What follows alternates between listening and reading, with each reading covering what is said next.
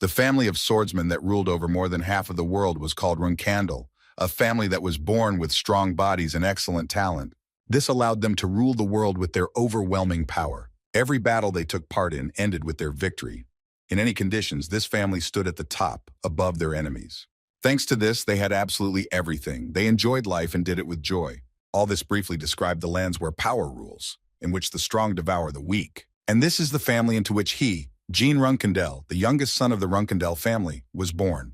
Jin was the child who chose the family sword in a selection ritual that could predict his future. He was the child who would receive his family's destiny. The guy always believed that only success and fame awaited him in the future. However, everything was not nearly as sweet as he could have imagined. As it turned out later, he had no talent for wielding a sword, and his family's blood was enough for minimal skills in handling a sword. Shame, dishonor, someone who is worse than the average representative of the Runcandel family, all this was about Jin. One day, the boy's brothers came to his training and immediately noticed that he was aimlessly waving a wooden sword. They kept laughing at him the whole time and saying that the balisade, the sword he had chosen as a child, was not something he should play with. Jin couldn't answer them and fight back because deep down he understood that they were actually right and he had not lived up to the hopes that were placed on him. But the older brothers clearly didn't like that Jin continued to ignore them, so they asked him to answer the question again. Well, for motivation, one of them decided to hit the guy so that it would be easier for him to think, and he would find the answer to their question faster. They kept calling him useless and that everything he did was useless. Jin decided to reach for his sword to fight them back. But this attempt was also successfully stopped. The older brother continued to assure the guy that he would never succeed and that it would be better for him to stop right now, so as not to disgrace their glorious family anymore. They started going through his pockets and found a small notebook that contained basic sword fighting theory. And this caused even more laughter for these guys. They found it funny to realize the fact that the guy thinks that he can achieve something just by studying theory. No matter how much Jin asked them to stop and give him back his things, they didn't listen to him and continued to break his things, saying that he shouldn't have been given a chance. It seemed to them that because he was once given a chance, the guy now doesn't know his place, and worst of all, that he has hope. Jin tried to tell them that there was no point in breaking his things to get that across to him. But these words only further angered his brothers who took him on. They told him this for his own good, and he simply has no right to contradict them. And given that he continued his disobedience, they decided that they needed to teach him some manners. Their bullying and his absolutely worthless talent, he felt it every day. But this did not stop him at all. And he believed that if he continued to work and try, then one day the family would recognize him, and he would finally be able to become a full-fledged member of Runcandel. Jin really believed this until his family decided to expel the guy from the family. When he was 25, he was expelled from his family and became a miserable nobody who wandered aimlessly. It was hard in that period of his life, but there was still one positive moment. He met a master. And then Jin found out that he had talent too. But more importantly, it was a talent that was forbidden in his family, the art of magic. Exactly 3 years have passed since then, and Jin was not going to stop developing his abilities as a magician. Moreover, he planned to combine the magical power that exists in nature and the magical power of a wizard. It seemed to him that in this way, he would be able to strengthen his power. But at some point, these experiments went too far, and the guy ended up in a place unknown to him. Jin spent some time in this place, and at some point heard an otherworldly voice, which he introduced as Soldrid, and according to this creature, he is the master of all shadows. Soldrid, as it turned out, it was not for nothing that Jin was called here. As the god of shadows, he intended to offer him a contract. According to this creature, if Jin makes a contract with him, he will be able to use shadow technique, which means that he will be able to destroy any curse. Soldrid noticed that it seemed like the guy had been accumulating hatred from other people since childhood. The Shadow King immediately realized that he was unable to show his talent because of this primitive curse. Jin didn't understand what Soldrid was trying to tell him, so the Shadow Lord explained to him that this curse was called the Blade Illusion, which suppressed his sword skills. Especially this curse was terrible for the guy because he was from the Runcandel family. Soldrid decided that this was why he was so drawn to the guy and why they were talking now. He decided that from that moment on there would be no more curse that brought him pain, and after these words he broke the magic chain that was around the guy. But the Lord of Shadows decided not to stop there and decided that now he needed to make Jin an unprecedented magician. According to Soldrid, he will be very pleased to watch him. A few seconds later, Jin found himself back in his room and just stood there for a while, recovering from the shock because he sincerely did not understand what had just happened to him. But this did not last long, and as soon as he came to his senses, the first thing he decided to do was take his sword in his hands and try to remove the curse. Jin ran out into the street, removed the protective cover from his sword, and was able to deliver a crushing blow. Everything was as Soldrid said. The guy finally began to feel the strength in his hands. As soon as he raised the thing again, he began to feel new things with each new second. It literally made the guy crazy in this regard. It seemed to him that this sword had no weight at all. Jin felt like he was just waving his hand. The weakest boy of the Runcandel family will finally be able to show what he is capable of. After the curse was lifted, he finally saw the fruits of his hard work. Moreover, he understood that he could add magic to it, and then his title of the weakest would miraculously disappear. But after some time after another battle, he lay on the ground and heard only screams. Jin felt that his body was very heavy, and apparently his life was coming to its logical end. He tried to call his master and Soldrid, but unfortunately no one answered him. Jin understood that unfortunately there was no one here. He couldn't even imagine that he would die as a nobody. It seemed to the guy that this was all because nothing was supposed to work out for him. The magic and power of Soldrid that he finally received, he didn't even have a chance to use it. But most of all, he didn't understand why he was given a chance at all, if everything was supposed to happen this way, after which he lost consciousness. But not for long, Jin woke up again and saw his childish hands in front of him.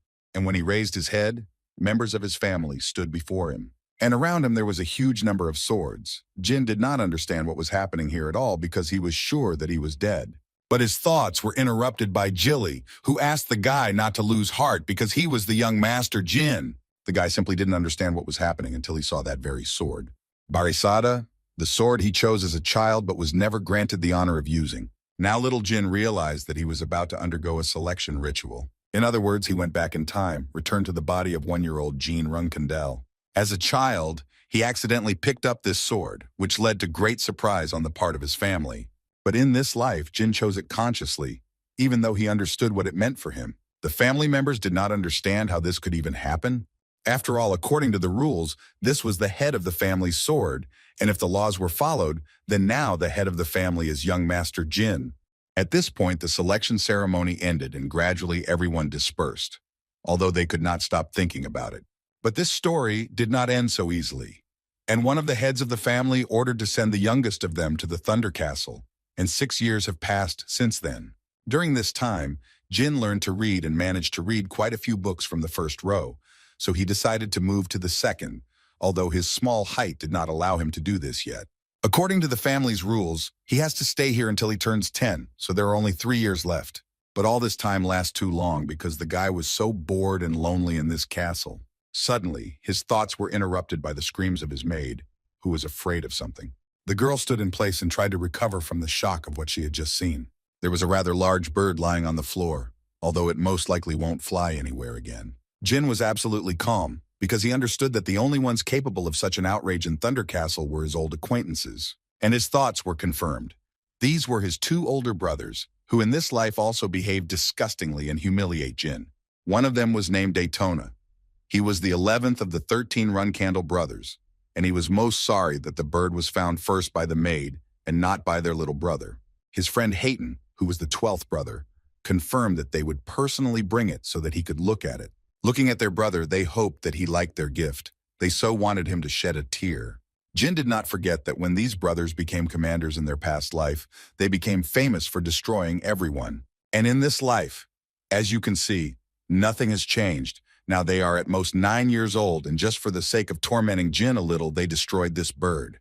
While Jin was thinking about this, they continued to ask him not to cry, because it irritates them a lot. But the guy continued to ignore them, and this began to irritate them. They decided to remind him that he had chosen the Barisada, and essentially chosen the fate of the head of the family. And now it seemed to them that he was behaving so badly. Jin tried to answer, but didn't have time because Heron decided to teach him a lesson for his brother speaking so quietly. But his blow was successfully blocked by Jin, who was clearly tired of enduring all this bullying. Heron clearly didn't expect this turn of events. Fear of his little brother was clearly visible in his eyes. And it was not in vain, because Jin looked quite frightening. Besides, Jin considered his brother too noisy, and therefore politely asked him to shut his mouth for now. Heron didn't intend to do this and wanted to say something, but he didn't have time, because Gina couldn't stand it and hit him right on the head.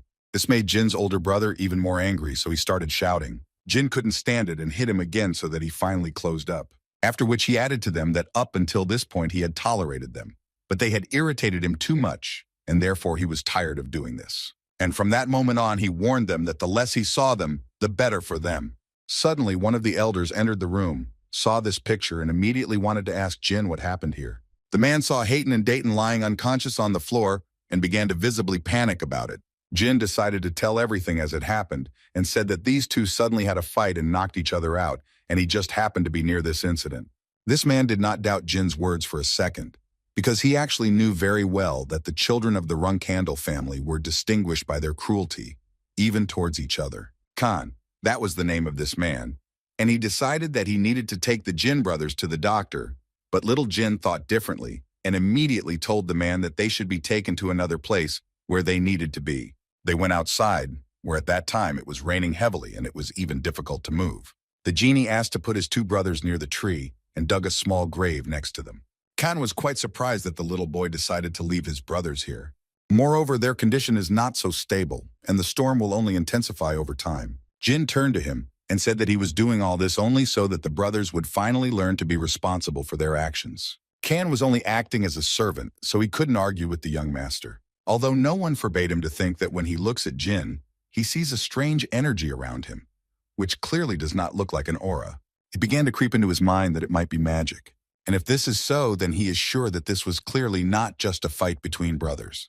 Khan decided that the head of the family should know about this situation, so he immediately ordered one of the servants to bring him a horse. Jin carefully watched what was happening below and of course saw that Khan asked to bring him a horse. The guy understood that the man was clearly going to report this to his father. Khan was their guardian knight, but for a common knight, Jin thought he was too attentive. Jin assumed that Khan would first inform the head of the family that he thought the young master had used magic. All this energy around the guy is proof that their contract with Soldrid is still in force. Moreover, he had the bonus of their connection with him. He had immunity to curses, and in this life, Jin managed to get rid of the illusion of the blade. The loser Gene Runcandel no longer exists, and from that day on, Jin decided that his life would be radically different from the past. Now the only thing left for Jin to do was meet his father, who at that very moment was listening to what Khan was telling him, and was slightly surprised that the younger one could do such a thing to his brothers. Therefore, hearing such things, he ordered Khan to gather all the commanders. After a few hours, all the commanders began to gather around the chief, and after some time, the chief was informed that 7 Runcandel commanders and 200 knights had been gathered. The head of the family was grateful to them for getting ready so quickly, and now they all went together to the formidable castle. Mary Runcandel, who held the position of the 7th captain, decided to ask her interlocutor why they had all been gathered here so urgently. Deepas, who was the 4th captain, said that he also did not fully understand. It seemed to him that it was somehow connected with the magicians, but he quickly threw this thought away, because he remembered that they were going to attack them next year. Therefore, he discarded all such thoughts and assumed that they were going there only to see the younger one. Mary didn't understand this at all. Why would they go so far just to see the youngest? Although, on the other hand, she remembered that it was he who chose the ceremonial sword, and apparently no one was against him becoming the next head of the family. Although looking at their father, they understood that they could not even guess what the man intended to do. Luna, who held the position of 1st captain, turned to Mary and Deepas and asked them to be quiet, because they were talking too loudly about this. From this, Mary concluded that it really was important, since her father was eager to see everything in person. And apparently they have high hopes for the younger one, since they all decided to go to him together. The maid Gina was so glad that the Lord would soon come in person. It seemed to her that he wanted to meet the young master because he missed him very much. So without thinking twice, she decided to dress up the young Gina. At that moment, the guy was thinking that Khan had most likely reported everything in detail. Although he knew that Khan was a very straightforward person, it still seemed to the guy that he would hardly have directly told the head that he had used magic, and most likely he reported everything exactly as he saw it. Jin assumed that he did it in the following way. The youngest of the Runcandel used an unknown power that did not resemble either magic or aura, and therefore his father would personally come to see what it was. The guy clearly realized that he would want to find out in detail what kind of power Jin used against his brothers. And most importantly, the father will decide whether this power will be useful for the prosperity of the family or not.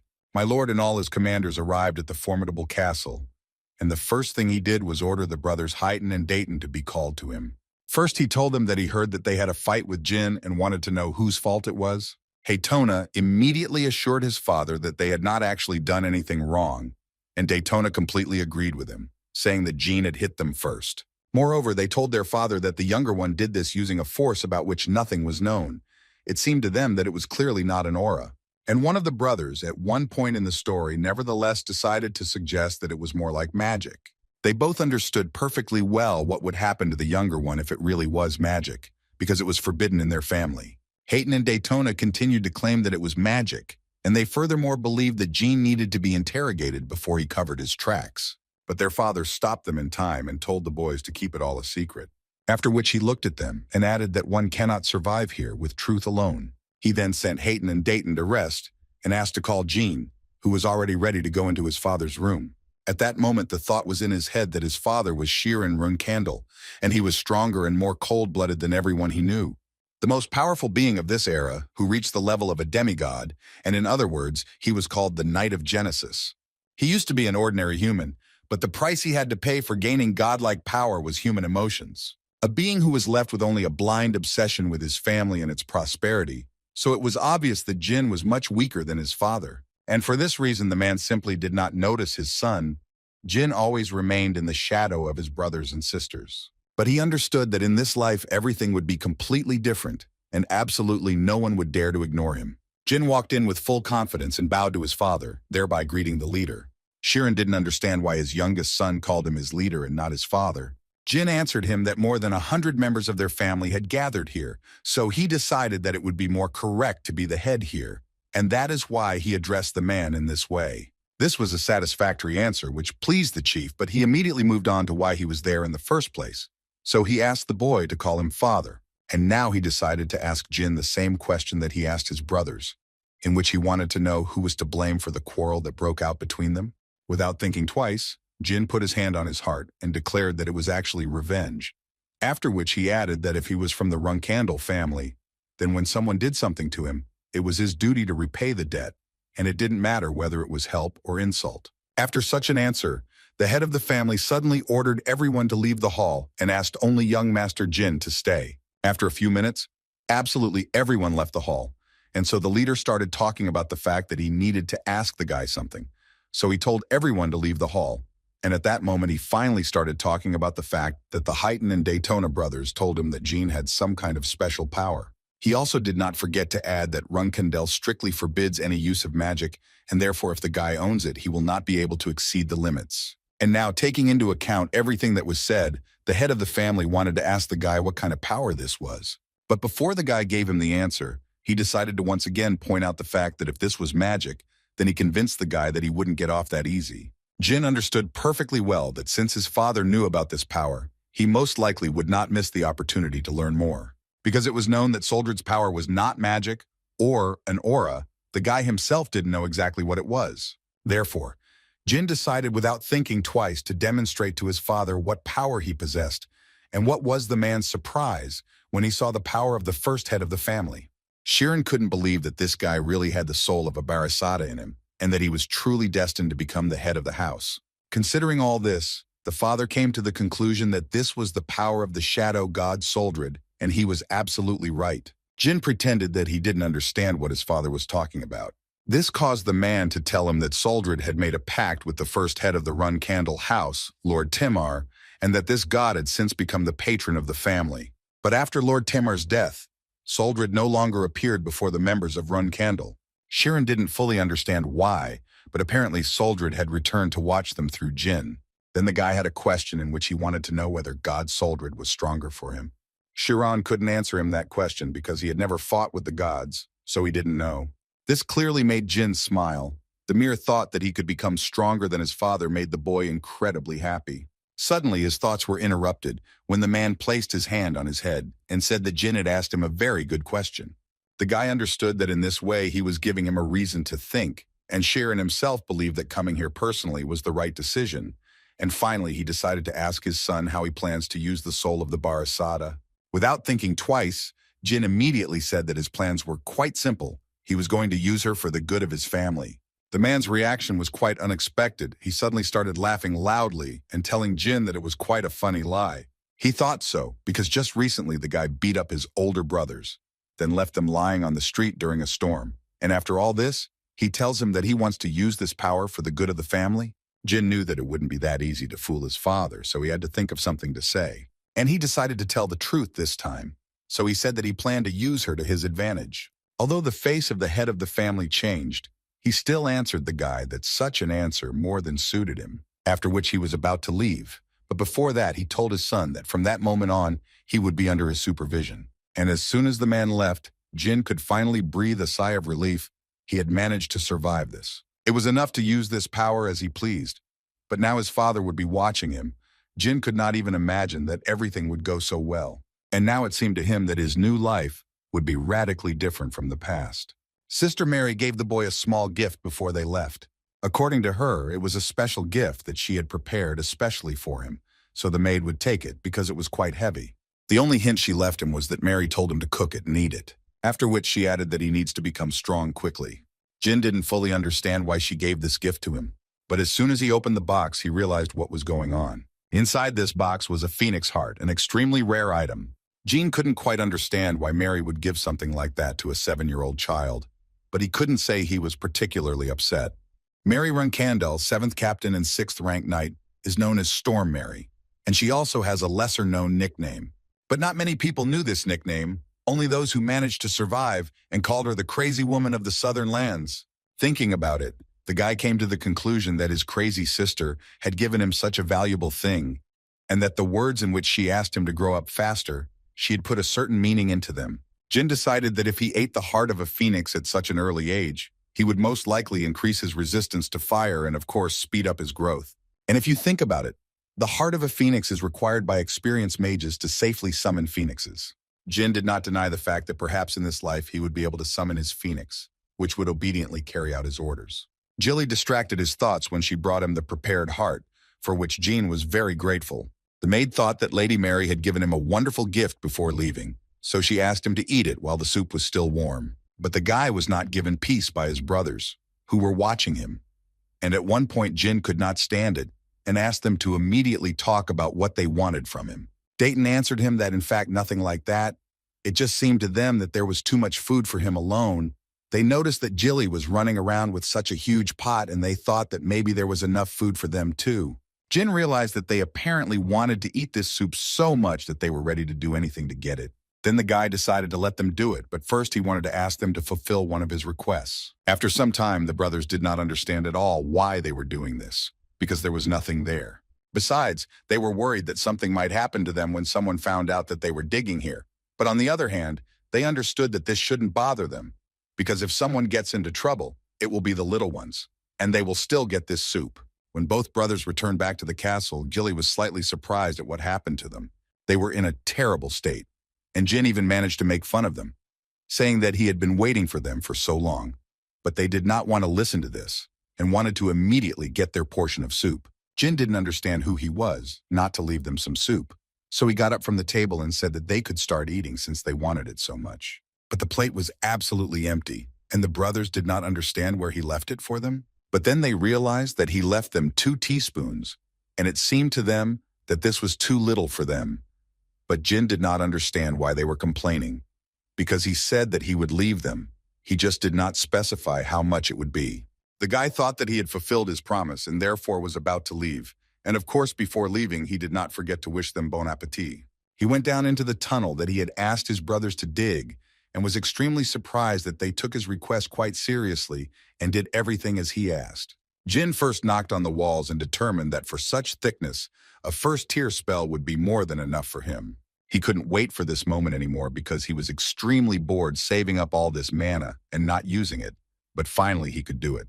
The guy used one of his most powerful spells, which allowed him to get into a secret place, and it was about none other than the secret library of Runcandel. In his past life, he never managed to get here, so he felt a little strange. It seemed to him that his older brothers were saying that a special phrase was needed to open it. And Jin knew what phrase to say, so he said in a quiet voice, "The child of Runcandel came to console Murakan." After these words, the doors in front of him immediately opened, and finally Jin could enter this library. The Runcandel Secret Library is a place that holds many secrets from the clans that the Runcandel have exterminated over the last 1,000 years. Only Runcandel commanders were allowed to enter, and it was truly enormous in scale. In his past life, his brother immediately said that it was useless for him to know about this place, because Jin was never able to become a commander. But he still managed to learn something useful, and as was evident, he made good use of this knowledge. Suddenly, his thoughts were interrupted after his short walk through this library, when he saw a man who was locked in a transparent prison. Looking closer, Jin noticed that the man had scales visible on his face. That's why it seemed to him that he was simply not a person, but some kind of animal that his family had caught and put in this prison. Suddenly, he remembered the words he needed to say before entering this library. That's why he suggested that perhaps this is the Black Dragon Murakan? Jin heard that he lost to the first head of the house and fell into a deep sleep, but Jin never thought that it was really true. In any case, he didn't have time for this now. He needed to find the clan's secret materials as soon as possible. After a few minutes, Jin still managed to find the secret tomes of other clans. To begin with, he decided to read a tome from the once famous Kungan swordsman clan. But the content of this book was clearly difficult for him to understand with his knowledge of third-rank theory. He decided that it would be a good idea to take this book with him, but he was aware of the fact that he could be caught. So he decided that it would be best if he came here from time to time and rewrote the book little by little. And Jin did this for quite a long time, until someone distracted him with their noise. It seemed to him that at this time no one would go to the library of the formidable castle now.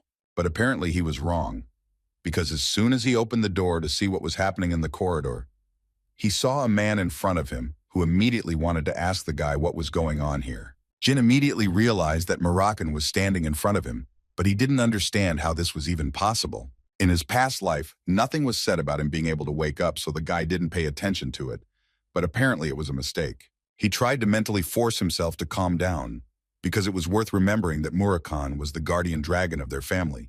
So if he was polite and pretended to be an ordinary child, then perhaps he wouldn't do anything to him. So the first thing he decided to do was to greet the guardian of their family once again as the child of Runcandel. But for some reason this made him very angry, and he literally went berserk in 1 second.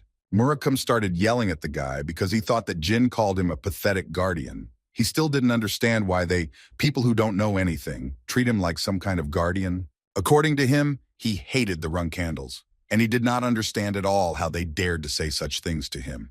It was obvious that Murakan wanted to take out all his anger on this poor guy. But he was still able to come to terms with it and calm down, after which he added that he woke up because he smelled a good smell for the first time in a long time, but only this scoundrel was there. Murakan didn't understand why this guy smelled of spiritual energy and tried to sniff the guy from all sides, and it looked strange, to put it mildly. He went on to say that although he had slept for 1,000 years, he still remembered that smell very well, that thick aroma of spiritual energy. Such a smell can only be found in those who have made a contract like Tamar did in his time. Jin did not expect that the reason why Murakan suddenly woke up was his spiritual energy. Murakan couldn't believe that this smell was coming from the little guy, so he carefully began to look around, trying to find where this smell was coming from. Jin was watching carefully at this time, and thinking that perhaps it wouldn't hurt for him to check something. So he turned to Sir Murakamu, and he was sure that the guy clearly knew something, so he turned to him.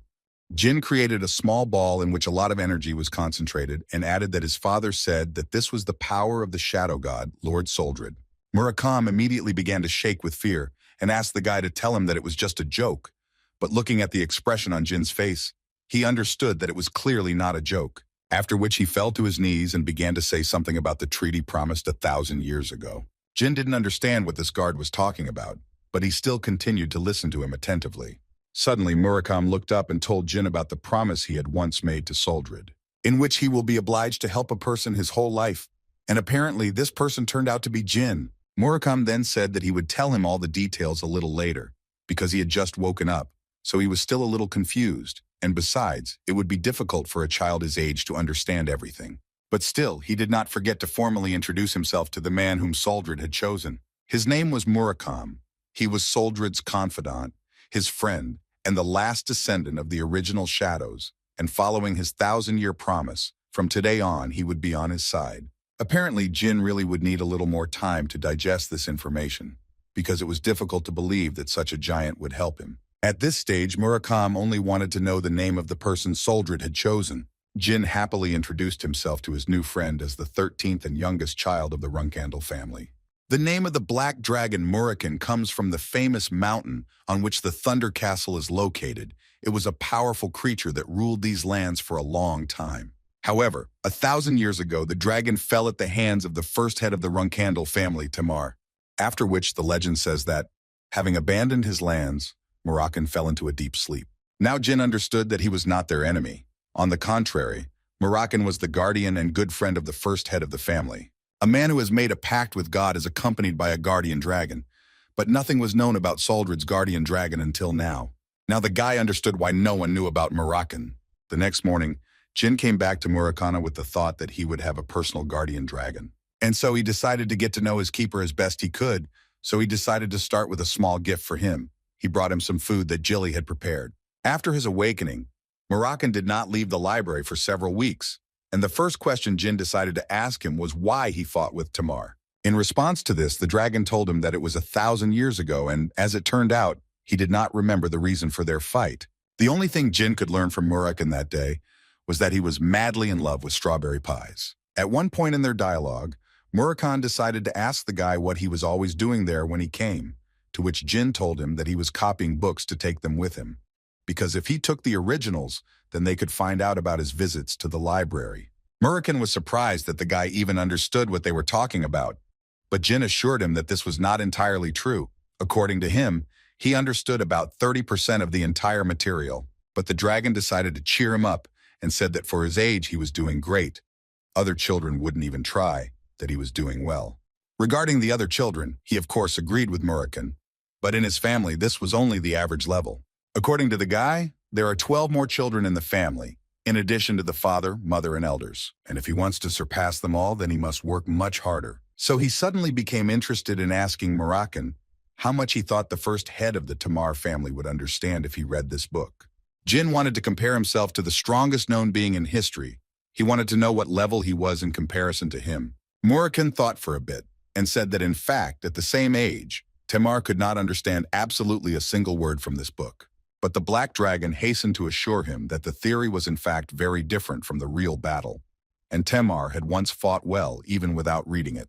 Although it still seemed to Murakan that Tamar had talent and Jin definitely had it, though not as outstanding. These words made Jin think that he might never become as strong as the first chapter. In response to this, Murakan told him that he had made a deal with Soldrid and that he had enough brains to read such books. So all the Black Dragon could advise him was that he just needed to train hard and be patient. Then if he followed his advice, he could become as strong as Tamar. Murakan did not deny that perhaps little Jin would even surpass his distant relative, which Jin himself had little faith in. But the Black Dragon asked him not to lose hope because he at least had the strength of Soldrid, whose nickname had always been Limitless. And this can only mean one thing. Since Soldrid has unlimited power, then he, as the Chosen One, has the same potential. So Murakan forbade him from getting upset ahead of time, and also promised him that he would teach him a new skill so that he could feel better. This skill was called Spirit Release, and Murakan believed that the guy had to be able to use this skill. According to him, everyone who uses the energy of the soul must master this skill. It is the basis of everything related to its use. But he immediately warned him that it was extremely dangerous, and if used without proper training, there could be problems. So he immediately asked Jin not to rush and carefully study this skill. Jin understood him and quickly wanted to know what he needed to do. According to Murakan, he first needed to master the mana emission. Jin didn't quite understand why he needed to do this, because he had done this hundreds of times in his past life. Murakan explained that spirit release involved mana emission and mana transfer, so he needed to master these skills to a proper level. But the worst part was that the Black Dragon felt like it would take about 2 or even 3 years to learn. Listening to all this, Jin immediately realized that it was too long for him. Murakan continued to talk about how he couldn't teach him anything worthwhile until he mastered the basics. And while he was saying all this, Jin decided to try releasing his mana right now. And he managed to do it the first time, which shocked Murakan. The Black Dragon spent some time trying to figure out how the guy did it at all. But according to Jin, he knew how to do it before. Murakan asked him not to say that the boy also had the ability to transfer mana. But before he could say this, Jin demonstrated this skill. The Black Dragon could only say that only geniuses were capable of such things, and apparently the boy really had enormous talent. That's why he finally agreed to show what the release of the soul looks like, and finally Jin can breathe a sigh of relief. And Murakan began by saying that the talent of the shadow spirit is ultimately drawn from the shadows. Every shadow in this world is born by the will of Soldrid, so he owns all the shadows. And Jin, as they have already found out, is the only chosen one of Soldrid, so the guy can become the master of all shadows. After Murakan showed him what the release of the spirit is, and immediately wanted to ask him how he felt, Luna destroyed the huge monster, and her assistant immediately ran up to her and informed her that the area was cleared, and there were 5 more areas left to clear, and the mission would be completed. She was glad to hear this, and immediately said that 4 months should be enough for this. So she asked to tell all the knights to rest. But while he was still there, she suddenly decided to ask him what, in his opinion, 9-year-old children like. 6 months after meeting Murakan, the Tona twins turned 10 years old and left Thunder Castle. And a few days later, Jin turned 9 years old. Jilly and other subjects in this castle congratulated him on this, and the guy in turn asked to share the cake among everyone. That day, Khan also came to visit him, and the first thing he did was ask for forgiveness for the unexpected visit. Jin thought that something had happened, so he started to get a little nervous. But as it turned out, the thing was that the guy's sister Luna had come to visit.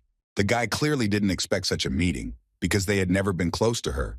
Why would she suddenly decide to visit him? The first commander of the Runcandel family and a knight of the 9th rank, the eldest of the 13 Runcandel children, the white whale, Luna, the strongest of the current siblings, who at one time clearly stated her position that she did not want to be the head of the family, also does not participate in the disgusting war for the inheritance of Runcandel, which is why she is called the white whale, which seems to swim alone. For this reason, she never took an interest in her younger brothers and sisters, to such an extent that she seemed to him like a stranger in her past life, and not a member of the family.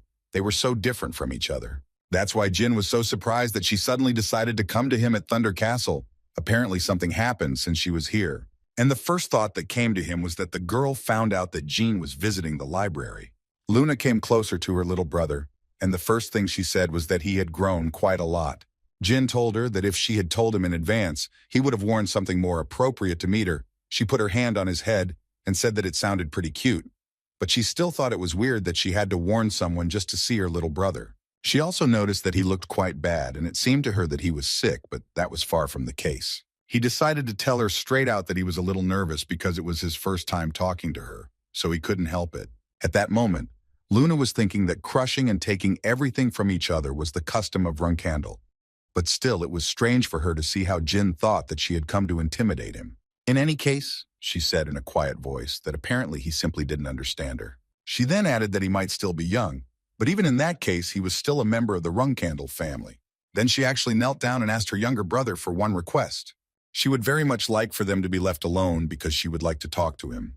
Jin couldn't even imagine why she needed to talk to him personally, but he decided that such an opportunity could not be missed, so he agreed without any problems.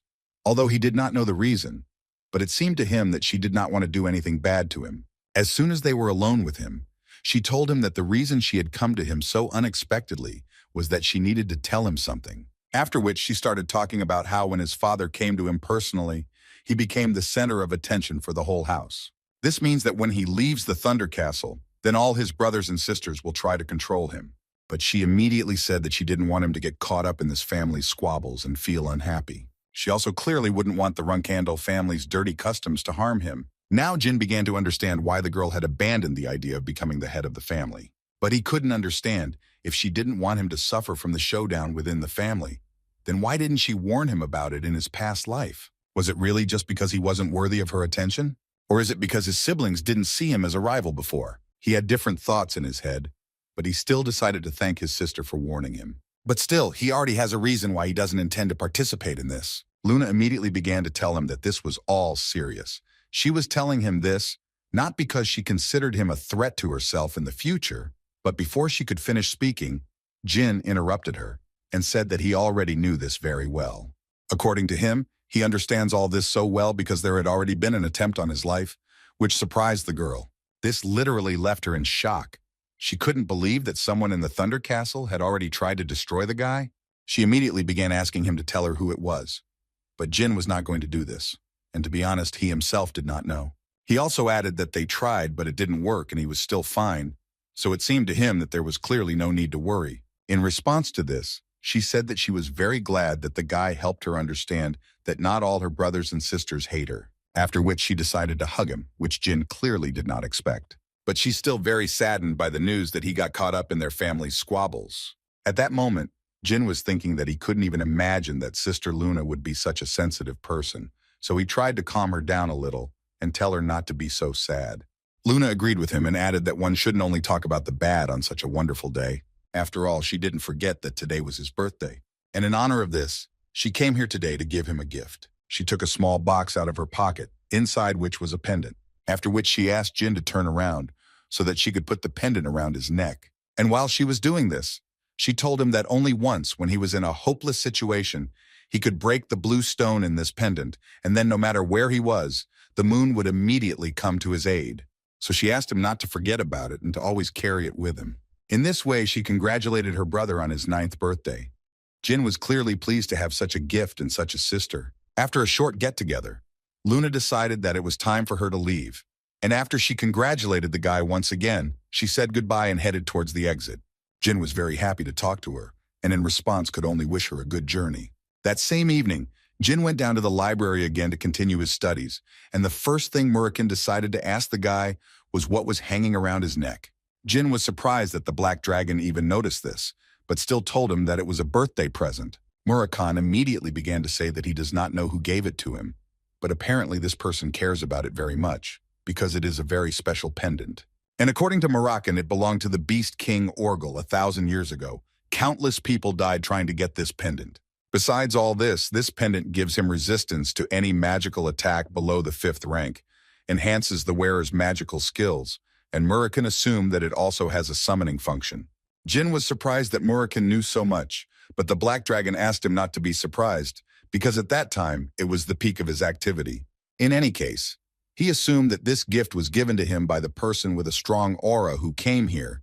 Jin confirmed that it was his older sister, and the guy was very surprised that he was able to feel her energy. Murakan confirmed this information, and moreover, added that his sister should have also felt it. Jin immediately began to worry, because he thought that she might tell everyone else, but Murakan assured her that the guy had nothing to worry about. After all, he considered that she was an older sister who gave him such a valuable gift as if it was a trifle, so it seemed to him that after that she would hardly go and inform on her younger brother. Luna really did feel a strong energy when she came out of the storm castle, which clearly had not been there before. She decided that she should pretend that she didn't know anything yet. But in her mind, she told her brother that it didn't matter what he did or who he became, because she was going to support him always. He thought that the time spent in Storm Castle would be extremely useless, but on the contrary, he received many things, such as the recognition and expectations of his father, the phoenix heart he received from his older sister Mary, the support of his older sister Luna, and most importantly, he met his guardian dragon, Murakan. He could not even dream of all this in his past life. Soon he turned 10 and he finally began preparing for the trip home. He began to spend a lot of time with his knight companion Khan, who taught him the basics of combat. During training, Khan often thought that Jin was the type of person the boss might be interested in, and that he usually assessed such people. But with each training session, he became more and more convinced that it was Jin who was assessing him. And after another such training, as soon as Khan finished it, he told Jin that they had something to talk about with him. The guy didn't even guess what could have happened, but his first thought was that something was wrong with their training. But to his surprise, Khan suddenly bowed down to Jin and told the boy that it was an honor for him to train the boy. He then added that he would soon be leaving the Thunder Castle. And then Khan promised that he would make every effort to teach him as much as possible by the end of this period. Jin was pleased to hear such words, so he answered Kanu that he would count on his knight. After another training session, Jin decided to play with fire a little and tried to stick his finger in there. And as soon as he did this, he realized that he did not feel any pain at all. And finally, the effect of the phoenix heart began to work. The guy's maid, as soon as she saw this, tried to stop the guy, because it seemed to her that it should be very hot and painful. But John assured her that everything was indeed fine. It now felt like he was dipping his finger into warm water. She was glad to hear that Lady Mary's gift had already had a positive effect. She had only heard about the effect of the phoenix heart, and was seeing it for the first time in reality. Jin was not much different from her, and was also experiencing how it worked for the first time. But even in this case, he considered that this was not the maximum, and it seemed to him that he had only learned half of it so far.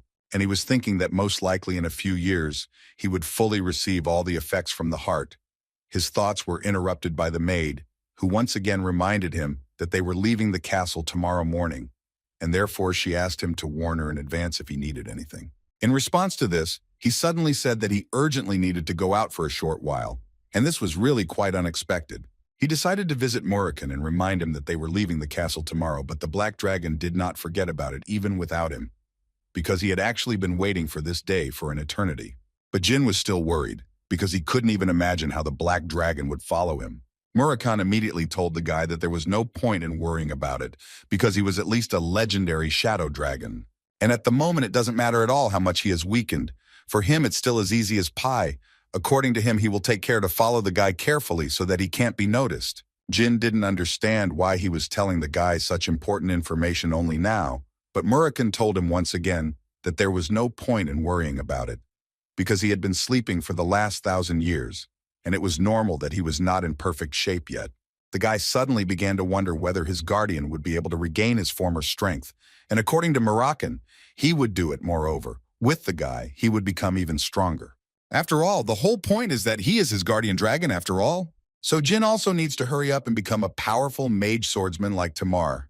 Hearing this, the guy decided to ask again if his family was originally mages and swordsmen at the same time. The guy knew about this because in his past life, Soldrid told him about it. Initially, the Runcandel family only had magical swordsmen, and the first head of the house was the strongest of them. But almost no one knows this, and this upset Jin a little. Murakan added that the reason why the current Runcandel rejected magic and began to study only swordsmanship is because of the humiliating pact made 1,000 years ago. According to the Shadow Dragon, people still called him the guardian of the family, but he was sure that they would be very embarrassed if he appeared in front of them. And if this had happened 1,000 years ago, he was sure that everyone would have run wherever their eyes looked and would have been horrified by the fact that he was next to the most respected creature in the world. Jin was very doubtful that his family would do such a thing, but he still continued to listen to Murakan. The Shadow Dragon was not surprised that the guy doubted it. In any case, there was no point in proving it now, and he only asked the guy not to worry about him, because he would hide very well. Jin believed him, but he didn't know what to do with the capsule that contained Murakan, because his family members could come in at any moment and notice that the Shadow Dragon was not there. Murakan thought that this issue was too easy to solve with the help of dragon magic, with which he would create a copy of himself. For him, creating a copy of himself is such a trifle that he can do it with his eyes closed, so he assured Jin that there was no need to worry. But still, he did not forget to note the fact that he had not yet regained all his strength, so maintaining it for a long time would be quite difficult. But he was ready to continue in the same spirit until Jin grew up. The guy was pleased to hear this, so he immediately thanked his guardian for his care, and Murakan asked him to respect him more after that. And just in response to that, Gina told him that he brought him something special today. The guy was talking about a pie that was made from the first batch of strawberries this year, and wine that he stole when Gilly wasn't looking, a kind of gift to Murakan. But Jin had one condition. He asked Murakan not to make a bad copy while drunk. The Shadow Dragon's joy knew no bounds, and he immediately declared that he would do everything perfectly for such a gift. After some time, Gilly was already helping Jin get dressed. And while she was doing this, she told him that when he returned home, he clearly should not expect quiet days, even if he had trained hard. After all, she thought that there would be more work there, and it would clearly be much more difficult for him, and she would no longer be able to cook pies whenever he wanted. Jean assured her that there was no reason to worry about this, because he intended to work very hard when he returned home so that he would not have any problems. Gilly was very happy to hear this. Suddenly, their dialogue was interrupted by two knights named Jerome and Holtz. Today, their task was to help Jin get home safe and sound. They would accompany him until he reached the safe zone, and Jin himself was not against such good protection, so he did not say a word. After this dialogue, Jin and his comrades finally left the storm castle. And the next stop of the young master was the main monastery of Runcandel, which was called the Garden of Swords. At one point on their journey, Gilly noticed that the snow had become very heavy, and she immediately suggested that Jin wait out the blizzard in the nearest village. She felt like they wouldn't be able to get through the teleportation gate in this weather, and Jin eventually agreed with her. Suddenly, their carriage began to shake, as if it had been caught in the middle of an earthquake. Two knights immediately began shouting to them that there was an ambush, and that it would be best for them to stay inside the carriage, which is what they did. At that moment, Gilly tried to calm the young master down as much as possible, saying that Jerome and Holtz were 7th rank knights, and that she was also next to him. But looking at her, it was clear that only she needed support. She saw that they were attacked by 20 magicians and the same number of warriors. Perhaps there were archers, but she didn't know for sure. Jin, hearing this, realized that he and Gilly needed to get out of the carriage immediately, After which he began to talk about how the Runcandel guards would never just abandon a child from a family without protection, and at least one of the two should be with him. Based on this, Jin decided that these two knights were either fake escorts or simply traitors. In any case, the guy thought that it was not so important now, because some device could be installed in the carriage, and therefore they needed to escape urgently. Although the girl was incredibly scared, she still agreed with the young master's idea, and from that moment on, she decided to show her true face, and she, as a servant of the Runcandel family, would protect the young master as long as necessary, so she immediately warned him that she might be a little rude to him. As they ran away, Jilly told him that she should receive due punishment for this incident upon arrival at the family estate, but Jean felt that now was not the best time to worry about it. After which he asked her to go to those two knights, because he needed to check something. Jilly didn't quite understand why they were doing this, so the guy explained to her that those attacking guys could possibly be their allies. And if he had been their target, then as soon as they ran out of the carriage, they would have immediately tried to destroy them, but it was suspiciously quiet around. As soon as they came closer, just as Jin had expected, they saw a coat of arms with a leaf and a pattern with a black beast. This is the Yuta family, a clan of magicians from Middle, and next to them were the mercenaries of the Black King. Suddenly their conversation was interrupted by one of the magicians, who shouted that he saw Jilly McCrollin and also confirmed that John Runcandel was alive. And as soon as he said this, the head of the magicians immediately gave an order to all the squads that their main goal was to protect Jin Runcandel. A few seconds later, a man appeared in front of them, who introduced himself as Murkayo, and he is the vice captain of the 3rd squad of the Black King's mercenaries, and at the request of the Runcandel family, they will protect them. Looking at these two knights, Jin understood that most likely this was not a betrayal. Rather, they were initially fake escorts, and if they were actually 7th rank knights, then dealing with these troops would not be difficult for them. Jilly couldn't help but start screaming at them because she immediately wanted to find out who they were and what their purpose was. For one of them, it was funny that they actually thought that they would tell everything to the Runcandels. The girl tried to talk to them, but suddenly Jin asked her to destroy one of them. He then asked Jilly to try and cut off the other man's arms and drag his body to him. The girl, hearing this, immediately went into battle and was ready to carry out the order of her young master. She was able to complete the first task in a matter of seconds, and one of them died immediately. The second one also did not wait long for his turn and lost his hand in the same way. And then, without thinking twice, Jilly took his other hand away. Then, as Jin had asked her, she took him by the head and dragged him to Jin, while telling this knight that it seemed his masters had greatly underestimated them. After she brought the body of this knight to her master Jin, she finally told him that in order to become a servant of the Runcandel family, one must be at least a 7th rank martial artist. Jin completely agreed with her and added that in order to destroy a child from the Runcandel family, they should have sent at least 3 or even 4 8th rank knights. The knight, who could still speak, began to shout and ask not to make him laugh, because in his opinion this was just a warning, after which he added that the era of Runcandel's rule would soon end. Jin did not understand why he was shouting like that, but he still agreed with this knight and, moreover, added that he also strived for this. Instead of the era of the Runcandel family's rule, he would like to see the era of Jin Runcandel's power come. At these words, the knight shouted again, but this time only 3 words. He shouted, "Glory to the great Zipels." The Zipels are a clan of mages that rule the rest of the world. They are essentially the opposite of the Runcandel family, and while some strive to reach the peak of swordsmanship, others do the same with magic. 1,000 years ago, when the first head of the Runcandel house died, the Zipels forced the Runcandel family to enter into a humiliating pact that forbade its members from using magic, which is the reason for the suppression of magical abilities in the Runcandel family. Considering all this, it was not difficult to guess that for the Runcandels, the Zipels were literally enemies of 1,000 years ago, and Jin was quite interested to know who would dare to take such a step. But now, thanks to this stupid knight, he knows everything. After which he asked Jilly to throw him away somewhere nearby, because he believed that there was simply no point in interrogating him further. Of course, even for the Zipels, Runcandel are sworn enemies, although they constantly terrorize Runcandel. But today's incident is different from their usual antics. It clearly looks more like an attack by independent extremists. He carefully examined the crime scene and was sure that something was clearly wrong, but it was really difficult for him to find what exactly. Jin knew that no matter how skillful his disguise was, it would still be extremely difficult to fool a 7th rank martial artist.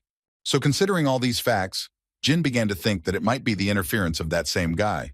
Jilly approached her young master and said that she had done everything as he had asked, in response to which Jin praised her and said that she had done her job well. After which he approached Murkayo, who held the position of vice captain of the Black King's mercenaries, if Jin remembered correctly. In any case, the guy approached him to tell him that thanks to the fact that they distracted them, he and Jilly managed to escape.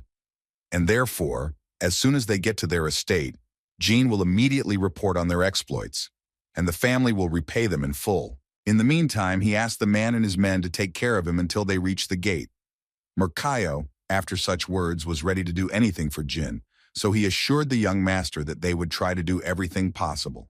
Although he thought mentally that despite the fact that he was a descendant of Runcandel, who left the castle for the first time, and that he was only 10 years old, all these facts were surprising because he was already confident in himself and behaved with dignity. So he began to wonder if perhaps the things he had said earlier about the Jean Runcandel era had been more than just childish chatter. After these reflections, he approached his people and said that until they reached the gates, he asked them to control themselves and think about their actions.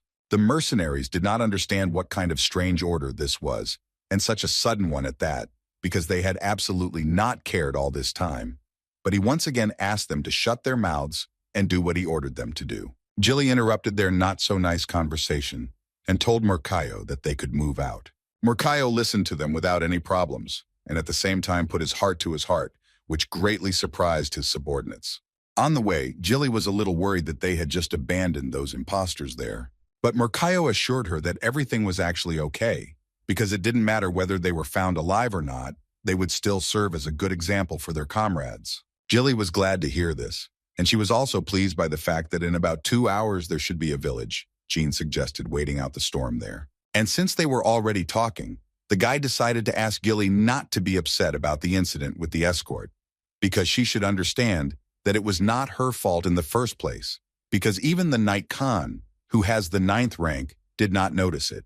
And for a warrior of the 7th rank, it is even more difficult. And for Jin, it will not be difficult to tell her what a guardian knight should do. The Runcandel family's nannies share the fates of the children they care for. Jilly was Jin's nanny in his past life, and the family looked down on her because of him not having any abilities. But despite this, she never blamed the guy for it. When he was expelled, she was also ordered to leave with him, and even then she asked him for forgiveness for not being able to serve him worthily. This is how she was then, so Jin most of all did not want to be rude to her in this life. But now everything will be different, and therefore the guy believed that Jilly should become stronger. While he was thinking about this, Jilly came up to him and said that she was ready to accept any punishment that he considered necessary for what happened. Jin got tired of putting up with her constant apologies, so he started yelling at her, and as a result, he ordered her not to blame herself anymore, after which he added that perhaps she was his nanny. But he also asked her not to forget that she was the only guard he had now. And if even now such trifles throw her off track, then in the future there may also be problems with support. So he asked her not to make him repeat it again, and he hoped that she understood him. Jilly told him that she would try her best to improve. In her mind, she thought that the young master cared about her so much, so she decided that she needed to be on guard so as not to cause him any more trouble. Looking at Jilly, Jin immediately noticed that his words clearly raised her spirits, even a little too much, but he was still glad about it. While Murkayo was booking 2 rooms for Jean and Jilly, the guy was thinking that the man wasn't that clean. And if his guesses are correct, then most likely Murkayo is also involved in the situation with the imposters. At that moment, Jin was thinking about the reincarnator Bubar Gaston, who was an excellent master of transformation. This skill is a kind of feature of dragons, but the problem was that not all dragons can transform perfectly. Moreover, it could be said that Bubar was the only one who was capable of this. And he also knew this, so he used this ability to commit many crimes, and thereby plunge the world into chaos. So, given all this, Jin understood perfectly well that if Bubar was really behind all this, then it would be a real thorn in his side. But so far the guy really had no reason to think so because he hadn't done anything to give it away. Jin remembered very well that in his past life he was arrested by the special squad Baimet when he was about 20 years old. But Jin planned not to allow this because he understood very well that if such a character became his ally, it would be extremely useful. But on the other side of the coin, he had no reason to trust a man who had already attacked him. So he decided that before Bubar got himself into even more trouble, the guy decided that he needed to find out if anything was different from his past life. Jilly turned to the young master to tell him that she would be outside, and if he needed anything he could call her. But before she could finish speaking, she noticed that Jin had already fallen asleep, so she decided to be quieter and not disturb the young master. But Jin never managed to sleep, because over time he was awakened by some noise from the street, which literally forced him to get out of his bed. He sat down and didn't even remember when he fell asleep, but the culprit of the noise was immediately noticeable. The guy thought that even despite his persistent training in the Thunder Castle, such loads were still too much for the body of a 10-year-old child. But then he decided to turn his attention to the one who was screaming, and it was a black cat, whose appearance made it seem like he urgently needed help. Although at that very moment the guy thought that perhaps it wasn't just a cat, he remembered Murakan's words, who told him that he would hide well and that Jin had nothing to worry about. The guy was sure that this was his friend, the Shadow Dragon, and apparently this is what he meant when he said that he would follow him. Jin was surprised that Murakan was so good at transforming. Until the end, the guy thought that he would turn into a servant or a rider, but definitely not into a cute kitten. But as soon as he returned to his appearance, he was no longer so cute and immediately began to shout that if he had done this, the knights from his family would have immediately understood everything. He decided to approach the guy to tell him the next plan, but he tripped over a piece of wood on the floor and, to put it mildly, did not land very well. Jilly immediately ran into the room, frightened for the young master. She saw a strange man next to Jin who was screaming in pain. Therefore, she immediately turned into a not-at-all kind servant who did not understand how this worthless thing dared to threaten the young master. It took her only 1 second to put him on the ground and start demanding information from him. Who is he and what does he want? Jin tried to stop Gilly and explain everything to her, but Murakan continued to lie with a very strange smile.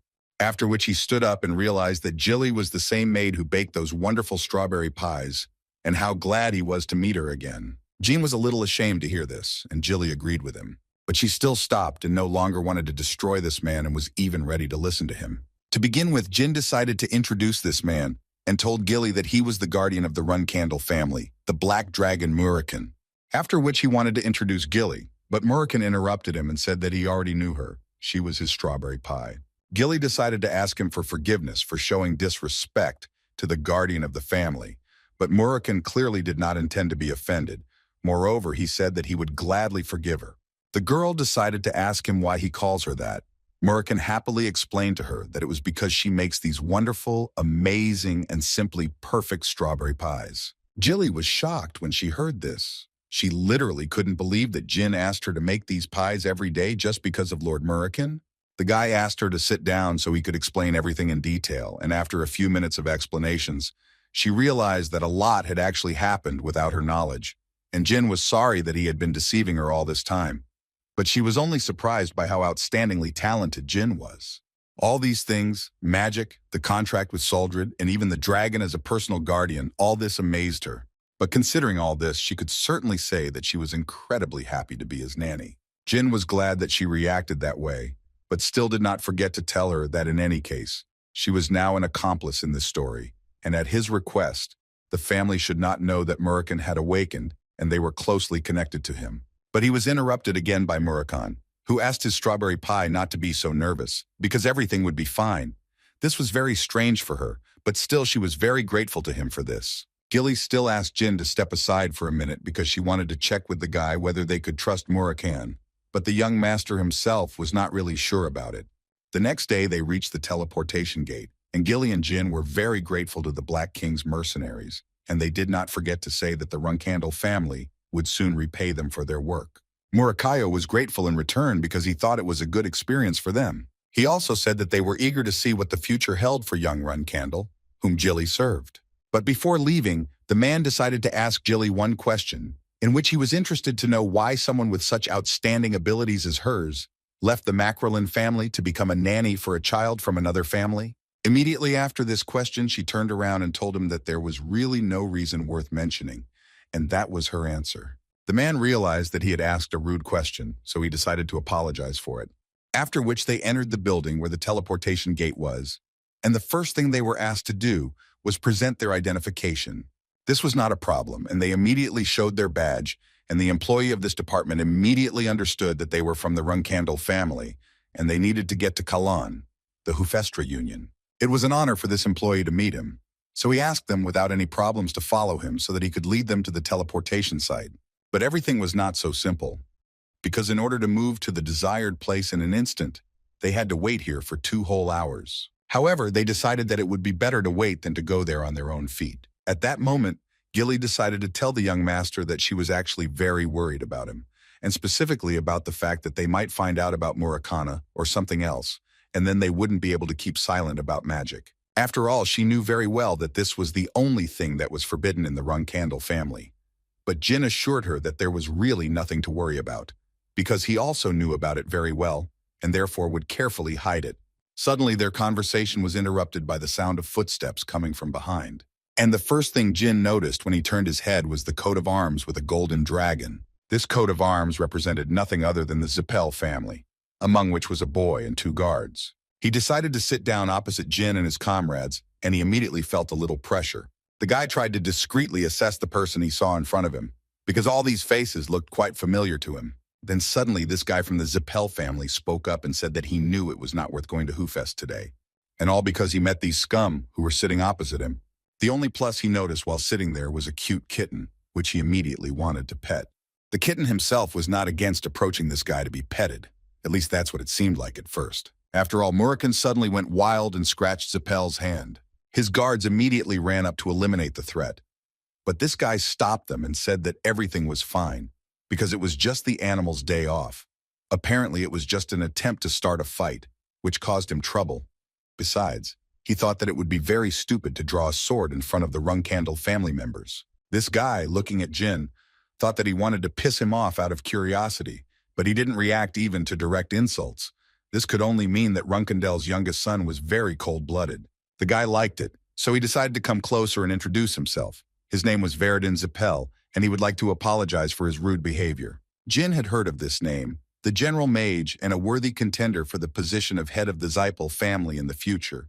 He was very popular among young mages, because he had a noble character coupled with brilliant skills. And in his past life, there was a huge gap between them when Jin was engaged in magic. He couldn't even imagine that he would meet this guy at such an early age. He even felt a little awkward. In any case, he decided to answer him, and told Veridin that he was also curious about what kind of person he was, and considering that he apologized, Jin was glad to see that he was not just an idiot. Veridin decided to clarify why he decided so, and Jin explained to him that if after his antics, his men had drawn their swords, then in the end, he would have had to wander around Hoofester without protection, and perhaps he would have lost 2 more of his fingers. With these words, he made Veridin laugh quite a lot. It seemed to him that this was a very creepy joke. Jin put on his most serious face and let him know he wasn't joking.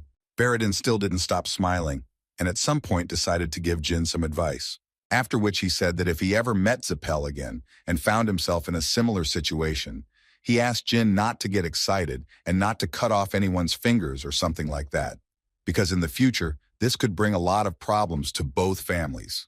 In response to these words, Jin said that now this is a really funny joke. The boy found it funny that he actually thought that his father Heron Runcandel and his father Keliak Zipel would start a war between their families over a child's fight. Veridin couldn't really disagree with the guy and said that even if he lost a few fingers, it would all end up with a small amount of money as compensation. Considering all this, Zipel decided that Jin had taught him something today, so he promised that he would repay him one day. Jin, hearing these words, told him that he would not need to return it later and wanted Veridin to do it immediately, and according to Zipel, he would do it with pleasure. The guy asked Veridin to remain silent and not say a word until the gate was activated, and he especially asked not to disturb him. It was an unexpected request for Veridin, so he thought that in a few years Jean Runcandel would become a good guy. Veridin even thought that if it weren't for the feud between their families, he would have asked the guy to become his friend. But now, he can only become his sworn enemy, because he is Runcandel. Jin, looking at how Veridin was acting, simply did not understand how he could act like that if he had recently almost lost his fingers. So he assumed that perhaps the Zipel family was all like that.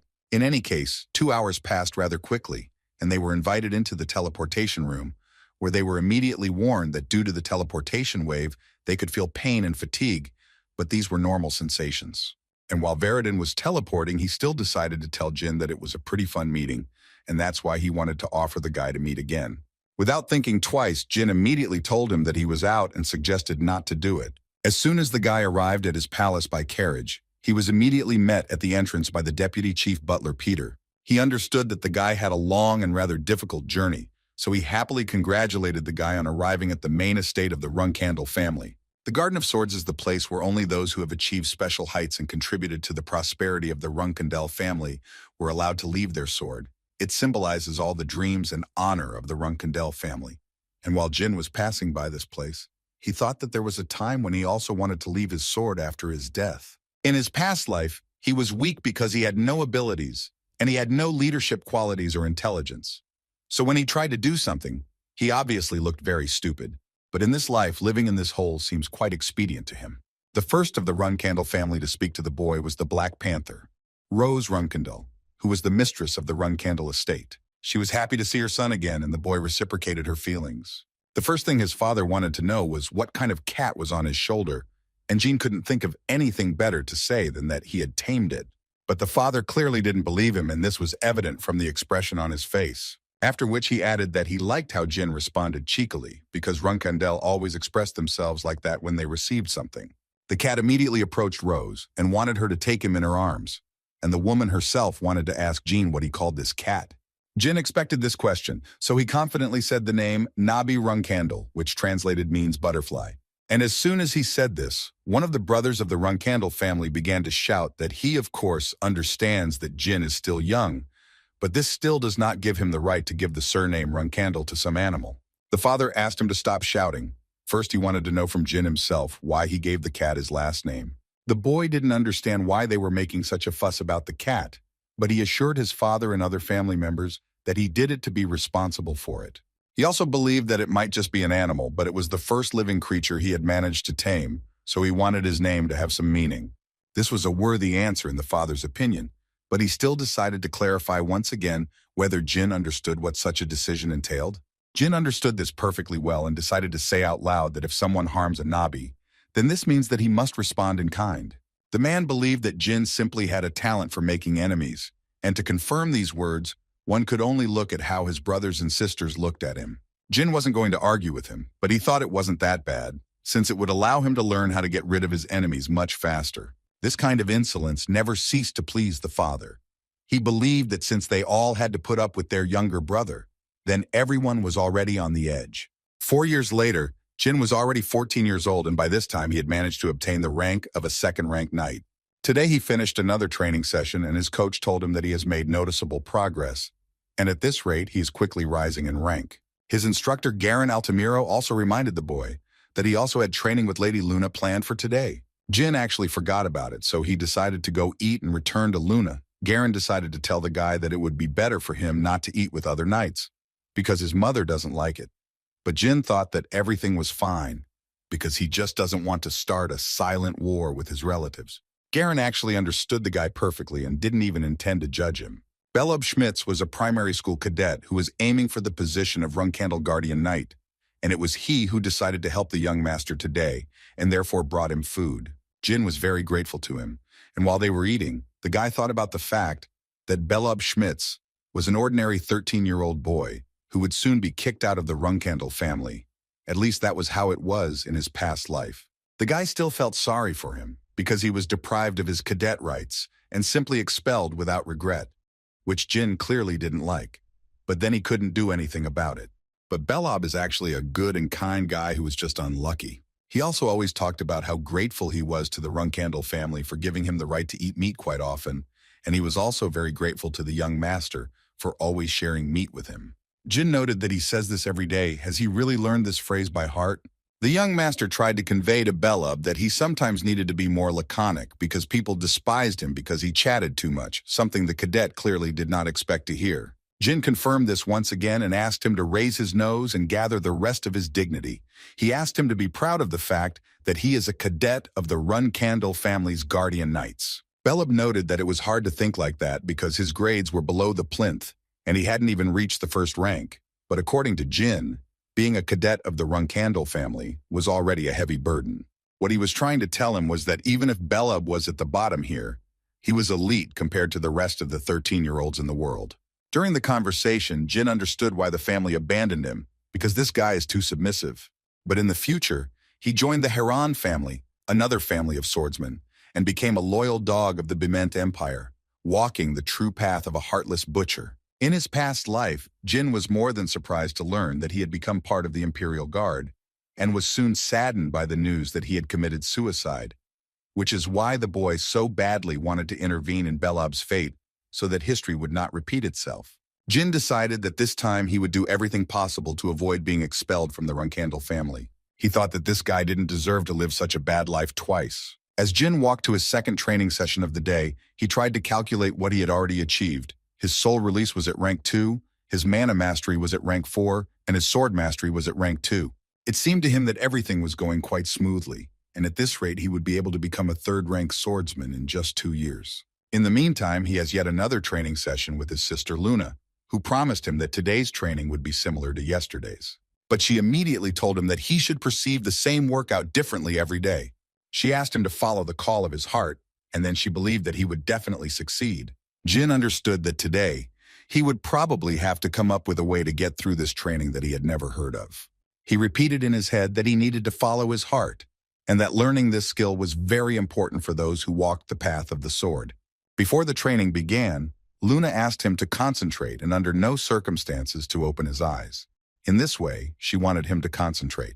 The guy had thoughts in his head that the call of the heart is a stage of enlightenment for knights of the 7th rank and above, and his sister is clearly trying to teach him despite the fact that he is only 2nd rank. It was nice to realize this. But will he succeed? Moreover, he was well aware that this skill was very similar to the emission of aura, but Luna did not use aura during training, so he slightly did not understand it. But on the other hand, he had already told her that he trusted her, and so he was sure that she had some kind of plan. So he just needed to concentrate on training, and one day he would be able to understand what the essence of this training was. After some time, Luna announced that their training for the day was over, and she praised him, saying that he tried hard today. Luna had always expected her little brother to be good at it, but she was also happy that he always exceeded her expectations. 680. The girl immediately noticed the fact that he had amazing concentration and stance that you wouldn't see among other 2nd-rank knights, so she was sure that in a few years, his potential would definitely be recognized. She just mentally asked him not to stop and to continue to grow as quickly as he does. The next day at cadet training, everyone was on edge and couldn't help themselves. After all, the point was that today's sparring would bring the most points for the final assessment, and a good final result would help them all quickly become the guardians of the family. All this was told to Jin by one of the cadets, who also added that today was also a special day for the young master, because Mrs. Rosma said that if he could defeat the 10 strongest people among the cadets today, then next year he would be able to get into the advanced group. Jin heard about this for the first time, but it was still great news for him, although it was not noticeable from his facial expression. The thing was that he was worried about Belob, who was again in very bad condition, and apparently this time he was nervous before the fight. Although the young master still thought that it was not that important since he would make sure that he was not kicked out, it still wouldn't hurt for him to be more confident in himself. Their instructor also told them all that today, each cadet would have 3 sparring sessions, and after each fight they would change partners. Also, the top 10 fighters will fight against young Master Jin in a one-on-one fight. A few minutes after the instructor told them all this, the guys started sparring. Jin watched them closely and immediately noticed that they were all not so bad, and it seemed that the right to be a cadet of the Runcandel family was not given for free. After some time, the instructor was able to select 10 people who would fight with Jin, and he asked the rest to return to their places. The first fights for Jin went quite successfully. He quickly dealt with the first guys who decided to go into sparring with him. During sparring, he thought that the record for consecutive sparring was 8 people, so he would need to win 2 more. And to do this, he only had to be wary of Mesa Milcano, who was a primary school cadet for the position of Guardian Knight. She is an elite fighter who will complete the cadet training course in the future and immediately become a Guardian Knight. The girl hadn't changed a bit from her previous life, and she was still just as sharp-tongued, and the first thing she did after she went out to spar with Jin was to assure him that she would definitely win. The guy himself understood perfectly well that sparring with Mesa was the most important fight in this place for endurance, but still, this did not frighten him at all, and he happily answered her that he was looking forward to her attempt.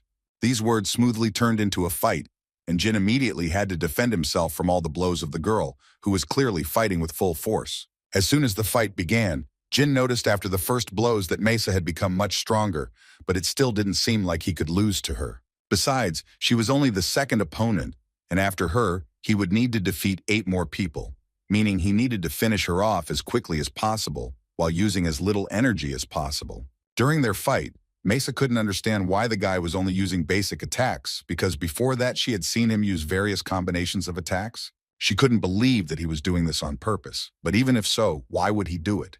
But then it dawned on her that the guy simply thought she couldn't beat him. He was literally looking down on her. These thoughts made her angry, so she decided to show the young master everything she had learned at the academy.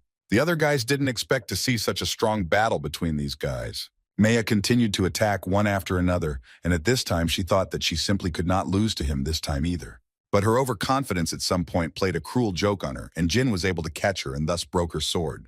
The girl clearly didn't expect this, so as soon as Jin did this, she literally froze and didn't know what to do next. And the guy understood perfectly well that their fight was over, and all he could tell her was that they had just had a great fight. After this fight, the guy thought that he needed to change his sword, because it was all cracked and would soon fall apart into pieces. And then it dawned on May that all this time their swords had clashed so many times, but the guy still managed to hit the same spot all the time, and apparently that was the only reason he used basic attacks. She understood that they did not have a big difference in strength and endurance, which meant that she lost only because she lacked persistence and accuracy, and this led the girl to think that the guy really was a descendant of the Runcandel family. But she wasn't going to leave it like that.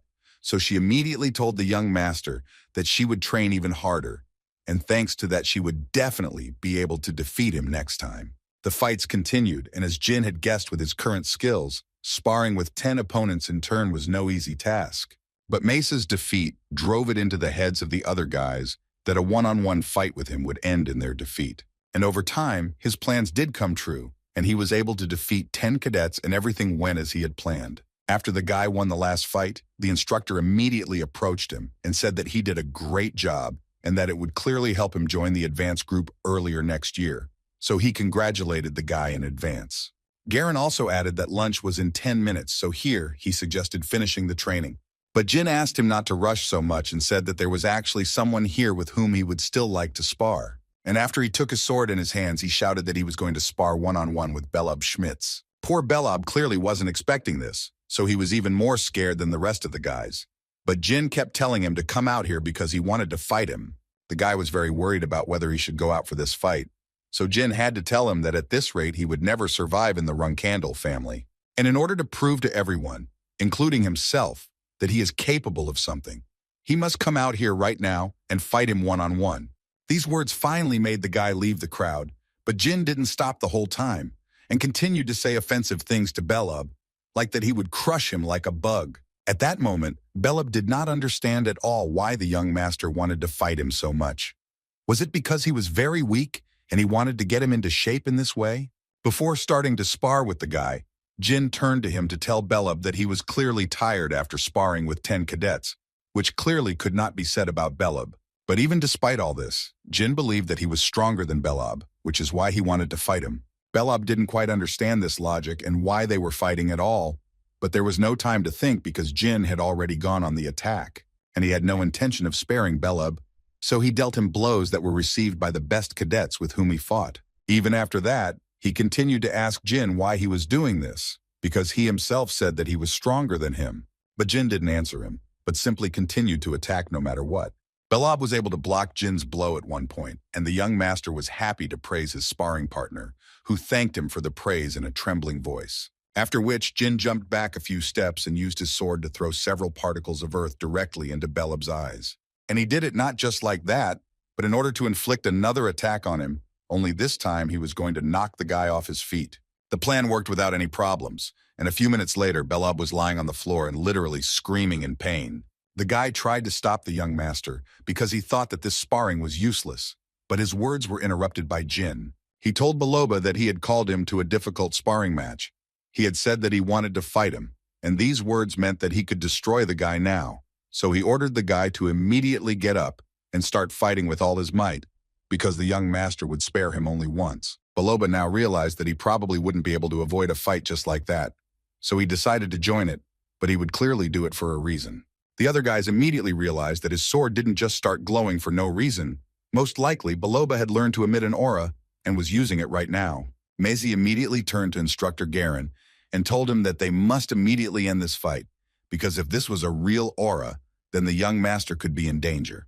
But before she could finish speaking, Jin himself turned to the instructor and told the man that he should keep something he saw here a secret. It was a kind of order. Garen realized that he had no other choice, so he agreed with the young master. Baloba once again asked the young master if he really wanted to do this before going on the offensive. All Jin told him was that if he knew how to use aura, he was just asking him not to hold back and attack him with all his might. These words made Belob angry and say that the young master clearly made a mistake when he wanted to fight the guy. Baloba thought that Jin should have done it before he fought 10 people. Now it was up to Jin to block the attacks, and it became much more difficult to do so. These attacks were incredibly powerful, so much so that one such attack simply destroyed Jin's sword in an instant. The guy realized that he had slightly underestimated his opponent, and he clearly did not expect Baloba to be so strong. In fact, Jin knew that Belob was a very experienced cadet, because when he watched his sparring, Belob analyzed the opponent's movements and skills. He lost, but was always very close to winning, although all these defeats gave him much more benefit than victories did to his opponents. And all this led to unimaginable results. At least the fact that he already knows how to use aura should have amazed everyone. And now with the help of this aura, he split Jin's sword into 2 halves, and the next target was the young master himself, who eventually managed to launch a counterattack that Belob was unable to block. This blow stopped the guy and brought back all his fear, which is why he stopped and could no longer continue to fight. And Jin took advantage of this and placed his opponent in a hold from which he would hardly be able to escape. But still, the guy stopped at one point and did not strangle him, which surprised Belob, because he thought that the young master was going to fight for real, and he clearly should have brought all this to a logical conclusion.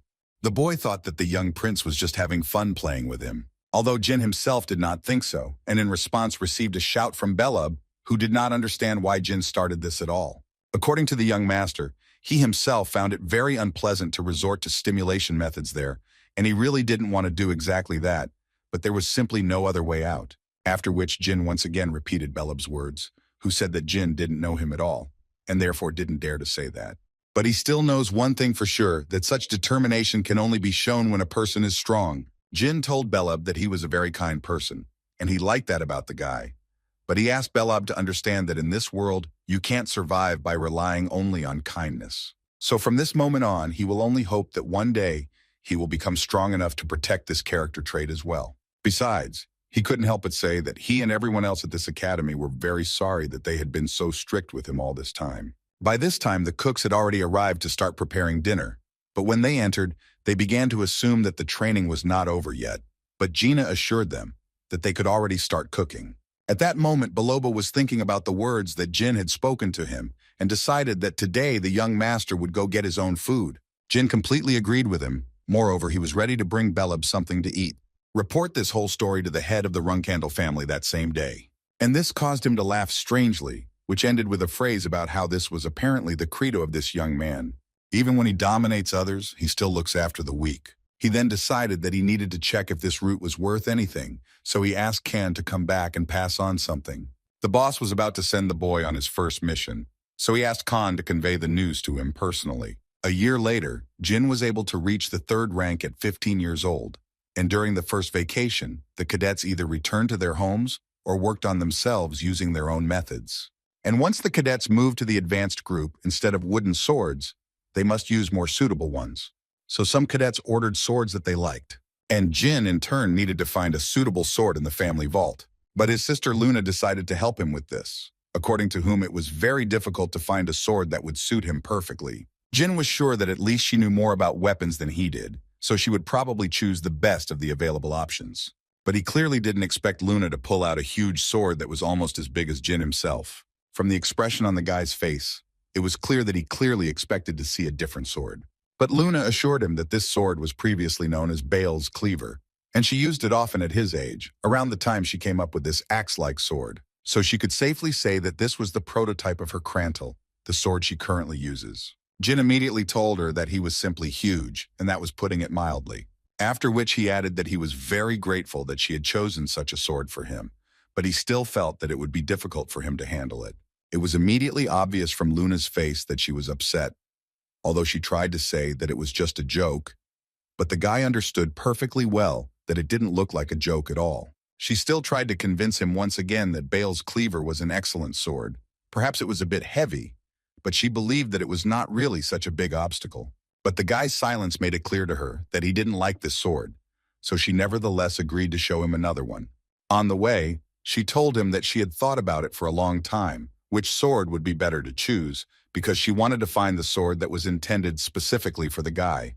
And at some point it dawned on her she thought that since he chose the Barasada in the selection ritual, she decided that this sword would suit him perfectly. The sword that Luna took out was very similar to the Barasada, the sword used by the head of the Bradamante family. Jin immediately liked this sword, and it could be seen with the naked eye. The guy immediately told her that it was an amazing sword, even compared to many of the legendary swords that their family owned. Jin believed that this was the weapon that he had to get no matter what. He couldn't even imagine that she would personally give him Bradamante.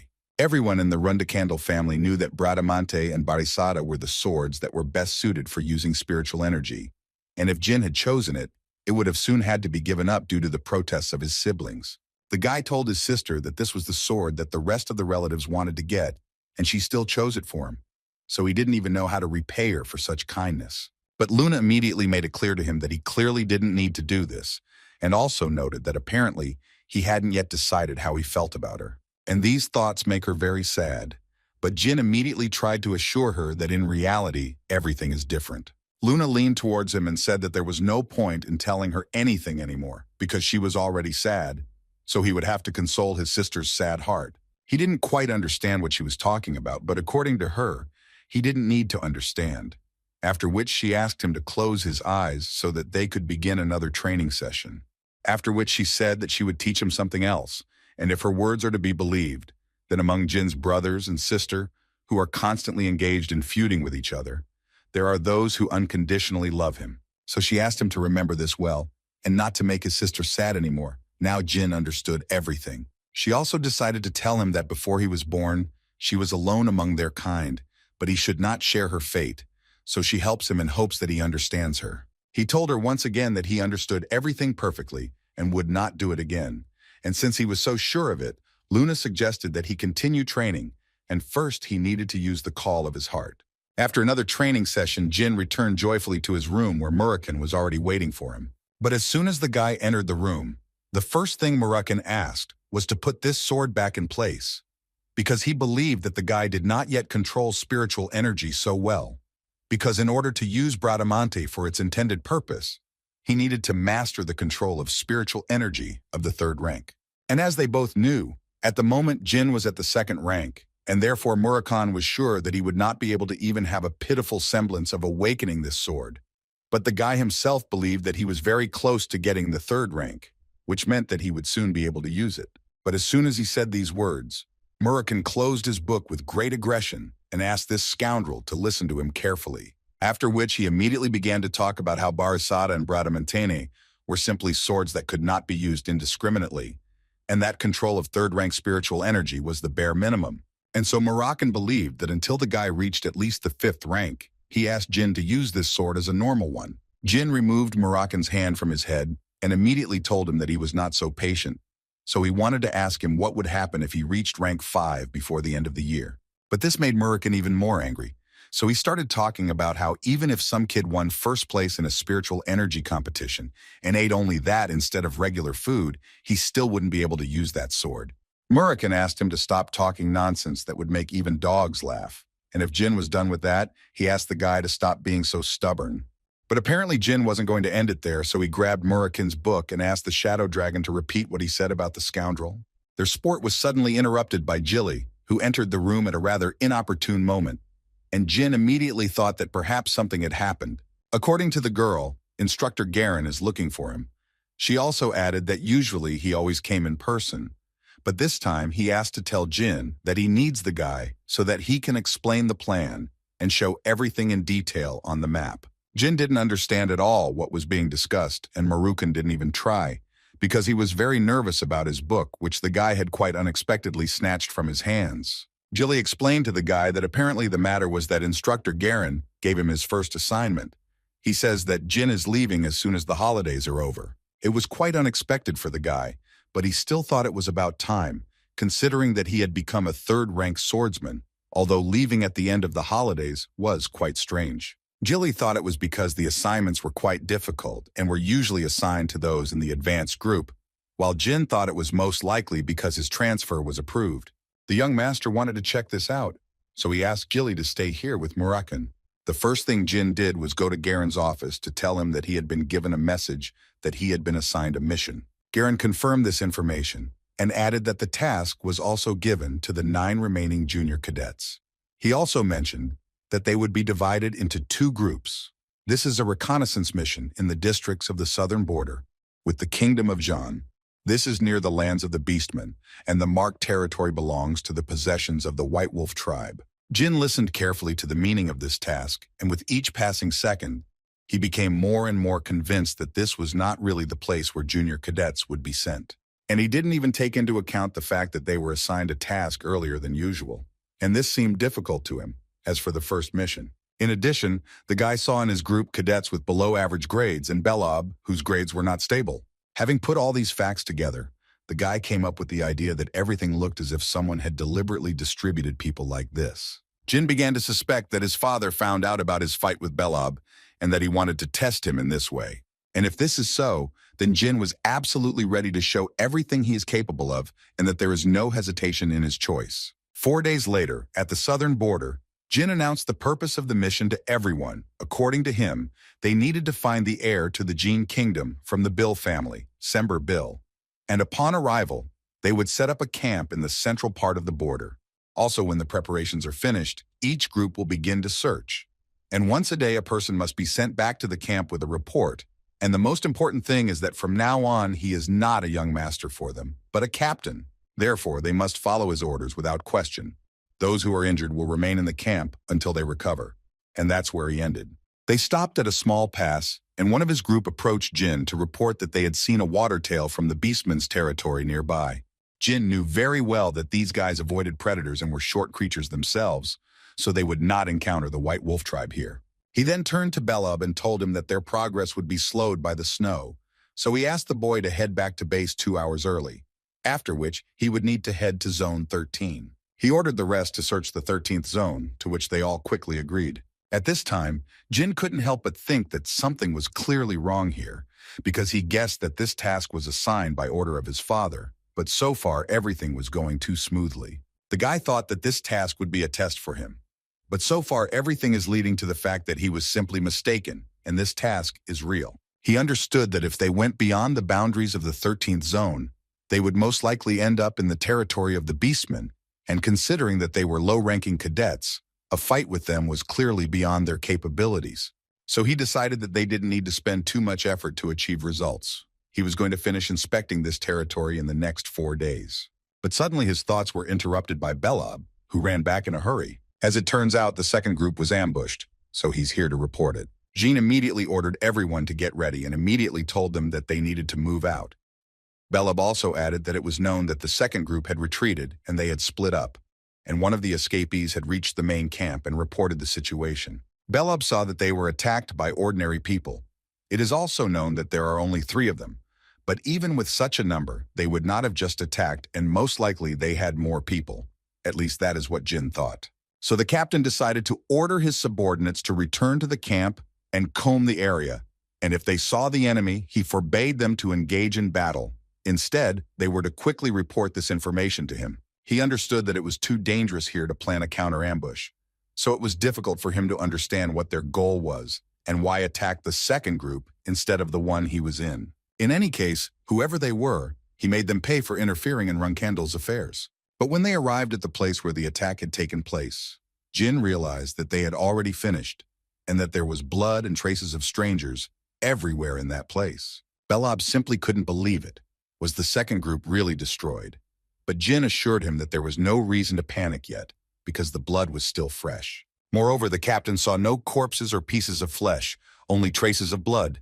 It seemed to him that a battle had begun here, and the second group had begun to retreat, and judging by the tracks, it could be said that there was only one attacker. Suddenly, one of his squad said that she found used bandages, and they were similar to their medicines from Hufester, and she found them on the western side. Jin immediately realized that this meant that the second group was attacked, and here they were trying to heal their wounds, after which one of the attackers found them, so they began to run away to the west. After these thoughts, he decided to ask Sierra, Eddington, and David to go back to base and report on the situation. And he took Belub with him, and they set off on the fresh tracks of the second group. After some time, they were still able to catch up with them, and Belub saw the second group, but they didn't want to rush the guy. The thing was that there were still attackers there, and the battle was not over yet, and he could not help but notice that Mesa was not among them. In any case, Jin thought that they needed to do something, so he asked Belub to close his eyes for a while, and once he was ready, he would need to deliver a strong attack to the man on the left. At that moment, Jin's mind was filled with thoughts about the spiritual essence that Murakan had told him about. Everything that was enveloped in spiritual energy would cut better and have greater destructive power. Therefore, he was able to destroy one of the attackers with lightning speed, and Beloba was going to deal with the second. But his opponent, unfortunately, was able to cope with this attack at the last moment and blocked it. Fortunately, Jin was nearby, who helped him destroy this opponent. And as soon as they freed the guys, they immediately told us that there were still attackers who, unfortunately, took Mesa with them. One of the attackers suddenly began to beg the guy for mercy. Jin, looking at him, understood that since he was asking for mercy, it meant he was not just a stupid dog of the Zipel family. So Jin decided to give him a choice. He tells them their affiliation, their goals, and the location of the base, and in that case only one of them dies, or they keep their mouths shut, and everyone who is connected to them in any way dies. 928. The guy also decided to add for confidence that he is indeed a man of his word, because his name is Runcandel, and he swears by the name and honor of his family. This bandit understood him perfectly and believed the guy, but he still wanted to get a guarantee that his family would still be able to survive. After Jin promised him this, the man revealed that he was a member of a revolutionary group called Kinzello.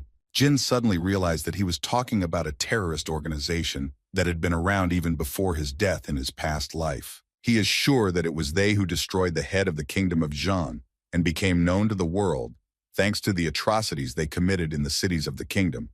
They called themselves the Revolutionary Organization of Kinzello. More than anything in this world, they wanted to achieve that their leader would become the king of the world. So they believed that everything would be fine for them. Next, Jin wanted to know why they attacked the Runcandel family cadets at the border, but this man was just an ordinary soldier, so he didn't know much. He didn't even have a clue where their main base was. According to him, the camp to which he was assigned is located near the entrance to the territory of the Beastmen. There are about 20 magicians and the same number of fourth-rank knights. Then Jin was interested in another question, in which he wanted to know why they took Mesa. According to this bandit, it was done for celebration.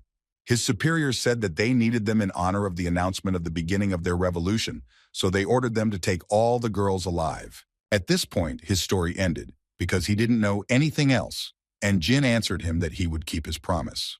After which he turned to his charges to find out how much time had passed since they captured Mesa. According to the guys, about an hour had passed, which meant that they would still be at the entrance to the Beastman's territory, so he asked his people to recover a little, after which they would need to go back and ask for help from the main house of the family. They couldn't believe that he was going to go there alone, because all the attackers were knights of at least the fourth rank, and there were about 20 of them there. So they tried to convince him that he couldn't handle it alone, and they also thought that they were ordinary cadets, and it was stupid to risk so much for them. Jin obviously disagreed with him. He believed that since one of them was taken hostage, the son of the Runcandel family could not sit idly by. Moreover, he immediately made it clear to them that he was much stronger than they thought. So he ordered them to immediately carry out his order, because further disobedience would be regarded by him as an act of insubordination. After which he turned to Belub and told him that considering that everyone from the second group was wounded, he was the strongest of the remaining cadets. So he asked him to pull himself together and do everything that depended on him. These were Jin's last words before he set off for Mesa, and the rest of the way he thought only about making sure it wasn't too late. He had thoughts in his head that there were about 20 enemies, and all of them were fourth-rank martial artists. And he, in turn, was a third-rank swordsman with a fourth-rank mana level and a third-rank spiritual energy emission. Jin understood that even though he was quickly becoming stronger, he still didn't think he could fight them openly, and his main goal was to save Mesa. To do this, he needed to avoid unnecessary battles and focus on finding Mesa. So he decided to use one of his skills that he hadn't used before. This skill was called Seismic Sense. But Jin wasn't going to stop there, so in addition to this, He also used wind search, which significantly increased the search speed.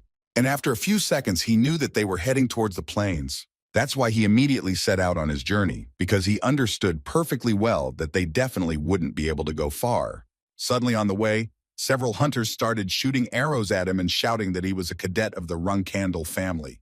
This clearly interested them, so they wanted to grab him as quickly as possible. But they definitely won't be able to do it that easily, if only because this guy used magic, which is forbidden in his family. In any case, this is not the main thing now, and the hunters just wanted to finish him off so that he would not interfere with them. At this moment, Jin clearly did not lose his head, and quite in time he took out his sword and struck the body of one of the hunters. This provoked the mage of this group to enter the battle, and for this he decided to use fire magic, which allowed him to tie Jin's hands and thus immobilize him. At least that's what it seemed to them, because Jin destroyed one of the attackers with one movement, and with the second movement he got out of this fiery prison. But the magician wasn't going to stop there, so he dealt the guy another fiery blow, which was already more difficult to dodge, but Jin was still able to do it. After which, without thinking for long, he went on the attack on this magician, who could not believe his eyes that his fire did not work on this guy. Then he decided to try to pierce the guy with ice. He believed that this attack would definitely benefit him. But unfortunately for him, this attack did not work. Jin, with the help of his sword, was able to destroy all the ice arrows that flew in his direction. The magician tried to understand how the guy was able to dispel his spells so easily, but apparently it was too late to think about it now. Jin dealt him only one blow, which helped him finish off this magician. After which, he looked around carefully and found tracks. So he assumed that these guys from Kinzello did not even intend to cover their tracks. Thus, it could be understood that they looked down on the Runcandel cadets, only because they had no experience in real battles. But Jin had a great skill at reading tracks. And looking at this pile of tracks, he immediately realized that they had met up with the others and continued on their way in a cart. He also didn't forget that Kinzello was an organization with a clear hierarchy, so he believed that there was a high probability that the loot they managed to get was distributed according to rank. Considering they won't touch anything that's meant for high command, this is the only chance to save Mesa before they do anything to it.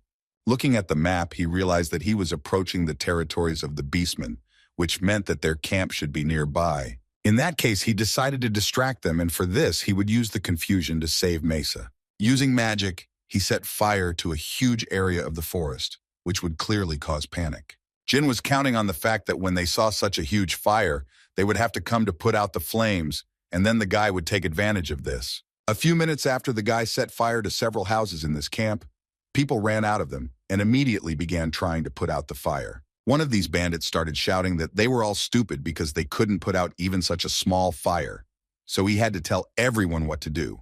He tried to convey to the magicians that they needed to use ice and water magic and put out a bigger fire.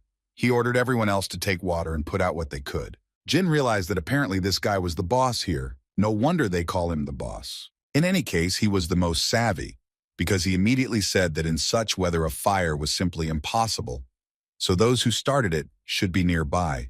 So he ordered them to find him immediately, but apparently it was already too late. Jin was already too close, so the big guy couldn't block the guy's blow, and the young master was glad that he finally found a way to get inside. He was a little scared to walk around these places, but still he was here for Mesa, so he had to, when suddenly he discovered the entrance to the basement. And as it turned out later, this is what he needed, because there he was still able to find Mesa. She clearly didn't expect to see him here.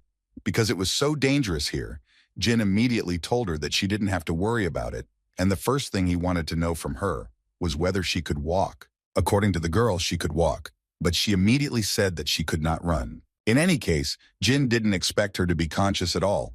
So at least that, but as soon as they decided to leave, suddenly there was too much noise above them. After that, Mesa asked the guy to promise her something, although Jin did not want to listen to her, because now was not the best time for this. But she still asked him that if his situation got out of control, then she asked him to leave her, because he definitely shouldn't die here. In response to this, Jin remained silent, and then asked her to get up and finally get out of here. But as soon as they went outside, they noticed that there were bodies of their enemies lying around, which someone had clearly destroyed. Jin, looking at their injuries, immediately thought that perhaps the beastmen did this because only people from the fighting tribe could do this. And when they finally turned around, they saw a huge wolf, and now Jin had no doubt that the White Wolf tribe had been at work here. The girl tried to say that she could buy him some time to run away, but before she could finish, Jin hit her. This wolf immediately turned to the guy because he believed that it was he who made such a fire, and therefore he was not going to leave him alive for such behavior. Jin was not going to run at that moment. He confidently stood up on his feet and told that wolf that he was the son of Heron Runcandel Jin. And before they started this fight, he wanted to know the name of this beast man. But the wolf enjoyed what he had just heard. He really liked understanding that in front of him were the offspring of the Runcandel family. A few days before the mission, at the Runcandel family's main estate, Jin tried to use all his strength to gain some mastery over his new sword. But he was unable to finish it because at one point he was interrupted by Murakan, who jumped on him. After which he began to tell the guy that it was very dangerous and that he shouldn't do that unless he wanted to die. He had to repeat to the guy again that his level was not high enough, so if he thoughtlessly awakened the sword, then he would most likely get stuck in the flow of spiritual energy. So he looked into the boy's eyes again and told him that if he didn't want to die from this, then he shouldn't even think about trying to awaken the sword anymore. At present, Jin stood before a huge wolf who told him that the day had come when the greatest prey in the form of Runcandel's son had finally fallen into his hands. And this wolf's name was Quasito Truca, and he came from the Truca tribe. White Wolf tribe. It is said that they are a tribe whose members are born only for slaughter and battle. The skill of an adult white wolf is approximately equal to the 6th rank. The White Wolf tribe is also known for their hatred towards the Runcandel family, and the reason for this is because the first head of the house destroyed the great white wolf Heir, whom they revered as their god. Therefore, taking all this into account, Jin understood perfectly well that it would be simply impossible to escape from this monster with Mesa. And while he was thinking about this, Quasito was already shouting that he would sacrifice his body on Javier's altar and thereby make his soul happy. But before that, he offered the guy a choice, whether they would clash in a fair fight or whether he would simply tear him to pieces when he decided to run away with his tail between his legs. Jin didn't think about it for long and almost immediately said that they would fight one-on-one. Quasito was glad to hear this answer because it meant that today he had come across a guy from Runcandel who knew about honor, and it was especially pleasant for him to destroy such people.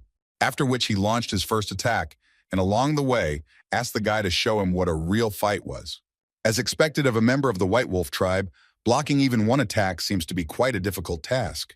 And this is just the beginning of the battle. Jin understood that he urgently needed to come up with something, otherwise he would definitely lose this fight. He had thoughts in his head that he could still win. It seemed to him that he had aces up his sleeve that his enemy knew nothing about, and it was the very same pendant that his sister gave him. But then he suddenly realized that the pendant should not be used for such a minor problem, because if he could not overcome even such an obstacle, then he would definitely not be worthy of rising above the rest.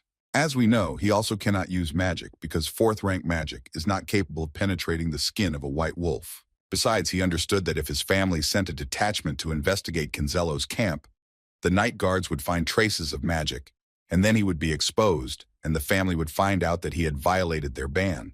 So considering all this, Jin came to the conclusion that he had only one option left, and that was to use spiritual energy. The guy was going to awaken his new sword, which would help him destroy this wolf. But for now, it was quite difficult to do this, and he had to block his opponent's attacks. And he constantly repeated that Jin had a very bad sword, and it was not worth resisting him with such a weapon. Besides, it did not really suit the emblem of his family's black sword. Before Jin could answer him, he suddenly saw a huge hammer above him that would literally crush him if he couldn't dodge the blow.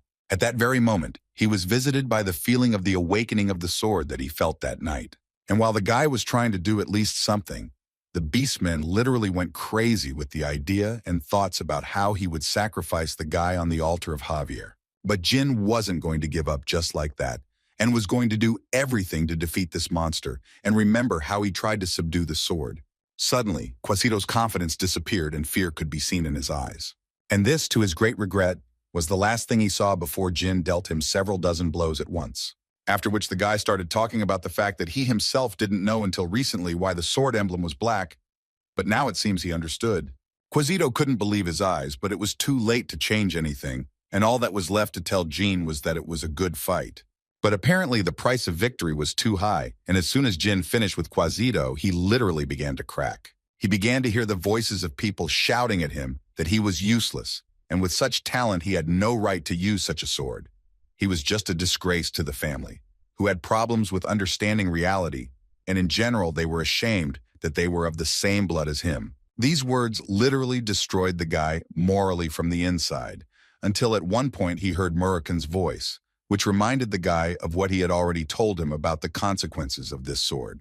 According to him, if a child who lacks spiritual energy awakens the sword, then he must pay the corresponding price. Considering all this, he couldn't believe that the guy was going to die here, in the flow of spiritual energy.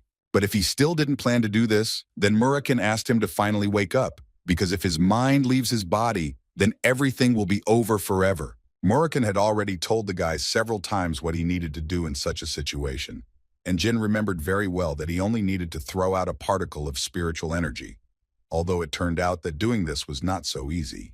He couldn't use this skill fully because of the spiritual energy floating around, but he kept convincing himself that he couldn't let himself be consumed and needed to try again. So he put all his efforts and tried to do everything right, but first he needed to calm down, although it is quite difficult to do this in such a situation. After several attempts, he still seemed to be able to do it. Jin could not fully believe that he managed to get out. The pain inside him disappeared so suddenly that he even became a little nervous, and his body seemed to be filled with spiritual energy. After a few minutes on the ground, he began to think that there shouldn't be any problems with movement, so he decided that he needed to go back with Mesa. But suddenly his thoughts were interrupted by some strange noise that came from not far from him. As it turned out, it was a simple resident who was watching everything carefully and was trying to hide all this time. But he realized that it was apparently useless to do so he decided to try to ask for mercy. Jin initially thought that he might be a survivor of Cancelo, but the man assured him that this was not the case at all. The man immediately introduced himself and said that his name was Sember Bill, and that he was from the Bill family, which was located in the kingdom of Jin. Jin didn't expect to hear this, because he was the one they were tasked with finding. As soon as Sember heard this, he immediately began to rejoice and scream with happiness, because he understood that in front of him was a member of the Runcandel family, and he managed to survive all this horror. Although in fact, because of the mess with Cancelo, Jin completely forgot about his original goal. While they were walking back home, Sember repeated several times in a row that he was in his debt to him. So Jin had to ask him not to worry about it, because they were paid for this work, and now they just need to go back. But before that, Jin wanted to ask the guy how Cancelo managed to kidnap him, and the answer was quite unexpected according to the man. He simply went here for his beloved. Although this was not the essence of his story, because as it turned out, he went not just for his beloved, but for a girl who died 2 years ago. Although he was still sure that her face, voice, even 2 moles on her wrist, all of this was exactly the same as in life, he understood that perhaps this sounded crazy, but he repeated once again that this was the pure truth, because he would never confuse her with anyone else. Jin listened to him attentively, and thoughts crept into his head that it seemed like these were the tricks of Bubar Gaston, the Reincarnator. Most likely they kidnapped Sember for money, but Jin did not fully understand what connected Cancelo and Bubar, because this was the second time that he came to mind. So Jin had a bad feeling, and he wanted to meet him personally to understand what he was really planning. The first thing the boy thought about was the workshop he runs, which is located in the capital of the Kurano Duchy, and he decided that he needed to find a way to get there while he was a mid-rank cadet. After which, Jin added that his family would soon send reinforcements, so they should return quickly. Sember was surprised that even knights were called for him. Jin decided not to tell him that it was not for him. But apparently Sember was really very grateful, because he repeated that he would remember today's meeting forever. So he was ready to help Jin in any way he could at any time. Jilly was so happy when she finally saw Jin after he returned from his first mission, that she immediately began to congratulate him on his first successful completion of the mission. She knew he would most likely be very tired, so she made sure to prepare a bath for him in advance, which was good news for Jin. Although before that he still decided to approach Murakan to pet him a little. But this was definitely a big mistake that the guy made, because as soon as he came closer, Murakan immediately bit him with all his might. Jin couldn't resist and immediately threw this impudent cat against the wall so that he would think about his behavior, after which they started yelling at each other. Jin yelled because the cat bit him, and Murakan yelled because he threw him into the wall. But their quarrel did not stop there, and the cat continued to climb up to the guy and beat him for using the release of spiritual energy. Although he repeated to him that this could not be done, he did not even want to listen to the guy, although he clearly had something to tell. Murakan wasn't going to listen because he didn't understand what the guy was thinking, because what could be more important than the life of the person Soldrid chose? Gilly tried to stop Murakan, but he asked his strawberry pie not to interfere, because it was a man's conversation. The girl realized that it was better not to interfere and made the right choice. because the Shadow Dragon Guardian began to torment the guy even more and tell him that he was a stupid boy who could not even use the pendant that his sister gave him, although he knew perfectly well that it was not just to hang around his neck. Jin was clearly fed up with all this, and he started shouting back that all this was just some kind of circus, because no one knows what kind of opponent he might meet in the future and how strong he will be. So he decided to keep this pendant until worse times. Because of these words, Murakan almost lost consciousness. He thought that the guy clearly did not understand what he was talking about. Jin decided to get off topic, and therefore decided to ask Murakan how he found out that the guy had awakened the sword. According to Murakan, he noticed that the rank of his spiritual energy had suddenly jumped from 3rd to 4th, so it was hard not to notice, but the guy himself really didn't notice it. He just had the feeling that his body was overflowing with spiritual energy, and it turns out that he had increased his rank by 1 level.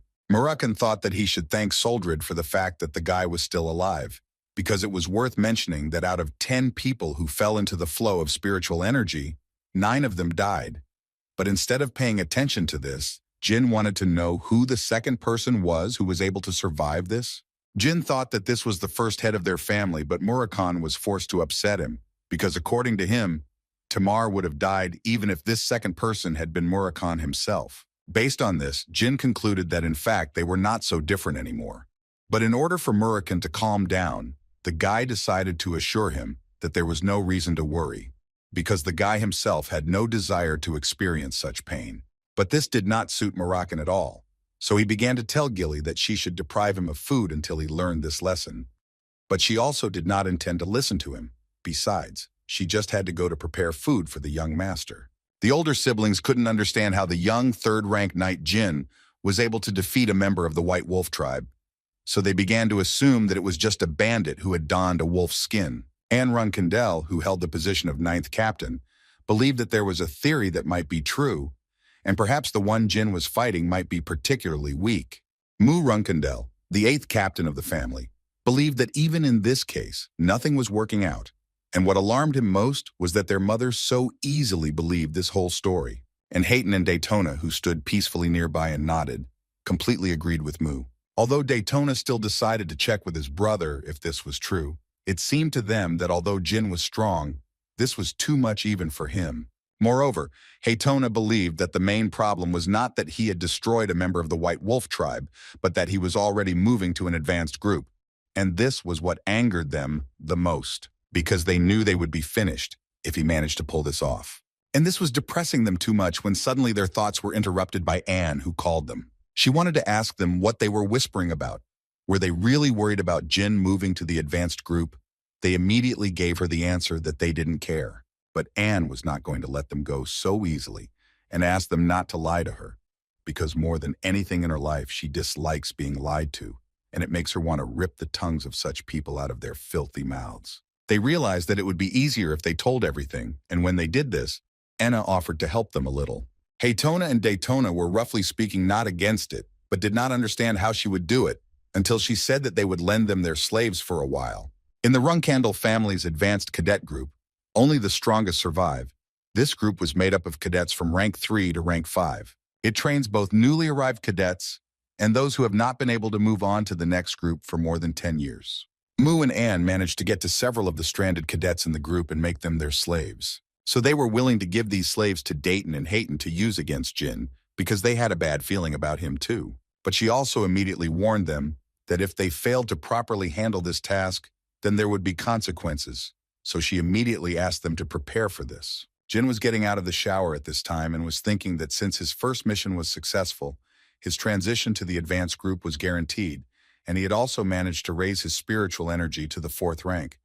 So it seemed to him that there was only positive news around. He also understood very well that in order to properly manage his spiritual energy, he needed to reach the 6th rank in swordsmanship, at least within the next 5 years. This level means that he has become an excellent swordsman, and starting from the 7th rank, you receive the title of Swordmaster.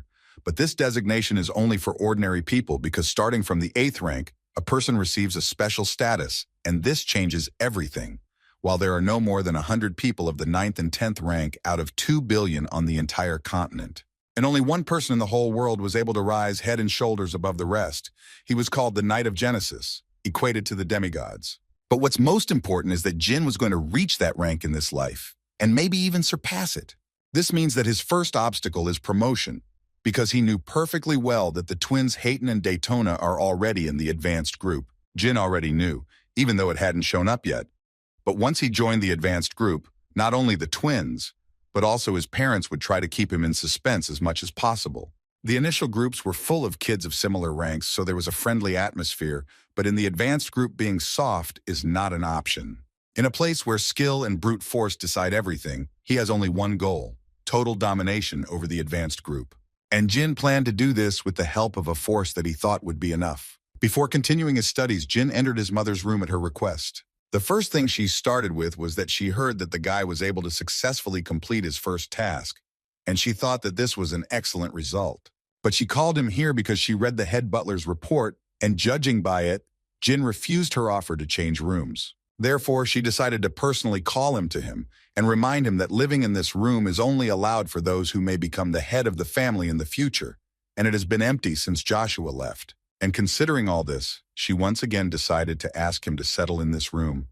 Jin was very grateful to her, but still he immediately told her that he was forced to refuse such an offer. She wanted to know the reason for such a refusal, and according to the guy, perhaps it really is a great room, but in the end it is just a room, and to the guy it seemed too big for him alone, so he was forced to refuse.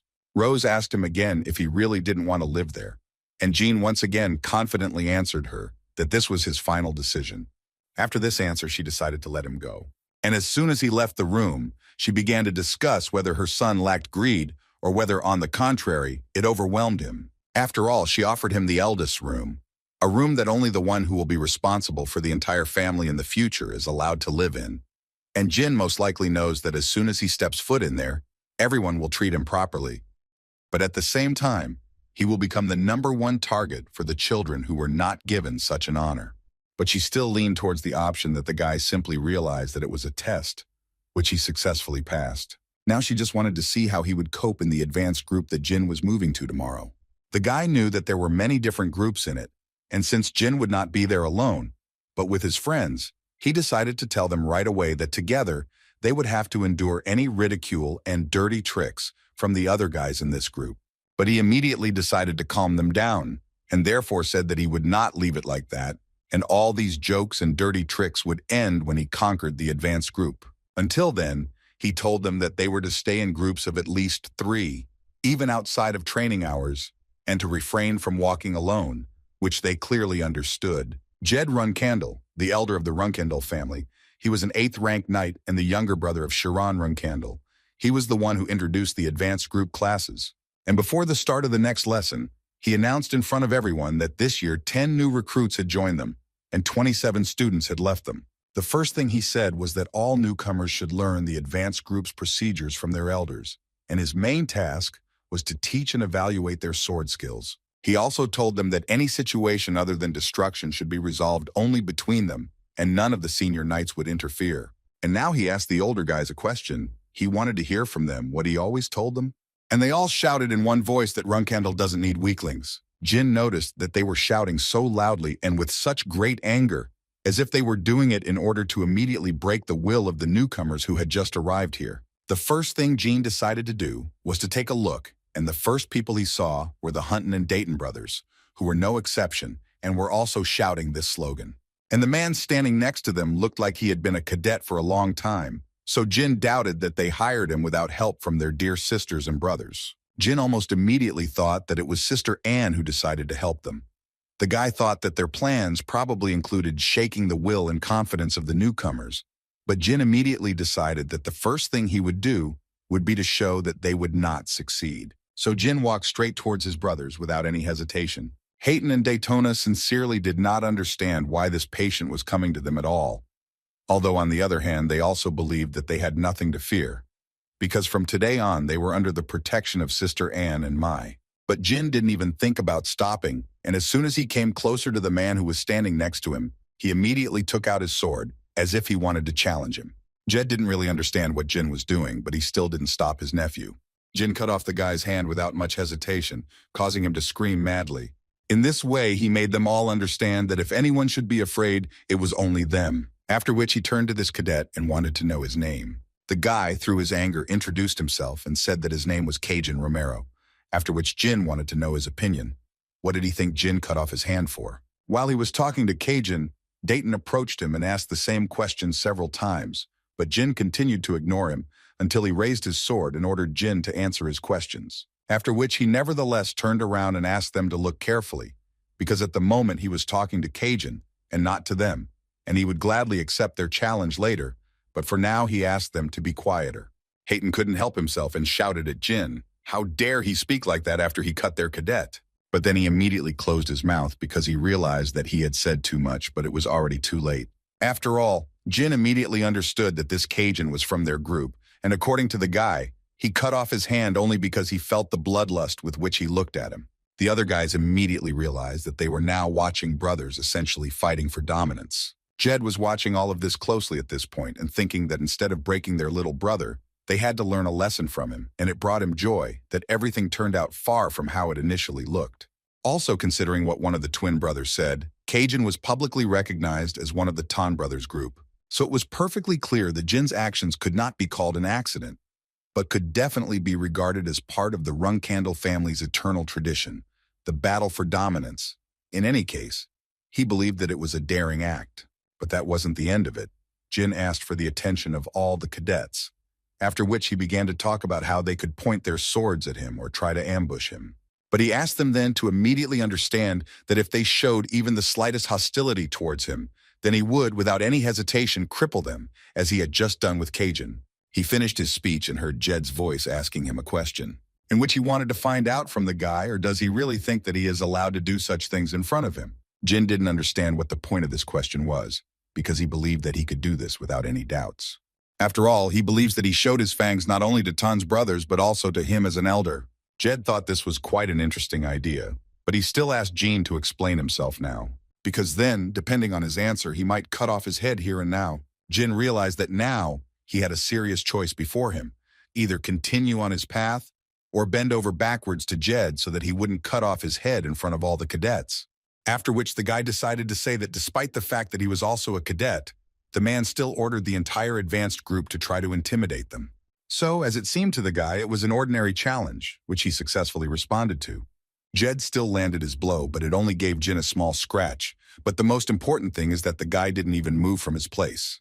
The man decided to ask the guy again, did he really want to say that he made a fuss just because he didn't like the fact that he wanted others to keep him in constant tension? Jin, without much fear, answered him that, except for the fact that he didn't like it, then yes, that was absolutely true. Then Jed didn't understand why he cut off the cadet's hand and didn't point his sword at him. But it seemed to Jin that the answer to this question was quite obvious, because he couldn't defeat the man. Besides, if he thought he had even the slightest chance, instead of hurting Cajun or the Tan brothers, he would have done it to Jed without a second thought. After these words, the man concluded that the guy apparently did not value his life very much, and it seemed to him that Jin was overestimating himself only because he was the son of the head of the family. Jin thought that this was not entirely true, because it seemed to him that not reacting just because his opponent was stronger than him did not quite fit the values of the Runcandel family. Listening to Jin, Jed at one point concluded that the guy believed that life could be taken in an instant, but honor would remain forever. But the man himself thought that this was just another stupidity. But on the other hand, he was glad to hear it, because this stupid reason amused him. Although he still didn't mind admitting that Jin was worthy of bearing the name Runcandel. After which he turned to the rest of the cadets and asked them not to forget what they saw here, because today they were lucky to see a real member of the Runcandel family, because what this brat showed them all today is their true essence as sword demons. That's why they have to fight every day, and none of them even have the right to forget who they are. At this point, his speech ended, and he allowed them to disperse, and the training would begin tomorrow. The Tona brothers were clearly not in the best of spirits after one of their friends was destroyed, but Jin still decided to give them advice as their younger brother. He wanted to tell them that he understood them perfectly well when they thought that their older brothers and sisters were frighteningly strong, but he asked them to think again, or would everything really remain like this in the future? Jin asked them not to look only at what was right in front of them. He asked them to think about the future before they took any action. Jilly was a little surprised that Jin had returned from training so early today, but the guy said that she could take her time with dinner. After all, he wanted to tell her first that he had started a battle for dominance with the Tona brothers. But today Jin found out that it looks like the sisters Anne and Mai are behind them, and they are helping them a lot. In any case, the guy did not forget to tell about the fact that he cut off the hand of a cadet who was under the wing of the brothers. But he also understood that if you think about it, he was more likely one of the sisters' henchmen. And now, thanks to his brother's mistake, he has become part of their group. So Jin is currently confident that Anne and Mu will not like this at all. If I could guess, it seemed to Jin that it was unlikely that the Tun brothers could have a 5th rank assistant because they usually deal with someone weaker than them. Jilly understood everything perfectly, but she couldn't help but notice that the ladies had already received the title of captain, which meant that the unspoken rule of the family could be applied here, which stated that captains could only compete with other captains. Jin thought that even considering all this, he was still okay, because the fact that his sisters were trying to keep him under control was a very good thing, because today he managed to cause them serious damage, and they couldn't personally try to deal with him, since they were captains. As far as Jin was concerned, the only thing they could do was use their powers to change his mission schedule and the difficulty of his missions, thereby simply increasing the risk of his injury or death. But on the other hand, he understood that most difficult missions were solo, which meant that no one would be watching him. And this in turn meant that during their execution, he would be able to use all his skills. Jilly listened attentively to the guy, and at one point it dawned on her that in fact all this played into Jin's hands, which is what the guy wanted to convey to them. He also promised not to forget that he would thank his sisters when he reached new heights. He also planned to take his beloved cat with him, who would clearly be useful to him. Jin immediately told Murakan that he was not going to take him on missions. He just needed him to do some things. But the guy will tell them about this later. But for now, he would like to ask them to keep a low profile. The next day, the 3 Runcandel brothers were approached by Jed, who told them that from now on, after the morning training, he would train them with methods that only pure-blooded Runcandels could know. According to him, this was a special privilege for them, but they should not expect everything to be easy. The first thing he told them was that the sword-wielding in their family could be compared to tyranny, just as destructive and merciless, fighting and plundering. The whole essence of the Runcandels was reflected in their handling of the sword. It is also worth noting that they do not have a special form of combat, but they do have secret techniques in finishing blows. But to learn them, they will first need to become captains. Jed believed that their unearthly swordsmanship had no rules, no step technique, no specific form, and this is what distinguishes them from other military families. After which he asked them a question in which he wanted to know if they knew why they did not have a specific form of sword fighting, and Jin immediately decided to answer this question, saying that the Runcandel family had special physical abilities and a sense of battle. The answer was correct, because the Runcandel family is truly blessed. The bodies of this family cannot be compared even approximately to ordinary people, and all are born with incredible talent as a swordsman. Jed assured them that there might be differences in personal abilities, but he believed that every Runcandel was born with this power. And now he wanted them to learn one simple thing, and for this, each of them should take a stone ball. As soon as Jin took this stone ball in his hands, he immediately realized that there was clearly something inside it. According to Jed, they are called cleaning stones, a nickname given to them because they can produce a clear sound if handled correctly. And now he will show them 3 different sounds that this stone can make, so they must listen very carefully. He hit the stone with his sword and it made the boys cover their ears in pain because the sound was incredibly unpleasant. He didn't stop there and hit the stone again to demonstrate another sound to them. This one was of a completely different nature. At least the guys didn't have to cover their ears from the noise. After this blow, Jed began to tell them that, as they could notice, this stone makes different sounds depending on how hard they hit it. When they hit it weakly, it makes a dirty sound. But if they hit it with a certain force, they get a pleasant ringing sound. Jin understood everything perfectly, so he immediately thought about the fact that he needed to make it produce a clear sound when hitting, which meant that this training was aimed at force control, muscle memory, and concentration. The guy also thought that if you think about the physical abilities of the Runcandel family, then this is an excellent but simple training. After all, it only required repeatedly hitting the stone, so he felt that it was not dangerous enough to classify it as the Runcandel family's secret training yet. But he did not forget about the 3rd sound, from within which a metallic clang could be heard. Although when Jed struck again in order to show them the 3rd sound, Jin and his 2 brothers froze in anticipation. But they didn't do this for long, because Jin suddenly jumped up and ran towards his brothers in order to tell them to immediately duck, although these 2 did not understand at all why he was telling them this. Although understanding did come with time when the ball that Jed hit with all his strength suddenly exploded. After the explosion, the guys lay on the floor and did not move, and they actually had a good reason for that.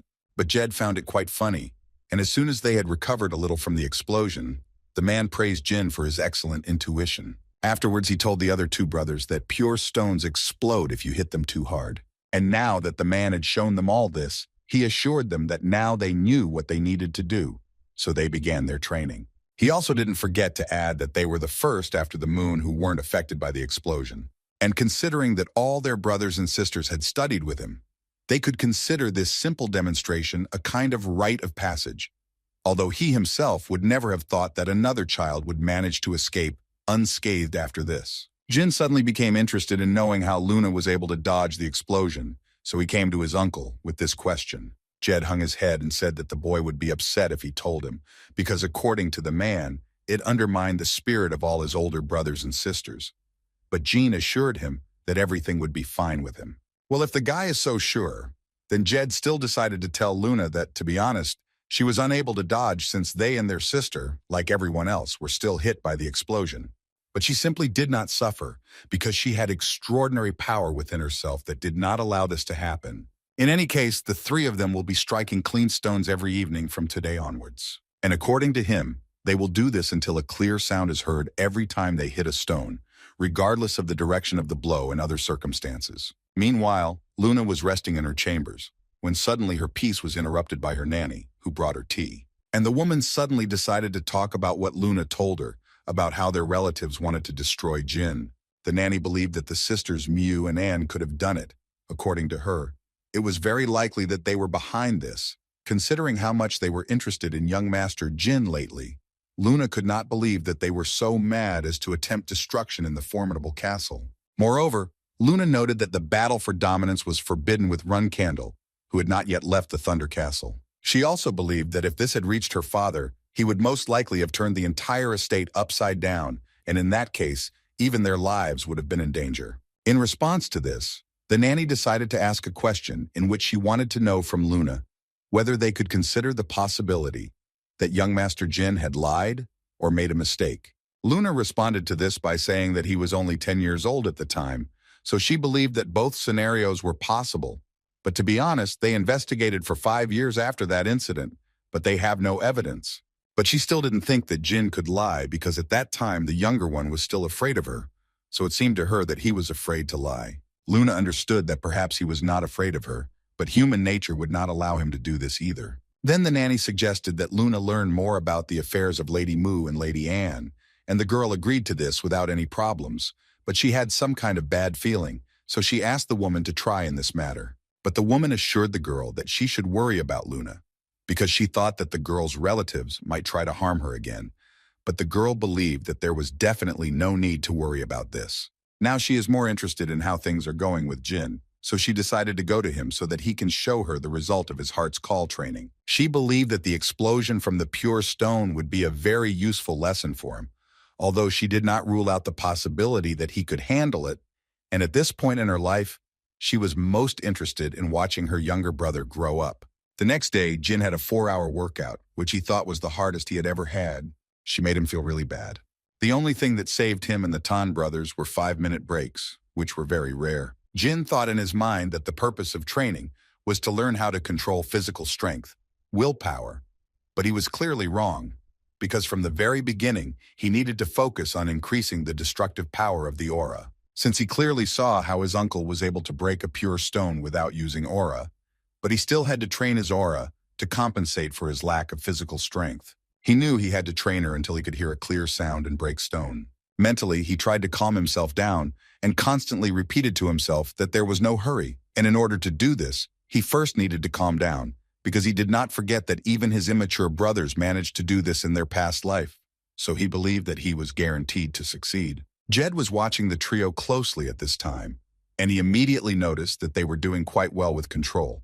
Moreover, they were still able to do something after so many hours of continuous work. But still, of the three of them, he couldn't help but single out Jin, whom he considered a special specimen.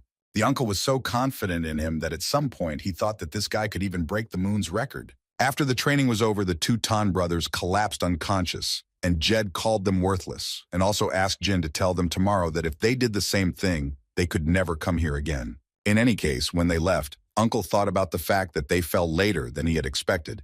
And in the end, even in their case, Runcandel remains Runcandel. But as for the younger one, thoughts about this guy made the man very nervous, because he did not understand why this particular guy had achieved such success. The mere thought that if only this guy had been born 10 years earlier, he would have had a talent that could outshine the entire Runcandel family scared Jed very much. So he didn't understand what to do with this guy, although on the other hand, he understood that in fact, it wasn't that important, and it was better for him to forget about it.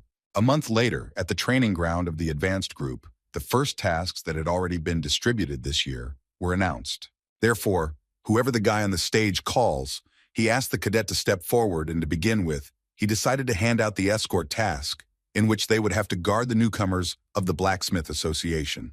Time passed, and the tasks were gradually distributed, and time smoothly reached the third task, in which the cadet would need to tame monsters, and the first targets would be orcs. He also mentioned that the mission would take place in the unprotected area of the Carano Duchy, and they sent Mesa, Belob, Scott, Taimont, Kiko, Zhu Shen, and a few other guys who would come later on this mission. According to the curator, there were 25 orcs in total, who tend to move in groups. They also regularly move from place to place, and this must be taken into account. So he asked them to prepare and try to complete this task. This clearly surprised the other cadets, who had been in the advanced group for several years, since none of them had been tasked with taming orcs in their first year of training. Some guys even said that they should probably prepare coffins for these guys, because they clearly wouldn't be able to handle such a task. The other guys actually started making fun of him, saying that they should probably go and ask their young master Jin for help to save them, because they were scared. Messi decided to ask her friends to ignore these statements, because she soberly assessed the situation, and she believed that they clearly did not have enough strength to compete with these guys. And since the task had not yet begun, it would be a big problem if any of them got hurt. One of them didn't really want to listen to her, so the girl had to raise her voice so that he could understand everything. She believed that they should accept the task they were given as a fact and return after it's safe and happy that they were able to complete it. Only in this way she believed they could raise the rest of the cadets to the ground, but no other way. Meanwhile, Hayton and his two brothers continued to train hard and hit the stone.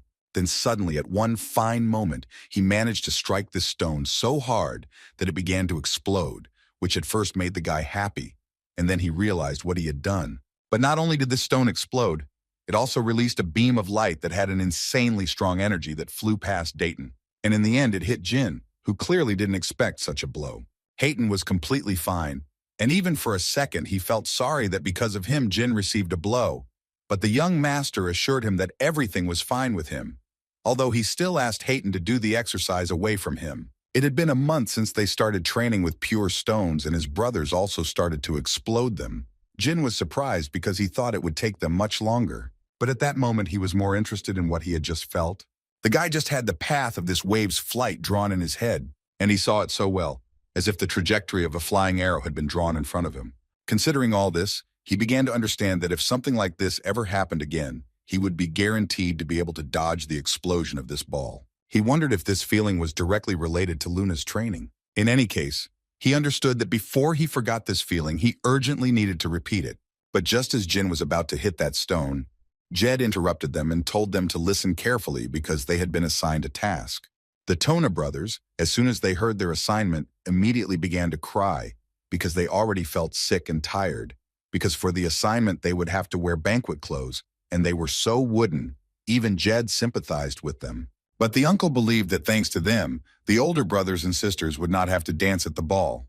Jed got tired of these sighs, so he changed his face to the most serious and told the guy that he has no right to sigh when he has a task, and immediately warned him that if he sees such an attitude again, he will make sure that he wishes for death instead.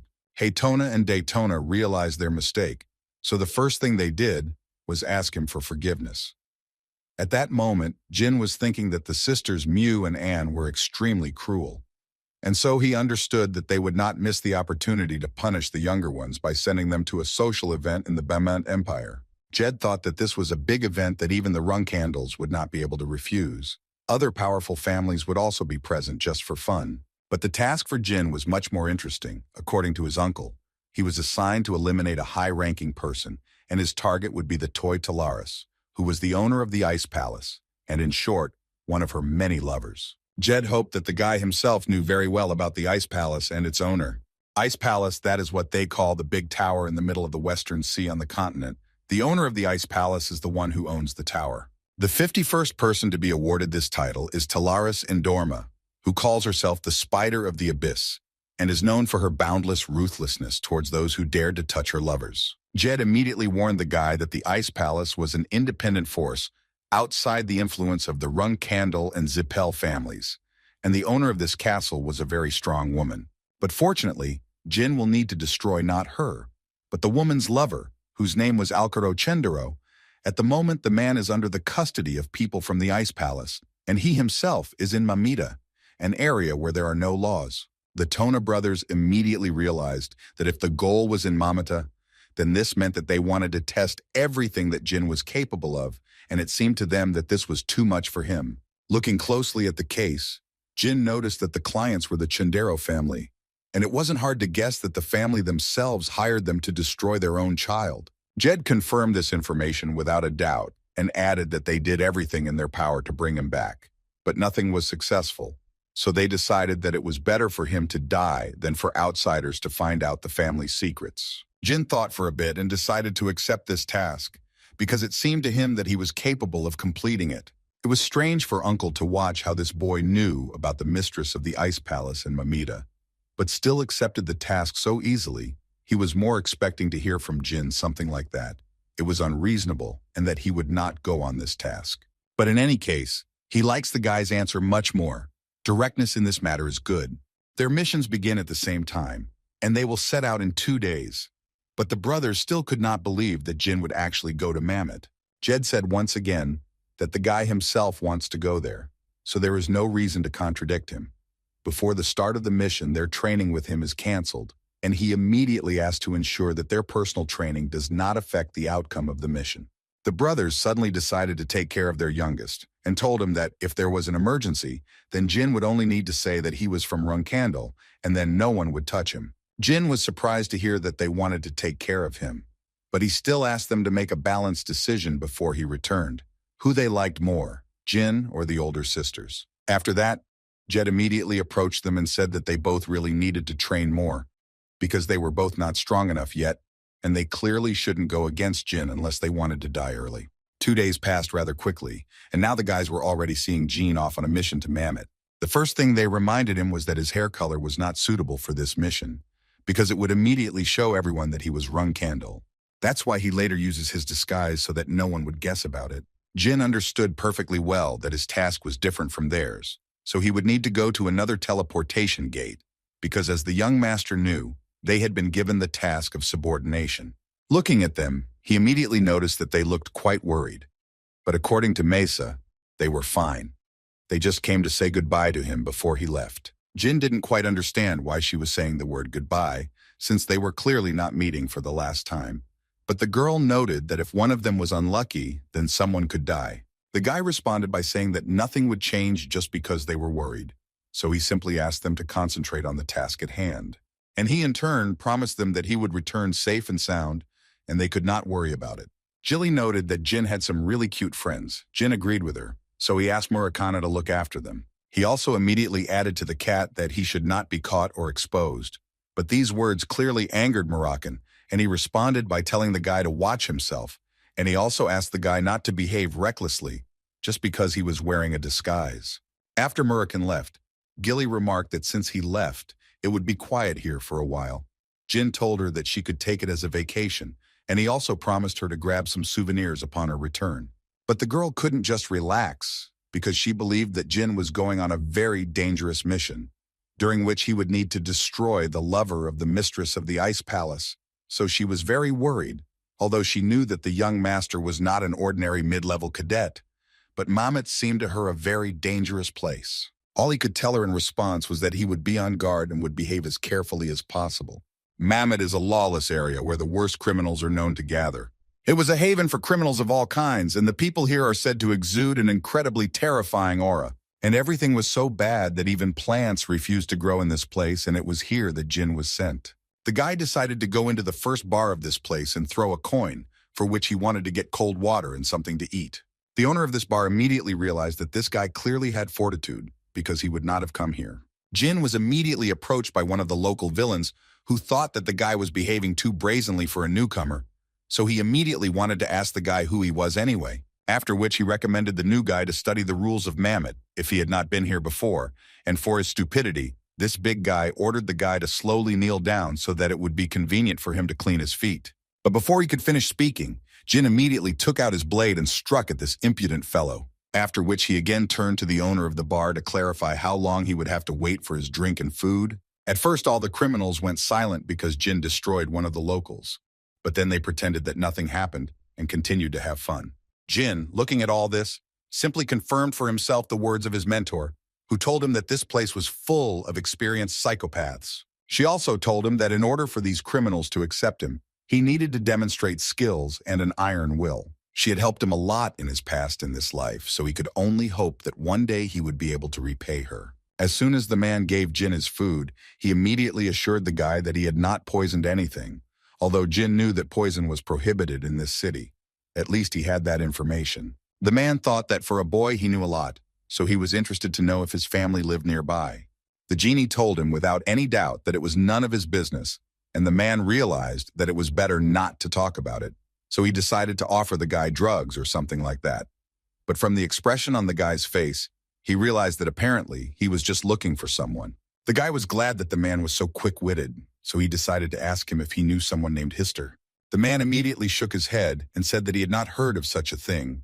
Then Jin asked him to recommend a place to spend the night, and it would be desirable if this place were not teeming with bugs, like those that had just approached him. According to the bartender, there was one that fit Jin's description, and he was talking about a tavern called the Moonwell, which was located to the west of the city. According to him, this is where the elite of Mamita spends the night, so he won't have to put on a show like this. Jin understood perfectly well that Alcaro Chendero was the spoiled son of a count who grew up with a roof over his head. Happily, this man was clearly obsessed with pleasure and fun. There was nothing in him except noble blood and a cute face. He was a typical scum who groveled and humiliated the weak. The guy believed that the only reason he was staying in this dangerous city was most likely to attract the attention of the mistress of the Ice Palace, who was currently busy with another lover.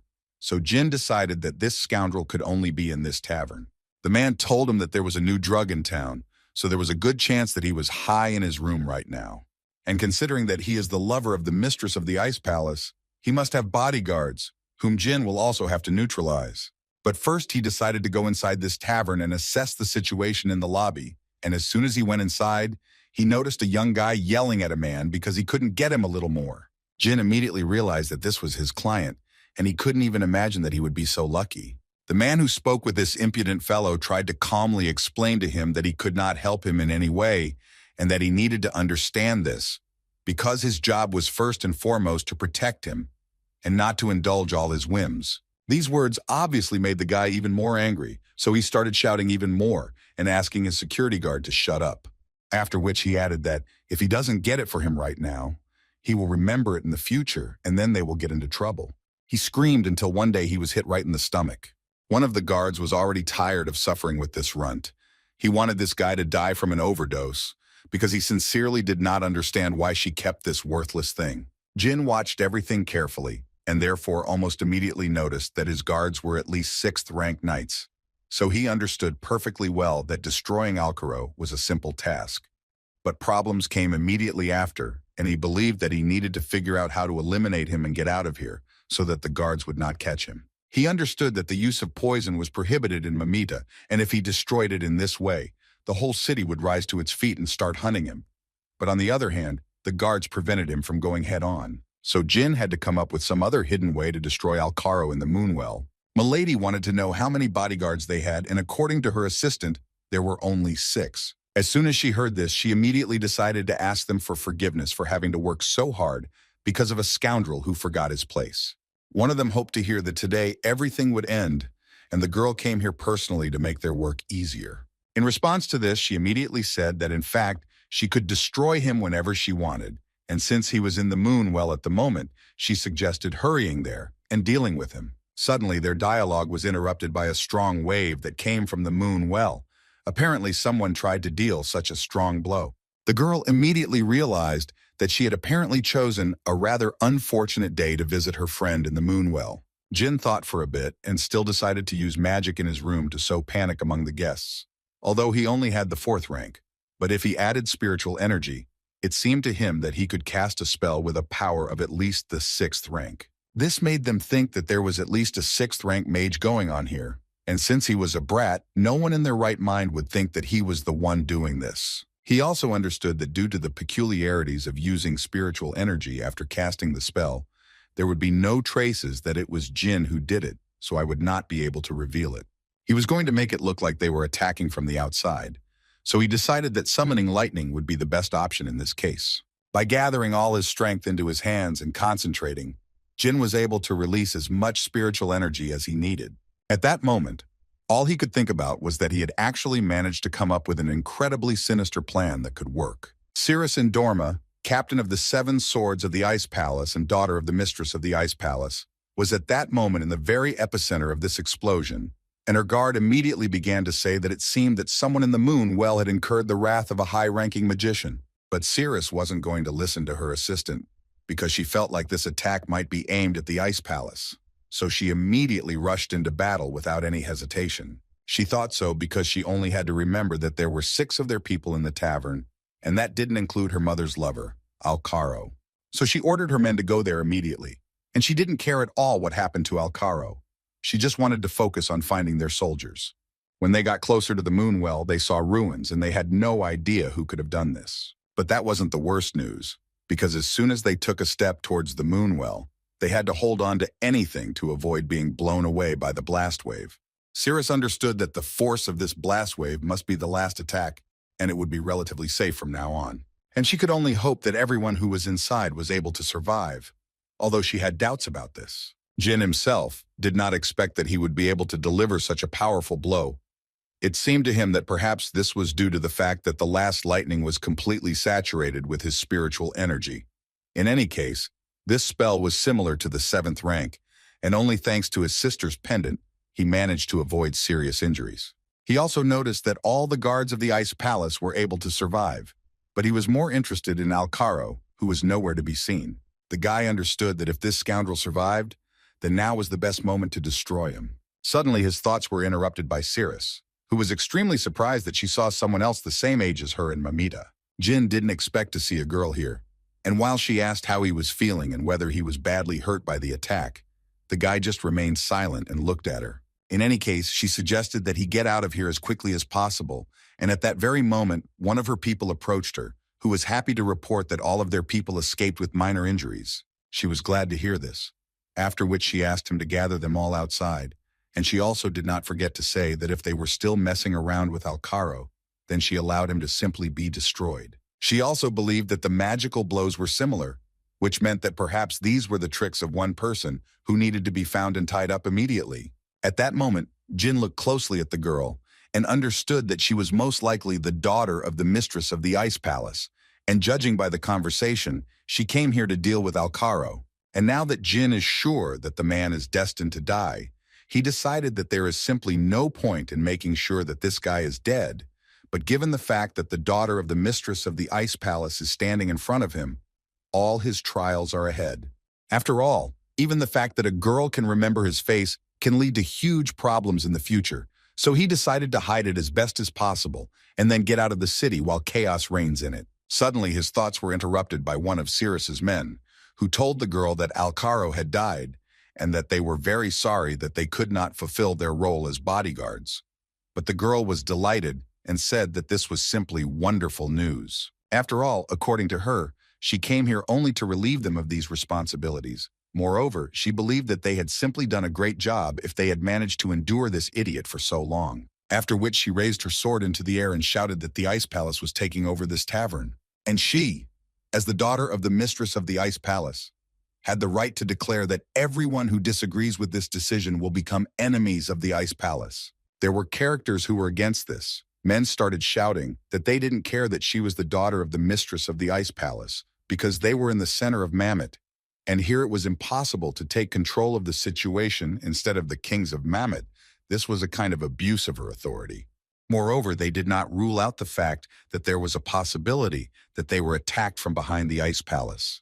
All these words clearly did not suit Cirrus, so she did not think for long and decided to finish off these guys by cutting off their heads. After which she added once again that she had made it clear that all those who disagreed were enemies of the ice palace, whom she would be happy to eliminate here and now. And she immediately told the kings of Mamita that they would not be able to look down on the ice palace just because they played kings in this gathering of scum. And if it turns out that the attacker's target was the people from the ice palace, then they will pay in full for it. But if this magician decided to destroy someone from Mammoth and the ice palace just fell into his hands, then she became very interested to know what they would do in such a case. She considers this sufficient reason for them to confiscate the place. In response to this, they began to talk about how she could do whatever she wanted here, because they actually also wanted to find the magician who did this. But they immediately told her that there was not a single magician among them. She wasn't surprised by this, but she still thought that there was a chance that one of them, the scum of humanity, had incurred the wrath of a powerful magician and had done something wrong somewhere outside of this city. After which she again turned to Jin with the words that she'd already told him to get out of here. The guy smiled at her in response and said that he was just a little scared, and that his leg was also injured.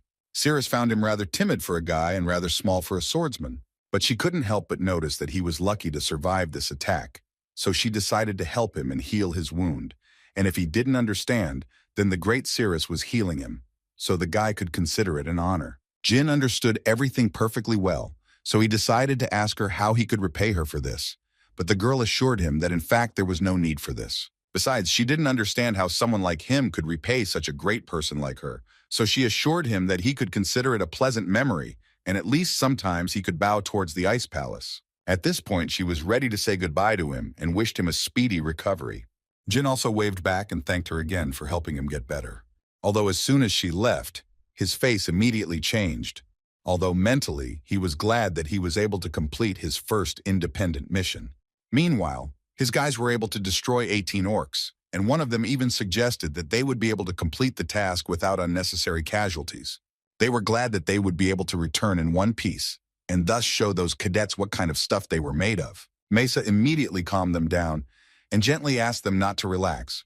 She wanted to remind them that there were still 7 orcs left, and that was still a large number. She noticed that the orcs, who usually walk in groups, decided to walk alone this time, and this played into their hands. So it seemed to the girl that God himself was watching over them in this way. Or maybe it was just Master Jin's words that blessed them so much and brought them such great luck. In any case, she was not going to let her guard down, so she ordered the guys to reconnoiter the area again and concentrate on the task. Murakan was no less happy for them, only 7 orcs, and he could finally return home. A few days ago, on the day Jin's group was sent on a mission, Murakan came to the orcs and ordered them to listen to him carefully, after which he ordered them to move one by one. And if any of them dare to form a flock, then he will destroy them all. And if they understood him, then he asked them politely to go their separate ways, which these guys did.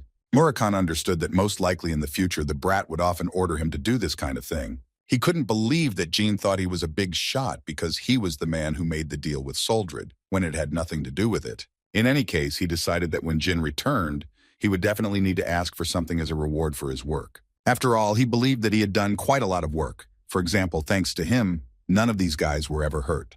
And Murakan thought that this was the least he could do for him. But suddenly his thoughts were interrupted when he heard a very strange sound.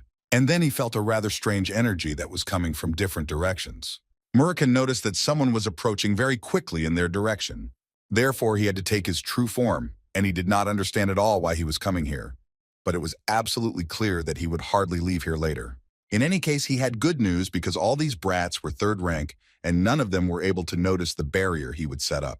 Baloba, still sitting in place, suddenly noticed that the sky had become much darker. He assumed that it might start to rain now. And while they didn't suspect anything, Murakan decided to deal with the one who was passing by, but radiating incredibly strong energy. As soon as Murakan appeared in front of this creature, he immediately asked him who he was that he decided to appear on his territory without his permission.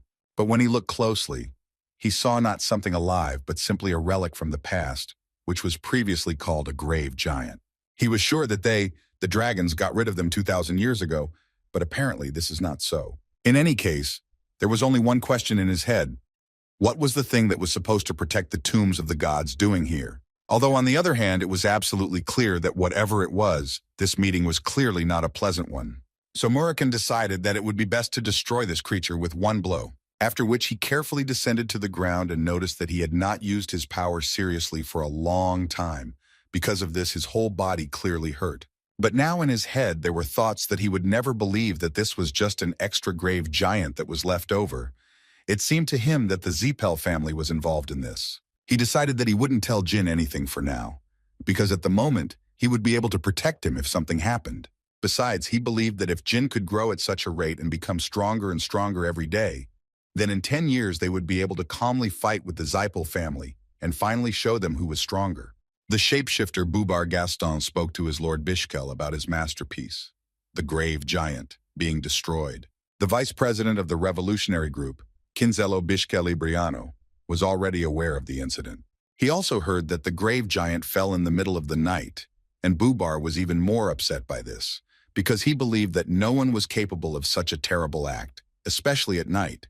But Bishkel immediately told him that at the moment it did not matter, because the one who destroyed the grave giant was a dragon, a shadow dragon, and he decided so because he personally inspected the scene. Bubar felt sick because he thought that the dragons already knew about their grand plans. Bishkel did not know this for sure, but he believed that it was a kind of warning, and he advised Bubar to be more careful, and for this he would assign him several skilled people, after which he suggested that he organize a meeting with the Zipel family in the near future. Jed was glad to see Jean in front of him again, because he understood perfectly well that if the guy returned, it meant that he managed to complete the task and returned safe from the hole called Mammoth. The boy's uncle believed that he had certainly outplayed the captains who had assigned him this task and that they would not like it at all. At this point, the gathering of all the cadets of the advanced group was completed, so he ordered them to disperse. The young master's friends were very happy that their friend was okay, and Jin himself couldn't help but reciprocate their feelings, and also added that they had all tried hard. The other cadets watched the recruits and said that they were talking about the fact that there was an explosion in the tavern where Jin's target was, which was the result of magic, and for them it was quite strange, because if it was true, then the guy was very lucky. They thought that the world was so unfair, because not only was he Runcandel, but luck was on his side, and many of them would at best remain mid-rank cadets, no matter how hard they tried. But what confused one of them the most was that the young master was at best 4th rank, and his charges were 3rd rank, and therefore it was strange for him to see that Cajun was going to leave all this so simply.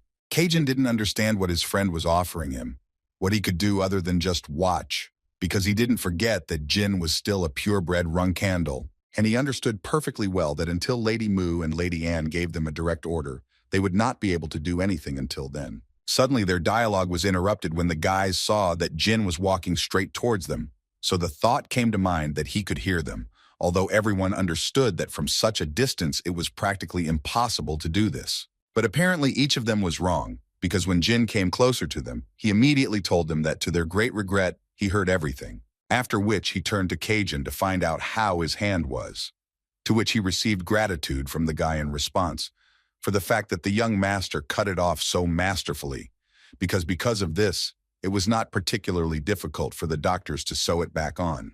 Jin was glad to hear this, after which he noted that they had a very interesting conversation here. Cajun decided to tell him that they were commoners, and all they could do was talk behind the young master's back. That's why he hoped that Jin would understand them and forgive them. But the guy thought that there was nothing to understand. He wasn't a captain yet. And this means that he is technically not yet higher than them in status.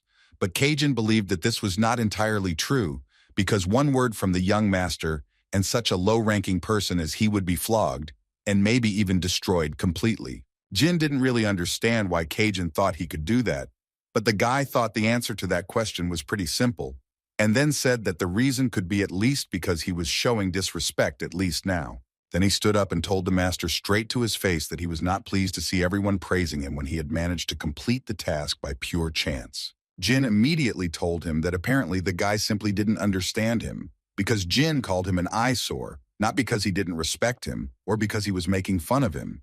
The thing is that Cajun, as a 5th rank knight, is one of the most experienced people in the advanced group, which means that he is perhaps even stronger than the young master.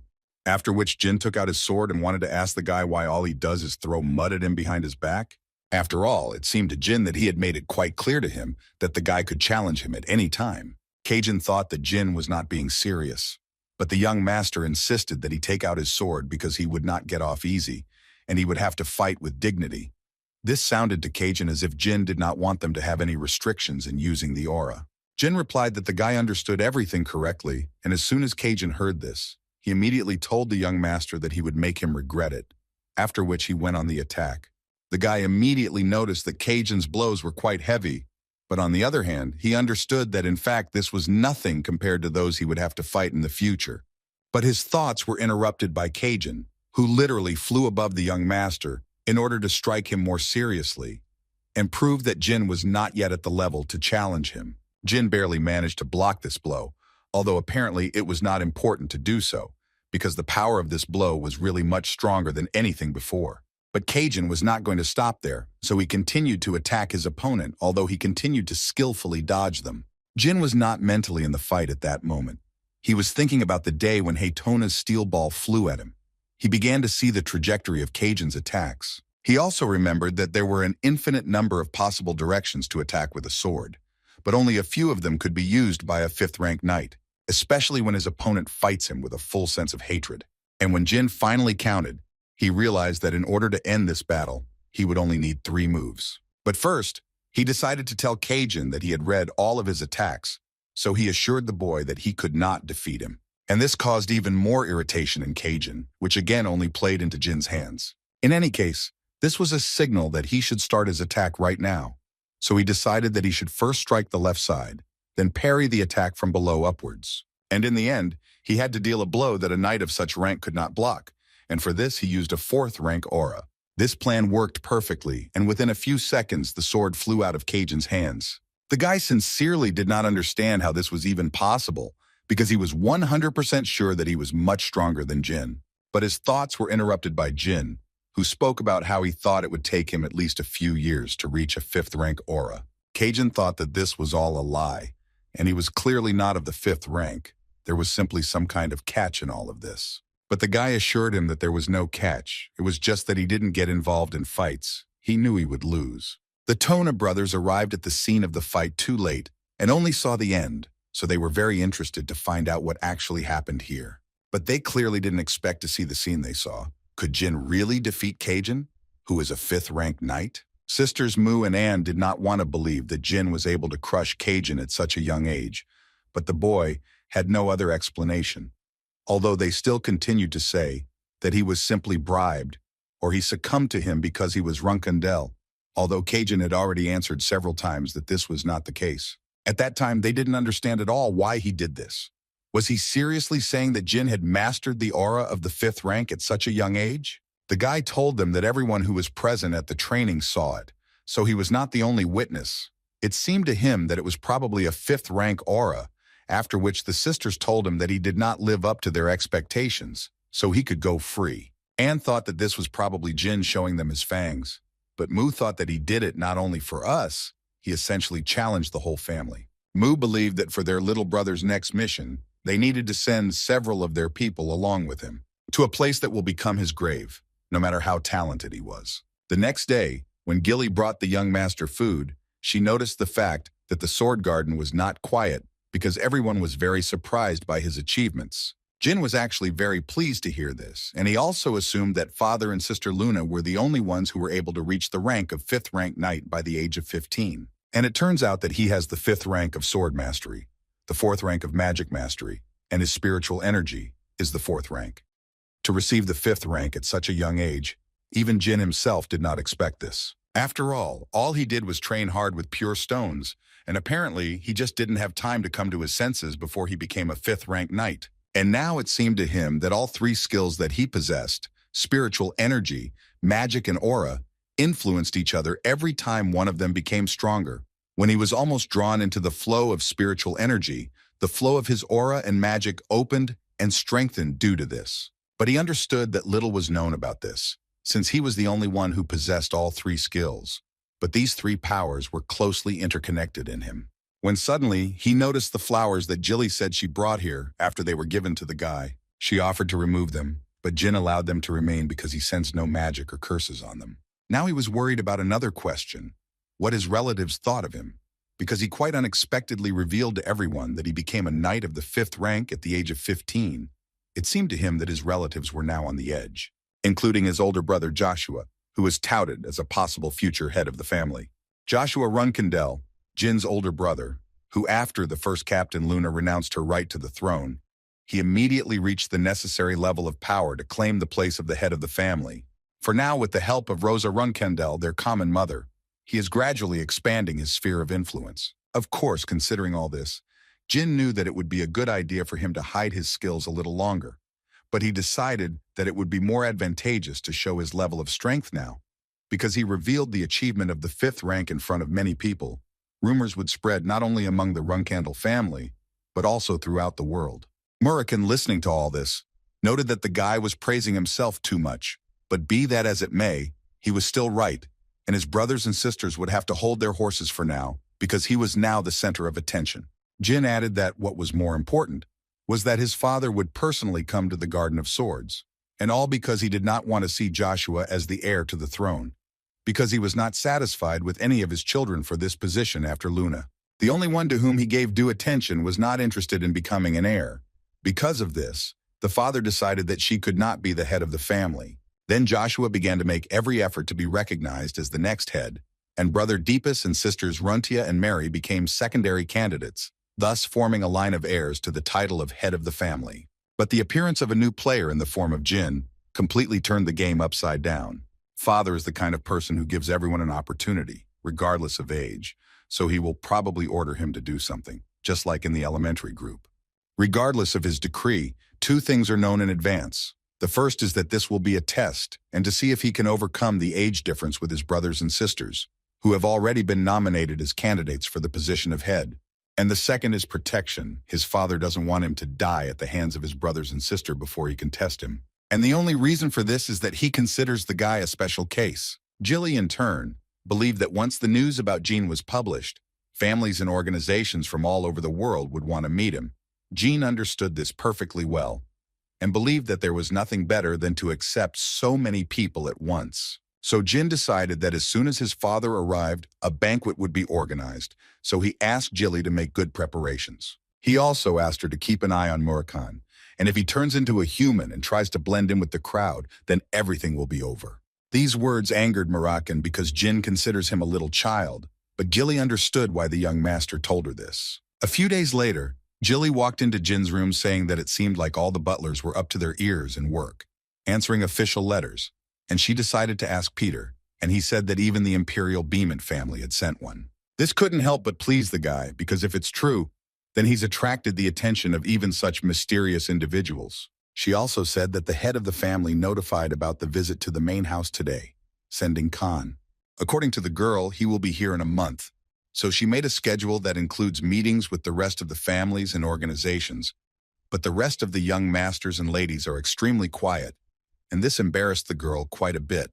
In response to this, Jean told Jilly that if they tried to do something while so much attention was on him, it would let others know that they were afraid or hated him.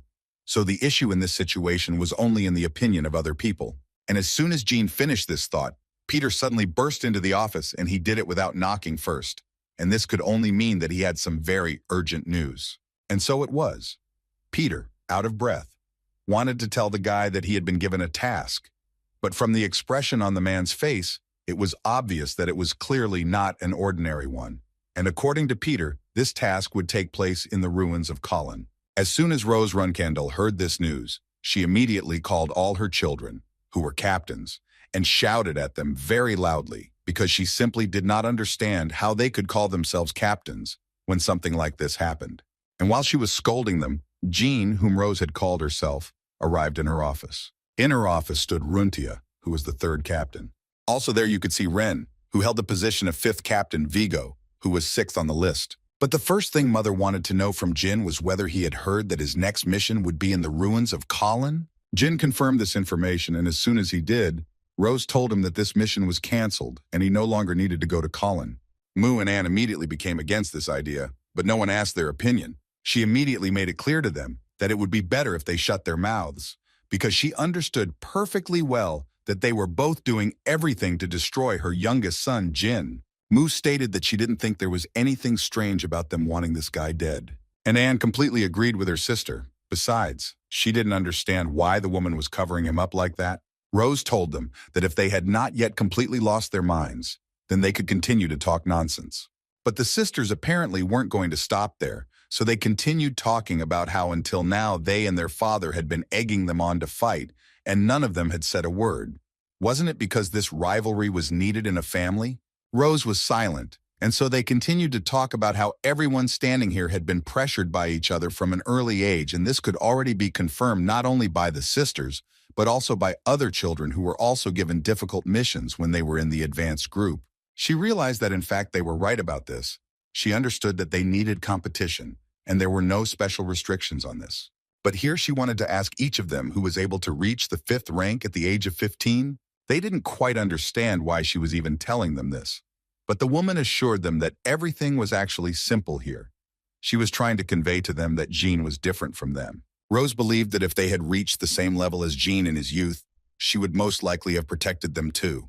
And if they still didn't understand, then she decided to say it straight out, that they were unworthy of her protection, and given their behavior after they became captains, she would not regret anything. As for Runtia, Ren and Vigo, the woman believed that they were from the same generation of captains as these two, so they were automatically responsible for the actions of these two. She especially asked Runtia to think about this, and she ordered Ren and Vigo to return one famous family sword each, which was not entirely clear to them. But apparently she spoke in plain text, after which she added that in fact she would gladly take all of their special swords, but she still wanted to hear gratitude from them for the fact that she deprived them of just one of them. And now after all this dialogue, she mentally wanted to know what John would do. After all, now that she had dragged his brothers and sisters, who were in no way connected to this situation, into this, she was interested to know whether the guy's conscience would play a role and ask him to punish himself instead of them, or whether he still felt superior to them and was happy that he had become the favorite. She wanted to see how he would deal with it, so she just waited for him to take action. Jin decided to take a different path, so he assured his mother that he liked the task that his older sisters assigned him. She couldn't believe he was saying this, knowing what kind of place it was. According to Jin, he knew that this was the territory of the Zipel family, which the Runcandel family was unable to recapture. And he also understood perfectly well how dangerous it was. But he also knew perfectly well that he had no intention of retreating. He would also like to say that he knows that this is a dangerous place, but he does not consider it unfair. On the contrary, it seems to him that this can be regarded as recognition of his strength by his sisters. Rose thought that the guy was too self-confident when she heard his opinion, or did he just want to test his own mother? But Jin tried once again to convey to her that this was not the issue, but that if the task assigned to him suddenly changed, then the followers of their family might get the impression that the hierarchy and balance of power in the Runcandel family was very flimsy. Rose thought that this reason was not entirely justified, because they had no followers who would doubt the family's actions because of such a trifle. And she saw this task as another opportunity for his sisters to harm him. And she also took into account the fact that they could not fight him directly. They could only use the power given to them. Jin agreed with her, moreover. He said that this was exactly what he was getting at, because he understood perfectly well that if he fought with the older sisters now, he would undoubtedly lose. Therefore, in order to put these two upstarts in their place, all that remains for him to do is complete this task. In short, he has only one battle in which he has a chance to win, and that is the task they gave him. All Rose could say was that any mistake in the ruins of Colin could be fatal, but even after that, Jin declared that he was completely confident in his abilities, after which he added another request, in which he wanted the swords that his brothers had to return to be given to him.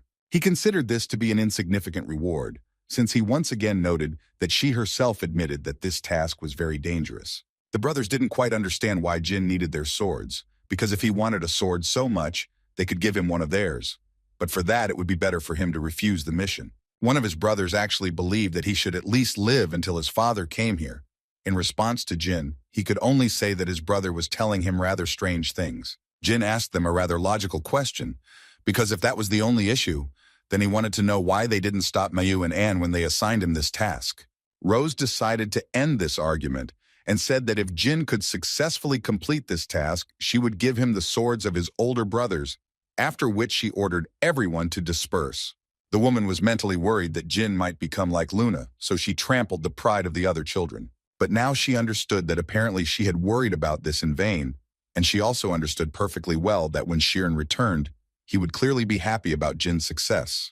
Before leaving, Anne approached Jin, wanting to know if the guy thought that luck would be on his side again. Jin answered them quite calmly that he was not really sure about that, but what he did know for sure was that he had had a hell of a lot of bad luck so far. Anne thought that this would bring an end to his casual attitude towards things, because it was not a solo mission, so at least he would not be lonely when he went to the next world. That was exactly what Anne thought. Jin was incredibly pleased that they cared about him so much, but all he could tell them was that they would see each other soon. As soon as Jin came out after this crazy meeting, he was immediately approached by guys who wanted to formally introduce themselves to him. One of them was called Mile Hass, and according to him, he would accompany him on this mission, and the second guy was called Lima Hass. They told Jin that it was an honor for them to go on a mission with him, and also Mile would like to immediately apologize for his behavior in the past, because now they were going to do everything not to disappoint him. Cajun was also on this team, and he signed up for every word the guys said and promised Jin that now he would also follow orders and try not to disappoint Jin. The young master did not try to come up with anything and simply suggested that they forget about everything and continue working together. In fact, Jin understood perfectly well that the three of them were Anne and Moo's wards, which most likely meant that the plan was to stab him in the back in a dangerous place. While Jin was thinking about this, the guys decided to instruct him about the task once again. The essence of the task was that they needed to steal the relics that are in the ruins of Kalan, and there are only 4 of them. The ruins of Kalan, once a place where thousands of native tribes lived, but now it is the territory of the Zipel family and under the control of the kingdom of Phalon. The Zipel family discovered Kalan several hundred years ago, and when they discovered the ruins, they massacred and enslaved most of the natives. Of course, now the Zipel family claims that they treat them well, but this is only so that others do not poke their noses into their affairs. From the outside, it may seem that the natives are taken into account, but they are the same slaves, and no one does anything to improve their situation, since the lives and rights of the indigenous inhabitants of Kalan are of no interest to the majority of people in this world. The only reason the Zipel family did not exterminate all the natives was to preserve the old look of Cologne and show off to atone for the sins of their past.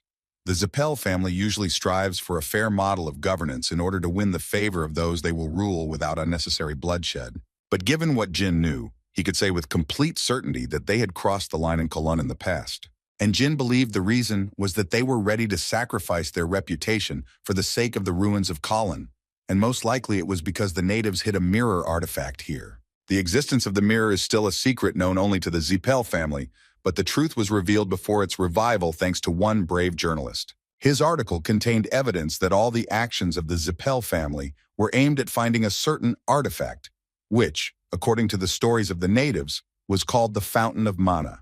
Just by looking at it, one could raise one's magical energy to the 7th rank. Using this, the Zipel family could mass-produce natural-born magicians. Jin knew that they would only be able to start doing this in 10 years, which meant that they had not yet found the Mana Fountain. But this time, Jin promised himself that he would never let the Zipel family get their hands on him. Suddenly, Jin's thoughts were interrupted when his companions told him that the magicians were returning, after which Mile added that the Zipel family barracks were located in these places, and the relics they were looking for were in the 3rd building. Cajun thought that it would not be difficult to catch them off guard, but it was worth considering that there was a magical barrier around this place.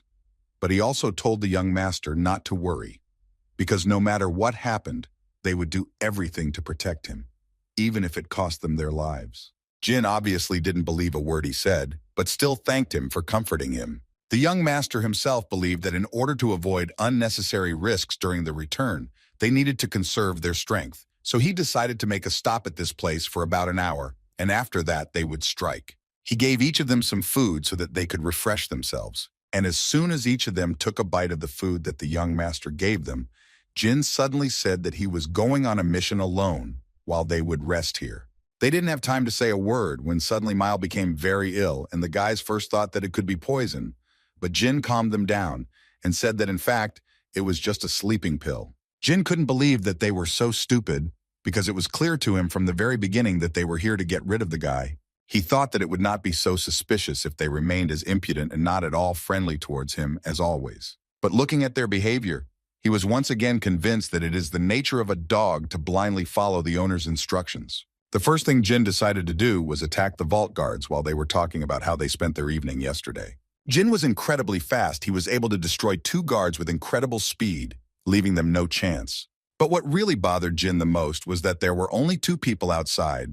He immediately had the feeling that no one was particularly guarding this place.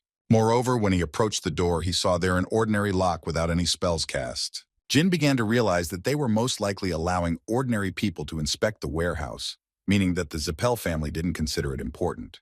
But still, the guy decided to look inside.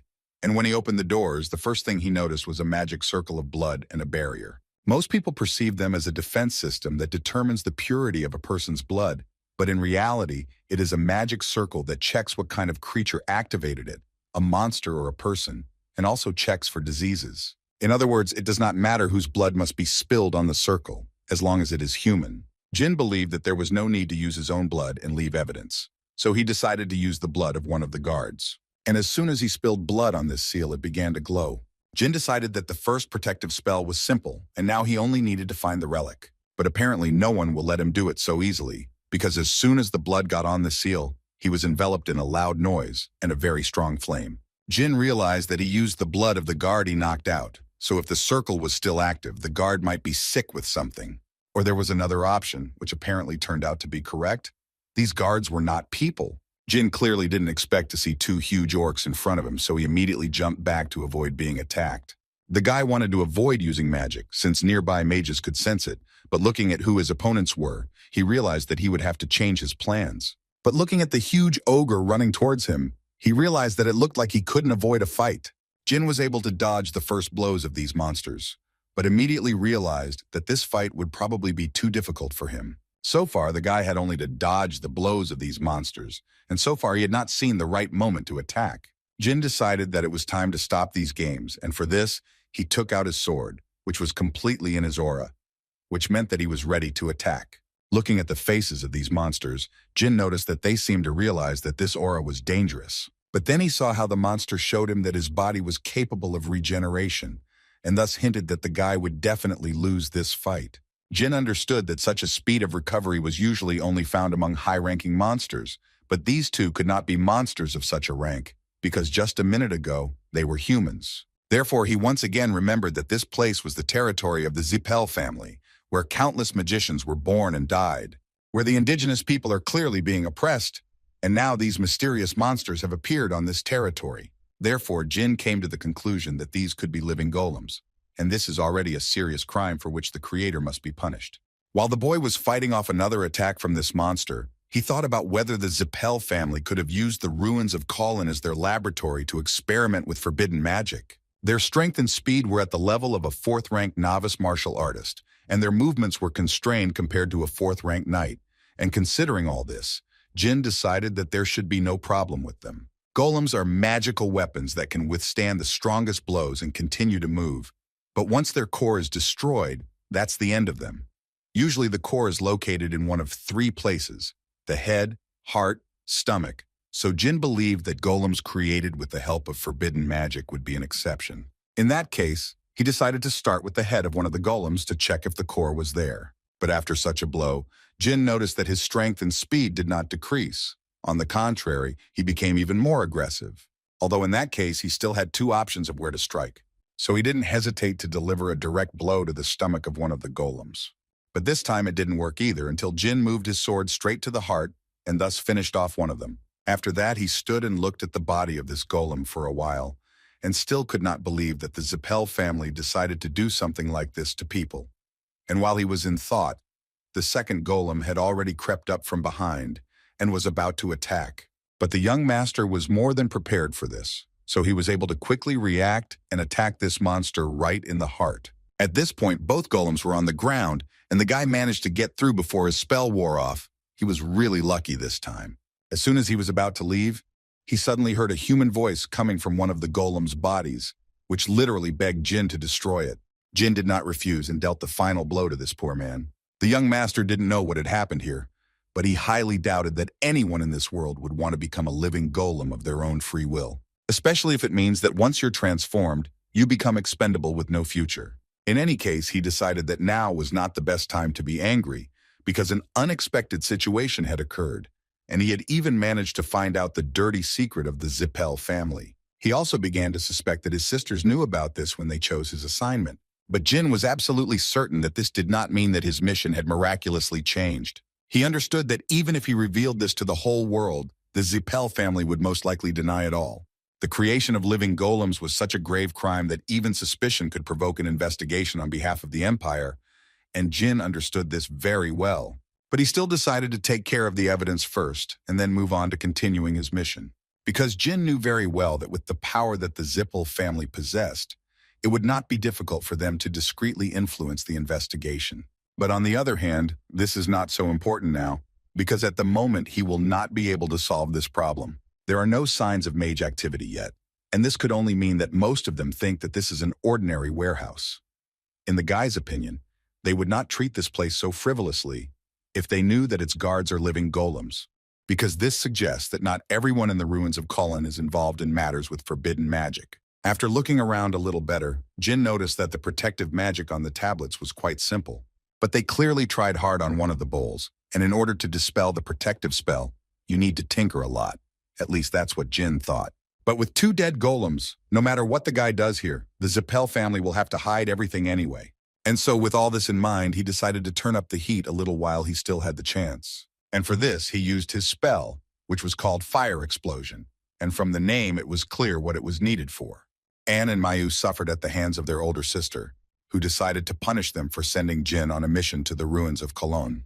Luna tried to understand why they did this because he was 10 years younger than them. They were surprised that she didn't know, but the girls shut their mouths and asked them to assume that she was asking precisely because she really didn't know, or were they like 2 captains fighting for dominance with Jin, who had only recently moved to the advanced group. They remained silent, and at that moment Luna once again reminded them that captains fight with captains and the rest fight with the rest. This is the simplest rule that they can remember. After all this, she added that they should be ashamed, because she was damn ashamed of them for calling themselves captains after everything they had done. Anne immediately reminded her that Luna had never interfered in these matters, so she believed that even she had no right to do so. In response to this, Luna only said that she would not have told them anything if they had managed to win the argument with Jin, after which she informed her sisters that Jin had just successfully completed a mission in the ruins of Kulin, and their mother should receive a report on this matter soon. And so Luna was now sure that they now understood why she said she was ashamed. After all, they just helped him move even further. She even wondered if there was a history in the Runcandel family where captains were disgraced after trying to oppress the youngest, after which she drove them away. But still before they left, she decided to add that she saw that Jin was not so merciful. So Luna advised them to look back more often, and she tells them this only because she is sincerely worried about them. Luna understood that not everything went smoothly and well between them, but she reminded them that they were still sisters, especially younger ones, so she had to take care of them. After this, Luna's nanny came in and immediately told the girl that she was very surprised at how she punished her younger sisters, and being Luna's nanny, she had the impression that she was going through puberty again. Luna was quite surprised to hear about such a puberty at her age, but the nanny noted that the girl always had a rather unusual maturation. In any case, she was worried about the young ladies, because she understood perfectly well that young Master Jin was not the type to forget about this so easily. Moreover, the woman believed that in 5 years they would not be able to defeat Master Jin in an official battle, so the nanny was interested to know if they only had 5 years left to live. Luna asked her not to say such terrible things because they were still her family, but rather she asked her to tell her what the girl asked her to know. According to the nanny, the relatives who tried to destroy Jin were not young ladies. At that time, they were in an advanced group, so they could hardly do anything. Luna agreed with her and added that it couldn't be Mary, Yona, or the Tona twins. This means that young Master Joshua, young Master Deepus, Ren, and Master Vigo remain, and of course, young Lady Runtia. The nanny immediately said that it would be difficult to find out about the rest, except for the young masters Ren and Vigo. And Luna understood this perfectly well because there was a fairly solid foundation under them all. So there was a good chance that they would get nothing from them except a headache. And so Luna decided that for now, the best option would be to simply observe, because they could get into trouble if they dug into them without good reason. Nanny Luna noted that this was a rather wise decision, Even despite the assassination attempt, young Master Jin grew up healthy, so there was no need to worry about him too much. Meanwhile, Jin returned to his room and was happy to tell Gilly and Murakan about this. The girl was incredibly happy to see him, and she was also happy to see that he returned safe and sound. Jin assured her that everything was fine from the start. He had already become quite strong, so much so that even Gilly would soon not be able to defeat him. But Gilly still believed that it was a dangerous place, and if something happened to him, she would devote the rest of her life to revenge. Murakan immediately intervened in this dialogue and asked the strawberry pie not to say such terrible things, after which he wanted to ask Jin if he had filled out the report properly. Jin replied to him that now everyone thinks that everything worked out thanks to outside help, but he doesn't give a damn about it because at the moment, there is something more important. After which he put a jar on the table, inside of which was the living heart of a golem. Murakan immediately noticed that Jin was very lucky, considering that he returned without a single scratch. The Shadow Dragon thought that the golem was not very successful, but he was more interested in finding out where Jin found it. According to the guy, 2 warehouse guards turned into monsters and attacked him. He also did not forget to mention that they regenerated no matter where he hit them, and when he pierced their hearts, this fell out of them. Murakan was clearly not happy to hear that Jin had encountered a living golem after all. First he saw a grave giant and now a golem. He didn't even have a rough idea what these guys from the Zipel family were planning. He then told Jin that if what he was saying was true, then it was the work of the Zipel family. Murakan also asked the guy not to make a tight schedule for himself, because they would probably need to go back to Cologne, because Murakan thinks it's worth asking them personally what they're up to. Jin, hearing this, thought that he really didn't want to go back there, but on the other hand, he would go there with Murakan, so he most likely wouldn't be in any danger. He also didn't forget that if they were very lucky, he might even be able to find a mana fountain, so he agreed to Murakan's offer and promised him that he would try to devote his time to it. After the mission was completed, Cajun and the Haas brothers themselves returned to the Runcandel family, but Mew and Anne revoked their status as cadets and expelled them from the family. And as you know, expulsion is a very severe punishment for cadets who technically completed their mission, but no one argued with them. A few months after this incident, Jed stopped Jin at one point during training and told him that from today, his training with pure stones was officially over, and from tomorrow, only the Tona brothers should come here. He also added that morning training with the rest of the cadets no longer brought him any benefit, so next week, he would have a conversation with the head of the family. The Tona brothers couldn't believe that their father was going to promote Jin to the rank of provisional captain so early. They also knew very well that being in this rank, he would have to leave the Runcandel family in order to gain enough honor to become a full-fledged captain, and all this time, he would have to act alone without the support of his family. Jin, although he didn't show it, was actually very happy about this news, because now he wouldn't have to worry about the others, and he could finally become stronger as he wanted. The leader and his small army were returning home, and one of his wards informed him that they would arrive at the Sword Garden within 2 hours. In response to this, Heron said that his youngest son continues to interfere with his training, and he would like to stay in the Black Sea for at least 10 years. If his assistant's words were to be believed, he had immediately felt that young Master Jin had been an extraordinary child ever since the time of the formidable castle. But even he had not thought that it would be to such an extent, because the young master's actions in the Sword Garden were especially shocking. His fighting spirit is abnormal, and when he first entered the Thunder Castle, despite being a child, his eyes were full of discontent. Although Heron then noticed that he tried in every possible way to hide it, he still failed to do so. The man didn't think he could forget how Jin provoked his brothers and sisters as soon as he entered the Sword Garden. Although no one taught him this, he literally instinctively understood how to break his opponents. The other children of Shiren knew about this very well, and even tried to keep Jin under control. But one look at this guy was enough to understand that they failed. Even though his elders sent him to his death, he still continued to come back stronger, becoming a 5th-rank knight. Shiren was most surprised by the first mission, rather than Mammoth or the ruins of Cullen, because he won the battle against a warrior from the White Wolf tribe. Shiren could of course imagine that Jin would destroy this wolf using his subordinates as a shield, but for him to destroy him alone, that was a surprise for him. The man believed that with this action he had succeeded in proving the essence of his principles. Although Shiren's charges did not believe that the boy could single-handedly deal with the warrior of the White tribe, the man still wanted to meet this guy as soon as possible and talk to him. During these conversations, they quickly arrived at the Sword Garden, where the head of the family was greeted according to all standards. Rose was the first to meet her husband, saying that they were all really looking forward to their head of the house, in response to which Heron praised her preparation for the meeting.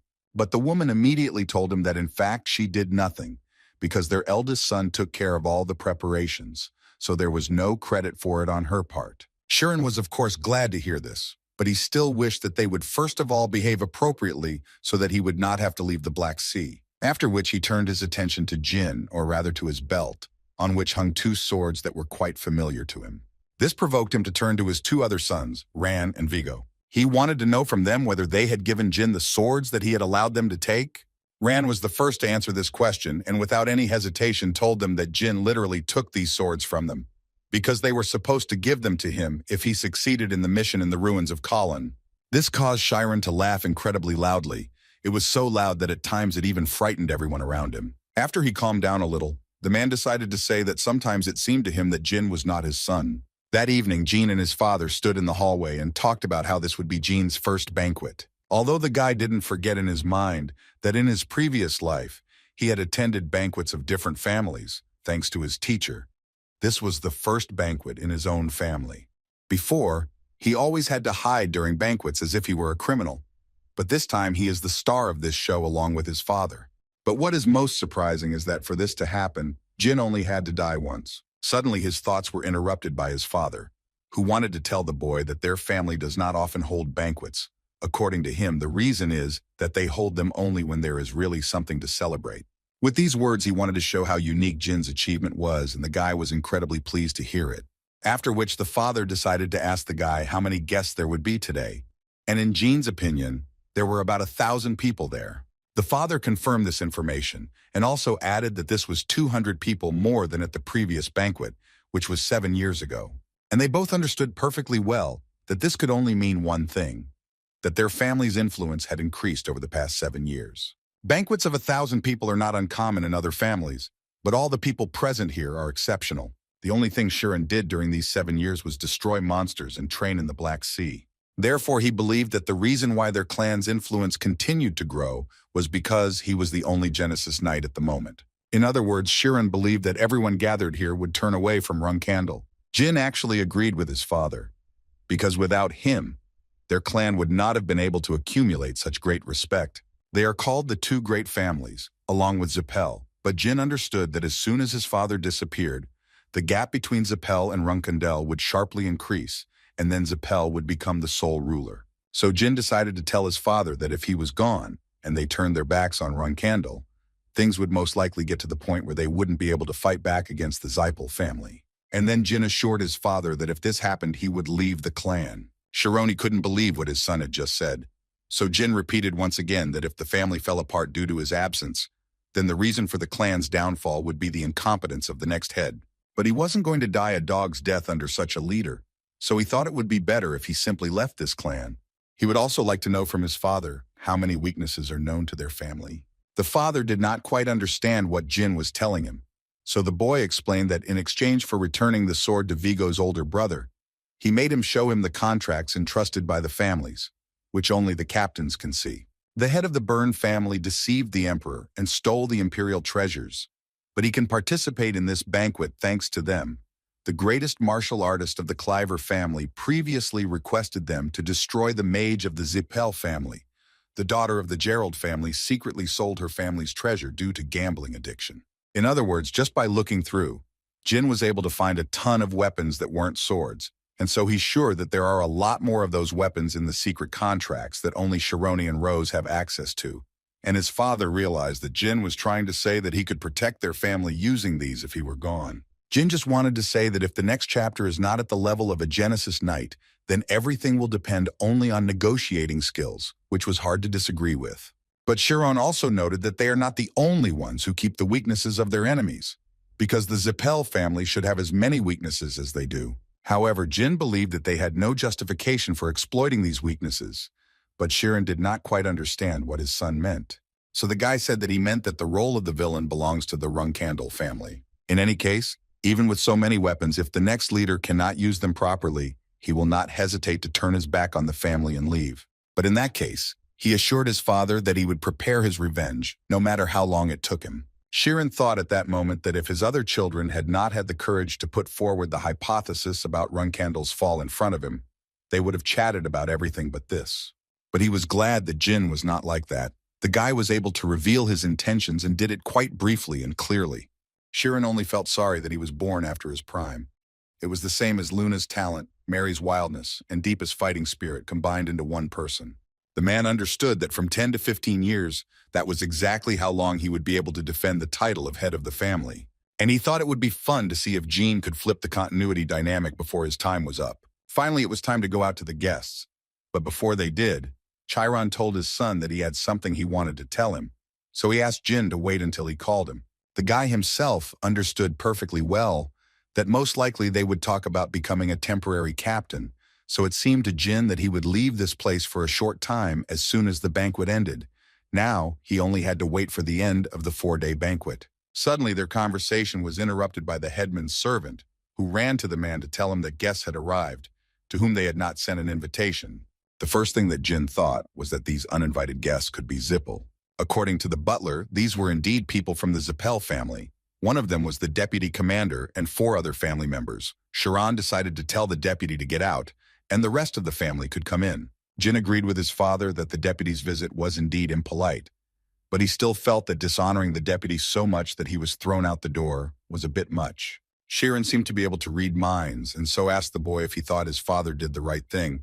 Jin decided to say that it was refreshing, after which he added that most likely at that moment when the deputy commander is overcome by emotions and is about to leave, he will ignore permission for his family to enter. Sheeran agreed with him, and he also believed that the deputy would have to listen to his order. Otherwise, he would return home without both legs. In any case, it was time to start the banquet, and as soon as Chiron came out to the public, the first thing he did was thank everyone who had been able to overcome this path today to get here. He then went on to say that he was incredibly grateful to have had such a talented son in recent years, so he would first like to thank his youngest son, Jean Runcandel. After which he decided to remind all the guests that at such banquets, there are only 2 rules that they must follow. If they start a fight while drunk, they will be immediately escorted to the arena by knights, and the loser must surrender, and the winner must show mercy, because it is still a banquet. Now Jin understood that this was the very banquet of fateful meetings. It's a gathering of thousands of people who control an entire continent. These people are connected to each other in a complex way. If they were having a normal banquet, they would just passive-aggressively treat each other before returning. But this is a banquet that is held in the Sword Garden. As long as they follow the 2 rules set by their father, they cannot go as far as destroying their enemy, but they can beat him to a critical state, in which case they can even gain official superiority.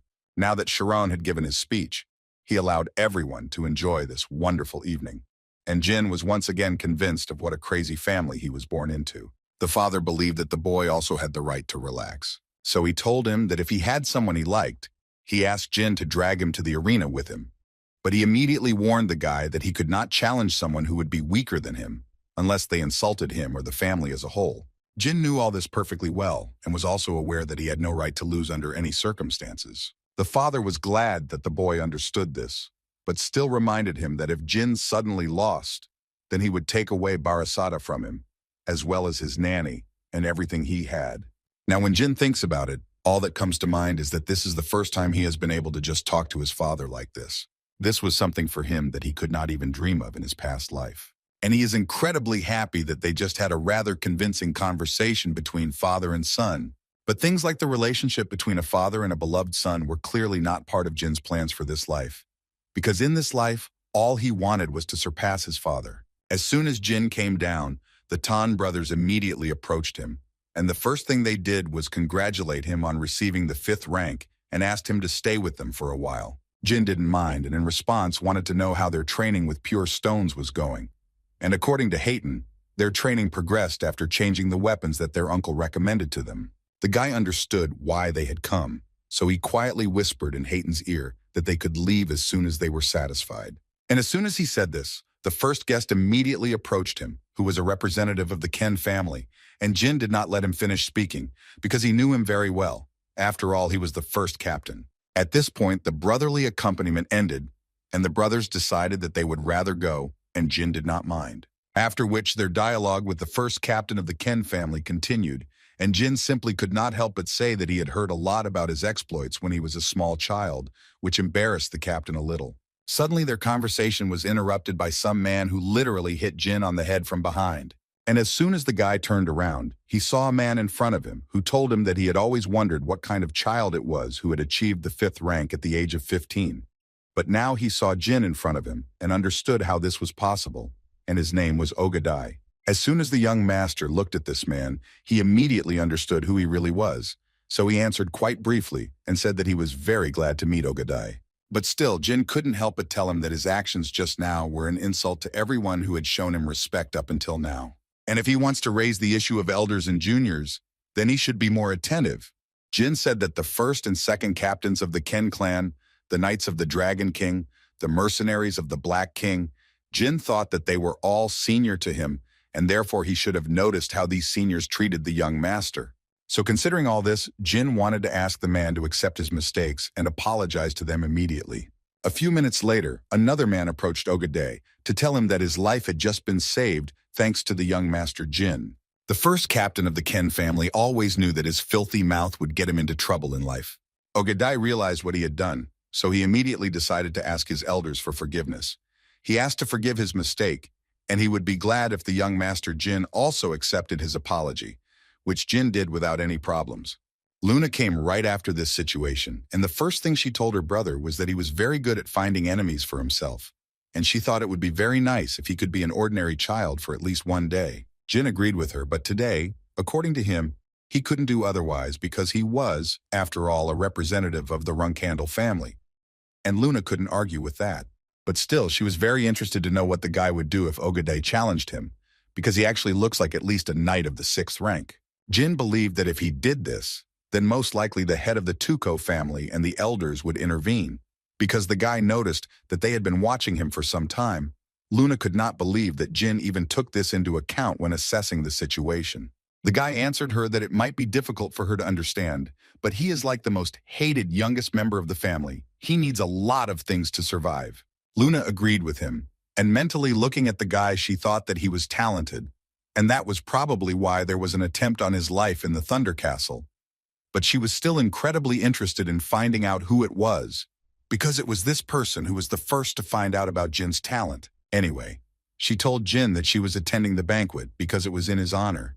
But unfortunately, she was too bored, so she told Jin that it was time to do something more fun. Jin realized that she was about to leave, and Luna confirmed this. She also told him that he was not tall enough to be her dance partner. But when he grew up, she promised him that she would take him to a good place. And before she left, Luna felt that she should leave a message for the people, just like Jin did. Although the guy didn't quite understand what she meant, she took the guy by the head and hugged him slightly. This was unexpected even for Jin himself. The girl explained to him that she had done it so that others would understand how much she valued him. Now it seemed to her that people would be less rude to him, out of fear of her. In fact, Luna knew what she was doing because as soon as she hugged her brother, a large number of people actually paid attention to them, who did not even know that the white whale valued his brother so much. Sir Vikashel stood next to his companion and listened as he literally was ready to explode on the spot from how much he liked Lady Luna. He even decided that today he needed to write a poem for Lady Luna, which he would sing all night. Margella Ivliano, who was Vishkal's younger sister, approached Bubar and asked him not to be so harsh. At that moment, Jin realized that it was actually very difficult for him to act like a master. However, he was more interested in the question of where these damn Zipels were. The fact that he had to look for them himself did not suit the guy at all, and even irritated him a little. Suddenly, the guy's thoughts were interrupted by a young lady, who politely approached the rising star of the Runcandel family and asked to have a drink with her. It was Cirrus and Dorma from the Ice Palace who suddenly appeared in front of the guy. She was apparently in a great mood, smiling once and repeating several times that she was very glad to meet Jean Runcandel in person. Jin responded by telling her that she was the daughter of the mistress of the Ice Palace, and that it was, on the contrary, an honor for him to meet such a person. The girl wanted to ask the guy, first of all, how he was able to achieve such skill at such a young age. She even admitted that it made her envy him, but Jin tried to push everything off as a blessing, after which he again mentioned the Ice Palace, which he also considered to have a blessed lineage, and he cannot even imagine how the mistress of the Ice Palace values her, because she is her only daughter. And since Jin is the youngest of all the brothers and sisters, he is the only one to be envied. He honestly admitted to her that having so many relatives was incredibly tiring, and in his mind he was sure that she recognized him. But he did not understand why she did not mention Mamet. Jin was sure that it was impossible for her not to recognize him, because there was a little ash on his face. When suddenly his thoughts were interrupted when she said that she wanted to ask him something, after which she put down the glass with the drink and asked her question, in which she wanted to know from the guy how his injured leg was doing. Jin answered her without hesitation that she was completely fine, and all thanks to the amazing person who personally rubbed the medicine into him, for which he was incredibly grateful and did not even know how to repay this service. Cirrus was only surprised at how shameless the guy was. And now that they had figured it out, she wanted to ask the guy why he was in Mamita. Cirrus thought she deserved an explanation. After all, according to her, they were never able to find the terrorist magician, and this greatly hurt her pride, and also made her wonder whether the culprit was the young man she let go. Jin smiled and reminded her that he was from the Runcandel family, and as she could see, he didn't look like a suspect at all, since he was sure that she knew about his family very well. She immediately stated that she did not consider him a suspect. She just wanted to say that it changes everything if he was on a mission for Runcandel and hired a mage because they could not cope themselves. She also said that among the people who were in the inn, the only ones who could be a target for the Runcandel family were the members of the Ice Palace, and she, as the captain of the 7 Swords of the Ice Palace, could not leave such things without personal attention. Jin understood that the girl thought wrongly that he was hunting for a member of the Ice Palace, and she was not entirely wrong, since he injured them while trying to destroy Alcaro. But he still answered her that he didn't quite understand how this testified against him. Wasn't everything she said just a hypothesis? Cirrus understood from this answer that apparently the guy was going to deny it until the very end, and in fact she had a plan for this case, which was to drag the guy into the arena and beat the whole truth out of him there. So she confidently challenged Jean Runcandel to a duel in front of all the guests. In response to this, Jin told her that his father warned him that he should not fight those who seem weaker than him. But since the girl wants to fight so much, he simply has no choice but to accept this challenge. After some time, they went down to the arena, and the young master ordered that only doctors be left there. He also asked to be given 2 decent swords and to seal the arena until they finished the fight. Jin knew that battle-crazed people and passers-by would come running here after midnight, and she was the daughter of the mistress of the Ice Palace, so it seemed to him that it would be too cruel to beat her while everyone was watching. Before the fight, Cirrus asked her opponent to promise her something, after which she added that if she won, he would have to tell her everything that happened in Mamita that day without any lies. And Jin promised this to the girl without any problems. In response, he asked her if he won to confirm the fact that they had not met that day. And upon hearing this, the girl immediately understood that he had something to hide. In any case, it's more important for her to think about something other than that now, since Jin has already started attacking her. The guy was confident of his victory until he saw the girl use a unique ability for the Endorma family, which is called Myriad Ice Blades. Jin immediately realized that the fight would probably be interesting, because he couldn't even imagine that the girl would use her most powerful technique from the very beginning. After which he added that he didn't even know what to do, because he, as the youngest son of the Runcandel family, had not had time to study the secret techniques of his family. Cirrus clearly didn't like this kind of joke, so she responded to him rather sharply and told the guy that this was actually his problem. She then continued to attack him, thinking that the guy was definitely a rank 5, since he looked like he could barely block, but as they exchanged blows, his true skills became apparent. But she still thought it was useless because she thought that the difference of 1 rank could be easily compensated by performing the 3rd form of Myriad Ice Blades. Since she understood that she was weaker and had less stamina, she would hardly be able to handle this fight, so she decided that when he tried to counterattack after reading her attacks, she would switch and finish him off. At that moment, Jin understood that Cirrus was still a 4th rank knight, and even if she could use myriads of ice blades, she would still lag behind him in attack and defense. Realizing the difference between them, Jin was sure that she was preparing a strike to change the course of events, so he bet that she would use her secret technique. But he did not know how powerful the myriad of ice blades could be, so he understood that he would probably have to use his own secret technique. Among the dozens of secret techniques he read in Thunder Castle, the most powerful among the various secret techniques he received. While Jin was thinking about this, Cirrus suddenly disappeared from his field of vision, and he only heard words from her in which she said that his end had come. The girl decided to use her maximum, so she used a myriad of ice blades of the 3rd form, which literally created an entire avalanche. It was hard for Jin to withstand such attacks, because he understood perfectly well that it was an aura that turned into ice shards. But all this at one point began to amuse the guy, because he understood that this was the girl's maximum.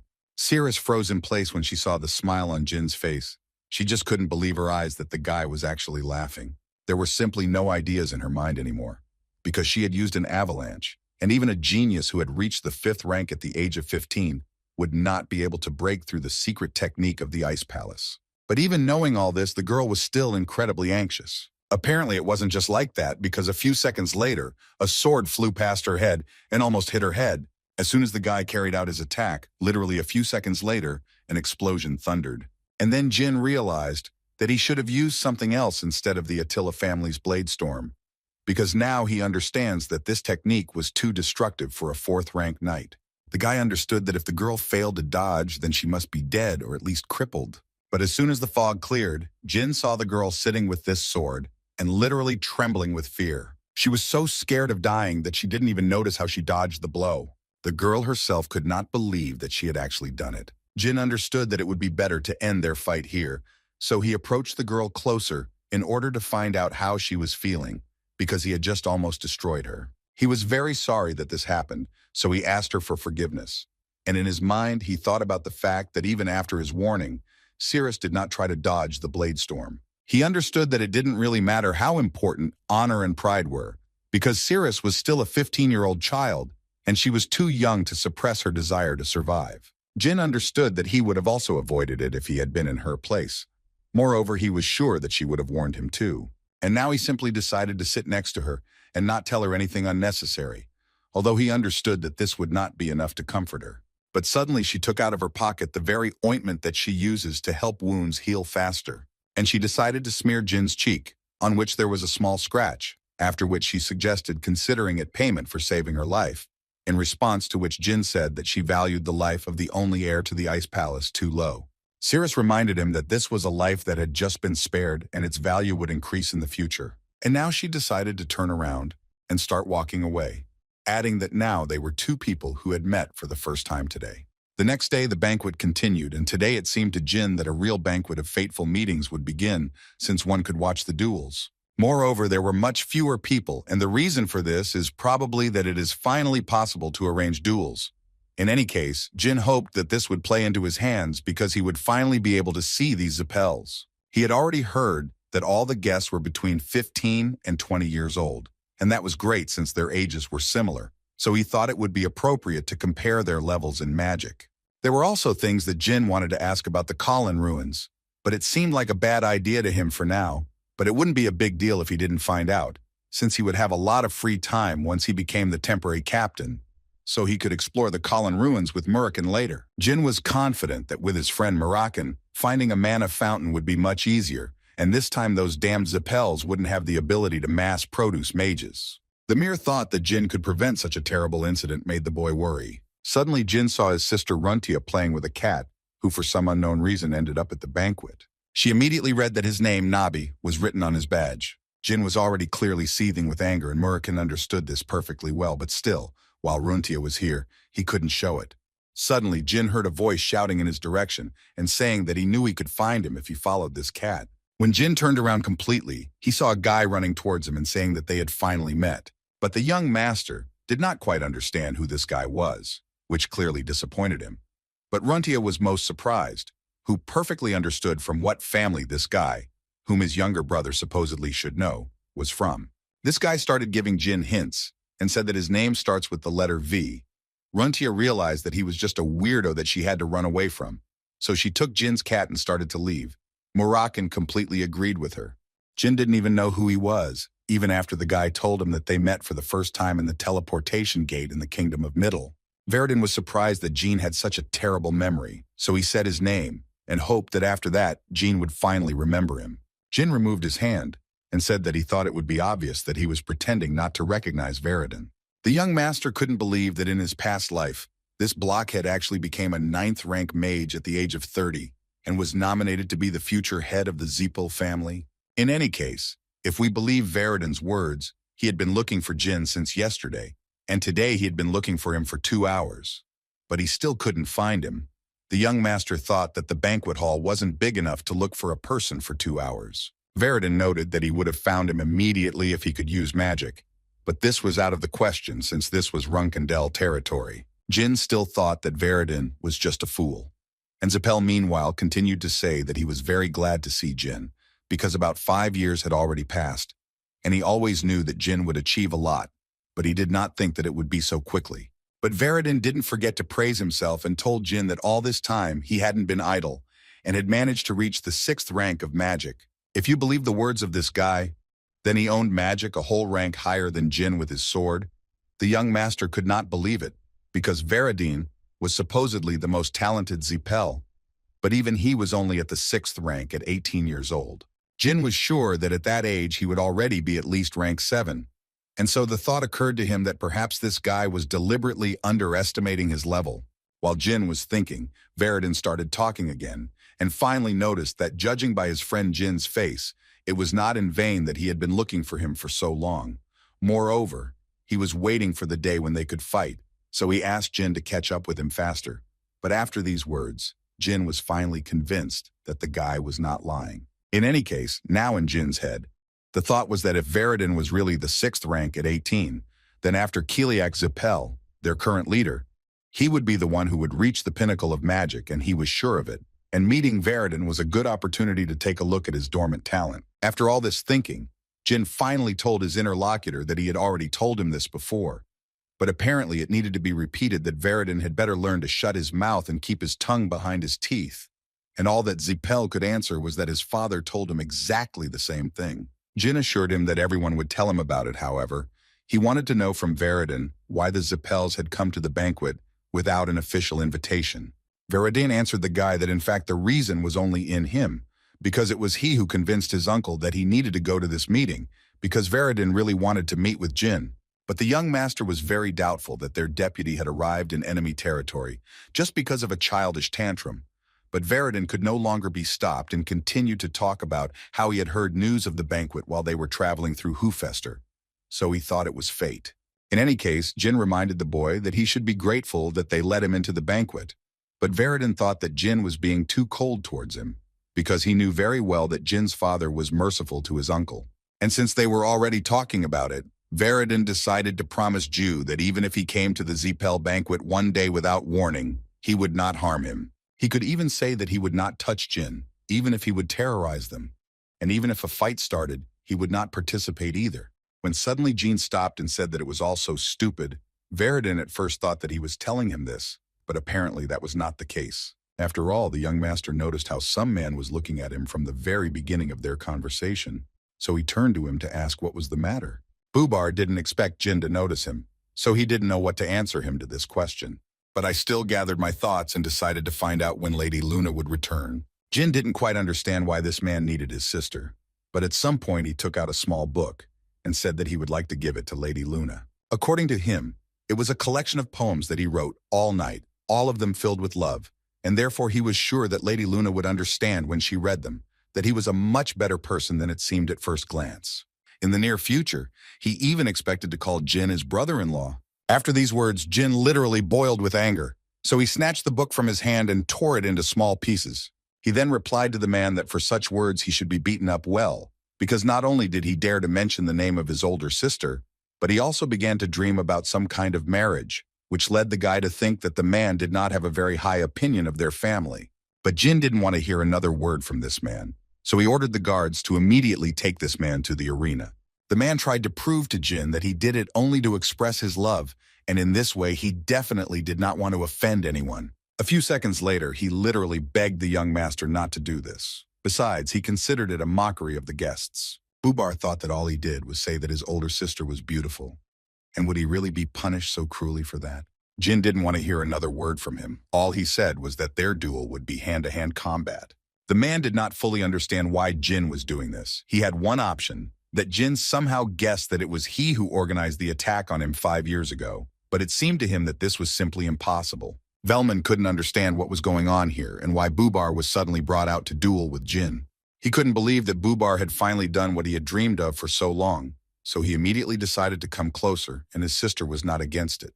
Veridin, meanwhile, once again convinced himself that pestering his uncle to let him come here was probably a pretty good idea, since he didn't even think he'd be able to meet the heir to the Ice Palace. But Cirrus apparently didn't really want to talk to him, so she immediately asked him to leave. And then the center of attention at this banquet was rising star Jean Runcandel, who would be participating in the duel. There were some problems with introducing Jin's opponent because no one had ever seen the man before. Veridin had only heard that this man had arrived with a group from the Ivliano family, and despite his appearance, the boy thought that he could be a very capable fighter. Bubar was still trying to ask young Master Jin to at least introduce himself before the duel, but apparently Jin was not going to give him such a chance because he had already started attacking him. And before the man could introduce himself, Jin struck him right in the face. The young master asked him to shut his mouth because he didn't even want to know the man's name. This caused excessive anger in Bubar, who finally realized that this conflict could no longer be resolved with words, so he decided to also start attacking the guy. Although Jin managed to dodge the first blow, the guy noticed that his opponent was about rank 6, and that was already problematic. Cirrus also noticed that young Master Jin had chosen someone stronger, and it seemed like the fat man's main focus was on fighting. Bubar still managed to land a precise blow to Jin's face, and as soon as he did so, he immediately began to shout at the guy that he didn't dare raise his hand against him with such meager abilities. He also wanted to say that he made Jin lie on the ground and cry for mercy, but he didn't have time. The young master began to strike him with dozens of blows, which Bubar barely managed to block. Veridin immediately understood why Jin had started a series of attacks after forcing him to let his guard down. He thought it was a great idea. Cirrus thought the end of this fight was very near. Margiela suddenly started talking to her older brother about how she understood correctly that the winner had already been determined, and she couldn't believe that Jean could beat someone like that after he had already lost the duel. Besides, she believed that Bubar was much weaker than the young Master Jin, and she did not understand why her brother just sat and watched all this, although Vishkal tried to prove to her that Bubar was not weak. But she didn't even want to hear it. All she needed at the moment was for her elder brother to teach young Master Jin a lesson, using more noble methods than young Master Jin. Vishkal couldn't believe that his sister wanted exactly this from him, but he still had to agree, so he turned to Jin and asked him to let the poor fat man go and fight him better. As soon as Jin saw his opponent, he immediately thought that this would be a duel against a knight of the 7th rank, which meant that whether he won or lost, for him this fight would be with dignity. Furthermore, he believed that simply being able to gain first-hand experience in combat with the Ivliano family's swordsmanship would be a good lesson for him. After all, the previous head of the Ivliano family was someone that even his father considered strong. However, his attention was more drawn to the amusing young lady Margiela, who even put her brother in a difficult position to watch this fight.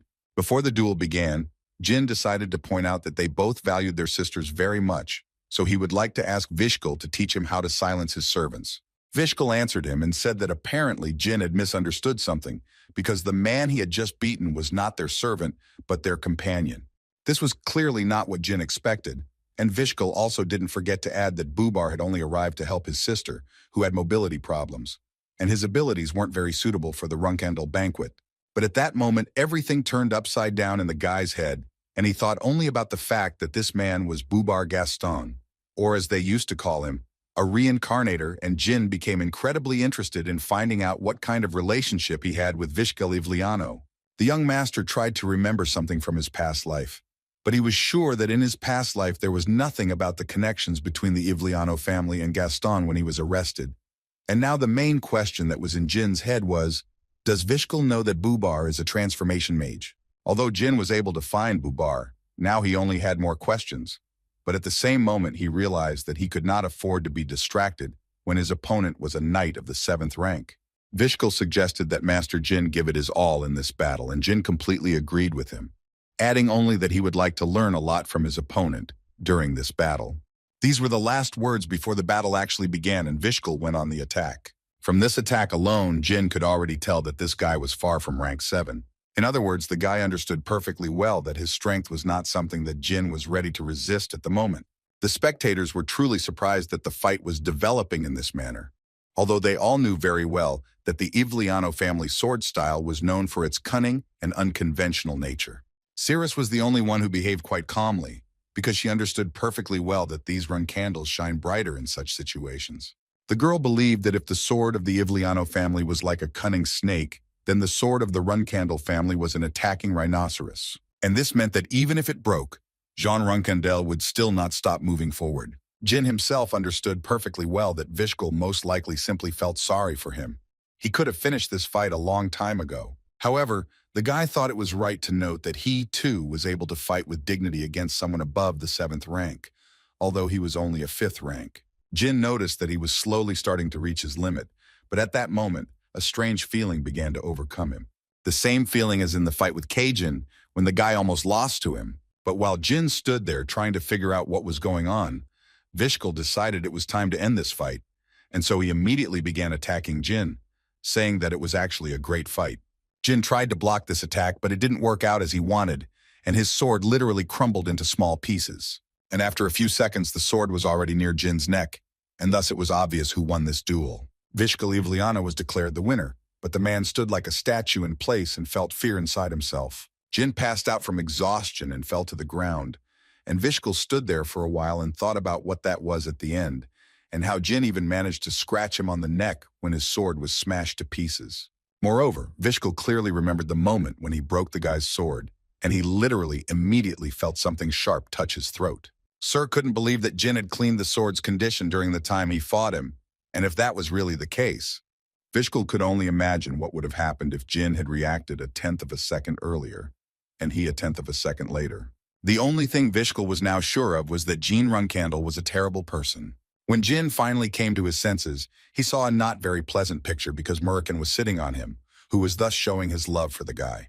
The guy clearly didn't like this, so he asked Murakan to get off his head, after which Jin noticed that he fainted immediately after the fight with Vishkal, and apparently he was brought straight to his room. Jilly was glad that Jin finally woke up, because according to the girl, the guy slept for 2 whole days. Jin was upset about this, because he understood that the banquet would end, but it seemed he didn't even have time to greet the guests who came to him. But Gilly assured him that he should not think so, because for the last 2 days, the duel between him and Sir Vishkal had been a hotly discussed topic, and that in itself was sufficient recognition, and all because at the end the master showed the heart of the sword, which surprised the audience, and the fact that he could do this at the end of the battle with the knights of the 8th rank surprised himself. Jin was glad to hear this, although he understood that this was not the perfect heart of the sword, but he still got what he wanted from it, and now the days when he was under the guidance of Sister Luna are making themselves felt. Although, to be honest, Jin didn't even understand the training itself at first. He couldn't even think that it would help him in this way. Jin understood that it was only at the level where it was activated only in extreme situations. But on the other hand, he understood that he should not be impatient, because the very fact that he was able to fight with an 8th rank knight was already amazing. Besides, to sum it up, he learned a lot from this banquet. For example, he confirmed Veridin's status in Zipel and compared his magical level with his own. Also gained something like friendship with the heiress of the Ice Palace.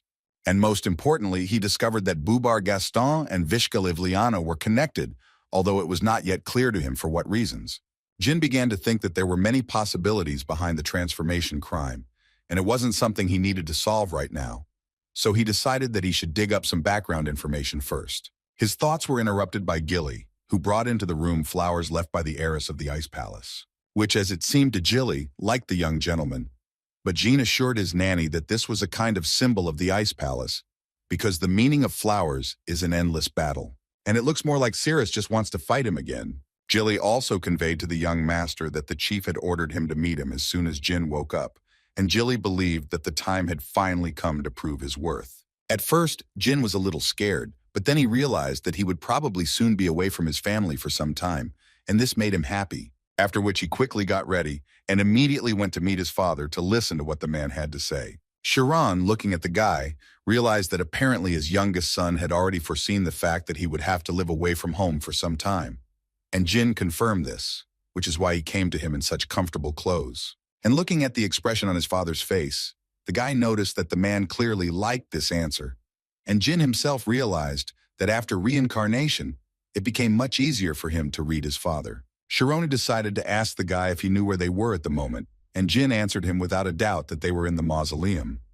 People who have done great things for the family can enter this place through the Sword Garden. Also buried there are the heroes of the family who achieved greatness. In other words, Chiron would call it a land for those who have protected their family for thousands of years. And what is interesting for the head of the family is that the first head of Temar Runcandel was not buried here, and his grave is also not in the Garden of Swords. After which Heron added that the dark power that Jin currently possesses is the main reason why they cannot read the first chapter. After his death, they entered into a humiliating agreement with the Zipel clan, after which they would never be able to use magic again, and would not be able to honor the ancestors who did so. As a result, the Zipel gods united and placed a curse on Runcandel's blood, and now everyone who was born after the first chapter cannot use magic. Heron reminded the guy that he didn't ask him how he was able to defeat the Tun brothers with his aura. Jin remembered this very well, because then he even lied that he would use this power in the name of the family. Now Heron would like to know if the guy hears Soldrid's voice, and according to the guy, the dark magician calls him a contractor, although Jin mentally understood that in this life, he did not hear his voice.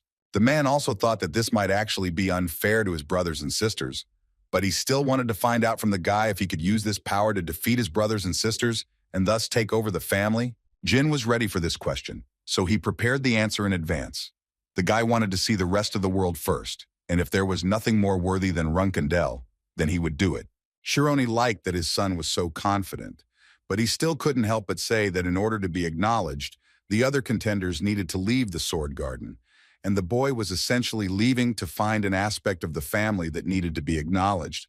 So the man wasn't sure if he should be proud of the boy being so arrogant. Thinking about this, Heron decided to give Jin 5 years. During this time, the guy should either get recognition or recognize the family. In any case, he should come here and give his final answer. Jin was grateful to his father for this opportunity, so he decided to take out his sword and promise his father that in 5 years, he would greet him. After that, he went out the gates of the Runcandel estate, where Murakan and Gilly were already waiting for him, who first of all wanted to know how their conversation with his father went. Jin assured them that everything had actually gone well, and all he had to do was leave. Gilly was also going to leave with Jin, because instead of creating their own reputation, nannies like Gilly are judged by who their master will become, so she once again assured that she was going on this trip only for him. After which Jin looked again at the Runcandel Palace, and finally they were able to set off, and so began the story, which lasted 5 years. As soon as Jin left, Heron thought about how he had reached the level of a demigod with just his sword, and yet he had failed to break the oath his ancestors had made to the Zipel family. But the contract with Soldrid and the shadow energy lead him to believe that the younger one may be their only hope. After all, it seemed to the man that this child could have the power that would free the Runcandel family, and therefore he really wanted to see what awaited him in the future. That same evening, they sat down on a small pass, and at the first convenient moment, Gilly decided to ask the guy if it was okay for him to leave without any goodbyes. The girl meant that he didn't say goodbye to his cadets, with whom he was in the same faction, and as it seemed to Gilly, young Lady Luna must also be very disappointed. Jin thought that there was nothing to worry about, because in the end, Luna herself was also quite freedom-loving. He felt a little offended for the cadets, but still he wanted to remind her that he was not going to die, and sooner or later he would still return home. Besides, the guy suspected that if he had told the cadets about this, they might have let him through with raised swords. Gilly understood him and wanted to know where Jean was going to go now. From what she heard, most captains chose Mammoth as their first destination. She assumed it was because dealing with villains was the most effective way to gain fame. The reserve captains of Runcandel, before they became captains, they had to go out into the world and build their reputation from nothing to be recognized as captains. Furthermore, the condition is that they must not expect the slightest support from the family. For example, Sister Mary defeated all the strong people in the southern regions of the continent and became known as the Mad Woman of the Southlands, or the Storm Lady, before she became a captain. Unlike him, Jin's brothers and sisters all returned within the 6 to 2 year range. But his father gave him a total of 5 years, and Jin felt like there was only one reason he did it. And this reason is that Jin needs to learn everything he needs to know about shadow energy during this time, and then return. So considering all this, Jin decided that they were heading to the Arkan Kingdom, and Gilly assumed that by the Arkan Kingdom, he meant the nation that was associated with the Lutero Magic Federation. But the girl also knew very well that this was Zipel territory, and therefore she did not quite understand why Jin would go there. So Jin told her that when he went to the ruins of Kallan on a mission, he heard that a fair number of unregistered mages were rampant in that area. Jin thought they were teaming up with the fighters and causing a lot of trouble for the people of Arkan. And when he heard this, Jilly realized that this was actually a great idea. Besides, according to her, she really enjoyed destroying bad guys when she was a soldier on duty, so she is already looking forward to it. Although in fact, Jin has never heard anything about it. He acquired all this knowledge in his past life. All unregistered mages and warriors are puppies of a dark family named Tessin, and what Jin really needs is the underground auction they run. He understood that there would be many things there, the real price of which no one knew, and there were also several things there that he needed to buy. Suddenly, his thoughts were interrupted by Gilly, who informed the young master that she felt that they would not be able to use the teleportation gate to enter the Arkan Kingdom, because as far as she knows, according to the family rules, she could only take 10 gold coins with her, and as a reserve captain, he cannot reveal his identity, so she thinks that they won't be able to get any help. Jin asked her not to worry because this problem would be solved as soon as they reached Jin's kingdom, but he decided that they could simply fly to this kingdom, so he asked Murakan not to wait and to start transforming. Jilly thought it wasn't the best idea, because what would happen if someone saw it? But Jin assured her that everything would be fine, and they should try it at least once. So after a few seconds, a huge shadow dragon appeared in front of Gilly, who was actually happy to finally take on his true form and fly a little. And all he could tell them was to hold on tight, because he was going to fly with all his might to get to the kingdom of Jin by tomorrow. Luna, who was walking along the corridor, suddenly felt an incredibly strong energy, and therefore immediately looked out the window, where I saw a dragon that appeared out of nowhere. The girl couldn't believe her eyes that she was actually seeing this, but she immediately realized that it was most likely Jin. But she was a little confused by the fact that he was flying on a dragon as soon as he became a reserve captain. Luna thought his brother was just incredible, even considering the fact that he left without even saying goodbye to his beloved sister. They arrived at the kingdom of Jin quite quickly, and Murakan, as promised, flew quite quickly, and apparently because of this, Gilly felt so bad. Murakan decided to blame everything on Jin. He thought that the strawberry pie was feeling bad only because of him, although the guy thought that Murakan was to blame, who was flying very strangely the whole way. Seeing how Murakan cared for Gilly, Jin realized that he actually had a big heart inside, and apparently he only seemed rotten because of people's prejudices about black dragons. Therefore, he decided to leave them in this forest and ask them not to go anywhere, and he would go and solve the issue with the money. Meanwhile, in the center of the capital of the Jin kingdom, in the mansion of the Will family, the young prince of the family sat on the grass and thought that although the banquet and ball was in honor of the young master Jin, he heard about it as soon as it was already over, and unfortunately, he was never able to get there. After all, he still remembers how Jin saved his life back then, and even if it was his task, the prince still wanted to meet him again to express his gratitude to the guy. This guy didn't even suspect how soon he would meet his savior and would finally be able to repay him for saving him. Sember didn't have time to turn around completely before Jin was already right next to him, and so that the guy wouldn't get scared and scream, he covered his mouth with his hand. Although he still began to struggle, even after Jin reminded Sember of who he was. After which, he carefully let him go, and Sember immediately wanted to know what young Master Jin was doing here. The guy had to remind the prince that he told him to come whenever he wanted if he ever needed his help. Sember could not forget about this, and this made Jin happy, so he immediately told him that he would wait here, and Sember would have to bring him some gold and money. It was obvious from the guy's expression that he expected to hear anything but this kind of request, because it seemed to him that Jin had enough money not to ask for it. The ironclad law is that temporary captains must conceal their identity, because they have to earn a reputation on their own, without the support of their family. It was only natural that the noble children of Runcandel would be extremely poor for the first months, since they were taught only to fight. And this will continue until they start collecting bounties for wanted criminals or earning money as a mercenary. All previous captains had to live in poverty for a while, but for Jin and his crew, things were completely different. The most surprised was Jilly, who immediately said that she was preparing to starve for several days, like the other temporary captains. But it was an easy start, and all thanks to the young Master Jin. Murakan noticed that yesterday the girl spoke completely differently, and if his memory serves him right, she called it extortion. But now, she had abruptly changed her mind. In any case, Jin tried again to explain to them that Sember was able to pay off his debt by giving him money, so in essence, Jin earned it. He was more concerned about the fact that Murakan was eating too much, so he decided to remind him that they were heading to a teleportation gate, where he might throw up again.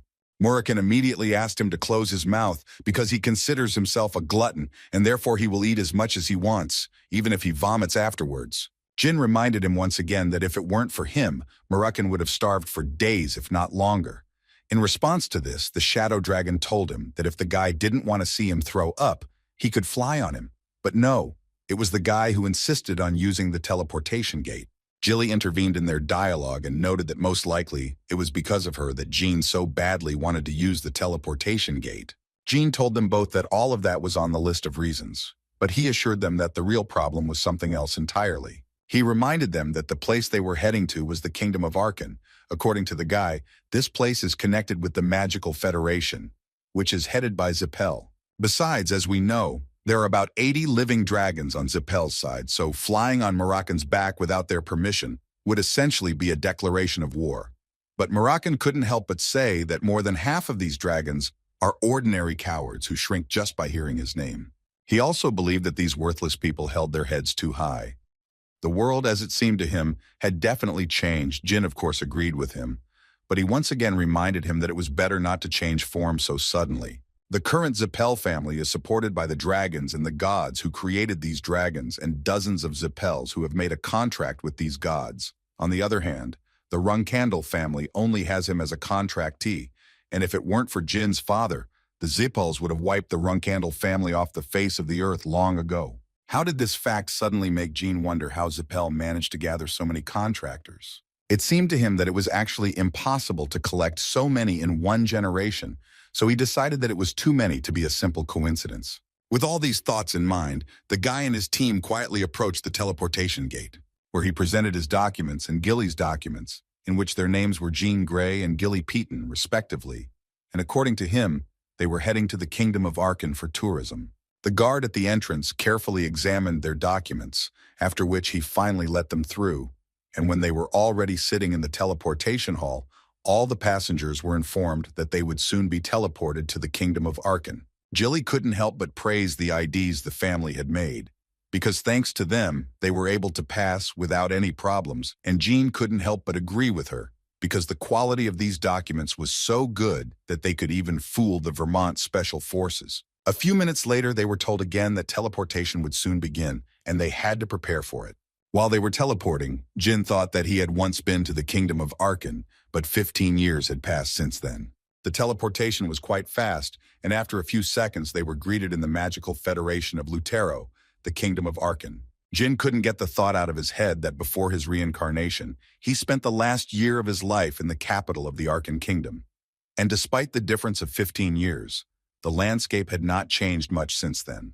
Everywhere you can see street vendors and homeless people, people with grim faces who fill this city. Gilly was here for the first time, and it immediately seemed to her that this was some kind of gloomy city. Jin understood perfectly well that this was because of Tsing's tyranny. The guy even remembers hearing that it was especially bad during this period. In any case, he suggested that they first find a place to stay for the night and then look for prey. They found a small house that was in the center of the city, and Jin decided to stay there. Murakan categorically disagreed with him, because he sincerely did not understand why they should live in such a bad house. Jilly tried to tell him that maybe Jin had some kind of plan, but Murakan immediately told her that this guy was incredibly rich, so it wouldn't be difficult for him to rent a nice house. Jin thought that this was not a very good idea, because they were not registered people in this city, and if they started showing their money, they would clearly attract attention. Murakan still thought that this was far from the reason why they should stay overnight in this dump, in which even orcs would refuse to live. But Jin politely asked him to shut his mouth because they would still stay here, after which they safely entered the hotel and found the owner sleeping at the entrance. They tried to talk to him to rent a room here, but in response they only heard strange sounds from him. Looking at this guy, it was immediately clear that he was incredibly surprised when he saw guests in his hotel. But when he looked closely, he saw in front of him a man, a novice swordmaster, and a beautiful woman servant, which caused an incredibly strong smile to appear on his face, after which he immediately offered the guys some cool drinks, because he was sure that they were very tired after their journey. He was also glad to meet them at the Jeddah Hotel, which, according to this guy, had many free rooms. He noticed that the guys were not very willing to make contact, so he once again suggested that they take orange juice from their hotel, and then they could choose the room they liked. As soon as Murakan took this glass, he began to hear the thoughts of this handsome hotel owner, who was thinking that as soon as they drank a glass of this juice, they would immediately start a new life in the underground auction. This obviously angered Murakan, so he, to put it mildly, dropped his glass of juice on the guy's head, which was quite unexpected for the hotel owner. He didn't say a bad word to him, but only offered him a glass of juice. But Murakan wasn't going to stop there, and he then hit the guy on the head. Jin and Jilly didn't understand what was going on until Murakan shouted a question at the guy, asking how dare he even think about poisoning him. The man pretended as much as possible that he did not understand what Murakan was telling him, but the shadow dragon didn't care at all what he said, because he was literally going to destroy the owner of the hotel. The frightened man tried to stop Murakan and asked him to stop and not do this, because it seemed to him that they could just talk to him first. But apparently Murakan wasn't going to talk to anyone. He just wanted to destroy someone, and apparently he found a suitable candidate. Jet, a self-proclaimed informant with high-quality information, the one to whom Jin once owed his life. But Jet did not recognize him because they had not yet met in this life. In his past life, when Jin was expelled from his family without a penny in his pocket, he was able to settle here in Arkan, and all thanks to Jet's help. Because of this in his past life, they were able to get closer. But unfortunately, it was not for a good reason. Jet had deceived him countless times in his past life under the pretext of introducing him to Tessing's underground auction houses, and in the end he managed to take everything from the naive Jean except his clothes. And now when the guy remembers this, the mere thought of it irritates him. Although Jin tried to think that this was a completely different life, and that history was built completely differently, now the guy was going to use his old friend in the same way that Jet had once done. At one point during the beating, Jet shouted that if the man continued, he would not be responsible for himself. Because according to Jet, he was a knight of the 5th rank, so he is capable of fighting back. At least that's what Jet himself thought, but Murakan had a completely different opinion.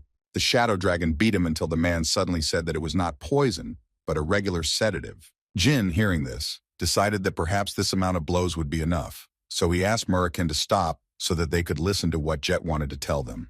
Murakan didn't understand Jin because it seemed to him that they shouldn't listen to this guy at all because he was trying to poison them.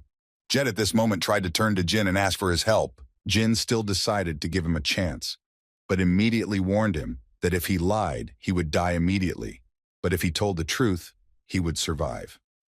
The young master immediately told him that there was no point in lying because he would judge his answers subjectively, based on his feelings. The guy was completely willing to accept such conditions, if only they would stop beating him, and the first question Jin wanted to ask was what the man was doing. Jet first introduced himself, after which he added that he is the owner of this building, and at the same time, he is an informant.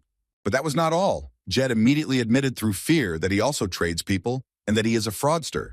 Then he fell to his knees and began to tell Jin that if he spared him, he would be very useful to him in the future, because he knew absolutely everything about Arkan. Jin noted that apparently the reason he wanted to poison them was because he wanted to sell them somewhere, and Jet completely agreed with this. Next, the young master wanted to know from Jet where he was going to do this, and the man immediately answered him that they were doing it in the underground auction house of Tessing. But Jin needed to know all this in detail, and Jet told him that Tessing is a dark organization that runs auction houses where, according to him, you could find anything: slaves, illegal drugs, other stolen goods, and even artifacts. This is essentially a place where there is everything. The young master was satisfied with these answers, after which he asked Jack if he knew what he needed to do next, and the man guessed. Jin said that Jack would be cured by midnight, after which he would do his new job. Murakan thought it was stupid to spend money on medical bills for such trash, and Jilly completely agreed with him, because if they cured him, then most likely this guy would try to deceive them again. In response to this, Jean told them that there was nothing better than to destroy the dark organization and the underground auction house, and they would have time to get rid of Jack at any time. That's why the young master suggests that they trust him, since they needed a guide to Arkan anyway. And to begin with, he decided that it would be best to find someone who could cure this swindler. Jin himself couldn't help but think that it was incredibly difficult for him to act like this when he knew absolutely everything, but he still didn't plan on not telling anyone about it, so he would have to act like this. After some time, the doctor left this hotel after he was able to cure Jack. In the end, this doctor was someone from the Luther Federation of Mages, and Jin could not even imagine that the person they found on the street would turn out to be such a talented person, because Jet really looked great, and even all of his teeth that Murakan knocked out were in place. Jack at that moment was only thinking about the origin of these people. It seemed to him that this guy was the heir to a family of martial arts. In any case, he came to the conclusion that it did not matter, because there would be nothing left of him anyway if he tried to betray them. Suddenly, his thoughts were interrupted by the genie, who told Jack that since he was ready, they should hit the road, namely to the underground auction house. After some time, Jet, together with his new friends, was already near this house, and as soon as they came closer, the security immediately decided to ask the man why he decided to bring so many people today. They thought that the products shouldn't be in the mind, but Jet immediately asked one of them to stop talking nonsense and just open the doors, because he was already late for his meeting. He heard his request, and as soon as the man opened the doors, an incredibly strong light hit the boys' faces. They went inside, and Murakan simply couldn't help but say that this place didn't really look like it was run by bandits, if only because there was an orchestra and lots of waiters and servants. Jet, meanwhile, found for them the same masks that everyone in the room was wearing. According to the man, this was necessary in order to take part in the auction, since the main rule was that you couldn't show your face. Jin put on this mask without any problems, but still, the first thing he wanted to know from the guy was who the main boss was. According to Jet, it was someone named Spiderhands Alu. The place is decorated to his taste, but that's because he wants to hide the fact that he is an uneducated bandit. According to Jet, not only does Alu have the ability to pacify these dirty streets, he is also a 7th rank martial artist. And recently, Jet also heard rumors that this guy is directly related to the purebred Runcandel family, which is located overseas, a fact that Jin clearly did not expect to hear.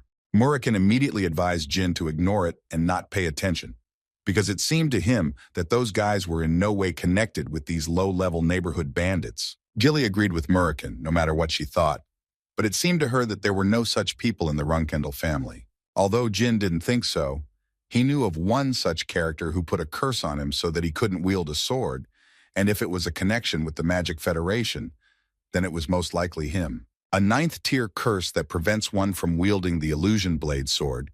Jin didn't think that Tessing was a mage who could cast such a high-level curse, but in 10 years in Thunder Castle and 5 years in the Sword Garden, he had not been able to obtain a single street. So he felt that he had to do everything he could to at least grasp at one straw.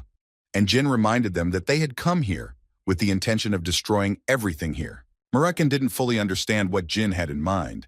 It seemed to him that the guy wanted to do something like defeat all the bandits on the first day after arriving in Arkan. But Gilly immediately hinted to Jin that the guards they saw along the way seemed quite experienced, and there were also unregistered magicians nearby. Jin thought there was no point in worrying about it because he had a plan that would help them in this matter. And as soon as Jin told Murakan and Gilly this plan, the Shadow Dragon immediately began to talk about how sometimes he thinks about what is going on in his head, and the girl agreed with him, although it still seemed to her that this was definitely unconventional.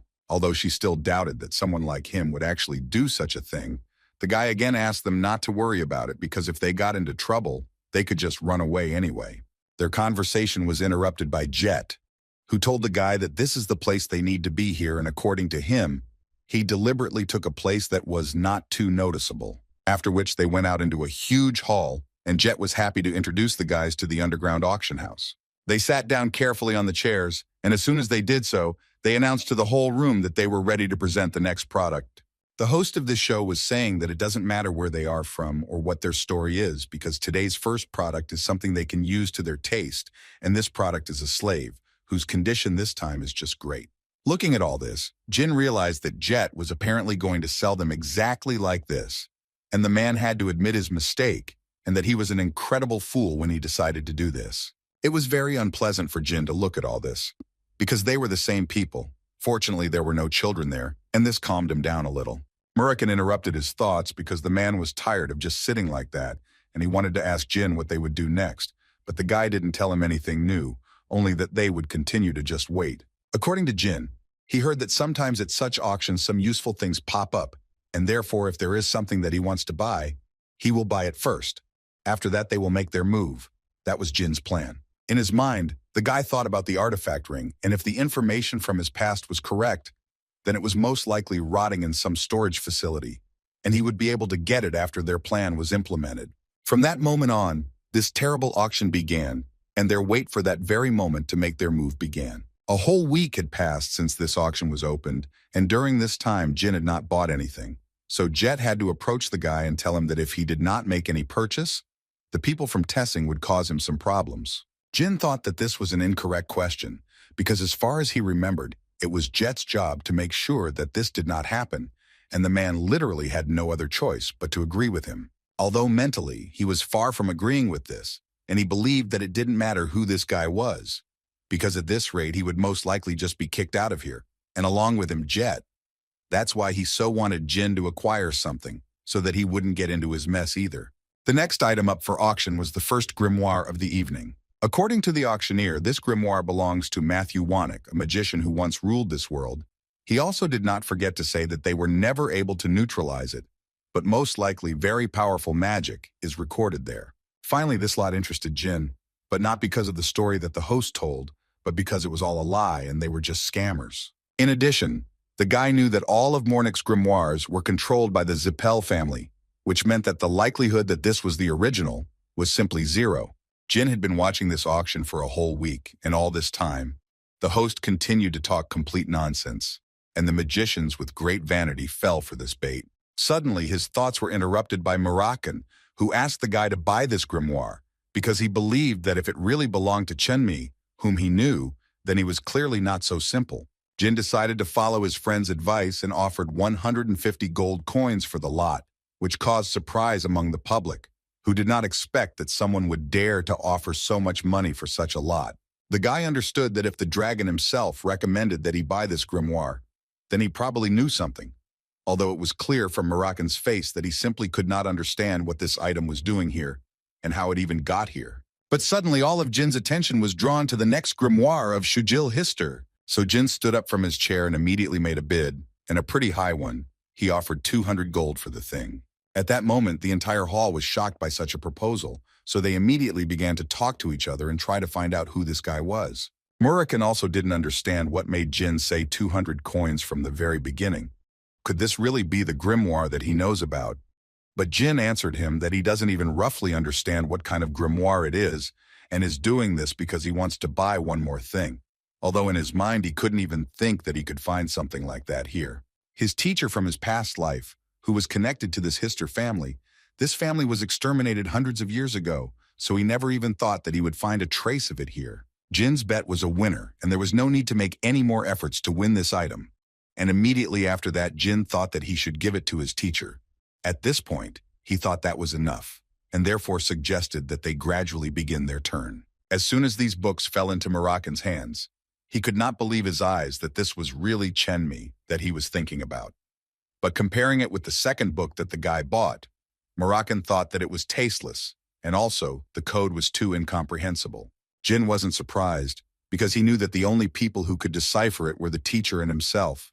Jet, meanwhile, was saying that he was very glad that Jin had bought something today, because if he hadn't, they would most likely have had problems. At least that's what he thought, until Jin told the man that his next request would be a meeting with Alu's spider hands. Jet immediately started telling Jin that it was literally impossible, and even if he was his guest, then the guy interrupted him and asked him to go personally to Alu and tell him. The young master wanted Jet to go to All and tell him that Veridin Zipel wanted to see his face. Jet immediately ran to Alu's office with the thought that this crazy guy was not from some department.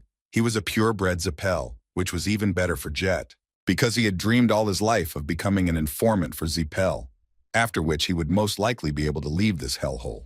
That's why he burst into Alu's office with complete confidence and immediately started shouting that Veridin Zipel was here. It seemed to him that from that moment on, his life would start to go smoothly. But when he burst into this office, he realized that he probably made a mistake when he decided to speak so brazenly with these people. In any case, one of the assistants came out to Veridin in order to take him to the boss. But before he could finish his words, he suddenly received a powerful blow from Jin right in his face. Afterwards, he used his magic and literally started yelling at them because they thought they could make fun of him, but he wanted to immediately assure them that this would not happen. The assistant realized that they were apparently dealing with a serious person, so he began to ask him to calm down a little, because Sir Alu told him to take the three of them to him, and that is why he is here. According to the guy, this was the wrong answer, after which he threw a fireball, after which he reminded them that he had revealed his name, but Alu still dared to send him his subordinates. Jin decided to get into this role as much as possible, and said that he would repeat for the last time that he had to come here personally, and now he had to do it by crawling on all fours to his feet. A few minutes later, Jin's order was carried out and Alu was already kneeling in front of him, who asked him for forgiveness, and along the way, told the guy that he was the same Alu who was looking after Tessing. He tried to prove to Jin that he didn't recognize him, and that's why he's very sorry, and asks him to forgive him. Jet stood to the side at that moment and thought that if someone else had called himself Veridin Zipel, he would most likely have laughed. But this guy standing in front of him was clearly different. The man immediately noticed that his aura was completely different.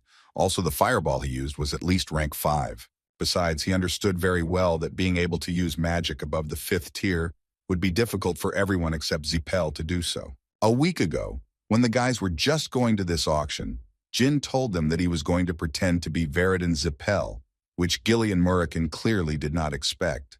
Jin believed that even if this Alu knew someone who was familiar with Zipel, it would be some old servant, which meant that he would not be able to prove that he was not Veridin. Gilly was thinking at that moment that the real issue was not whether he would be exposed or not, but that if the family found out about this in the future, then very unpleasant consequences could happen. The genie ordered all to stand up and look carefully at these 2 books, after which he wanted to hear the man's opinion on what they might be about. Alu assumed that these were magical writings, and he immediately began to ask for forgiveness for the fact that he requested ancient magical writings without Zipel's permission. Jin continued to confidently conduct this dialogue and told the man that what he brought here was highly valued in his family. So Jin immediately wanted to know from the man how much money he earned in this way, and according to the man it was an excuse, but he was a master of martial arts, and he was stupid enough not to recognize the value of magical writings and therefore the reason for his inconvenience. Now he can only promise that he will try his best to get them back, so he asked to give him a chance. But Jin thought it would be better if he got them back himself than to trust a person like him. So for the moment, Jin didn't want to hear another word from him and ordered him to bring the account book and the list of clients. And all this is necessary so that his family can begin an investigation tomorrow, and from the expression on Alu's face it was clear that he was very scared. Jin understood that this was the end, because no matter how hard he tried, Tessing in the Kingdom of Arkan, he was just a local gang compared to Zipel. And if during the investigation, something came to light that would irritate Zipel, it would be the end of Tessing.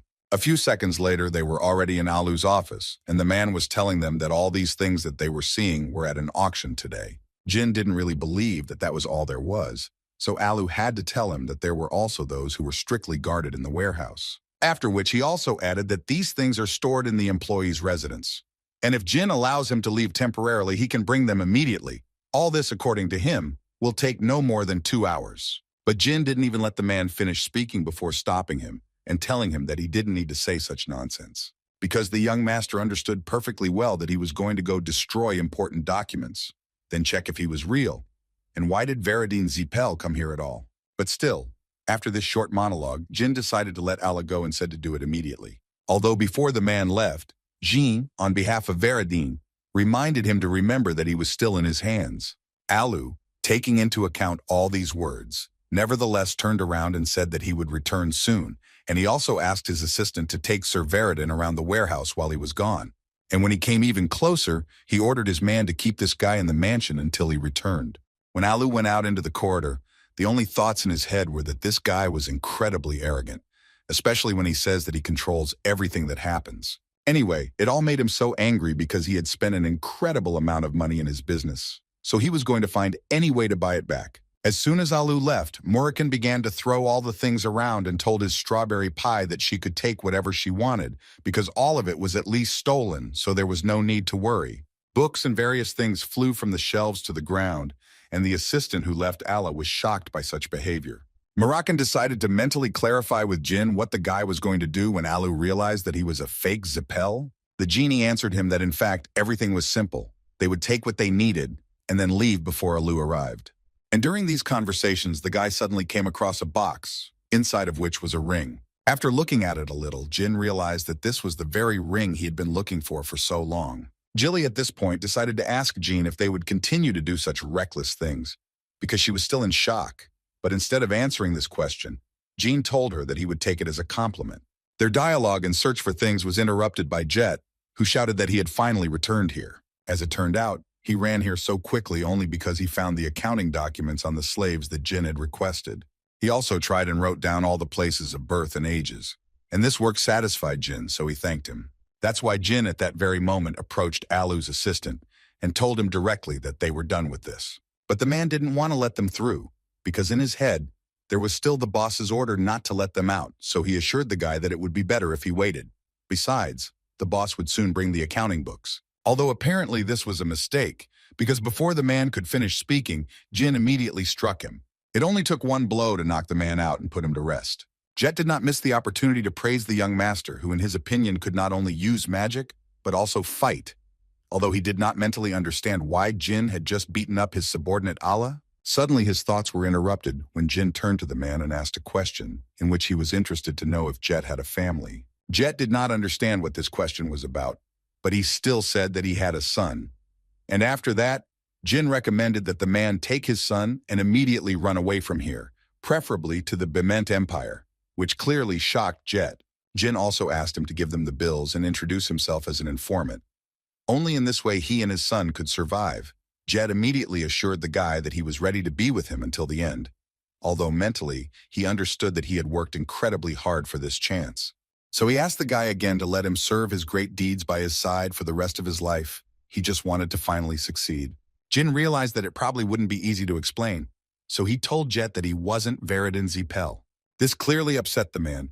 It was clear that he was almost crying from this confession. 2 hours later, Alu returned to his office with the information that Veridin Zipel had long silver hair and that he was currently in a completely different location. The man's second assistant approached him and carefully tried to tell him that they had taken information about the slaves and other clients. Then they ran away, saying that testing was finished. Each subsequent word from the assistant clearly caused even more anger in the man. So at one point he simply couldn't take it anymore and threw his assistant's body into the wall, after which he began to shout to his people to take all the guys who were free and return these swindlers to him.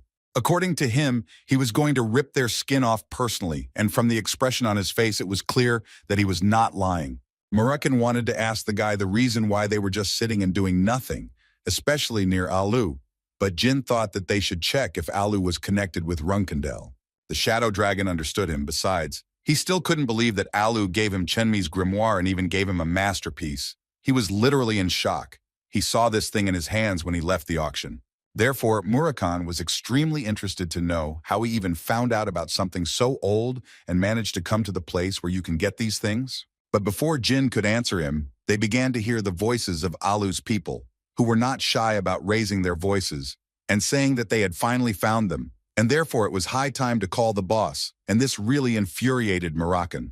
Then Jin decided that the best way to shut them down was to go and talk to them. A few minutes later, Alu was already standing in front of Jin and his friends and talking about how they were just scammers, and that's why he really found it funny that they actually thought they could escape from him. The man did not hold back and immediately promised them that he would hang them in the market and make an example of how not to treat the great Alu. In other words, he was going to show them what happens when they get involved with the head of Tessing. In response to these cries, Jin simply began listing the things that Alu had stolen: the tome that contained the names of the kidnapped slaves from Bement, the transaction log of the ancient grimoire that the Zipel family was looking for, and the client register that listed all the nobles who had turned a blind eye to him. And Jin did all this in order to ultimately tell Alu that he would spread all this information around the world, and by tomorrow, everyone would be watching Alu. Considering all that had been said, Jin decided to sum it up and say that, frankly speaking, it was all over, and Alu would soon be destroyed, and obviously all these words made this big guy even angrier. Alu screamed that he would not let them die an easy death because he was going to skin him alive, and every time they passed out from pain, he would wake them up and burn them with fire. But looking at Jin and Murakan, they were not too afraid of his threats. When the idiot finished screaming, Jin turned to Murakan and told him that he wanted to fight Alu one-on-one, which upset the Shadow Dragon a little because he also wanted to kill the bastard. Alu noticed that this little guy was going to compete with him, and therefore ordered his people not to stand still and to attack immediately while he would punish the impudent fellow. He ordered them to destroy everyone and bring the boy to him alive so that he could fulfill his promise. But apparently, everything will not be as simple as they would like, because Murakan did not make any particular effort to destroy one warrior after another. He literally stood in one place and delivered one attack after another, and these big guys couldn't do anything with him. After which he decided to launch his attack so as not to stand still like a statue. His attacks were so successful that the other guys who had not yet entered the battle thought hard about whether they needed it at all. Because looking at how their colleagues were flying away, they understood that their chances of defeating this guy were quite small. But on the other hand, Alu was shouting at them, not understanding why this bunch of idiots were just standing there and not attacking. The magicians tried to explain to him that at the moment it was useless to shoot magic because they would hit their own comrades, and Jin meanwhile asked Gilly to step aside a little. After some time of fighting, Jin realized that these guys were all below rank 5, so it wasn't too difficult for him to block their attack. Jin couldn't help but notice that it had become much easier for him to control his abilities after training with Luna, and Gilly was once again upset that they hadn't said goodbye to her before leaving. Murakan, meanwhile, had already begun to get angry at them because all he saw was that they were weaklings, of whom there were simply many, so he decided to destroy them once and for all, so that his eyes would never see such shame again. Alu and his people clearly did not expect such a turn of events. They were sure that these were ordinary swindlers, but they clearly could not have known that such strong people were in front of them. But the boss himself believed that this was only the beginning, so he took out his blades and began to shout. His charges knew that this meant that he was incredibly angry. Jin remained just as calm and simply waited for this big guy to finally decide to enter the fight and not just hide behind the backs of his charges. This psycho got so angry that he started to destroy his own people and tell Jin that he just took care of all the little things. And so now they can finally start the real fight. But first he would like to find out from them who sent them here in the first place. Jin didn't understand why he needed this information if he was going to die anyway, after which he struck the first blow, but Alu managed to block it. The guy realized that it would be so simple because the dimensions were radically different from his speed. All Alu was sure of was that he wasn't going to get it from a guy who was barely 15. Jin began to realize that the rumors about this 7th rank man were probably true. Murakan also decided to tell Jin that this man would be clearly different from the Vishkal he had fought before, as this character would be eager to destroy him once and for all. So he could only ask Jin to give it his all, and most importantly, he asked him not to die. Alu noticed that the guy was looking down at him, and this angered him even more, because he thought that Jin was just an ordinary magician who dared to go out and fight him. But when he had to block Jin's attack, the man realized that everything would not be as simple as he thought. Moreover, when he saw the guy's sword, he realized that he was clearly not just a magician. So he immediately used all his speed to destroy this guy for the fact that he had been brazenly deceiving him all the time. The attacks were incredibly strong and fast, so it was quite difficult for Jin to dodge them, but so far he managed to block them all. But at some point, Alu disappeared from the guy's sight. Jin barely had time to react to the man's blow from behind, although it still had some consequences for him. With this blow, Alu was only able to cause a small cut on Jin, but it was still quite unexpected. Jin understood that Alu was too fast, and it was also clear that he was not fighting at full strength. But even in this case, it was very difficult for him to cope with the man. Meanwhile, Alu continued to shout that the fireball he used at the auction house was just an artifact, and mentally the man could not believe that he had fallen for such a pathetic trick.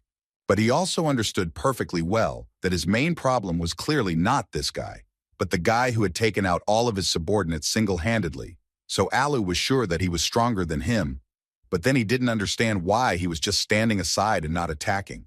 Murakan was watching the fight closely at that moment and noticed how Jin received several strong blows, but there was still a smile on his face, which was strange for Gilly, who asked him again, or was he definitely not going to do anything about it?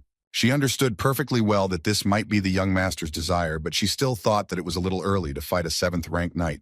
But Murakan assured her that everything was actually okay. The Shadow Dragon believed that Jin should know how precious life was. And Murakan didn't want to say it, but he couldn't believe that Strawberry Shortcake was thinking about Jin losing. Meanwhile, Jin and Alu continued to fight, and the battle was clearly not the easiest for both swordsmen. But at one point it began to seem that the big guy had found the key to the guy and was finally ready to destroy him once and for all. Although it was only at first glance, because as soon as Alu got closer to the guy, Jin used magic and began to talk about how a long time ago, when Runcandel fought with the enemy and was 2 ranks lower, it was not a hindrance at all. And right now the guy was completely ready to prove it once and for all. After which Jin released a huge stream of fire that could destroy any creature. Now Alu understood that Jin really used magic back then, and it was not just an artifact, but real magic. He looked at the guy and couldn't believe that he was a magician and a swordsman at the same time. And Jin did not waste time at this moment and collected the energy he needed to destroy Allah once and for all. And he was going to do this with the help of a spell that helps him summon lightning. Alu was still able to block the blow with his huge sword. After which he started shouting that all these attempts that the guy was making were simply ridiculous to him. That's why Jin decided to use his new item, which he found in Alu's office. A few seconds later, Jin appeared behind Alu in his new form, who was not going to spare his opponent. Jin was able to master the shadow version of his powers and is now able to summon a shadow shell. Murakan actually expected something like this from Jin, because he understood that the guy was using the Mevelta rune. Gilly didn't really understand what the shadow dragon was talking about, so he told her that 1,000 years ago, Mevelta was an item made for Bement, the first emperor who was a demon's lover. At that time there was a war. It was a masterpiece that blocked all attacks below the 7th rank. Rune of Mevelta, Jin understood perfectly well that the item that would be offered to the Emperor of Bement in 5 years. At the time, the Academy and the press were in chaos over the helmet, so Jin remembers well the location and the date it was first discovered. And now, with the help of this item, Jin was able to defeat the 7th rank swordsman Allah, to whom he wanted to ask one more question before the man died. After which Jin began to talk about how he heard that Alu had connections in the Runcandel family, and he wanted to know if this was true. In response, he received laughter from Alu, who guessed that it was Jin Runcandel standing in front of him. After which he added in a very quiet voice that Jin had actually failed and that he would ultimately not be able to stop that man. Murakan didn't understand at all what this madman was talking about, but Jin continued talking to him anyway. Then the guy repeated once again that he was a 7-rank martial artist, the head of a gang, and that's why Jin thought he had connections with the Runcandel family. Although Murakan thought it wasn't as strange as he thought one of his ancestors, who was a 9th rank man, could just run a bar. Jin himself understood this, but he still wanted to know who this person he was talking about was. He needed to know this, because sooner or later, he would become the head of the family. He thought that if Alu knew who he was, then his failure probably had something to do with the blade illusion, and the reason he pointed out that he was the youngest and that he couldn't stop that person was because he was aware of the power struggle between his siblings. Jin remembered that Yona's older sister had left the family, so Jin eliminated her from the options, as well as Mew, Anna, and the twins, since they were too young and inexperienced, and the others weren't smart or diligent enough to do these tricky things. He understood that most likely it was the person who was most sensitive to the title and pulled the strings when he learned about his talent early on.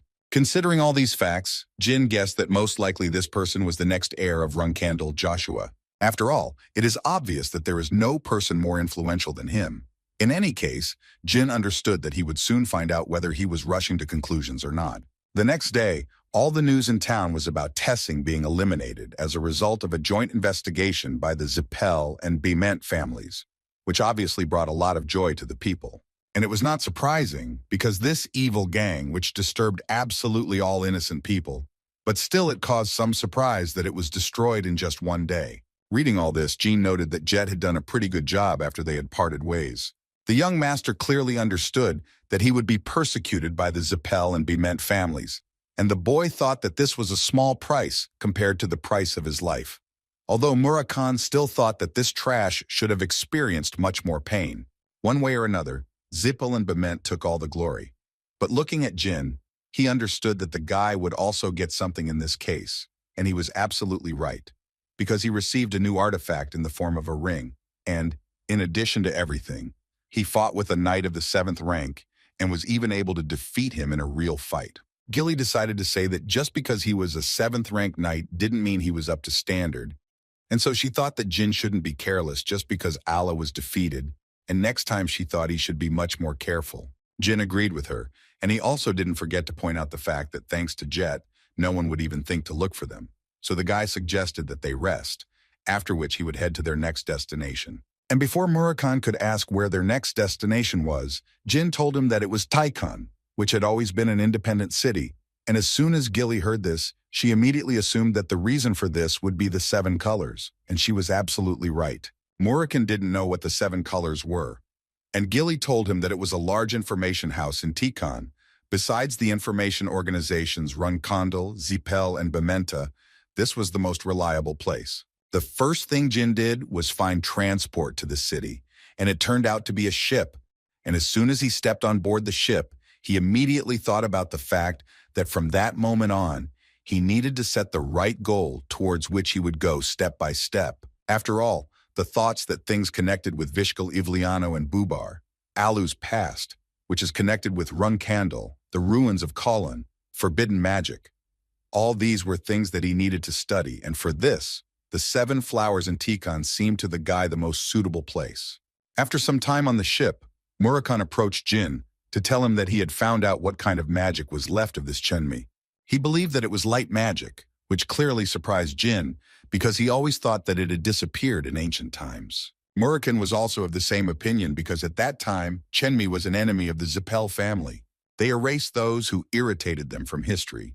This is a trait of the Zipel family and the reason why there are no records, and therefore Murakan believed that if Jin could not break through the limit of his energy, then the Runcandel family would become one of the erased in the near future. Therefore, Murakan decided not to wait long and again show the guy a few techniques that would most likely be very useful to him soon. And according to the Shadow Dragon, he was looking forward to it, as he believed that this could be the magic that he needed most right now. So he immediately asked him to open his eyes wider and look carefully. Jin understood that he was showing him light magic, but the guy sincerely did not understand why it was black. But after a few seconds, he realized that this was only the beginning, because then this black light turned into an incredibly strong and bright light. This magic didn't last long, because Murakan decided to have a little fun, and as soon as he showed this light to the guy, he immediately removed it and began to say that it was simply incredible, because Jin looked at him for only a few seconds, and his eyes were already swollen. Although the guy didn't like such jokes, he understood that in theory he could use it for both attack and defense. According to Murakan, he called this technique a flash, and it was Chenmi's most valuable magic. After which he wanted to ask the guy why he took the second book, which was written in an incomprehensible language even for Murakan. He was even sure that there would be nothing good inside. Jin wasn't too keen on answering his questions, so he asked Murakan to leave the book alone, as the boy was going to deal with it a little later. A week later, they finally arrived in that very city, and Gilly was incredibly surprised by the beauty of this city. Tyon was indeed one of the most beautiful cities in the Empire, as it was a city on a small island in the north of the central continent that was not related to either the Runcandel family or the Zipel family. Even though it has a small population, it is still a popular tourist destination because in this city you can see the ocean anywhere in the city. As soon as they arrived at the port, it immediately became obvious to them that the whole city was alive, just like the name of this place. It was immediately noticeable that this was a truly independent city. Jilly suggested that they first find a place to stay overnight in this place, and Jean absolutely agreed with her, so he suggested that they first go to the city center. Suddenly, Murakan entered their dialogue, who transformed again in the city center, although Jin had already told him many times not to do this, but he was most interested in the place where they would live, because he did not want the guy to choose some basement again. Murakan once again repeated to Jin that absolutely all people don't care about him, so he can transform anywhere. But apparently he was not entirely right, because they noticed how a little girl was looking at them, who noticed how the cat turned into a human. Then she came closer to ask her uncle how he did it. Murakan and Gilly clearly did not expect such a turn of events, so they did not know how to answer this girl. But the girl continued to repeat it a bunch of times and ask her to teach her to do exactly the same thing. Jean had to treat this girl to ice cream and persuade her to forget about everything she had just seen. And he also tried to convince her that a cat simply cannot turn into a human. But she still continued to be sure that she had not imagined it and that she had seen how the black cat turned into an uncle. Jin tried to prove to her that he was not lying, but the girl clearly did not intend to even listen to him and continued to claim the opposite. The guy realized that he couldn't fool her so easily, so he asked the girl to pretend for a while that she hadn't seen anything because he had bought her ice cream. But the girl immediately told him that she wasn't going to lie to anyone. Gilly didn't even know what to do in this situation because they thought that she was lost, so they were taking her to the garrison. But the girl understood perfectly well that if rumors were spread there, they could fall into the hands of the Zipel family. Murakan tried to prove to his strawberry pie that no one would believe this child. But before he could finish speaking, he saw the expression on Gilly's face, which clearly made it clear to him that if he had listened to the young master, then nothing would have happened at all. Suddenly, they stopped near the information center, and Julia started talking about how she didn't like the garrison. They tried to figure out what was going on, but the little girl didn't want to say a word to them. Julia just kept repeating that she didn't like him because they were bothering her mom and disturbing her. Jilly suggested that they were using violence and exploiting ordinary people, and Jean in turn thought that the child's mother might be a criminal. Suddenly their dialogue was interrupted after one of the guards saw Julia and shouted that the leader needed to be brought here because young Mrs. Julia was here. Jin was surprised that the man knew this child, But according to this guard, this is their leader's daughter, so he more than knows her. Julia interrupted Jean's thoughts with her screams when she saw her mommy finally emerge from the information center. Looking at this woman, Jin understood that occupying the position of leader of this center was clearly not the only thing this woman was doing, although she looked quite frightening, but not with her daughter, whom she was incredibly happy to see. The woman immediately reminded the girl that she had already asked her not to go far from the house, but Julia did not know what to do because her mother did not want to play with her, although the woman tried to explain to her that she was simply busy with work, and as soon as she was free, they would be able to play.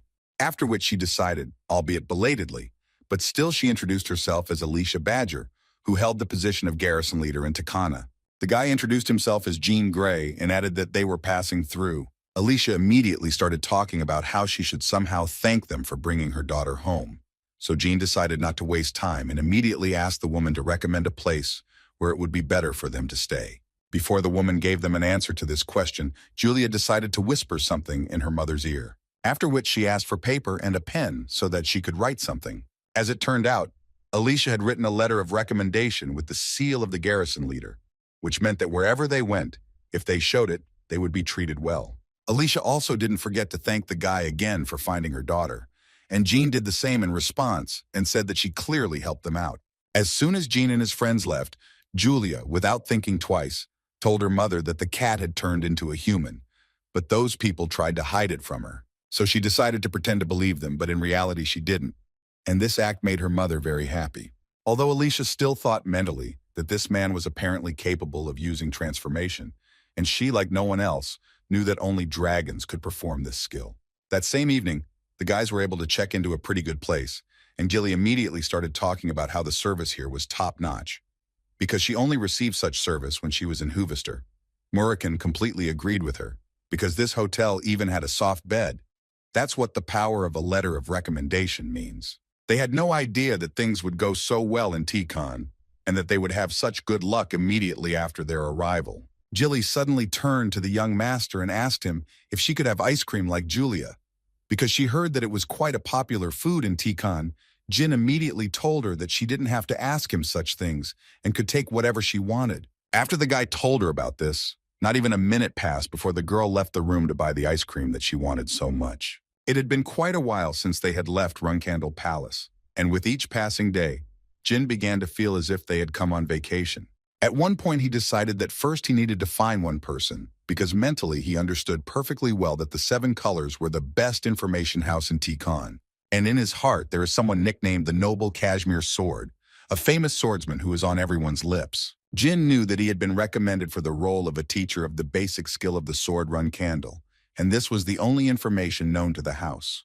But after 10 years, he will reveal that he is actually the Emperor of Bement, and uses the information gathered from the Seven Flowers, after which he will receive ruling and sovereign power from Bement, the Zipel and Runcandel families, and then gain support as the first king of the independent country of Tyon. A meticulous man, Jin knew that he was not only skilled in swordsmanship, but also had enough skill to hide for so long. So in the guy's opinion, he could support him as the top of the Seven Flowers. The only problem is that Jin does not know how to approach him. Suddenly his thoughts were interrupted when Jilly burst into the room and began to say that they apparently had problems. According to her, there is no one in the building. All the employees and guests have disappeared. But before she could finish speaking, someone suddenly appeared behind her and grabbed the girl by the shoulder.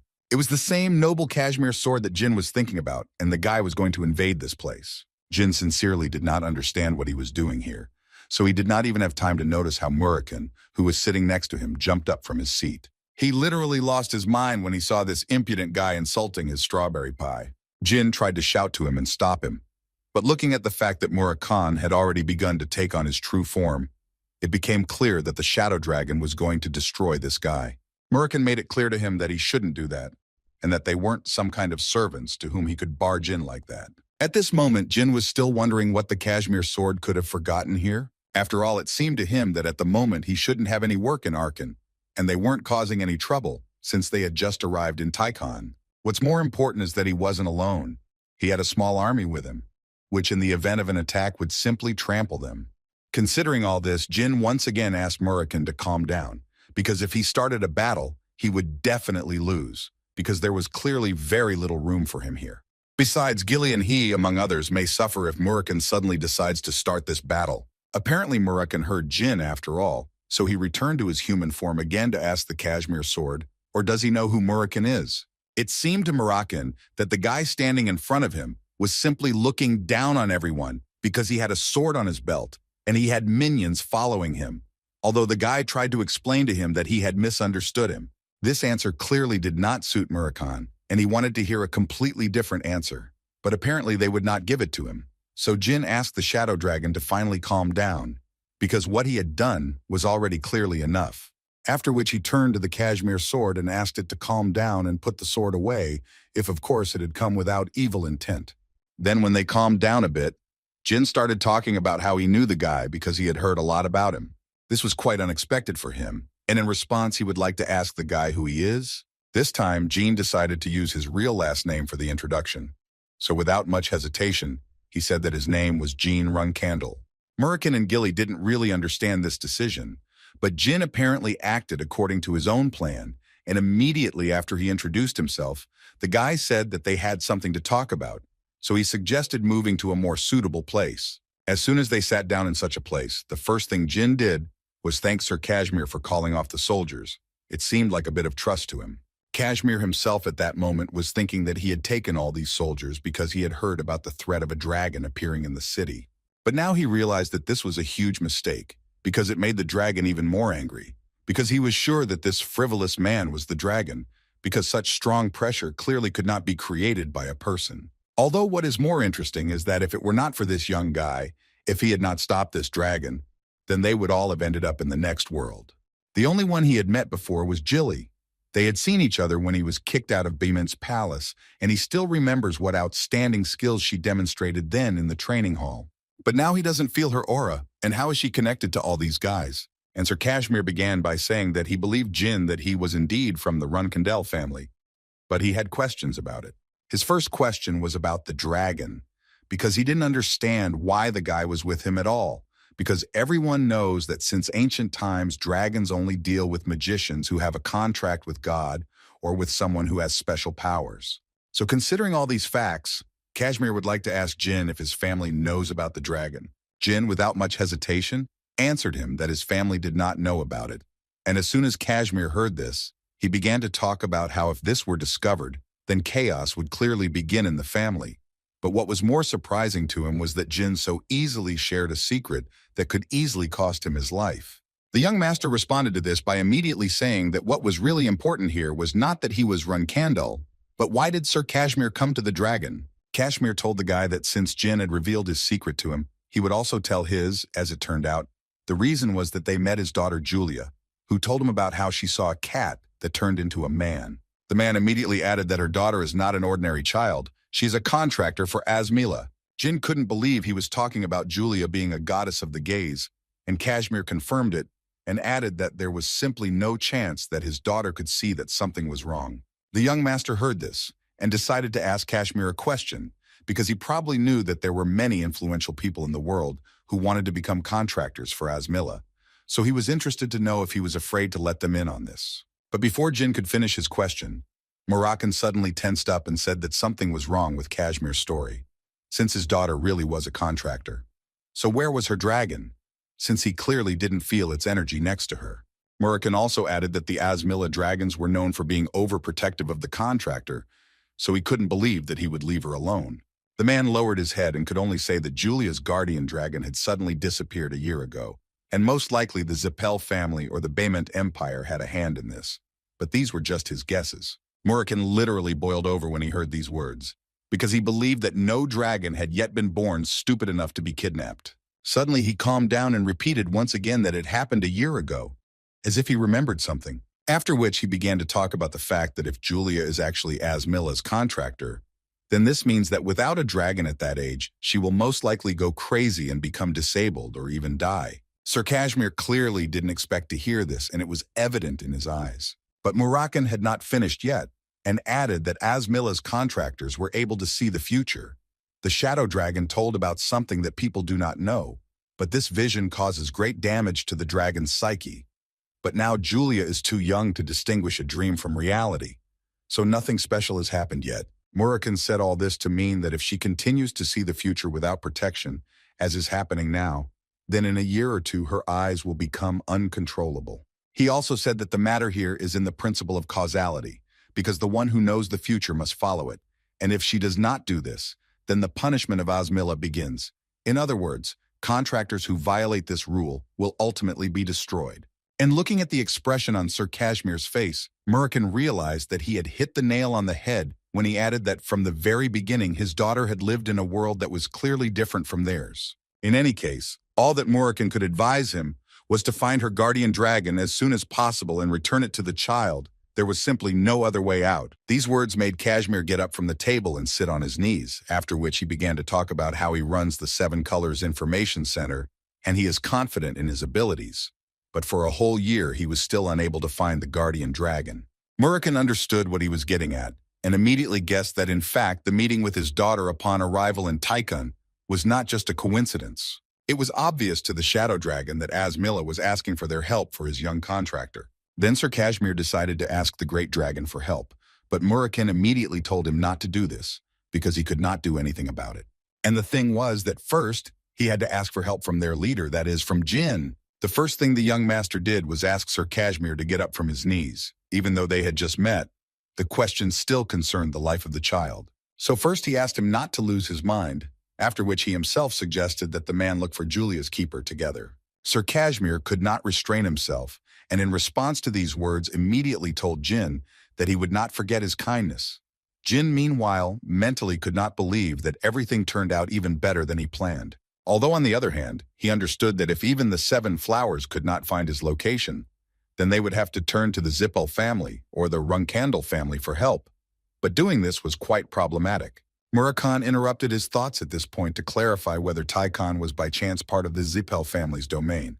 But according to Jin, Tyon was simply a city that was not attached to anyone. After which Murakan turned to Kashmir and began to tell him that if they were such capable guys, then they must surely have information about dragons, and Kashmir agreed with him, because in fact they knew what kind of dragon and on what continent it was located. Then Murakan immediately asked to give him all the information about the dragons in the Bement Empire. The Shadow Dragon thought that this method he was going to use was something like their last chance because in fact there was nothing that dragons didn't know about. At this time, Mrs. Keekantel was enjoying her drink, when suddenly she was interrupted. It was Enya who brought news about Sir Jin, whom she thought was amazing because they were the same age, but he had already managed to reach the 5th rank. Mrs. Keekantel reminded her that she too was a contractor of God and therefore could be just like him. The woman also added that, unlike the child from the family with the black-haired guardian, she is a contractor of Ulta, the goddess of time who is much, but suddenly stopped and could not finish, because she was overcome by fear. After a short stupor, she immediately ordered the girl to lock herself in her house and not come out until she returned to her. Enya immediately realized that something had clearly happened, but according to Mrs. Keekantel, nothing serious, just one blot that had appeared, which the woman was obliged to deal with. Murakan was flying incredibly fast, so after a few minutes of flight, he told Jin that they would soon arrive at their destination. After which he said that he was going to get closer and release his energy. Then the dragons of Bement would show themselves. At least that's what he thought. But before he did this, he asked Jin to hide properly so that he would not be seen. Murakan came as close as possible to the water and began what they had just talked about. Some time ago, Kashmir gave Murakan and Jin a list of active dragons in Bement territory. When Murakan read this list, he was slightly surprised that some dragons were hiding in such rather non-obvious places. Jin, looking at him, noticed that apparently some nuances had appeared, since the man was talking about it so uncertainly. Murakan assured him that there were no problems. The only caveat might be that this matter might be a little dangerous, since this was their personal dragon business. But before they left on this mission, Sir Kashmir decided to thank the Shadow Dragon once again for his help. He was so excited that he decided to say directly that he essentially entrusted the salvation of his daughter into the hands of Murakan and would hope that he would be able to save his daughter. Before leaving, the Shadow Dragon decided to tell Kashmir 2 things. Firstly, from today until his daughter's dragon returns, he must tire his daughter out all day, and if she is exhausted, then Asmill's power will naturally weaken, and when she wakes up, then he will need to play with her again. In fact, he must do anything to make her tired and fall asleep. The man understood him perfectly and repeated this point in his head, after which he wanted to know what the second thing Murakan wanted to tell him was. The second request was that he should bring ice cream, as one of their team members couldn't eat it because of him. Gilly couldn't believe her ears, although she always knew that Sir Murakan was quite kind. Murakan thought she wanted ice cream, but what she really meant was that he had just said so many things to Sir Kashmir, and it was all just to calm him down, although Murakan himself clearly didn't notice. Jin recalled this situation while Murakan performed his ritual. And the guy thought that his black dragon was only pretending that he didn't care about people, although in fact he was very attentive and caring. His thoughts were interrupted when Murakan informed him that the dragons he had summoned were approaching him. When he looked closer, he saw Labus and Until flying towards them, but the main problem was that he offended them the most. So he asked Jin to put his helmet on himself first. Jin couldn't even imagine how many times Murakan had beaten them, that they literally came galloping here, hearing his energy. According to the Shadow Dragon in the old days, those who flew into his territory were beaten in the same second, and these guys were some of those whom he punished several times. That's why one of them immediately recognized Murakan and immediately started shouting at him, because he was incredibly interested in finding out why he was here. Murakan did not hide that he had some business, so he woke up from his long sleep, and here he is to ask them for help. It was noticeable that these dragons were thinking very hard and were not sure whether they should help Murakan. So they thought for a moment and told him that they didn't know what his problem was. But they thought that now was not the best time for this. So they asked him to take care of himself and leave immediately, because their young contractors were nearby in this territory, and they didn't want to create problems in the seas of Bement. Without thinking for long, Murakan asked them a question in response, in which he wanted to know how they even dared to order him to retreat, because he, Murakan, had nowhere to run under this sky. But these words only angered his old acquaintances even more, who repeated to him once again that it would be better for him to run away and to do it immediately. Murakan stood still and did not understand why they were so determined, so they told him that the energy that Murakan released was causing chaos. Moreover, they were sure that Kikantel was already flying here in order to destroy Murakan. Jin understood that if they were talking about the silver dragon Kikantel, then the guy wanted to immediately find out what kind of relationship Murakan had with the dragon guardian of the god of time, Ulti. Jin clearly didn't expect this answer, because Murakan informed him that she was actually his ex-girlfriend. And while Murakan was telling this, his two dragon friends continued to beg him to leave, because their contractors were still young, and therefore they could easily die if they got into trouble. And besides, he had a chance to leave before the other dragons found out that he had woken up. But apparently it was too late, because Murakan sensed a strong energy very close by, so he immediately decided to ask Jin to hold on as strong as possible. And as soon as he said this, he had to dodge a powerful attack that was launched at him. Two of his old acquaintances immediately ran away, telling Murakan that they would curse him for the rest of his life. Murakan could only ask Jin to remain vigilant because these blows would come towards them again and again. Jin immediately noticed that she was using an absolute skill of rank 8 or even higher, but the main question he wanted to know the answer to was how many times could she do this? The first thing Mrs. Kikantel said to Murakan when she saw him was that he was an incredibly nasty dragon that even death would not fix. So she did not understand at all how he dared to show up here. Jin tried to figure out if they should fight this monster right now, but Murakan thought that they simply had no choice. Then the guy decided to find out how long their relationship lasted, since he says that she is his ex, and if you believe the dragon, then they dated for about 500 years. By human standards, it seemed to him that it was about 5 years. In any case, Murakan asked the guy when he had the chance, he would have to stab her with Bradamant. It seemed to Jin that she was still going too far when she talked to Murakan like that. But the Shadow Dragon decided to explain to Jin that apparently he didn't understand that the dragon never communicated with those who were lower in level than him. So when the situation gets bad, he gathers his forces and wreaks havoc in one fell swoop. Kikantel immediately told him that if Murakan was going to run away, then there was no point in him doing so, because it was already too late, and she would finally be able to get him. She didn't even intend to listen to him and wanted to destroy him right there in the sea. Although Murakan tried with all his might to stop her so that they could still try to talk and solve this problem. He told her that he understood perfectly well that she hated him, but he tried to convey to her that it was not so important now. So first he asked her to do what was really important. But all these words clearly flew past Kikantel, who did not even intend to listen to him and simply continued to prepare to strike again. And she did it. A few seconds later, she delivered another rather powerful blow to Murakan, which he managed to dodge at the last second. Although it was pretty obvious that she wasn't going to stop there, and Kikantel would clearly continue to try to destroy her ex-boyfriend. and at one point she was finally able to deliver a precise blow, which still hit Murakan. Then she tried to bite off a piece of it, but she didn't manage to do it because the shadow dragon was able to dodge it in time. Murakan still couldn't believe that she had gone so crazy that she was ready to literally destroy him. But apparently she wasn't even going to listen to him, she just wanted to destroy him, so she charged her blow again. He had to dodge the blow using his shadow abilities.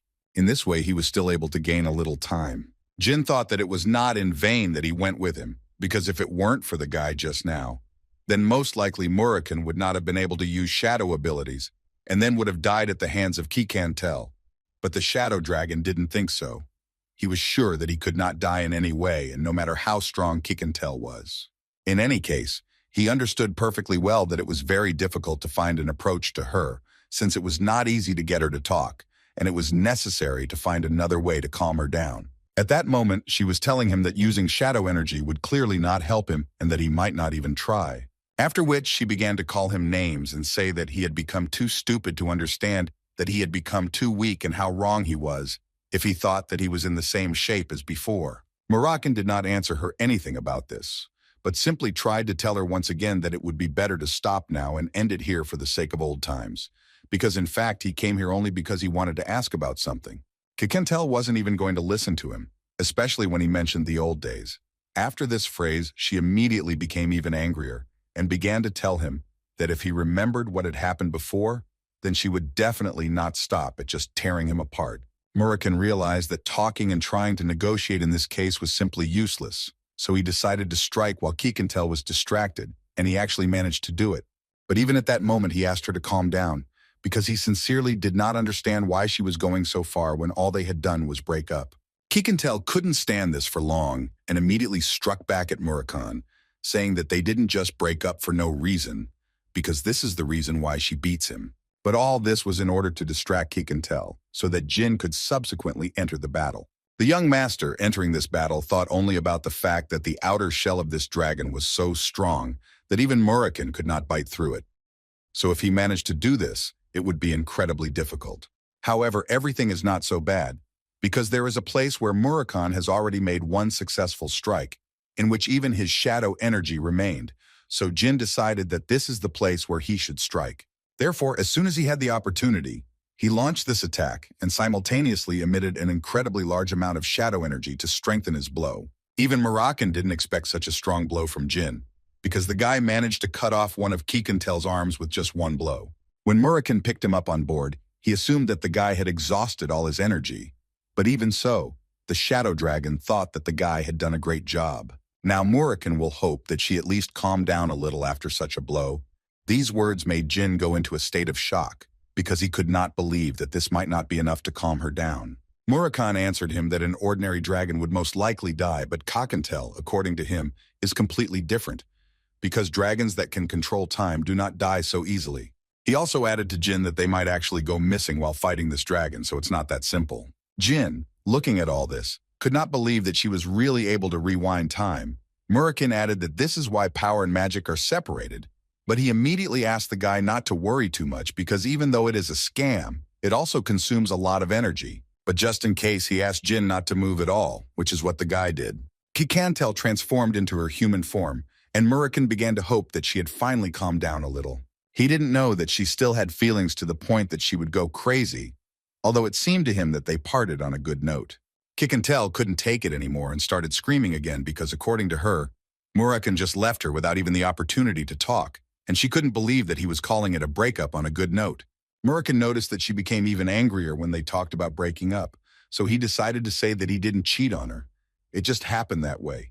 It seemed to him that their characters didn't match. Jin couldn't believe that he was now standing and listening to a conversation between two dragons who had lived for over 1,000 years. In any case, Murakan was trying to convey to her that he didn't come here to fight. He came here to ask her something. But before they start, Reincarnated suddenly wanted to know if this man was by any chance a contractor of Soldrid's. Murakan responded to this by immediately saying that it was not so important now, because one of them was now in danger. Reincarnated felt unpleasant when he said one of them, because she had long considered him an outcast. After all, at one time, he destroyed an incredibly huge number of dragons, and now he is trying to say that he is one of them. In response to this, Murakan said that among all those he destroyed was the enemy of her older brother, and he did it for the sake of someone he didn't even know. After which he realized that it was probably a mistake to come here and ask something from Reincarnated. It seemed to him that it would be better to ask another dragon, and as soon as he turned around to leave, the girl stopped him. She wanted to say that when she sees him, she always becomes emotional. So she asked him to just ask her what he wanted, and that's all. Murakan did not miss this opportunity to have a normal conversation with her, so he told her that recently, one of the guardian dragons of Asmilla had gone missing, and finally Jin was able to wait until they got to the main topic. Reincarnated actually understood what they were talking about, and could only say that this child had recently been taken by Vuletta. As far as Jin knew, Vuletta was a wind dragon. It was the ruler and guardian dragon of the prince of the Zipel family, Andre. And this could mean that the Zipels were to blame for everything again. Reincarnated was also almost certain that they had said that they would teach Latri the magic of the dragon language.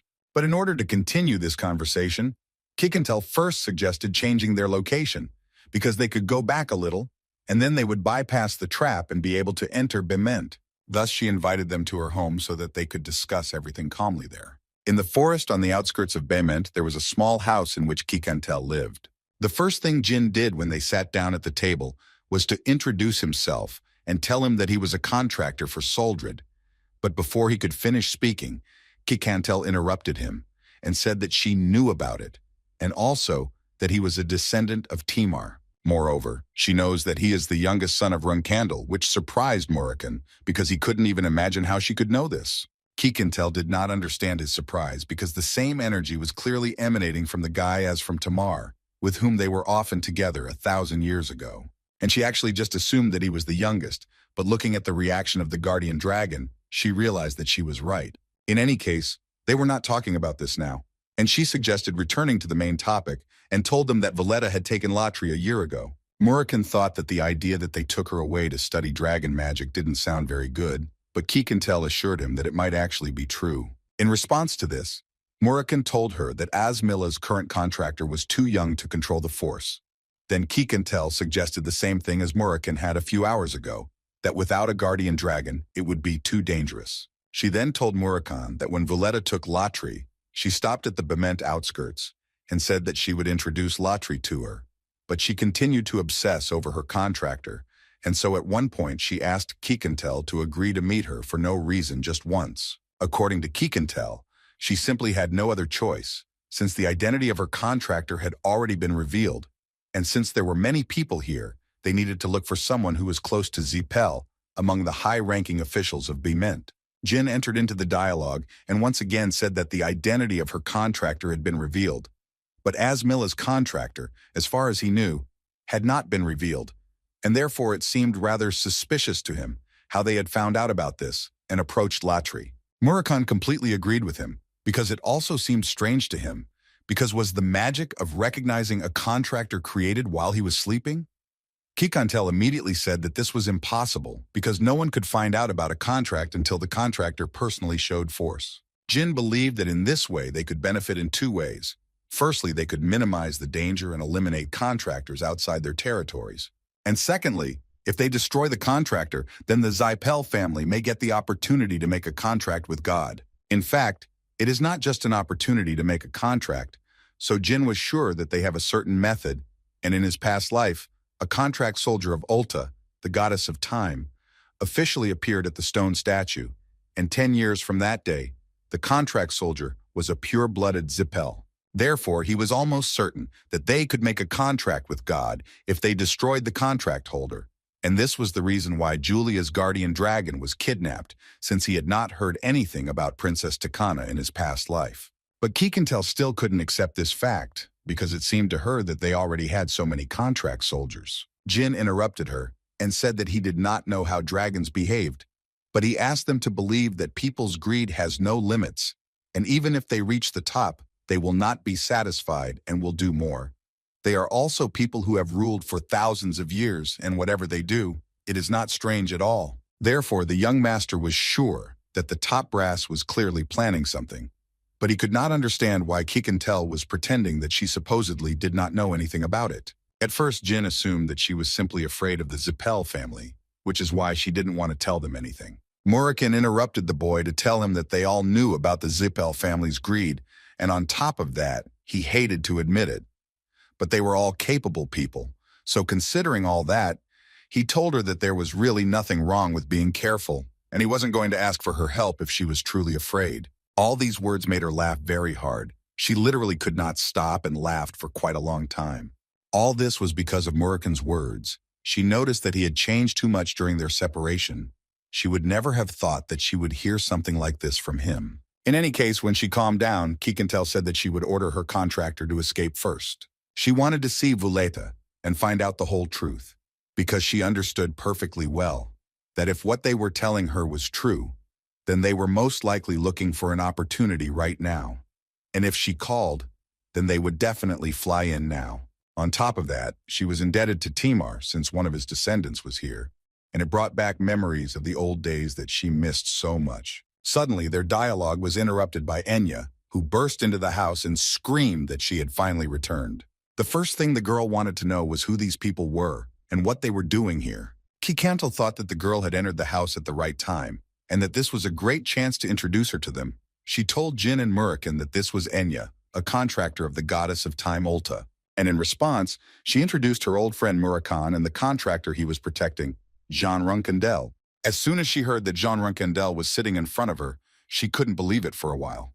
Kikantel forgot to warn the guy that Enya was a bit of a fan of his, but she didn't have time to do this, because the girl herself would have literally just a little more jumped on Jin with words about how she had so dreamed of meeting him. Kikantel suggested that the girl maintain her dignity as a contract soldier and not behave like that, but apparently the girl did not care at all about the woman's words. After which she came to her senses and asked for forgiveness, because when she saw Master Jin in person, whom she had only seen on paper, she was a little confused, although it was already late. But she still decided to introduce herself, and after she gave her name, she told that she was a commoner from the academy. All Jin knew about Ulta was that she valued the blood of contractors, and apparently this girl was really talented since she chose her. So the guy told her that in fact she didn't need to apologize, because he thought that there was no need to be ashamed of such an enthusiastic greeting. And as soon as he finished speaking, Kikantel once again reminded the girl that she had forbidden her to leave the house. But for some reason the girl did it again, so she would like to know the reason. Enya said in a quiet voice that she was very sad and lonely at home, so she thought that she might feel better if she saw Kikantel. But suddenly, young Master Jin appeared before her eyes, so she believed that she had made the right choice when she came here. Jin was thinking at this moment that the Bement nobility most likely bullied Enya, so the guy never got involved with these people even during his past life. In any case, Jin came closer to Miss Enya to tell her that the real reason he came here was because there was a possibility that someone was stalking her. Therefore, he would like to immediately offer her to go with him so that he could always protect her. These words caused Enya to fall into a state of shock, so she remained silent for a while. And then her condition changed to an emotional explosion. She began to scream with joy that she would finally be taken away from here, and that it would be done by Jean Runcandel himself. Kikantel tried to stop the girl, but apparently it was already completely useless. After all, she has already moved on to the point that she agrees to go wherever the guy tells her to. She even began to pray to the goddess of time until Kikantel came closer to the girl to calm her down. The woman carefully knocked her out. Apparently, she understood perfectly well that this was the only way to calm her down. According to Kikantel, she was always very worried that the girl would not want to go, but it seems she was worried in vain, because, seeing her like this, the woman understood that Enya would follow the guy even to the basement prison of Runcandel. Jin did not understand what she was talking about because he did not know about any prison. Kikantel told the guy that he really shouldn't pretend, because there was a dragon here too. Now Jin didn't understand anything at all. So the woman had to tell Jin that the reason she said she would help him was not to keep him safe, or Enya safe. The main reason was Murakan, who fell asleep while they were talking. The woman thought that he had become too weak, and in this state she was sure that he simply would not be able to resist Vuleta. Therefore, if they still have to fight her, then only she will do it. Jin couldn't believe that Vuleta was so strong, and Kikantel confirmed this, saying that Murakan was definitely no match for her now. And she thought so because all of Kikantel's attacks would have been a dud for Murakan 1,000 years ago. And since the woman started talking about this, she decided to tell Jean that they both needed to hide somewhere before Vuleta arrived. And as an option, she offered her house. Jin was not against it. If only Kikantel herself wanted it. But the woman immediately told the guy that he would have to convince that dragon to calm down, because it seemed to her that he would definitely start causing a fuss. After all, this was his ex's house. At this point, Jin thought that compared to his first impression, she was quite caring, so he decided to happily agree to her terms. As soon as they talked, she said that Enya would wake up in about 10 seconds, and then she asked him to carefully explain the whole situation to her. Although it seemed to Jin that the girl would be unconscious for a very long time, because she hit her quite hard. But apparently he will have to take his words back, because exactly 10 seconds later, the girl opened her eyes. Therefore, looking at the girls, Kikantel explained to him that in this world there are things that go beyond common sense and reasoning. When Jin began to explain to the girl what was happening, she finally realized that someone was hunting for Tikon's contractors, and as far as Enya understood, she could become the next target. She believed him without any doubt, because for her, he was young Master Jin, and besides, for her it was all quite romantic. Jin tried to tell her that she couldn't possibly take things that way, but she still thought it was better to think positively. So she had to say goodbye to her family in Tyon, so she wanted to know when they were leaving. The guy told her that it all depended on her. Enya thought for a bit, and decided that then she would be ready to leave tomorrow, because the only family she had was her 7-year-old younger brother and an elderly dog.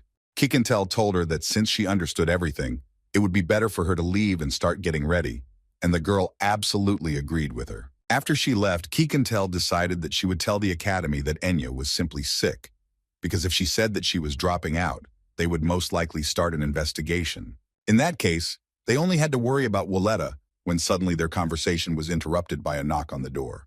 And as soon as Kikantel came closer to the door, she heard the voice of a man who came to ask for some firewood, although the woman thought that this was a rather strange request because there were so many trees around, but she was still going to open the door, until one moment she was stopped by Jin, who once again asked the woman if she really thought that this man had come for firewood.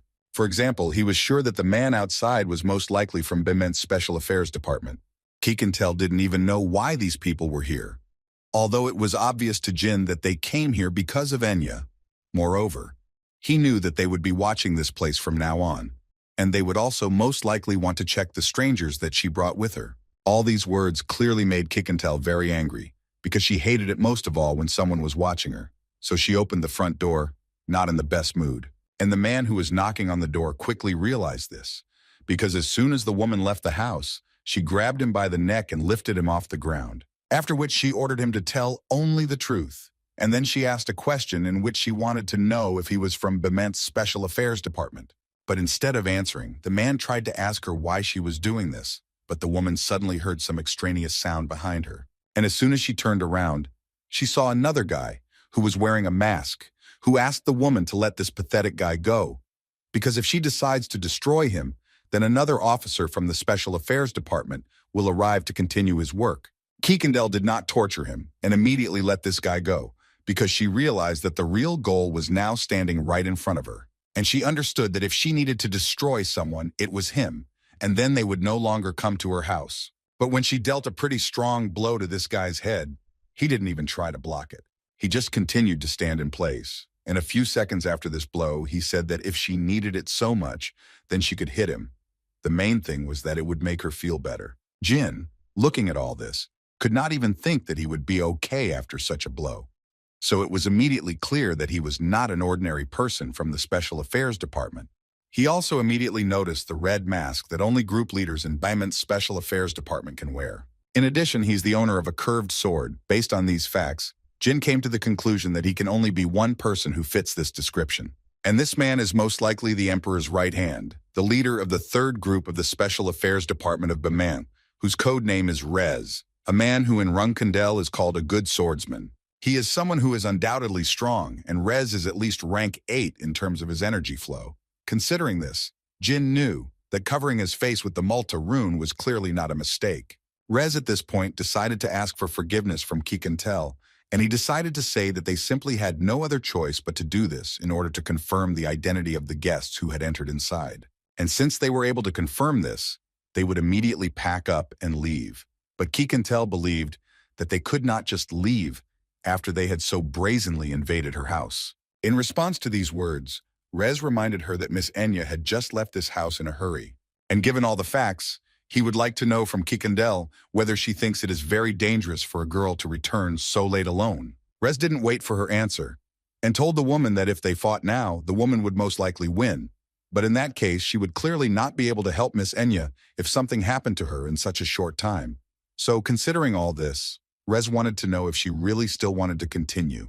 He suspected that the answer would be no, so he was going to simply leave her house. But before leaving, Kikandel still decided to tell him so that he would not forget that next time, he would have to put at stake what he valued so much. The woman wanted to convey to him that everything he had defended with his life, he should prepare to lose it all because of what he had done today. As soon as they had gone some distance from the house, Rez told his assistant that he had confirmed the appearance of the smugglers, so he would like to immediately know their identities. He also added that for the time being, all observations of the Silver Dragon will be suspended. This surprised his assistant very much, because it seemed to him that they should watch Kikantel's actions.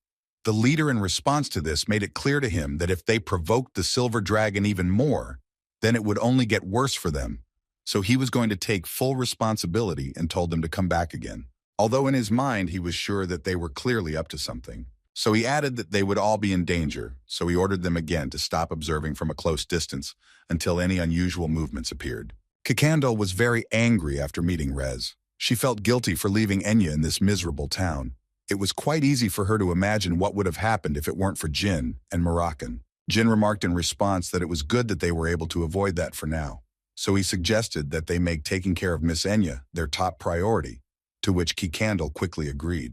But she decided to add that they should set out tomorrow morning because she was not sure that Enya would be safe. The next morning they were already near the seashore, from the beach from which they would be sailing any minute. At this point, Jin was saying that it was a great relief to him to learn that a merchant ship was heading to Tyon. He also thought it was important to say that there was nothing to worry about because he had given a lot of money to the captain, so he definitely wouldn't neglect Enya. On top of that, Murakan will be accompanying her, so there is no reason to worry. But in fact, this was the reason she was worried, but she simply didn't see any other way out. So she decided to contact Valletta right now, and Jin would be able to meet her as soon as Murakan returned. A week later, Murakan was already standing near Kikadel's house and could not yet decide to enter. Suddenly his thoughts were interrupted by Jin, who first told his guardian dragon that he had done a good job. In response, Murakan could only say that Kikantel was much tougher than he could have imagined. With these words, he provoked Jin to find out what happened. Murakan told the guy that they both built this house when they were still together, so he knows why she asks them to stay here. Jin, listening to all this, thought that his cold heart simply began to melt. But these words made Murakan even more angry, because he thought that this was clearly something ridiculous.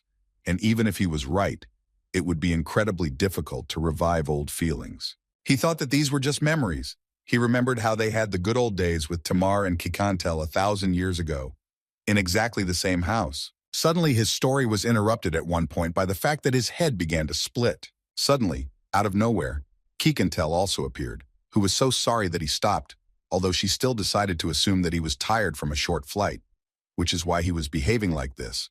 All these words made Murakan even more angry, and he asked her to shut her mouth already because he did not consider himself a weakling. In any case, she came here to tell that a response had arrived from Valletta, and according to her, it would be tomorrow night on an uninhabited island off the northern coast of Bement. The first thing Murakan wanted to know from Kikantel was what she would do when she saw Valletu, and according to her, she was going to tell her that she had called her to find out the location of the guardian dragon. Well, if she decided to pretend to be innocent, then Kikantel was going to beat her. Murakan liked her answer, after which he added that if it were his boy, he would have simply avoided such a boring situation. But in her case, Enya is not there, so she can do whatever she wants. Kikantel decided to clarify once again for Murakan that he should not do anything because she was going to fight alone, and his help was clearly not needed. These words drove him even more into a state of madness, because it seemed to him that she sympathized with him, although the woman assured him that she did not mean anything like that. The next day, when they came to this meeting, Jin and Murakan hid and just watched, and the guy at that moment thought that they would hardly come alone, because if they really stole Latria and were planning to suspiciously conclude an agreement, then it seemed to him that most likely they would come fully prepared. Suddenly his thoughts were interrupted by a strange voice, which said that it was a great honor for him, because he could not even imagine that he would meet the Silver Dragon of Time, Kikantel. After which he finally decided to introduce himself, and as it turned out, His name was the Wind Dragon, the prince of the Zipel family, and the contractor of Melcher, Andre Zipel. This turn of events clearly did not suit Kikantel because she thought that Valletta would come alone. In response, she received a dubious story. According to her, when she received her letter, she was with Andre. And since she was interested in the story about the contractor Ulta, Andre also seemed very interested. So considering all these facts, she would just like to ask for understanding from the Silver Dragon. Kikantel noted that she had been very rude lately.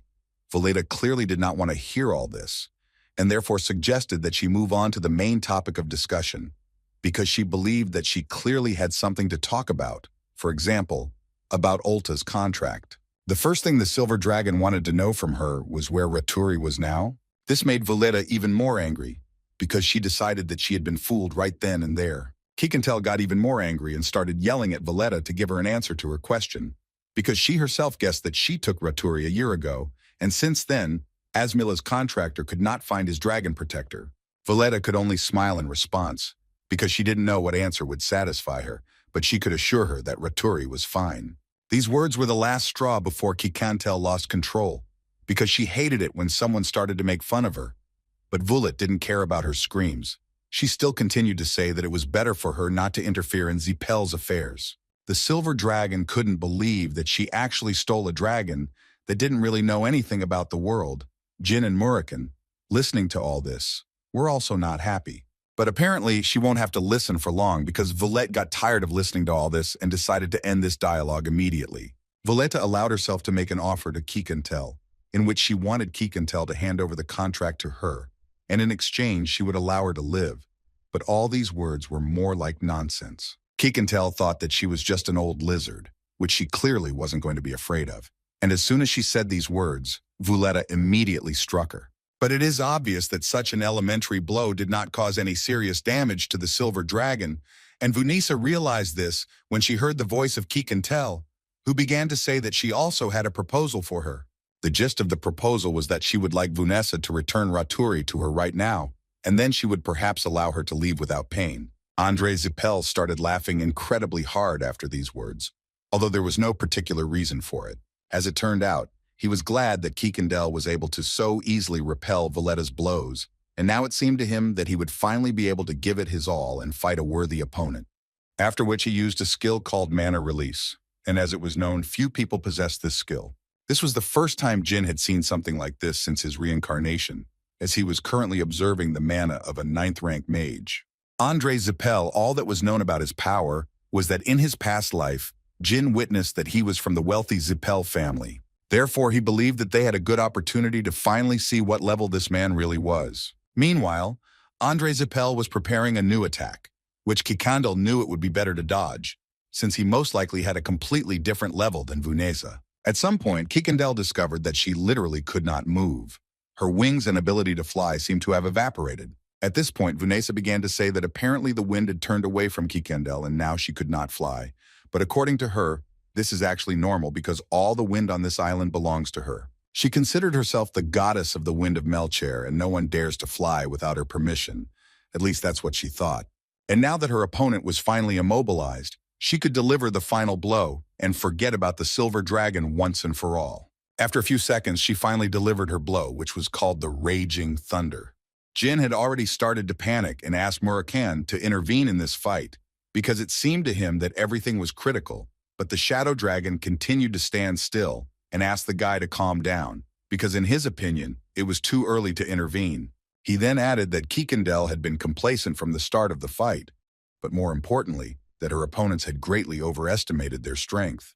And apparently Murakan knew his old friend well, who used one of her strongest skills to repel this attack. The point of this attack was that it literally stopped time, giving her a little time to think about how to counterattack. Even Andre Zipel was delighted. He was not shy about saying that he had not seen a force for a long time that could control time and even stop magic. But suddenly he had to remain quiet, because he heard a voice from the side, which convinced him that today she would shut his filthy mouth. Zipelam never liked threats coming their way, so he immediately turned to Valletta and ordered her to begin creating the next attack. But Valletta, to their great regret, was not even able to move, and given all this, she began to understand that apparently Kikantel was using the power of time control. Apparently she realized this too late, because Kikantel struck back at her, which threw Vuletta and Andre back. But Kikantel was not going to stop there, so she gathered her strength and was going to literally bite off Vuletta's head. Kikantel launched attack after attack, destroying her opponent little by little, and with each passing second it became clear who would emerge victorious in this battle. Andre realized that they literally had no chance, so he began to beg the Silver Dragon to stop.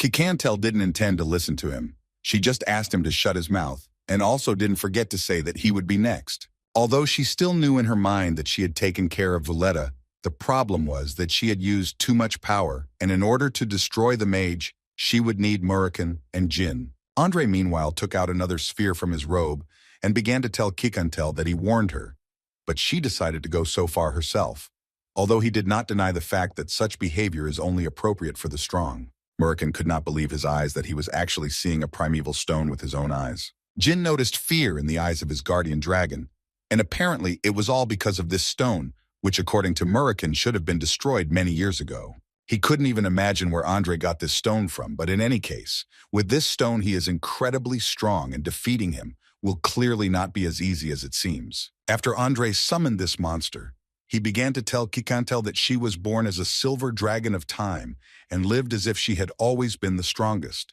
But now he told her that she was clearly wrong, because people, dragons, and even gods, in the end, everything falls into the hands of Zipel. And at the moment, all that is needed from her is to stop denying it and finally accept this fact. The primeval stone, when danger befell the world, the gods created it as a safety measure to prevent the end of the world. In the end, the stone that contained the powers of all the gods was destroyed by those same gods, because it was so strong that it could easily destroy the world. Murakan literally went crazy from the thought that the stone that was supposed to be destroyed was now in the hands of a magician. While they were talking, Andre had already dealt the first blow to Kikantel's body, and unfortunately, she was unable to block it. The man was going to show the dragon where his place was, and in this place the weak must fall before the strong. But Murakan didn't think so, so he entered the fight without any doubts, and the first thing he did was tell Andre not to touch Kikantel. As soon as Zipel saw the black dragon, he decided to assume that it was Murakan, who is the guardian of the Runcandel family, and the guy standing next to him is apparently his contractor. Jean took off his hood, and Andre recognized him. It was the youngest of the Runcandel family, who had only recently left home. Now that he realized this, he suddenly said that he originally came here to pick up Ulti's contractor, but now his appetites had clearly increased. But before they started the real battle, he decided to wake up his sleeping friend to even the odds a little. After the monster, Andre whispered something into Vuletta's ear. She miraculously woke up, even taking into account the critical hits that Kikantel dealt her. But now, looking at her body and Vuletta in general, one could say with confidence that her strength had clearly increased, and now she was not the same dragon that she was 10 minutes ago. Without thinking twice, she immediately decided to confront Murakan, whom she had not seen for so long, but all this time dreamed of fighting him in a fair fight. Murakan understood perfectly well that this was not Vunesa. This was a corpse, Andre's puppet, which he was using for battle, so he asked her not to interfere in the battle and to disappear. But in response to these words, she could only offer him another blow with her power. Murakan could only use his shadow vanishing technique at this point to dodge such a blow. Vunesa didn't expect this, but she immediately stated that it was actually a good thing, because she would have been too disappointed if he had turned out to be too weak. She believed that she would be remembered after this fight as the one who was able to destroy the legend. Murakan, in turn, asked her to just stop deceiving herself with empty hopes, because this definitely would not happen. Andre, meanwhile, suggested to Kikantel that they also continue the battle, although he wanted to be a little softer with her. But since she had already seen this face, he would still have to destroy her. He also didn't forget about Jean Runcandel, who was also there the whole time. The guy tried to attack from behind the scenes so that Andre wouldn't notice, but it wasn't that easy. But he still tried, even though Andre shouted at him that the child's intervention wouldn't change anything anyway. They ran at each other with pre-planned attacks and were incredibly eager to destroy each other. Jin was ready to go all the way when suddenly he heard Murakan's voice, who shouted at the guy to dodge and not go all the way.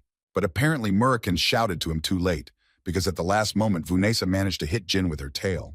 It was a pretty strong, and most importantly, unexpected blow, which caused the guy quite a lot of damage. But that wasn't his main problem, because right now a huge snake, Andre, was approaching him and was going to finish the guy off once and for all. Jin realized that the situation was more than critical, so he took out his pendant.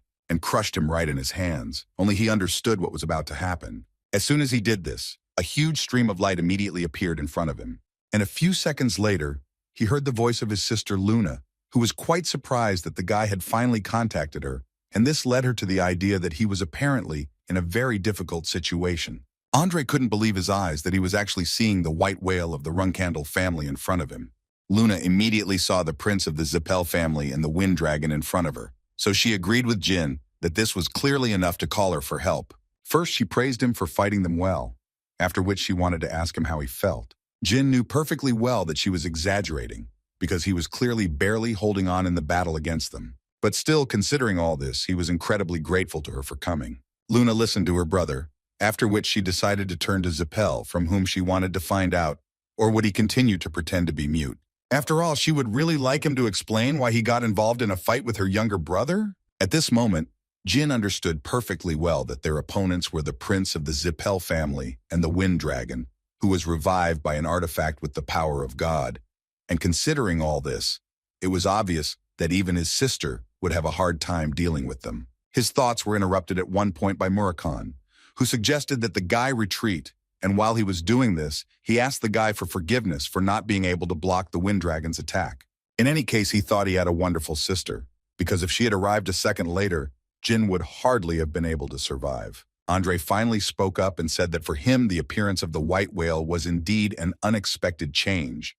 But with this, he only confirmed that the Runcandel family had broken the oath to the Zipel family, because her younger brother Jin Runcandel used magic, and he assured her that the Zipel family would not forget about it, in response to which Luna asked him not to worry about it. The thing is, she was sure that he would never be able to convey this news to his family. These words apparently really hurt the man, because he didn't understand how such an insignificant girl could even dare to behave like that, so he was immediately going to teach her a lesson. Luna responded with a single blow that shattered his monster into tiny pieces. She then added that all the members of the Zipel family that she had met throughout her life were chatterboxes, and, as she had expected, Prince Zipel was no different from the rest. She went on to add that it was a good thing he had decided to leave the dragon in its original form, as that would give her more room to make the cut. These words made Vuletta switch to her human form, and even though Andre asked her not to do this, she was still going to deal with Luna on her own. And she was going to do this with the help of her staff, which contained the power of a dragon and the magic power of the Zipel family.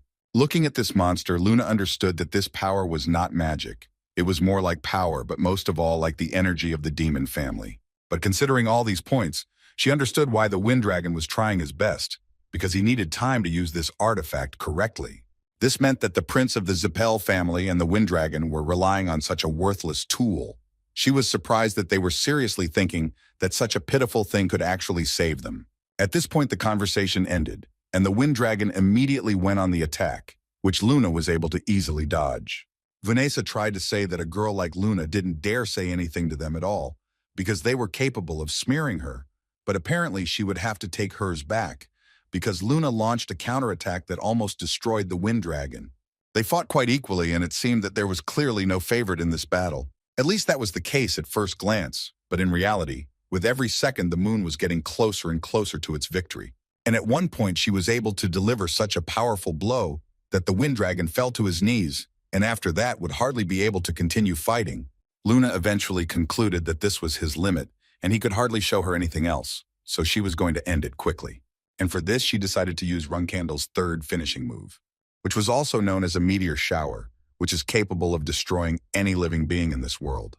Jin at that moment remembered the words of his uncle, who told him during training that if it was possible to describe their family's sword technique in one word, then that word would be dominance, because it is destructive and ruthless. Therefore, he believed that there was no specific technique of the Runcandel sword. The only thing they could use to destroy it was a secret technique and a finishing move. And right now he is watching the third finishing move, which was called the meteor shower. Looking at this blow, Jin could only think that it was beautiful, and at the same time incredibly destructive.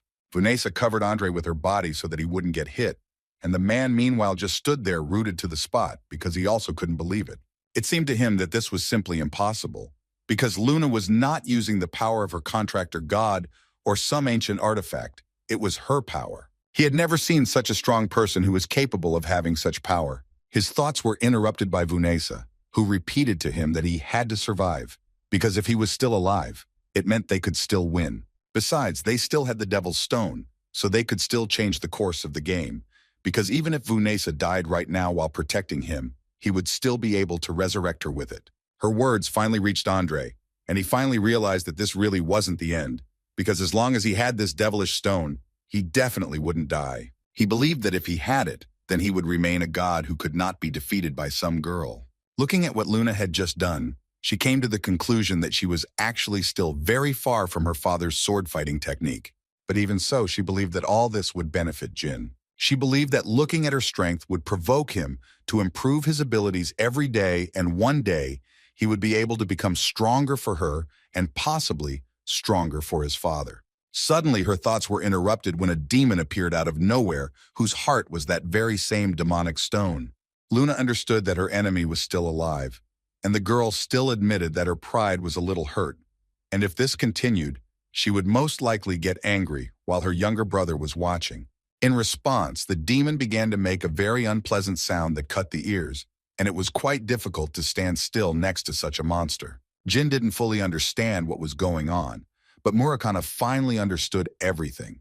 According to him, Zipel had just used contractors to create the primeval stone.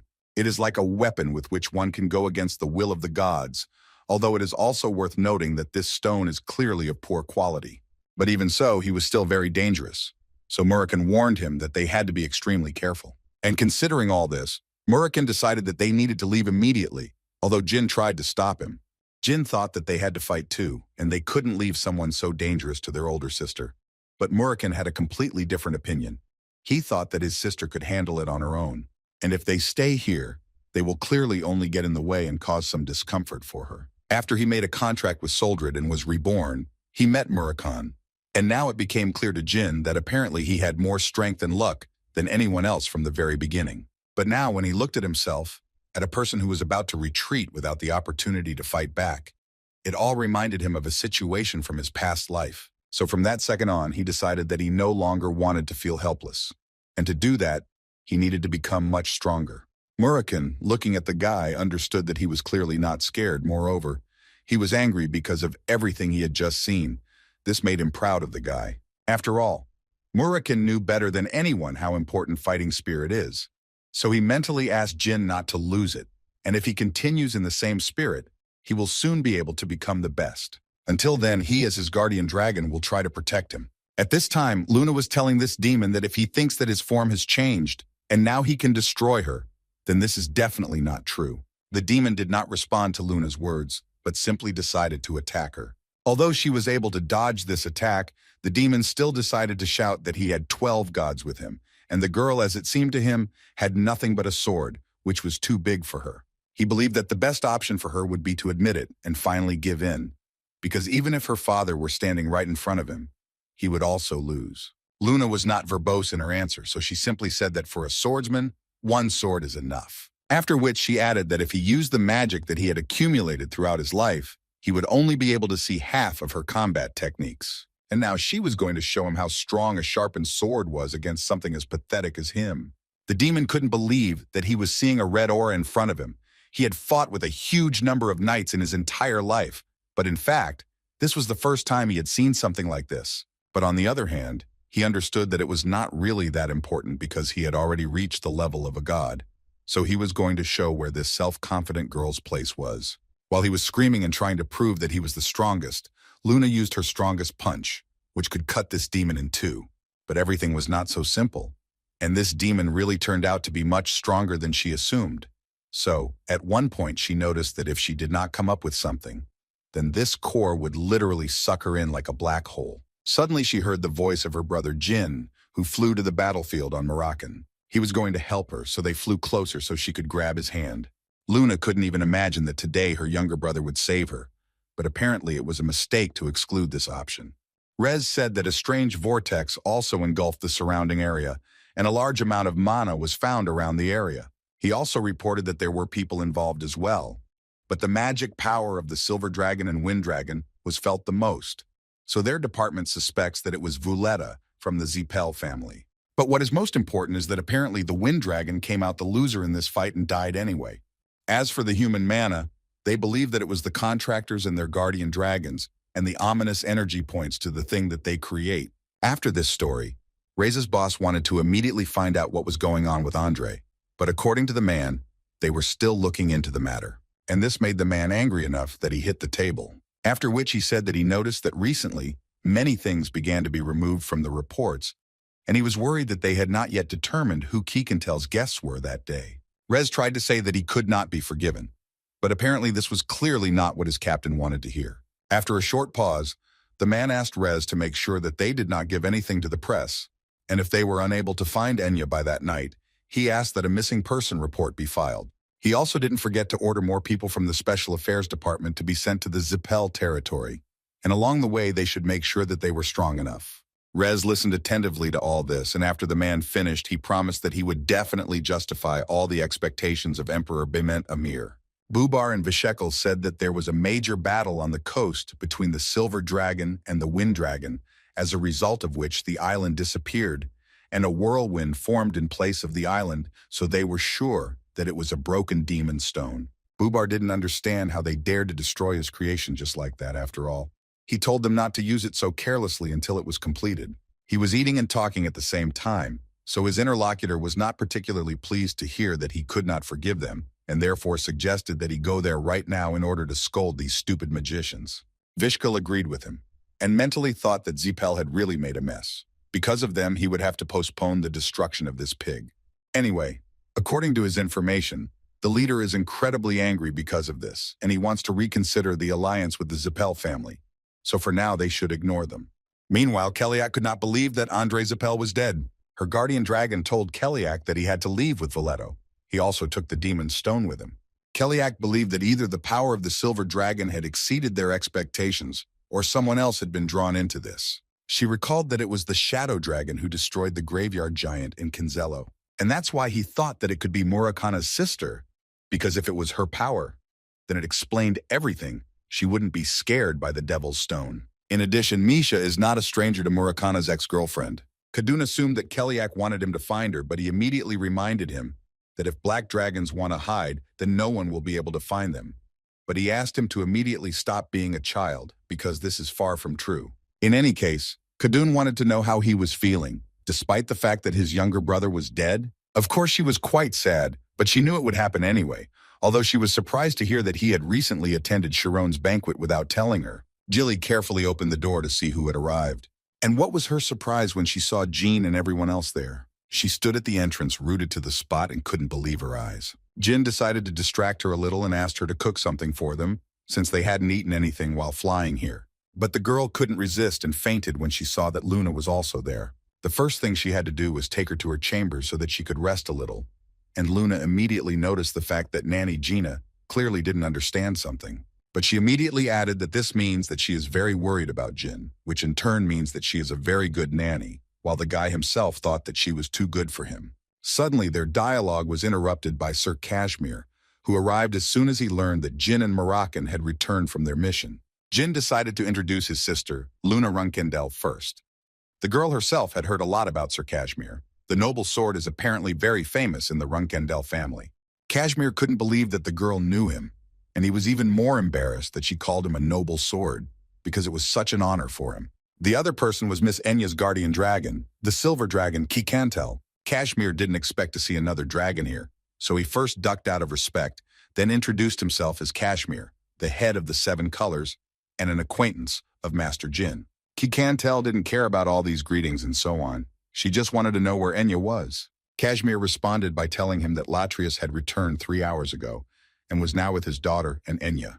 But what's even stranger to Kashmir is that Latrius has no memory of him going missing, which also surprised Jin. When Latrius arrived home, he didn't understand why they were all so scared, and why they were all telling him that he was missing, because all he remembered was that Valletta told him that they weren't going to teach him dragon language magic. According to Kashmir, Latri is in too good a condition to say that he was threatened by the Zipel family, so he had a sneaking thought that perhaps he had not really been kidnapped. But Keekantel said that was definitely not the case, because she personally received a confession from Zipel. Murakan could only say that they were sweeping up the evidence, and it seemed to him that they were most likely erasing everything connected to the Devil's Stone, including Latrius's memories. It's the Zipel family's specialty. When things don't go according to plan, they erase everything. Only Jin did not understand what they were trying to achieve in this case, because it seemed to him that the reason here was not only the Devil's Stone, and why did they make an imitation of the primeval stone? Murakan believed that everything here is actually simple. They want to become gods. It seemed to him that they wanted to gather all the powers of the existing gods and then destroy everyone who was against them in order to become the only gods who would rule the world. Kashmir asked them to rest for now, and in the meantime he would study as much as he could with the power of the 7 colors. And he also offered Miss Kickentel to accompany her to the place where Miss Enya is now. At that moment, Gilly came to her senses and turned to the young master, but Murakan immediately ordered her to lie back down and lie there until the strawberry pie got better. Gilly didn't remember why she lost consciousness, but when she saw Luna again, she understood what the reason was. This same reason caused the girl to fall unconscious once again, which angered Murakan even more. After some time, Luna told Jin that after he destroyed the notorious underground gang Tessing, Tikan became an independent and safe city. She also did not forget to remind that the prince of the Zipel family and Valletta were also destroyed only thanks to him. He achieved all this in 2 months for the title of reserve captain. She even said that he used magic without official confirmation. All this together adds up to an incredible feat. Gilly at that moment decided to say that it seemed to her that everything had come to an end when Miss Luna caught them. She didn't even imagine that the girl already knew everything. Luna herself believed that she could turn a blind eye to it, but she immediately warned that they should beware of the chapter. According to the older sister, their father already knows everything. He is aware of the incident in Tessing before Andre's death. She was also sure that later he would find out about her intervention. Hearing this, Gilly thought that things were very bad for them. But Jin believed that not everything was as bad as Luna had described, and besides, he had a certain plan in his head. According to the young master, he plans to meet his father together with his older sister. Even Luna did not expect such a decision, because she did not quite understand why this was being done, after which she told him that he was apparently out of his mind, because it seemed to her that he had nothing to do while his father turned a blind eye to it. But the guy believed that he needed to meet his father to warn him that the Zipel family was in the middle of executing a plan to attack the Runcandel family. Luna suggested that if it was about the Devil's Stone, it would be better if she told him about it. And she also reminded him that if the reserve captain returned home without permission, he would essentially have to refuse the captain's exam. Jin thought that he would find out anyway, that all this happened because of him. And since everything came to this, it seemed to him that it would still be better if he talked to him. Besides, if he used this, he would be able to make a deal with his father. Luna, of course, understood what he was talking about, but she immediately assured him that if he continued to do this, then his father would most likely destroy him. In response, Jin could only tell her that when the time came, he believed that his older sister would stop him. She looked him straight in the eyes and said that she now understood why Gilly had such a hard time with him, because even his own family was afraid of him. But Luna still decided to agree to this adventure and therefore wanted to ask the guy when they were leaving. Jin planned to use the first teleportation gate tomorrow, and Luna agreed with him, because she also thought it was better to move as quickly as possible. Luna added that since their family was made up of people who were busy being at each other's throats, at the very least, she should be a good family member to him. In this way, she wants to become a sister who will be his shield. And since she knows her younger brother from the other side, she was sure that he had already clearly come up with something, and looking at the expression on his brother's face, she understood that this was the case. As soon as Jin showed up home, his brothers and sisters immediately pounced on him, not understanding how he, as a reserve captain, dared to enter the Sword Garden. Anna and Mu believed that this was the result of their older sister's indulgence, since he was shirking his responsibility as a reserve captain, and she approved of it. Luna, looking at this whole circus, understood that they were well prepared, although she expected this. Mary was shocked that the younger one decided to give up the right to the title of captain. It seemed to her that he simply decided to test what would happen after death. She simply could not find another reason. But she herself didn't like it even more, because she so wanted to fight him when he grew up, and now everything would disappear. The first thing they wanted to know from Luna was why she brought him here, but she confidently told them that he wanted to come here himself. Hearing this, they began to tell her that she should have stopped him, because she couldn't be reckless just because he was like that. Luna always had a hard time getting along with her sister Runtia, so she decided to just find out where her father was at the moment. Runtia didn't want to believe that the younger one came here only to see his father. But before she could finish speaking, Luna confirmed this and asked again where her father was. Vigo intervened in this dialogue and began to shout again that apparently Jin just wants to die, since he came here for such a reason. Runtia decided not to stop him and simply let Jin into the palace, saying that her father was currently in his office. After which she turned to Luna and said that she, as the first captain, must lay down her weapons. In response, Luna looked at her with a wild look and wanted to know what would happen if she didn't want to do it. They immediately prepared for battle and told her that this was her last chance to surrender. Otherwise, they could not be responsible for her safety. Before entering, Jin turned to Luna again and told her that, as a member of the Runcandel family, as the son of the patriarch, he came to tell him something, so he assured her that nothing bad would happen. The boy knew perfectly well that the others did not understand his father as well, and even if the return of the reserve captain to the family was against the rules, then the father will not be worried about such trifles, if only he is given the opportunity to explain himself, like last time. But apparently everything will be clearly not like last time, because as soon as Jin extended his hand to knock on his father's door, it literally exploded in front of his nose. After which Jin heard the voice of his father, who told him that it seemed that he had overestimated his son, because he had precisely given him 5 years before he was supposed to return. But he did it much earlier, so Shirin would like to know the reason for such a return. At that moment, Jin thought about the fact that he had seen this before, that his father's energy could completely destroy his target, using only the aura of his sword. In any case, his father wanted to hear the answer to his question, and he immediately assured the boy that he would not ask him twice. The first thing Jin decided to say was that as a son, he didn't need a reason to see his father. But in his mind, the guy was sure that he couldn't apologize, even if there was a chance of dying. He also realized that he needed to be confident but not arrogant, so he said again that he came because he wanted to see his father. The man's mind was not quite set on such an answer. He had never heard such a thing from his children before, so it was unusual.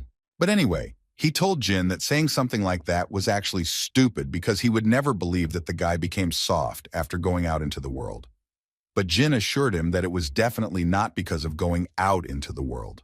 According to Jin, he always loved his father, so he didn't mind seeing him. But immediately after these words, he had to cover his face with his hand because of the incredibly strong aura that literally blew the guy away. Jin understood perfectly well that at the moment, the thirst for blood prevailed within his father. But the guy still didn't understand what he said wrong, because he said it quite confidently and clearly. Suddenly, the man told him that he almost laughed at these words, because he did not expect to hear something like that.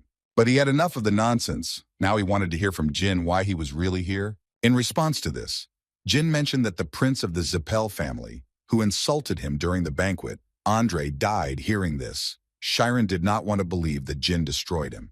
But the guy wasn't going to talk about it. He immediately said that his sister Luna did it, and he simply created the opportunity for it. But he is here not only for this reason, because he has a few more things that he would like to tell, if of course this interests a man. Shirin couldn't help but notice that this was incredibly impudent on the part of the guy, but he still allowed him to report what he knew. After listening to the guy for a while, Shirin decided that he wanted to tell him that there might be turmoil in the Zipel family, since their deputy head had died. Jin continued talking and finally said that Andre was not the real deputy chief. After which, Jin added that although his older sister Luna was quite strong, but for the prince of the only family that could surpass Runcandel, he was too weak, although again he agreed that these could only be his thoughts. But suddenly Shirin spoke up and told Jin that he was actually right. This guy was just a prince, not a deputy, and he knew it. Shirin always knew that there was someone else behind Keliak, but he immediately said that this was not the information that he could share with him. But Jin was glad that he at least confirmed his suspicions, especially since Jin had not yet told him the most important detail. According to Jin, they used a strange artifact, and Andre called it the Devil's Stone. According to the information that Jin collected, it is an imitation of the primeval stone that was created by the gods long ago. Father thought for a bit and asked Jin, or did Murakan tell him this? The guy was not aware that his father had such information, but as it turned out, the man also knew that he could also use magic. Jin always knew that his father would one day know about magic, but he didn't know that his father knew about Murakana.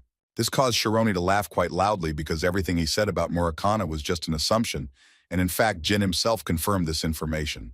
Jin realized that he had made a mistake when he said this, and his father, meanwhile, could not believe that the boy had actually turned the great black dragon into a simple cat.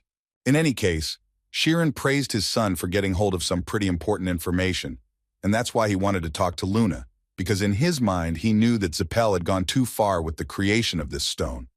But what was more dangerous was that this power was incredibly huge if used correctly. He immediately became interested in finding out if the kings of the Black Sea knew about this, because they are a fragment of the primeval stone, and therefore he was sure that if they were aware of this, they would most likely do something. So he decided that he urgently needed to visit the Black Sea. He also told his son that he would overlook the fact that he had disobeyed the rules, but he knew that this would not be enough for the boy, so he allowed him to name one thing that he wanted to get. Jin expected that this would be the case, so he prepared his wish in advance, and this request was that he would like his father to forbid any member of Runcandel from entering the independent city of Tyon for a while. Sheeran understood perfectly well that this was probably the place where Jin had seriously settled down at the moment.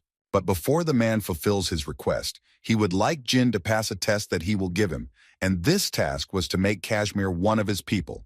After that, come back to his father and prove it to him.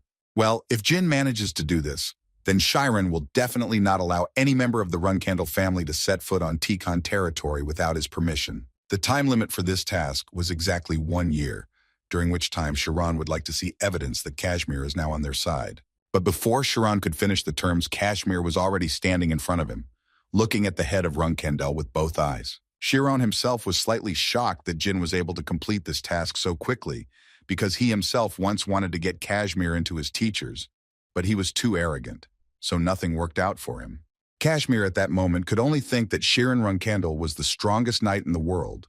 Moreover, in his head he called him the most worthy person in the whole world.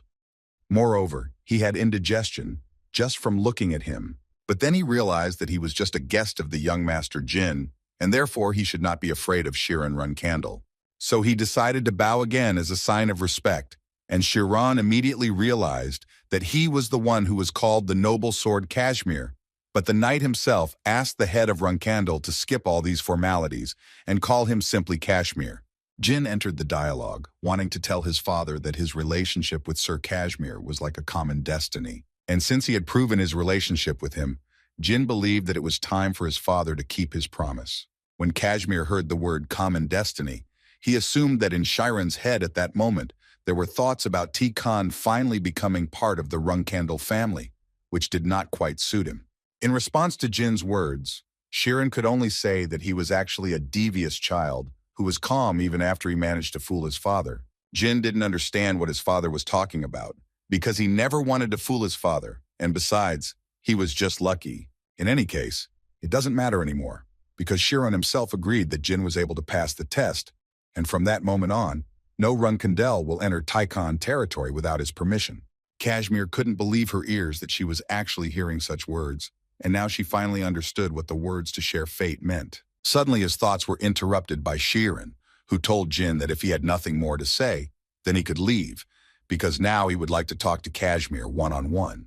Jin did not argue with his father and decided that it would be better for him to wait for Sir Kashmir outside the palace. The noble sword of Tyon was clearly not ready for such a turn of events. He certainly would not want to talk to Sheeran Runcandel one-on-one, but apparently he simply had no other option. As soon as Jin left his father's office, Tona's brothers immediately ran up to him, wanting to learn how to do it from their younger brother. They would also like to know from him why he was causing such a fuss.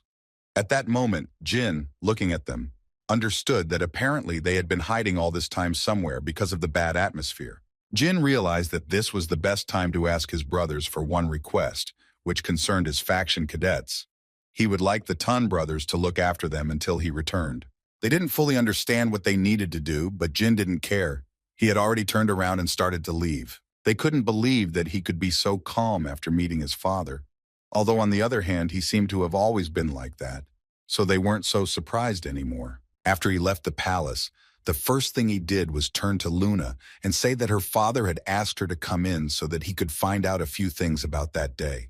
The other brothers and sisters couldn't believe that their little brother was still alive, and how could he even smile after talking to his father? While they were shouting, Jin noticed that Sir Kashmir had also already left after talking with his father, and the guy first asked him how their conversation went. Kashmir replied that their conversation had gone much better than he could have expected. Mu continued to scream, and this time she did it towards Kashmir because she didn't know who he was. and therefore thought that he was an outsider who had illegally entered the territory of the Sword Garden. Renutia suddenly asked her to close her mouth because she realized that the leader had finished what he wanted, which meant that they did not need to go further. Before leaving, Jin wanted to thank his older sister for her hard work for which he would always be in her debt, but she assured him that all he could say to her was thank you. Before leaving, he told her that he was planning to immerse himself in training for a while, and she fully supported his decision, so she could only wish him good luck and ask him to be as careful as possible. After which he turned to his other older brothers and sisters and promised them that they would see each other soon. A month later, in the underground training hall in the Kashmir mansion, in the 30th duel between Jin and Alicia Badger, the guy managed to lose for the 30th time. But he didn't even intend to give up, and after each fight he asked for a rematch. Early the following year, the Zipel family officially announced the deaths of Andre and Vuleta. Since the reasons for their death were not announced, rumors began to spread that they were destroyed due to internal political problems. It was also said that they could have died in a battle with the Cold Group. They also decided to spread a rumor that they upset Emperor Bement, for which they were destroyed. However, every resident of the empire believed in one most common rumor, that they died in battle with the Runcandel family. Therefore, people expected the war between Zipel and Runcandel to start, and began to discuss whether the sword or magic would win. But the answer to this question would be to whom and when the existing neutral forces would turn their backs. So the heads of both families began to receive gifts and offers of support from different families. So, 5 second-rate mercenary groups came to the head of Runcandel from the Prince of the Shukern Kingdom, and Shirin decided to accept their requests, and also asked to give the Shukern Kingdom a worthy sword that would take the throne. Shironi's assistant completely agreed with him and informed Shironi that he would send an 8th-rank knight there. Shirin understood that all this was because the younger one had created a mess on one of the abandoned islands of Bement, and in this way he was already brazenly controlling the family. After which Shirin decided that he would return to the Black Sea, and before that he asked Khan that if after his departure a letter came from Kashmir, he wanted the knight to bring it to him. Khan understood the master's order and promised that he would carry it out if necessary. Meanwhile, Jin was doing his training, he was swinging his sword, and the guy promised himself that he would do it until the 10,000th time felt like the first. But considering that he had not yet managed to achieve such a result, Jin decided that he was still very weak. And there was also a thought in his head that if it weren't for his sister Luna, he would most likely have already died, because 15 years after the regression, he reached the 5th rank in the art of the sword and in magic, and he understood that even if he reached the 5th rank of shadow energy, in the future it would still not be enough.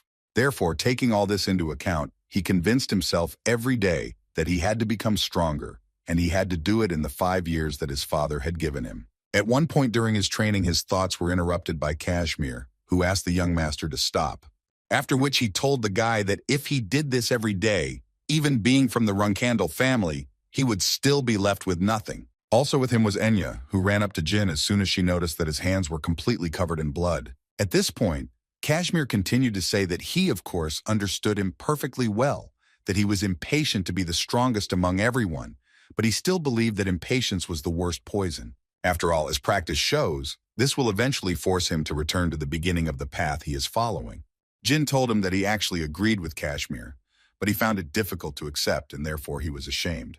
Kashmir believed that the guy really had absolutely nothing to be ashamed of, because he trained more than anyone else every day, and at least that was something to be proud of. In any case, according to Kashmir, he is not here just like that.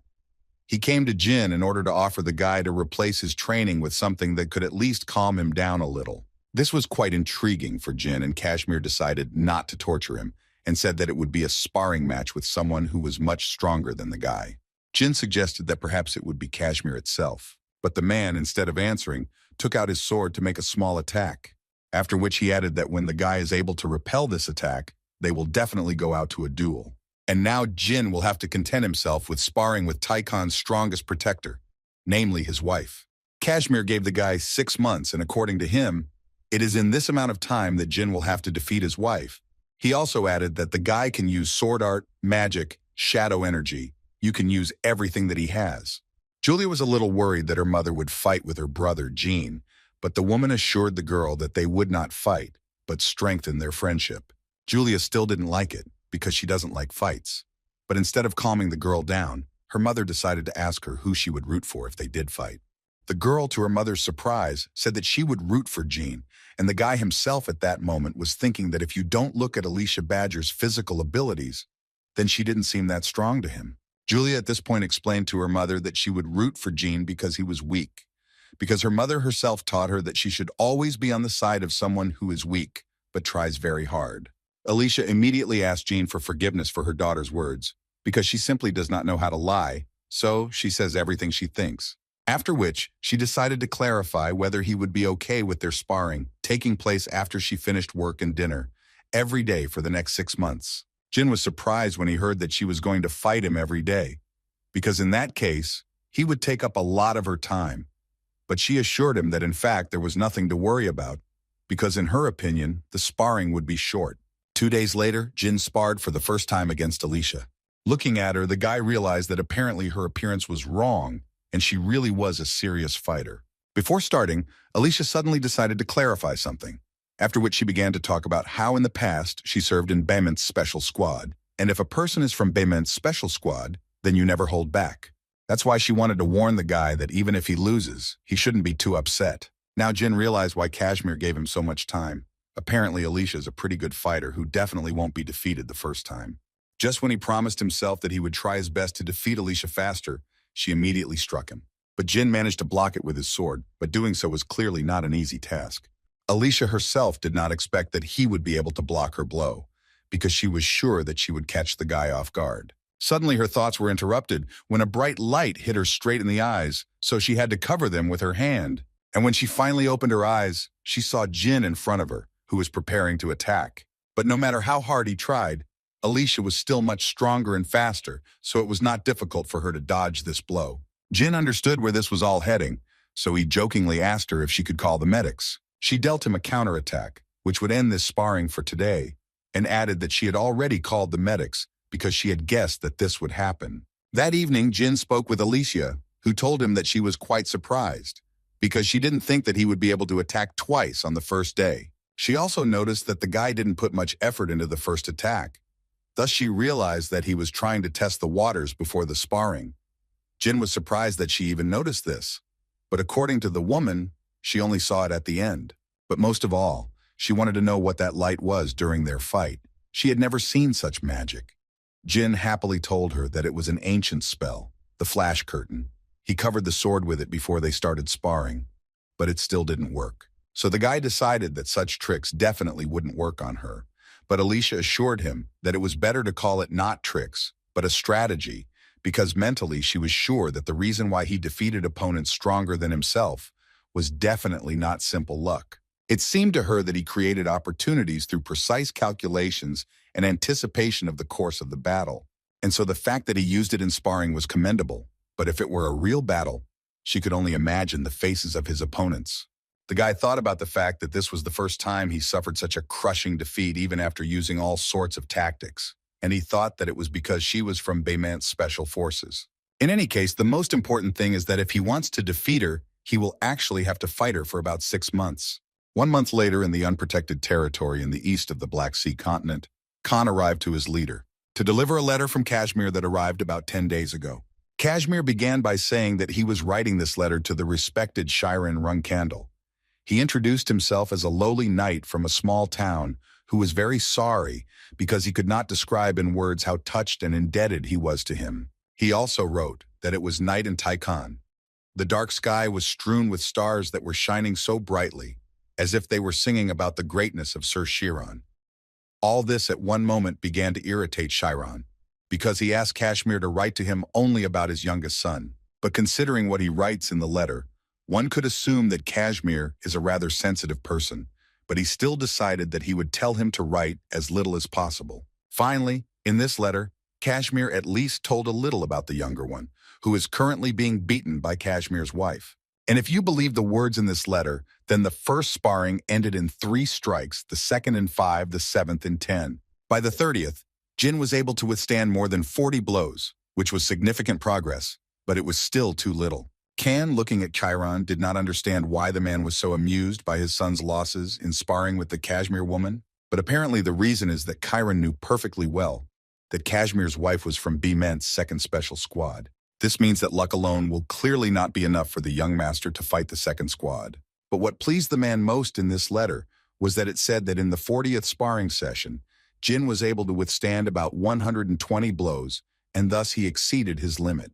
Suddenly, Sheeran literally shocked Kan with the words that if Jin were the firstborn, he would have given the family into his hands without any regrets. These words shocked him so much, because before, Sheeran had never mentioned an heir. There were times when he continued to watch, but never mentioned anyone. Joshua takes the position of heir only because Luna refused it.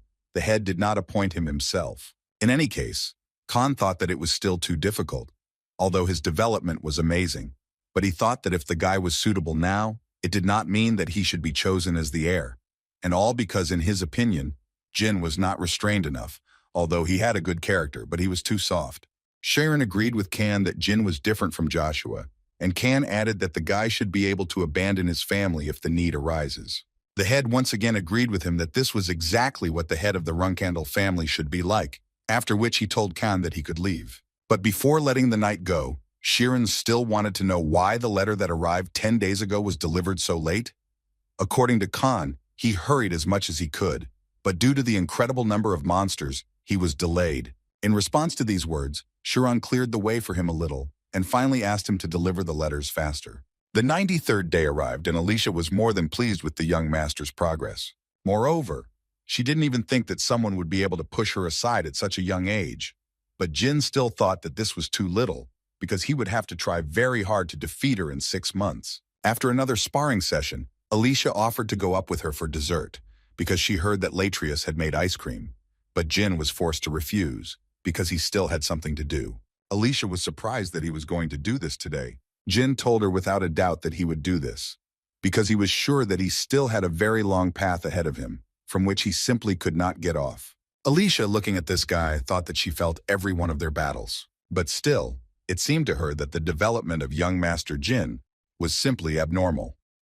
She understood that this was possible because his aura and magical power were growing at the same time. And what makes this possible is this black power that connects aura and magic, the power obtained through a contract with God. Watching this was so amazing for her. But on the other hand, she understood that even if this power was impressive, it was still only revealed thanks to his endurance. In other words, she could call him a hard-working genius, and at this rate he could forget about 6 months. It seemed to her that tomorrow he would be able to defeat her. And apparently she was right, because the next day, already in the middle of the fight, Jin was able to deal an incredibly strong blow to Alicia, which she clearly did not expect to receive. After such a precise hit, Jin suggested ending the fight, because it seemed to him that the injury was too severe. But the woman assured him that everything was fine. According to her, she just hadn't received such wounds for a long time, so she needed a little time. Jin, meanwhile, suggested that she call Enya so that she could heal her a little. While Enya was healing, Jin recalled the details of the fight, and the thought was spinning in his head that the woman could actually dodge this attack, and that he was clearly luckier in this match. At that moment, Alicia herself thought that she had relaxed too much, because when the shadow energy blocked her view, it seemed to her that the guy was using the same movements, so she did not think through her actions. She understood that with each new sparring session, it was becoming more and more difficult for her to go out and fight with the guy. Alicia couldn't believe that she was losing earlier than she promised, but Jean tried to calm her down and say that it was just luck. That's why he suggested to consider it a draw, because he himself was ashamed to consider it a victory. Alicia suspected that he would say so, after which she decided to confess to Jin that she had underestimated him. But now she can proudly say that at the moment, he has become much stronger, mentally understanding that all this became possible only thanks to endless ambitions, fighting spirit and talent, which do their job. Also looking at him, she understood perfectly well that soon this guy would reach the 6th rank of magic and aura. And when this happens, then everything will definitely become clear. In September of the same year, Jin and Murakan were walking down the street, and the only question that worried Jin at that moment was why Murakan had bought so much ice cream on such a cold day.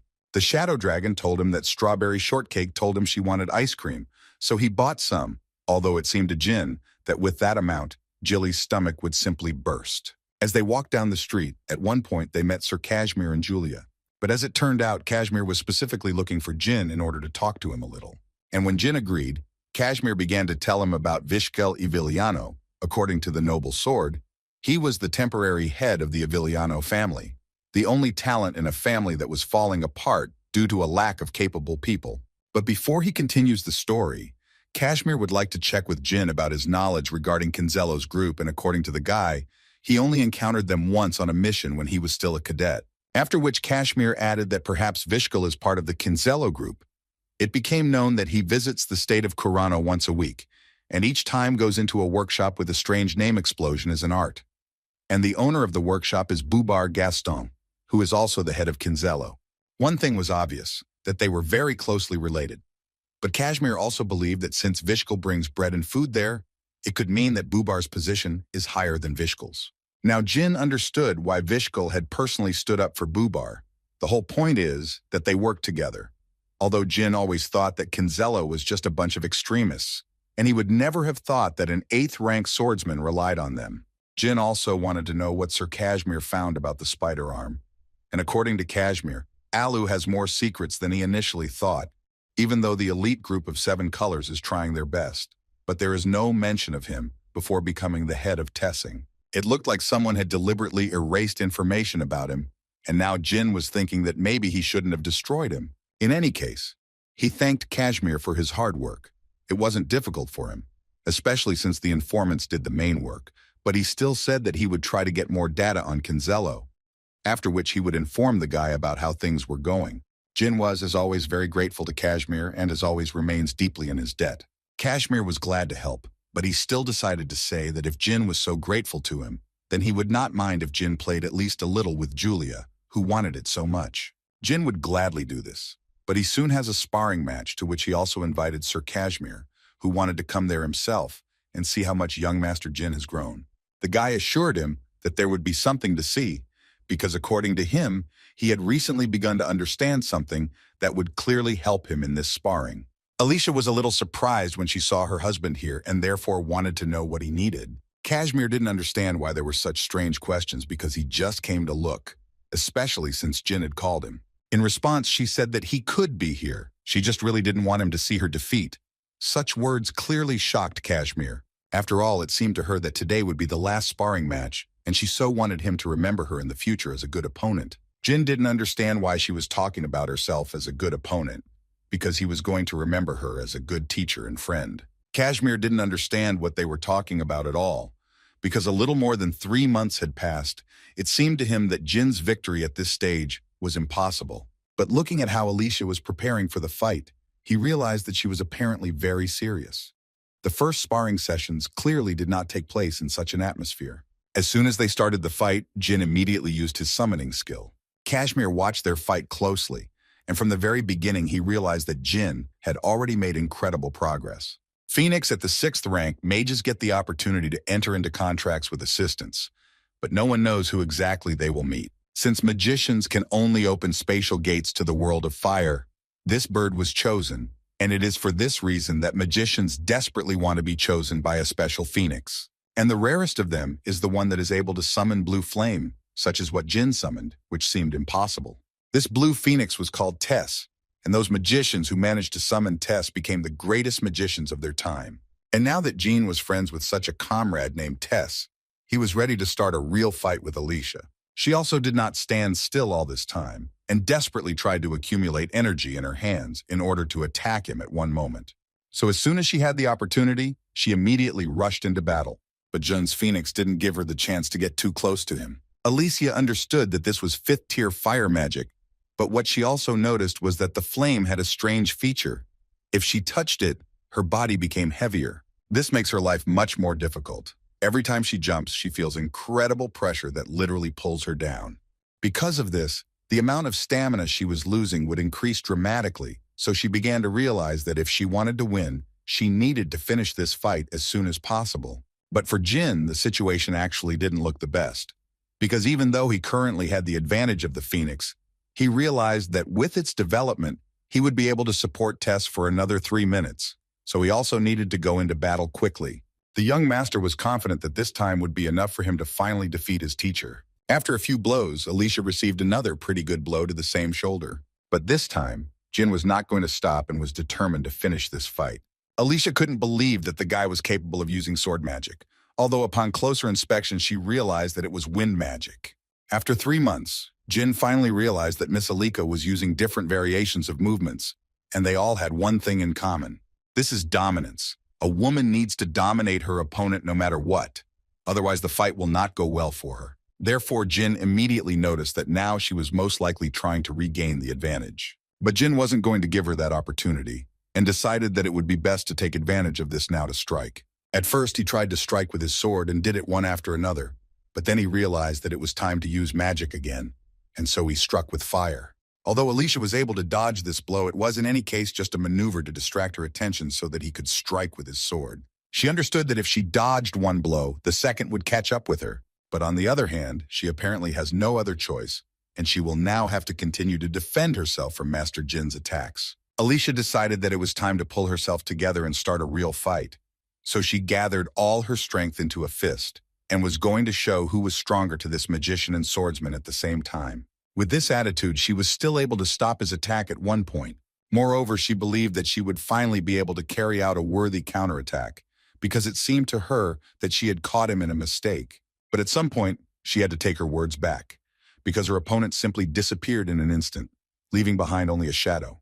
She simply couldn't believe her eyes, because until that moment she was sure that it was his sword. But to her great regret, she was wrong, and she realized this when she began to feel incredibly strong pressure again. But it was too late because Jin dealt her a strong enough blow to finally end this fight. After such a blow, the woman could not help but admit her defeat and saluted her opponent, Runcandel. The first thing Jin did after that was turn to Kashmir and ask him to call Enya so that the girl could heal Alicia.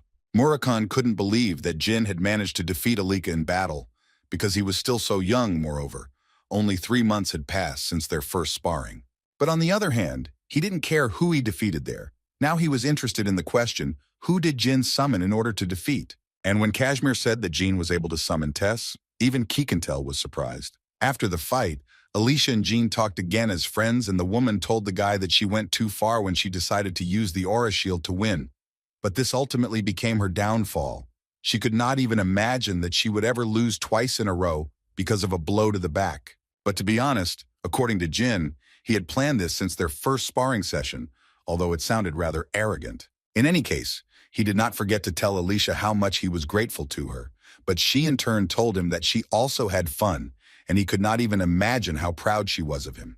Their dialogue was interrupted at one point by Murakan, who ran into the arena and started screaming like crazy. He didn't even say hello to Jin, but simply started asking him to summon Tess because he wanted to see it with his own eyes. Jin didn't really understand why he needed it, but he still fulfilled his request.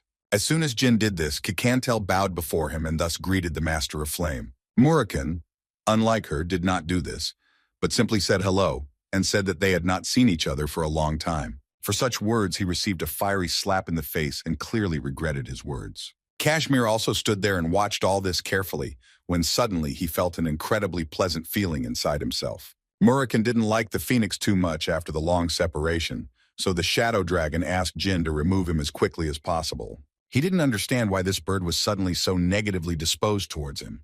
But he is not here for this, but to tell Jin that this is not Tess's real form. After all, according to him, the true form can only be seen in the kingdom of fire. Jin thought that this was the name of the world in which phoenixes live. After all, he actually knew about the existence of another world, but this was the first time he heard about the kingdom of fire.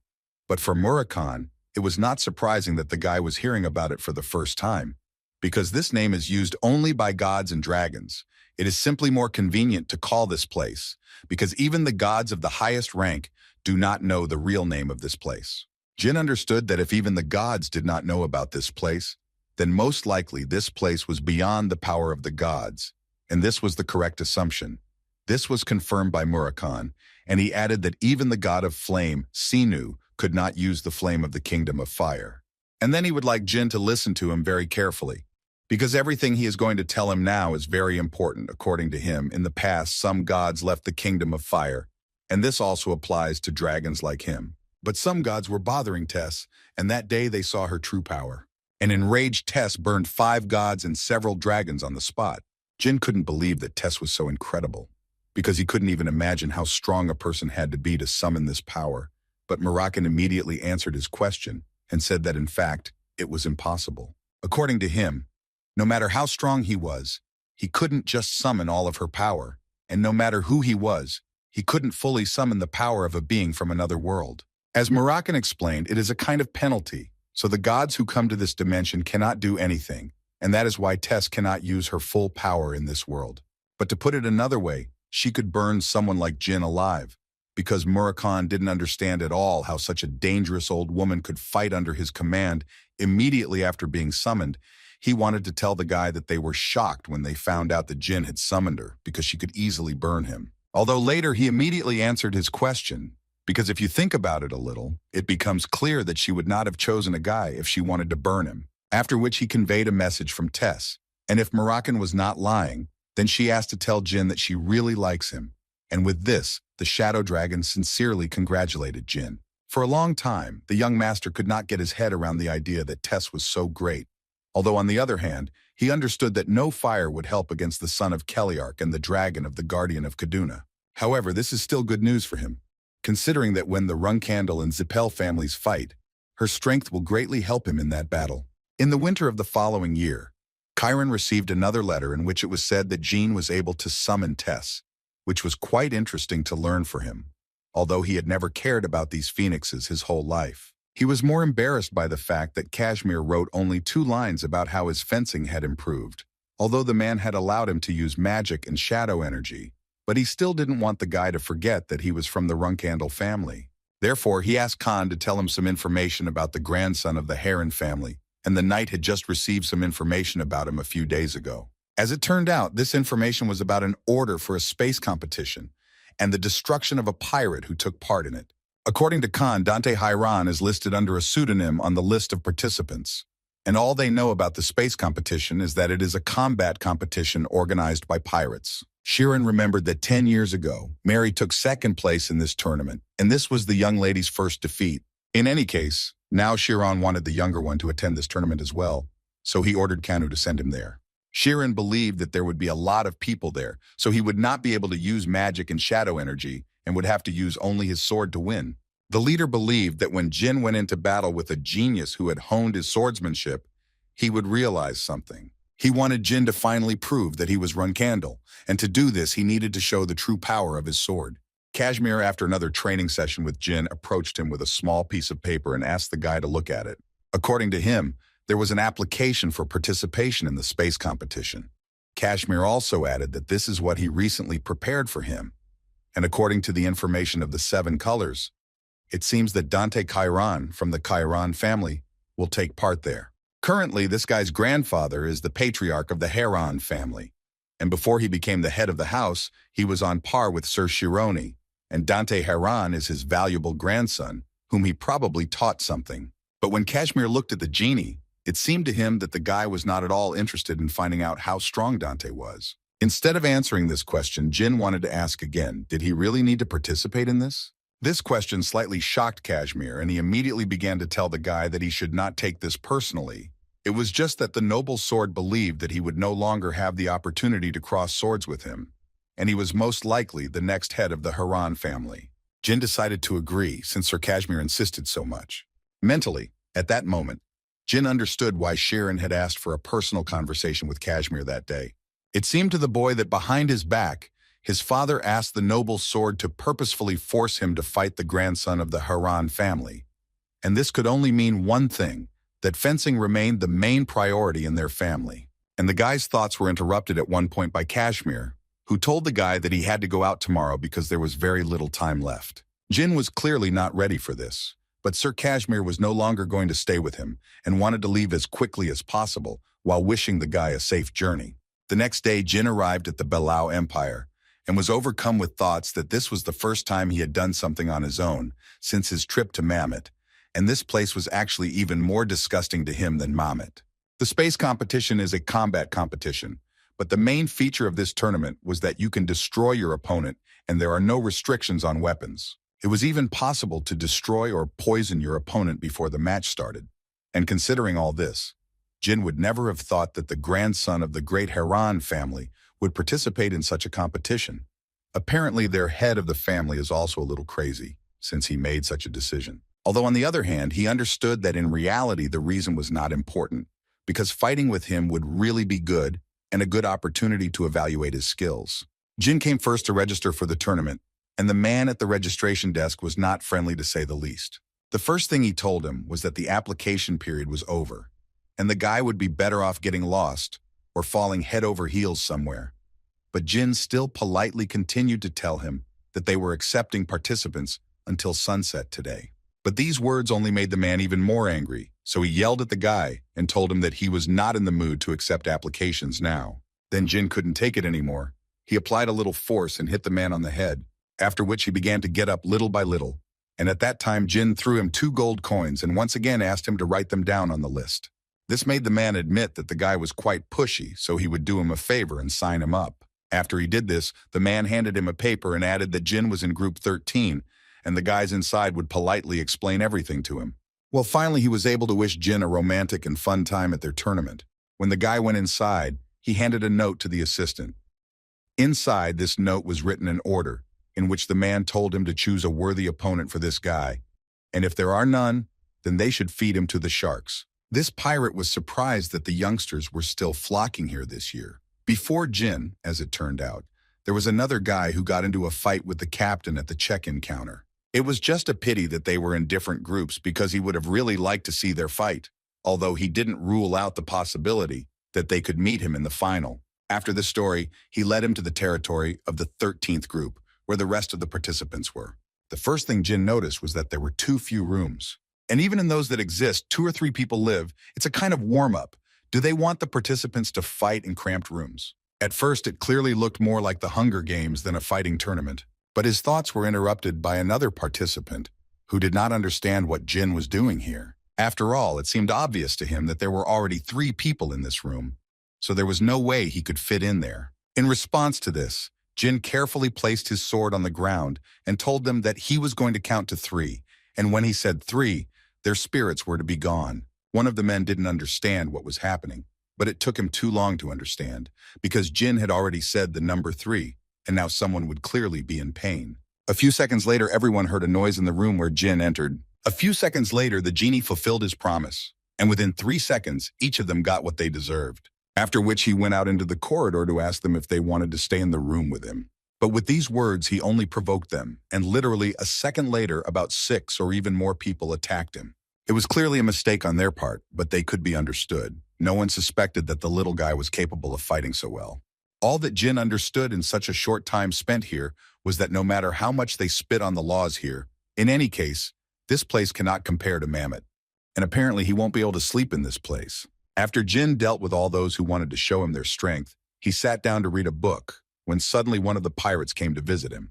Who wanted to find out from the guy, or is he accidentally planning to destroy all the warriors before the tournament starts? Jin laughed at his words, but still said that it was just a warm-up before the upcoming fight. Now the pirate understood why the captain told him to find a worthy opponent, because as it turned out, this guy was really assertive. In any case, the pirate did not forget to add that the fights of the first and second groups would soon begin, and he said this in order to notify the guy that he would later fight with one of them, so he could go and look at his future opponents. The pirate personally decided to take him there, and before leaving, he told him that waving a sword in the stands was prohibited, so he immediately asked Jin to sit still and watch. Jin was taken aback by how many people had come to see it, so he felt like no one would recognize him, although he still didn't deny that he should have spent more time on his disguise. While he was passing by the rows, they were already talking about him and referring to him in not the best words, saying that he had killed half of the guys from the 13th group on whom they were betting. But what bothered him most was that in these rumors, they were talking about the possibility that one of them was the reserve captain of the Runcandel family. Some people didn't understand what the Runcandel family had to do with it, and why they needed tournaments like this. But these questions gave rise to new rumors that Runcandel wanted to test her boyfriend. Moreover, they thought that it would be great if it turned out to be Jin Runcandel, because they remember how everyone went crazy when the guy reached the 5th rank at his rather young age. Jin was surprised when he also heard the names of Tun's brothers. He was not surprised that there were rumors about him, but for them to know about his brothers, that was already problematic. So he decided that when he saw his brothers, he would put them on night watch. His thoughts and attention were drawn to the captain of the ship, and at the same time, the host of this show, who came out to the center of the arena to greet all the fans and guests of today's tournament. This captain's name was Cosmos, and he was not shy about saying directly that he had no idea that so many people would come to line his pockets. After which he decided that it was enough to listen to all this chatter, and it was time to start the battle, in which 13 groups would participate, in which there were a total of 182 martial arts masters. And right away he decided to introduce the participants of the first battle, the first of which was the main hero of the first match, who reached the round of 16 last year, that same cutie from the gang of shark pirates, Mentis. Mentis' opponent this time will be the man who is participating in their tournament for the first time, and the name of this swordsman boy is Paul Meek. People were surprised to see such a young participant in the arena, but Jin understood perfectly well who this kid could be and what kind of madman made him participate in this. And as soon as Cosmos announced each participant, he decided to immediately announce the start of the fight. Looking at Mentis' expression, it was clear that the pirate thought he would quickly finish this kid and move on to the next round. But before he could carry out his attack, Paul Meek simply took out his sword and thereby cut off the pirate's head, and the fight could be considered over. Nobody could have expected this, so all the people in this arena sat with their mouths open for some time. Mentis' head rolled like a small ball across the arena, and every time it touched the ground, the sound cut the ears of every spectator because there was deathly silence in the arena. Jin didn't show any emotion while watching all this, but still, in his mind, he was surprised that this guy was able to decapitate Mentis using only the energy of the sword. But now he had no doubt that this little boy was that same Dante Heron. Suddenly, Jin's thoughts were interrupted when he heard an incredibly familiar voice shouting in support of Paul Mika. Jin didn't want to believe until the end that it was Veridin Zipel, but apparently he would have to do it, because it was definitely him. But the most important question is just what's he doing here anyway? Veridin at this time only shouted that he would put all his money on this guy. He believed that Paul Meek was the future, and thus, he attracted the attention of more and more people. Jin suspected that this guy hardly came here just to watch the fights. Most likely he was also on a mission, although for a mission he was having too much fun. In any case, Jin knew that if he was recognized, then he would be in too much trouble. So he decided to turn around and hope that he would not be noticed. How did Veridin suddenly start shouting across the arena that he recognized this guy and wanted to know what he was doing here? Dante Heron looked at the stands and noticed his old friend Veridin Zipel. In fact, they had only met once at the Zipel family banquet, and it was quite surprising to Dante that he would so openly support him in such an unfamiliar place. But still, he was incredibly pleased to watch this, and he decided to wave to Veridin as well. Jin, sitting between the two guys, could only hope that they wouldn't notice him. Their greeting was interrupted by Captain Cosmos, who wanted to give a few words to their first winner before the start of the next match. Dante didn't really think about what to say, so he decided to start by saying that he was incredibly happy that there was one less villain in the world, and he will also hope that in the next life this person will not become a pirate. These words made the captain laugh so much that he could hardly say that children definitely shouldn't become pirates. Jean watched the matches that followed closely, but no one interested him except Paul Meek. Therefore, he was sure that Paul Min was Dante Heron and he looked really young, but his skill was the only explanation for this relationship with Heron. But looking at how easily he dealt with his enemy, Jin began to have doubts about whether he would be able to defeat this guy or not. He understood that this was certainly possible if he used magic and shadow energy. But unfortunately, in this tournament, he only had access to the mastery of his sword, which was clearly not enough to defeat such a strong opponent. But he still decided to forget about it for now, because they said that tomorrow the matches of several groups will end, and this means that there are 4 days left until his match, so he still has time to think about his actions. In the meantime, he still had to survive a few more nights in this world. The elder told the boy that he had not given him this pendant for him to play with, since the deputy head could only use this item in case of emergency. So he asked him to do everything possible not to lose it. The guy decided to immediately ask him for forgiveness for this. According to him, he just liked this thing. He also added that he thought it would be better if he took him with him, but on the other hand, he very much doubted that the elder had called him only for this reason. But the guy clearly didn't expect that they would start talking about the annual martial arts tournament called the Space Horizontal Bar. The guy pretended that he didn't understand what the elder was talking about, although his words about not knowing about any tournament that the pirates held every year made the elder understand where he disappeared to every year at this time. In any case, he called the guy over to talk about Dante Heron, the temporary head of the Heron family who attended last year's banquet, participating this year. That's why he wanted to ask the guy to go there in order to evaluate his future opponent. The old man wanted the guy to take advantage of this chance to see him personally, That's what Veridin was told to do. That's why he's here. That's why he was given a little pocket money so he didn't worry about it. But the main problem was that after Dante's match, there was no more interesting match. Veridin understood that he had already seen what he needed. But otherwise, it was incredibly boring. He tried to find at least one interesting fighter on the schedule whose fight he could go to. But so far, this effort had been unsuccessful. And he had this feeling until he saw the name Jean Grey, and now Veridin realized that apparently the guy didn't just come to watch the fights. He had an idea in his head of why he was here. So from his expression, it was clear that he would stay here for a couple more days to watch the confrontation between Jin and Dante.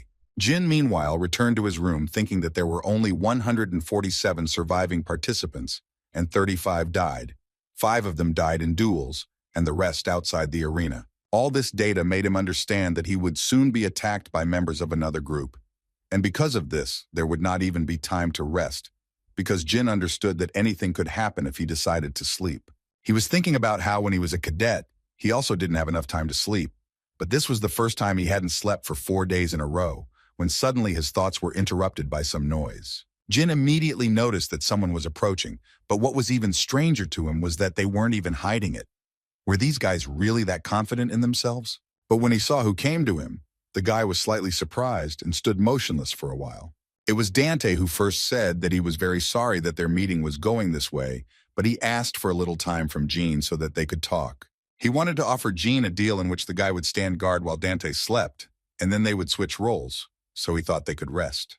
Jin didn't understand why he came to him so abruptly, but Dante interrupted him and said that in fact he had been watching him since yesterday, and that's why it seemed to him that Jin was a real martial arts master. But before he could ask Jin for this favor again, Dante simply fell unconscious to the floor. Jin didn't understand what was going on here at all.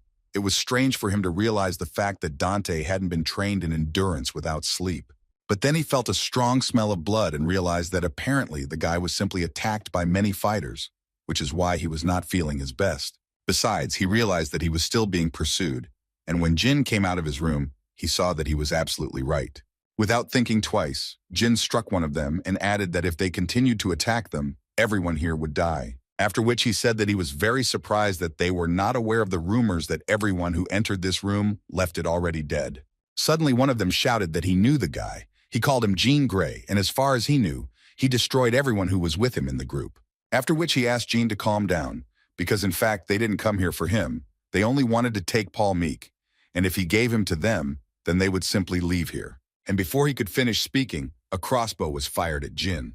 But this was their main mistake that they made, because he was able to catch this arrow, and moreover he found poison on it. Jin told them that they must be incredible monsters to have gone so far just to destroy a child. But now they have to deal with another problem, and this problem for them will be Jin himself. Dante woke up from fear and from not understanding what was happening. In front of him he saw Jin, who was simply standing and watching Dante sleep. Their silence was broken by Jean, who told Dante that the guys who were chasing him were subordinates of a pirate named Cyclops Joe. He also didn't forget to add that the last of them said this before his death, and according to Jin, they wanted to kidnap a guy from the Runcandel family for ransom. The first thing Dante did was thank Jean for saving him, because they were complete strangers. But he still did it. It seemed to him that it was very noble on his part. After which he found it funny that someone could think that he was one of the Runcandels, because it seemed to him that he did not at all resemble one of these monsters. But then he decided to tell his savior that they were apparently hunting him because he really was from a noble family, even though he was not Runcandel. Although he could only say that he was from the noble Bement family, he could not say more, and Jin understood him perfectly. After which he thanked him again for his understanding, and now, according to him, he owes his life to Jin. And now he assured his savior that if he were in danger, then regardless of the situation, he would try to save him, even at the cost of his own life. Jin didn't even let him finish before telling him that Dante could do whatever he wanted, but now he just needed to take care of him while Jin got some sleep too.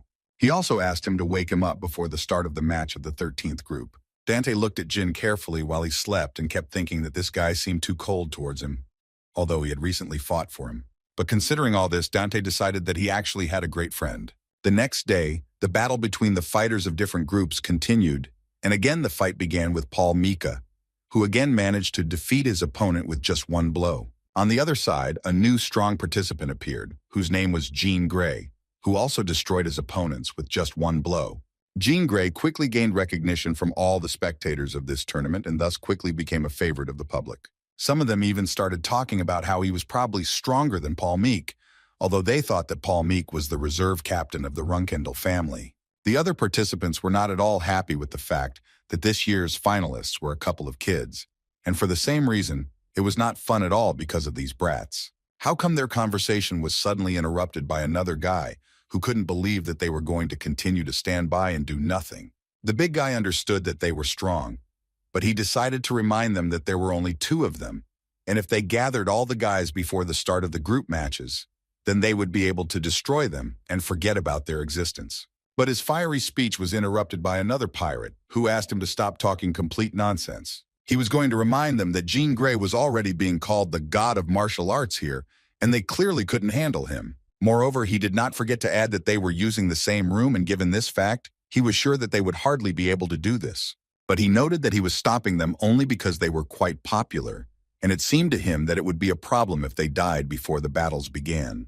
After listening to this pirate, they decided that it would really be better if they just left, because no one wants to die in this place.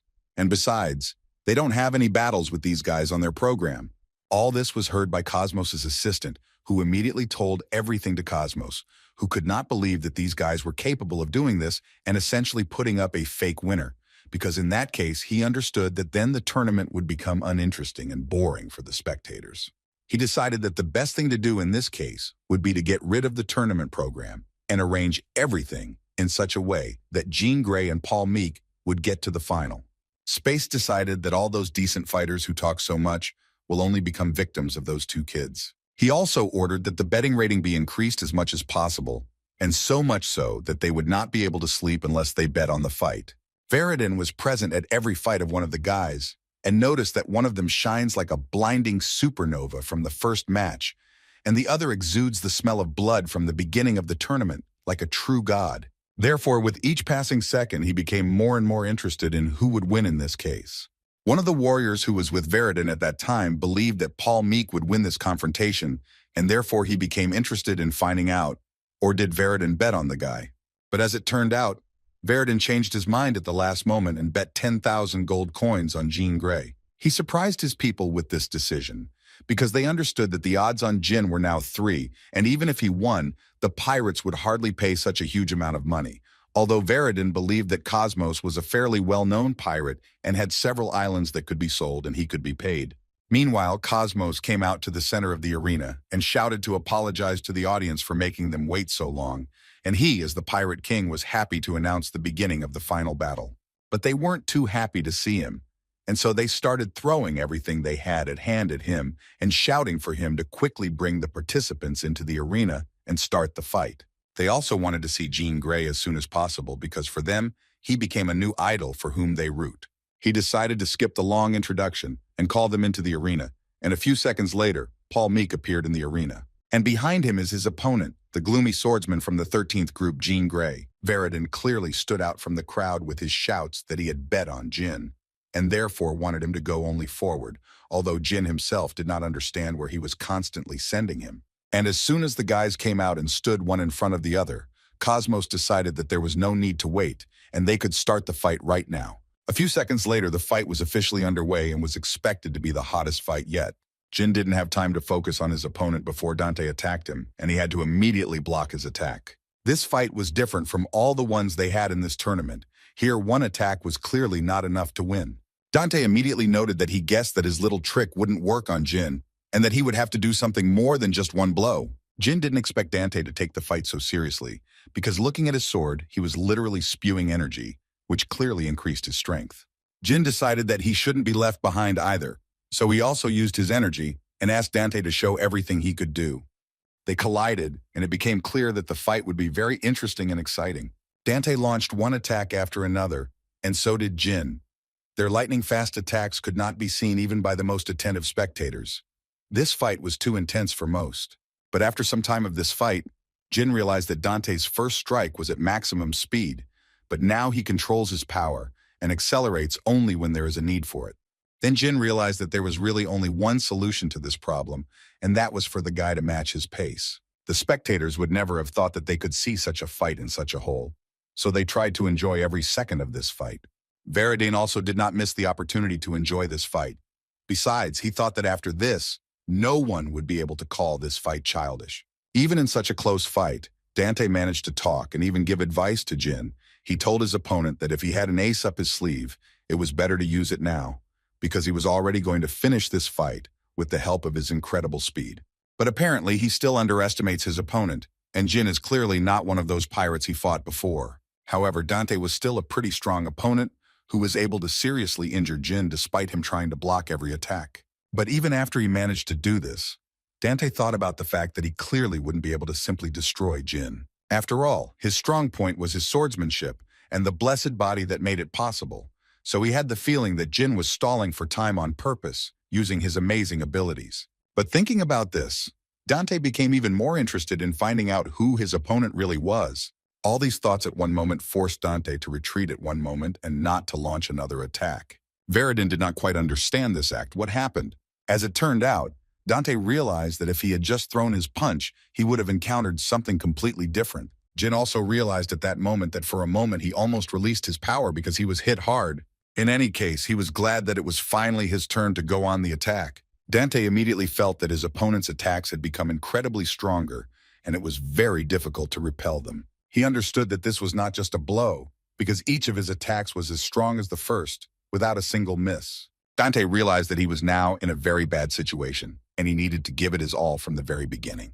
But apparently he realized this too late, and now he had the understanding that he had lost his only chance to destroy this guy. Suddenly, Jin stopped to tell Dante not to be so arrogant, because in reality there was no one to show off in front of.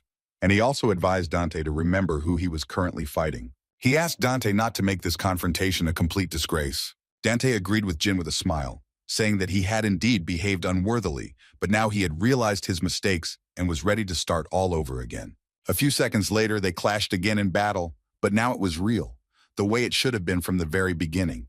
Jin only blocked Dante's attacks for a while, and he did this in order to try to find an approach to this guy. And at one point he also went on the attack, but his attacks were clearly much more serious. No matter how hard Dante tried to fight off these counterattacks at that moment and try to strike his own blow, he did not succeed, and each time he failed. Eventually, this led to Jin finally finding the moment and being able to land a strong enough blow to Dante's body, which could be the beginning of the end of this fight. Although Jin still didn't understand how Dante was still holding on, because it seemed to him that by this time he would have already reached the limit of his endurance, but he still continued this fight. Dante Heron is a genius that appears once in a century. He is incredibly lucky, because it is literally a gift from above. However, his naturally weak body and stamina were ill-suited to such talent.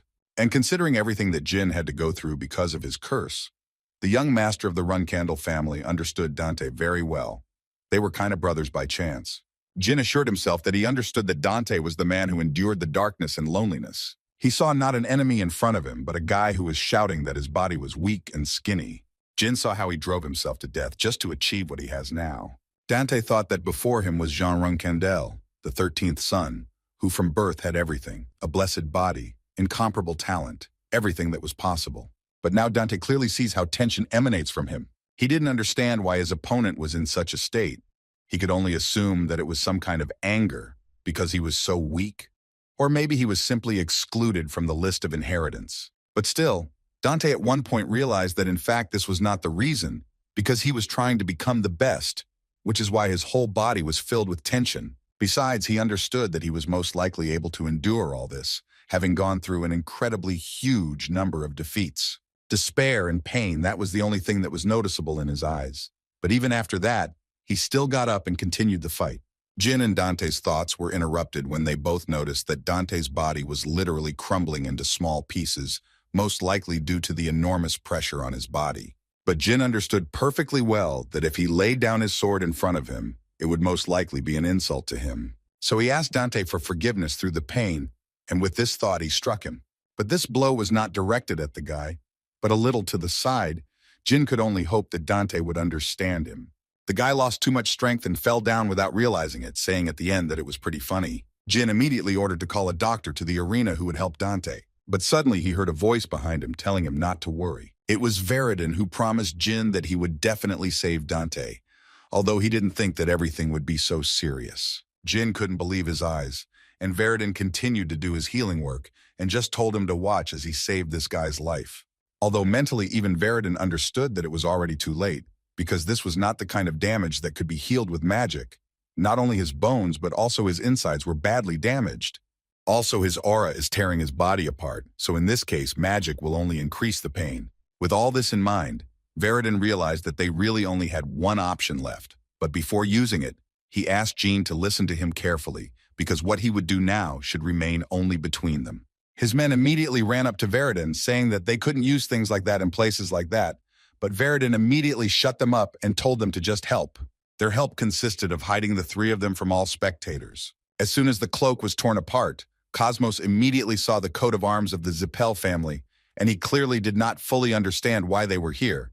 It seemed to him that perhaps they came here in order to destroy Polmika, having learned that he was Runcandel. In any case, whatever it was, he understood that he was most likely finished, so he decided to somehow fix his situation and began to shout to everyone that they should close their eyes and ears. The audience and the pirates understood that it was better to listen to him, because otherwise everything would clearly be bad. Veridin was glad that the chief pirate had a good sense of his own safety. Jin wanted to know what Veridin was going to do, and he told Jin without much hesitation that his family had given him this pendant some time ago. There was Numerous's blood in it, if Jin knew what he was talking about. Numerous, all that is known about him is rumors that he is the god of hope, who disappeared due to some incident before the founding of the sacred state of Wankel. Numerous disappeared, leaving behind 8 drops of tears and 100 drops of blood. The tears revived the dead, and the blood healed any wounds and illnesses in the blink of an eye. At that time, many were very interested in the miraculous properties of these artifacts, but only such strong people as Zipel could find and get them. Jin couldn't believe that Veridin was actually willing to sacrifice such a rare material for Dante. But according to Veridin, this is the very reason he wants to keep everything a secret. But he didn't fully understand why Veridin was doing this, because the relationship between Zipel and the Herons was far from good. Suddenly, Veridin interrupted his thoughts and said that losing a good opponent is as sad as losing a best friend. Just 1 drop of blood entered Dante's body, and his body glowed with a bright light that gave hope. And after a few seconds, he opened his eyes and even started talking. He didn't understand what was going on here at all and why Veridin Zipel was standing over him. And Jin was just shocked that Numerous's blood instantly healed Dante, who was on the verge of death. Their thoughts were interrupted by Veridin, who laughingly reminded them that Numerous's blood was incredibly expensive. Hearing these words, Jin thought that he was from the Zipel family, and after such an act he could demand unimaginable things. And as soon as Jin thought about this, Veridin approached him, according to whom he was ready to express his wish, and he wanted Jin to join him in the bar after all this, where they would have a drink. Jin expected to hear anything, but clearly not such nonsense, so his body froze. But that wasn't all. Veridin also asked the guy the next time they saw each other, not to pretend that they didn't know each other. All these requests made Jin laugh loudly. Jin always thought that Veridin was just the idiot in his family, but it turned out that he was a pretty cool idiot. So he told Veridin that he would definitely think about his requests. When they met in the evening for a glass of beer, Veridin was surprised that Jin could be so impudent, because when he was told that he could only choose 1 prize, he showed incredible impudence and took both prizes. Jin thought it wasn't fair that he almost died there, and they only allowed him to take 1 award, and it wasn't big enough to spare. After which the young master said that in fact, he did not really need these coins, so he decided that it would be better if he gave these coins to Dante. He immediately said that he did not mean that the Herons did not have money.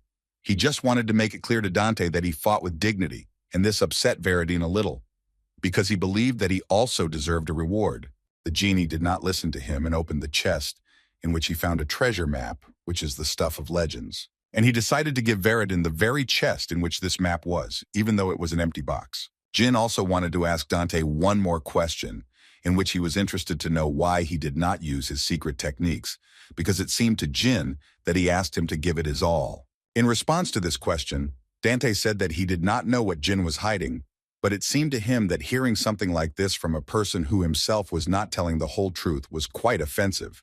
Jin could only note that he had excellent intuition, although he did it mentally, and he told Dante that he didn't understand what the guy was talking about. After which Dante said that if Jin thought the fight was unfair, he was always ready to fight again and not hide anything. Veridin completely agreed with him, believing that one day the 3 of them would lead their families and then they would have to meet again in battle, and he was actually looking forward to that day. After which he immediately said that he thought it would be better if they established friendly relations. Jin responded to this by saying that while listening to Veridin, it seemed to him that the next head of the Zipel family would be very weak. But Veridin assured him that he just had that way of speaking, and if he got angry, the conversation would be short. But now he thought that it didn't matter, and told them to immediately raise their glasses. Although each of them understood perfectly well that even if they were now sitting together and drinking, someday they would inevitably bare their swords and become enemies again. But now they were friends. What a contradictory relationship. After some time of their gatherings, Dante heard many stories, but one of them clearly surprised him the most. It seemed to him that whoever it was, he was clearly not okay. Veridin completely agreed with him and could not help but add that because of what his uncle did, the family's authority had fallen. He also added to Jean that he had nothing of the sort, and that he generally believed that these were just rumors that Runcandel was involved in this. Jin didn't take any of this personally. He was just curious to know what Veridin was going to do with this impersonator, and according to Zipel, he needed to be caught anyway, so he was thinking of entrusting this task to special class wizards. Jin thought that this was not a good idea. He himself would use these rumors to improve public opinion. However, he also told Veridin that if he said that he was looking for a Zipel impersonator in Zipel land, it would only make everyone laugh at him, and thus put him at a disadvantage. He was leading to the fact that there was clearly no need to rush this matter. And listening to this, Veridin realized that in fact this sounded quite logical, and he should clearly return home to discuss this issue. After discussing this issue, Jin suddenly stood up from his seat and said that it would be better to end their conversation here. He thought there was no point in staying here any longer, because unlike them, he still had a lot of things to do, and Veridin immediately wanted to know if these things were related to the duties of a reserve captain. Jin didn't lie or make anything up, but simply said that Veridin was thinking correctly. In response to this, Veridin told him that then they would see each other again as friends. Immediately after this tournament, Kashmir sent a report to Heron Runcandel, in which he informed the head of Runcandel that Jin had defeated Dante Heron in the Cosmos arena, but even after this, Heron still had the feeling that he was clearly being led by the nose somewhere. But on the other hand, he understood that it was not so important now, because Jin was still able to defeat Heron's grandson. Moreover, he was able to reach the 6th rank by this time.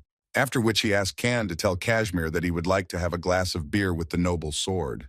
Kashmir, sitting near the fireplace, suddenly felt an incredibly strong cold, which was strange for Jin. In any case, the noble sword asked Jin to continue telling his story, since he had interrupted him mid-sentence. Jin felt a little awkward showing it, but he still wanted to show the map to Kashmir, because he thought the man might know something about it.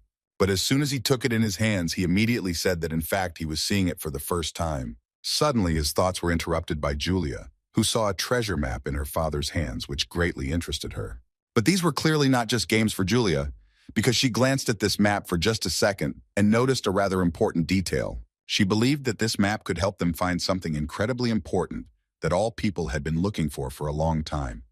But she was so sad to realize this. The girl was so sad that she even fell to the floor and started screaming. Murakan immediately intervened to say that her gift was extending beyond her body, and they needed to immediately summon her guardian dragon to calm her down. Latri was already in the room where Julia was a moment later and was ready to calm her down. Murakan explained that everything went wrong when she saw something, so he told Latri that he had to do everything to help her come to her senses. Latri tried to calm her down with words and told her that he was next to her and she should take a deep breath and calm down. At this noise, Alicia also ran into this room to find out what happened and why Julia was crying. Latri immediately interrupted them and asked them to be a little quieter because he had just managed to calm her down and she had finally fallen asleep.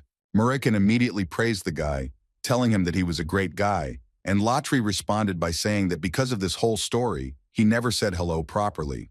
The shadow dragon didn't give a damn about it. He asked the guy to better tell what Julia saw. According to Latri, she saw the past, and he also added that if contractor Asmila sees the past, then there was malice and obsession there. He said that this happens as soon as you see an object or place surrounded by a dark aura, and if they were even a little late, it would be too late, and everything would end up just terribly. So considering all this, Latri wanted to know what kind of place this was. The inhabitants of this land believe only in their own gods, having refused the contract with other civilizations. But thanks to this they lived, maintaining peace, until they came. The people who suddenly appeared were magicians who said they wanted to get to know the local culture, but they were looking for something in the ground and also demanded the impossible. And one day, one of them killed a local resident's child. And from that moment, when they had nothing to hide, they began to threaten the settlers with death and ordered them to bring something. According to Latri, the magicians were looking for a sacred object that was revered by their people. Jean asked Mr. Latri to try to draw this object, if he remembered what it looked like. Latri thought that it looked like an ordinary silver mirror, but it emitted light. What Latri drew looked like a mirror to Jean, and this led him to the thought that he seemed to understand what this object was. Source: before Jin returned to the past, there was one brave journalist who told about this artifact and revealed the atrocities of Zipel to the world. To find him, Zipel searched for Khalil and exploited its locals. He also confirmed what was done to the people there. The ancient land of Khalil Zipel is the magicians. Then logically Jin came to the conclusion that this map shows where that very artifact is hidden. The man finished his next drink of alcohol and said that at this rate he could get used to it. Although the place where he was incredibly quiet, the taste of the alcohol was amazing. Murakan noticed that Jin had a rather mysterious face, so he thought that the guy had some thoughts about this. Jin knew he couldn't pretend he knew anything, so he decided to say he just didn't like it. And first of all, he turned to Sir Kashmir and Alicia to ask for forgiveness for the fact that Julia had to go through all this because of him. But Kashmir immediately said that it was not Jin's fault, because if a person is a contractor, then sooner or later he will have to go through this. So he was prepared for this to happen to the girl sooner or later. Latri intervened in this dialogue to say that there was no point in Kashmir worrying, because he would always be next to Julia. No matter what happened, he promised that he would protect Julia. Kashmir told him that now they knew that the map was not an ordinary object, and first they needed to find someone who could translate the writing on the map, so he told Jin to leave it to them. The guy was glad that they themselves offered him this option, because he understood perfectly well that it would clearly not be easy to do. The people of Kalan were almost completely wiped out by Zipel hundreds of years ago, and the survivors were imprisoned in the fortress. So he began to have doubts about whether they would be able to reach the mirror before Zipel. 2 weeks later, a drunk man was walking down the street singing very loudly. His condition did not allow him to stay on his feet all the time, and at one point he finally fell. And when he opened his eyes, he saw in front of him the legs of another person, who told him that the guy had been pretty battered by life. It was Jin who asked him a question in which he was interested in knowing what to do when the interlocutor is in such a position. The man wanted to ask the guy who he was, but Jin interrupted him because he thought it was completely unimportant. The main thing he should know was that he was the man who had a lot of alcohol left. After some time, this man believed that this guy was just an angel savior since he brought him food and alcohol, but Jin assured him that he just loves to help people. After which Jin decided to say that the man's skin color was very striking. And the man was not at all surprised by this. As it turned out, their tribe is like that, and they often hear such words. He also added that in reality their homeland is quite far from here, and that is all he can say, because it actually makes him very sad. The genie, hearing this, decided to take out of his pocket something that he had brought from distant lands. He took out a card and showed it to the man, after which he said that he did not quite understand what was written there, and would like the man to tell him, if he of course understood what was being discussed here. The man's expression immediately changed, and he quickly came to his senses because he saw what kind of sign was there, and therefore he began to understand who they were. At that moment, Murakan and Latri approached Jin and the man, which frightened him even more. The man realized that this bastard knew that the man was from Kalan, and therefore it became even more interesting to find out who Jin even is. In response to this, Jin said that he was a freeloader in the house of Tycon's protector, Captain Alicia, and those with black and green hair were dragons.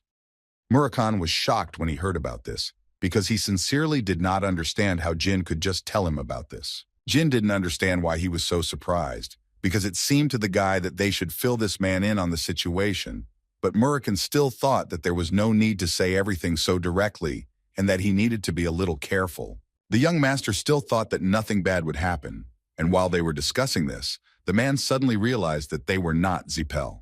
And when he realized this, he immediately wanted to know why they found it, and Jin told him that in fact this map came to them by accident, after which he decided to introduce his allies in more detail, and he started with a little boy who was the dragon Azmila, and thanks to him they were able to see the pain hidden in this card. Violence against people who looked like this man. So Jin told him that they looked everywhere for people who would know something about this map, but found no one. However, In Takana, they found a man, and it was truly an accident. But the man was still sure that chance was far from chance. And now the man was not afraid of them at all. Moreover, he asked the boys to follow him because he thought that it would be good if they met his sister. As soon as they entered the room he led them into, they saw a girl with a bandage on her face who, as it turned out, was already waiting for them. A man from the street came closer to her, leaned over, and said that he had brought guests without her permission and therefore asked for forgiveness for this. But she assured him that in fact he had no need to ask for forgiveness.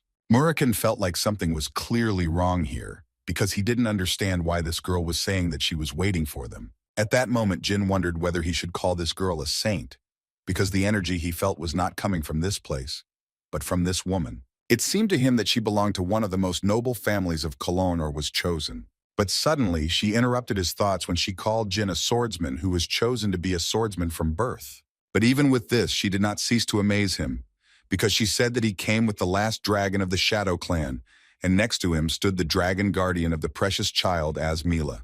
After which she asked Jin not to be surprised, because according to her, this was just a little trick, although Jin had already entered this state of surprise and could only think that this aura was unfamiliar to him. And given everything she had just told him, he could only assume that she might be a goddess. Laosa, that was the name of this girl, answered him that in fact she was not a goddess at all, but simply a vessel used by a divine being. In addition, she noted the fact that if she were a goddess, she would definitely not have hidden for so long, having lost her native lands. Listening to all this, Murakan came to the conclusion that she must be a vessel for the ancient god.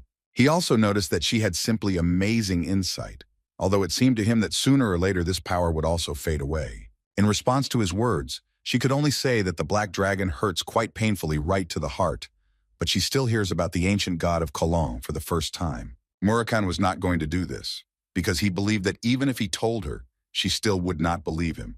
Then Leora asked him to show her the map again. While Jin was doing this, he decided to ask the girl what it meant since he was showing it to her. She started saying strange things in response, something like, "To the person who got Colin's heart and is reading this now, don't turn away from us. Come again and shout for us." Because they can't. They just continue to live. And God gave them a difficult mission but did not send them the strength to fulfill it, and it is so bitter. After reading this card, Leora added that this card was drawn by her deceased grandfather. She also added that initially she had 2 destinies. And Leora was very glad that this map did not fall into the hands of Zipel, but found a reliable owner in the person of Jean Runcandel. Thus it seemed to her that the prayers of the inhabitants of Colin were heard. And in that case, she would like to offer the guys a deal. Murakan could not stand it and answered them rather rudely, saying that now, when they had lost almost all their strength, it seemed to him that it would be better to simply ask for help instead of a deal. Anyway, the Shadow Dragon told them that they would definitely be heading to Cologne. Leora at that moment thought that they should be honest with her and say that they want to help. And all because she didn't believe that they were going to help her just out of pity or compassion. After which she said that she was almost certain that he had not heard Soldrid's voice for a long time, which Jean clearly did not expect to hear. Looking at his expression, Laura guessed that in that case, she could only offer one thing as a reward. She wanted to say that by using all her remaining divine power, she could summon his god, Soldrid. Hearing this proposal, Murakan wanted to know from the guy what he would do, and Jin, without thinking for long, told him that he would start preparing to leave for Colin any minute now. But he immediately told Leora that he could not guarantee that he would save them all, but she said with a smile that this would be enough. She also wanted to tell him about the situation in Cologne.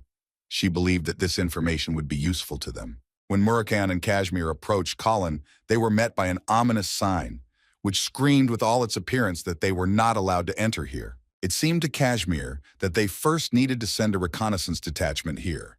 But Murakan thought that this was complete nonsense, because it would not change the fact that this was a closed zone. At that moment, Jin was thinking that before his rebirth, the entrance here was not closed, and therefore it seemed to him that his appearance changed everything. He also understood that, in theory, the horrors of this place should have been revealed only after 11 years, and now it was unlikely to happen. Besides, he did not forget that they had no other choice, and his thoughts were interrupted by Kashmir, who wanted to know from Jin what they would do next.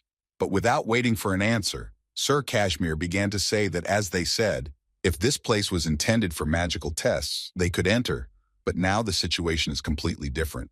Although apparently no one even listened to him, because Murakan and Jin entered the territory of Colin without any doubts and continued to move around it, not taking into account that Kashmir told them not to do this. As they walked, Jin noticed something rather strange, that there was only one sign. No security or protective magic. He always thought that the Zipel family could be so careless here. Was that really true? Kashmir understood what Jin was leading to, and he didn't want to believe that they had already found the artifact. So this territory simply became uninteresting to them? Jin assumed that they simply gave up because they hadn't been able to find anything for hundreds of years. And Murakan agreed with the guy. He believed that this territory had become a small resort area for them. But suddenly he interrupted his speech and asked the boys to look around carefully. Murakan clearly felt a very strange energy behind him, but when they looked closer, they saw local residents there. But that was not all. In the center of this mess sat a man who had silver hair, and judging by the fact that he was drinking in broad daylight, Jin realized that it was Zipel. This guy was also known as the Madman from the Tower of Magicians, and instead of becoming famous as the sixth son of Keliark, he was remembered by everyone as a mad magician because of his eccentric behavior. But what surprised Jin the most was that he was a purebred Zipel, but there were no guards nearby at all. And Kashmir said that he was the master of the 7th magic tower of Zipel, and he was also an 8-star magician who had many items with him. So Kashmir thought that he was a pretty confident magician. Murakan, hearing this, concluded that as soon as they destroy him, all that remains is to simply free everyone. But Jin left Murakan saying that everything would clearly not be so simple, because their opponent was at least a purebred Zipel, and given the destruction of Andre, they could clearly have problems. So Jin believed that they needed a reason to destroy him so that Zipel could not respond. And before Jin could finish speaking, suddenly an unknown man appeared from the bushes, and it was obvious that he was very scared. He didn't notice the guys, but Jin and company saw him perfectly well. So there were no particular problems in approaching him from behind and quietly asking who he was. In a trembling voice, the man said that his name was Dino Yaglin and he was a journalist. Jin was stunned because he realized that this was the same journalist who told him about Colin in his past life. But what's even more amazing is that it only happened 10 years later, and Jin couldn't believe that he had been working alone all this time. Besides, he looked no more than 20 years old, and he was so thin, and even considering all this, he still started fighting with the Zipel family. Jin was amazed by the guy's courage, but still didn't show it, so he decided to check with the journalist, or did he accidentally come here for a sensation? Dino was not one of those timid guys, although at first glance it was impossible to tell, so first he would like to find out from them where they came from. Jin, in response to this, assured him that there was no need to worry. He could think that they were just passing by and went into this place just to look at him. He also added that his friend from these places asked him to do something, but since he is a journalist, Jin assumed that they actually have the same goal. Dino suddenly raised his voice because he couldn't believe that Jin and his friends didn't know anything about the situation in Cologne. Murakan didn't understand why they couldn't just tell him everything, but Kashmir immediately stopped him and said that they needed this man. The Shadow Dragon didn't understand why they needed him, and Kashmir suggested that most likely he wanted to tell the world the truth about this place, and young Master Jin could use him as an excuse. After all, given the fact that this man is a journalist, we can say with certainty that he has already collected enough information that could be useful to them. And while Kashmir was telling all this to Murakan, the man at that moment took out a book with his notes and asked Jin to look at them. While Jin was watching all these recordings, he was telling Dino that he was a rather fearless person, because everyone knew very well what would happen to him if Zipel saw this. But the journalist unexpectedly assured him that everything was fine, because he had already become close to Murakan, since he had been drinking for several days. And when the journalist talked to him, he realized that this Zipel was clearly not the type to be constantly on guard. Dino also added that he would hardly use them to interrogate him, since it would be easier for him to torture him to the point of destruction. Jin gave him his book back, after which he decided to ask Dino for one request. Meanwhile, Murakan was finishing an unknown bottle of alcohol and complaining that his elders had sent him to this place just because of one joke. He spoke all these thoughts out loud, and at one point he wanted to hit his slave who was cleaning up after him, because it seemed to him that the man clearly did not agree with him. When suddenly he was interrupted by Dino, who came to Zipel to ask him if he was tired of drinking alone. Dino was carrying a huge bottle of alcohol, and Murakan was clearly happy to see his favorite drinking buddy. Moreover, Murakan first of all told him that he thought that he would die here because of boredom, because he didn't even have the opportunity to talk to anyone. But then he suddenly changed his mind, because he saw that today, Dino did not come alone, but brought several guests with him, who, according to the journalist, were travelers, and he brought them because he thought that Moran would like them. Although he then began to apologize to Murakan because he thought that he should have asked him first, but Zipel assured the guy that everything was fine and there was no point in worrying about it. He would have been better off hearing from Dino where he met them. According to Dino, he met them in the kingdom of Phelan while he was collecting medicinal herbs. After which he asked the guys to introduce themselves, and the first to do so was Jin, who first of all said that it was a great honor for him to meet him. From the look on Murakan's face, he liked how Jin called him Sir Murakan. Jin knew a little more about Murakan, because when they were drinking with Veridin, he told the guys that compared to Murakan, the deceased Uncle Andre was not so bad. When Veridin thinks about what he did, he just gets sick, and therefore he did not understand what the elders were thinking when they appointed him the master of the magic tower. Dante was surprised that Veridin spoke like that about a man who was his brother. But Veridin didn't even think for a second when he called Murakan a monster from the very depths of the abyss, and such a bright soul as Dante cannot imagine how disgusting this man is. Anyway, he told Jin that in the future, Zipel will not be able to avoid a clash with Runcandel, so he asked him not to get involved with Murakan under any circumstances. Even if it happens by accident, the best option in this case would be to escape. The first thing Murakan did when he saw Jin was ask the guy to tell him a few interesting stories about the adventures that happened to them during their travels. Jin answered him with a smile that they, as Dino said, had experienced a lot of interesting things, so they had several stories. Murakan heard this and said that they had worked quite well, but Jin couldn't help but point out that they would not be able to compare to the great and honorable Mr. Zipel in any case. After that, Murakan turned to Dino and said that they met the guy about 2 weeks ago, and since then, he was interested in finding out who the guy was, or rather he was curious to know how some reporter could so fearlessly penetrate the forbidden zone of Zipel. Dino didn't expect to hear such words, so he immediately decided to ask him for forgiveness. But Murakan said that in fact he didn't blame him for anything. He was just a little worried, that's all. But he still wanted to know why the hell Dino needed to ask the locals. Jin and Murakan visibly tensed up because of these questions. They understood that Murakan could guess who they were and why they came here. Meanwhile, Murakan continued to say that when he was not around, Dino simply could not resist, and this led to the fact that Murakan then had to filter out those with whom he spoke. Dino didn't quite understand what it meant to be screened out until Murakan told his silly friend straight out that everyone Dino had talked to had ended up missing. Murakan called all these people pathetic insects that run around him and do not allow him to live normally. And they do all this with such confidence, as if they were the kings of this land, and all this made him laugh incredibly hard. He said all this only to finally say that he had guessed perfectly well that those guys behind Dino were actually from the Sword Garden. Murakan understood perfectly well what was about to happen, so he immediately removed Dino from the attack. And this decision was clearly correct because as soon as he did this, Murakan literally immediately used his strength to deliver his blow. Jin expected this development of events, but it was rather strange for him that he did not sense the magic in advance. He understood that even if the magic activator was hidden in the fire, he should still have felt its flow. Murakan suddenly interrupted his thoughts with a shout that he needed to be careful because magic could be hidden, but clearly not erased. After all, looking at this madman, it was obvious that he was hiding something. Suddenly, Murakan himself spoke to them, saying that he immediately understood that in front of him was Jin Runcandel, who was most likely carrying out a task for the priestess who had escaped from here. Jin did not answer him because he believed that even if they entered into a dialogue with him, Murakan would clearly answer his questions. So he decided that he would just force him to talk. Murakan didn't answer him, but he reminded himself and Jin that he was only a reserve captain, and so he became interested in finding out how it happened that he received such a difficult task. Was it really something personal?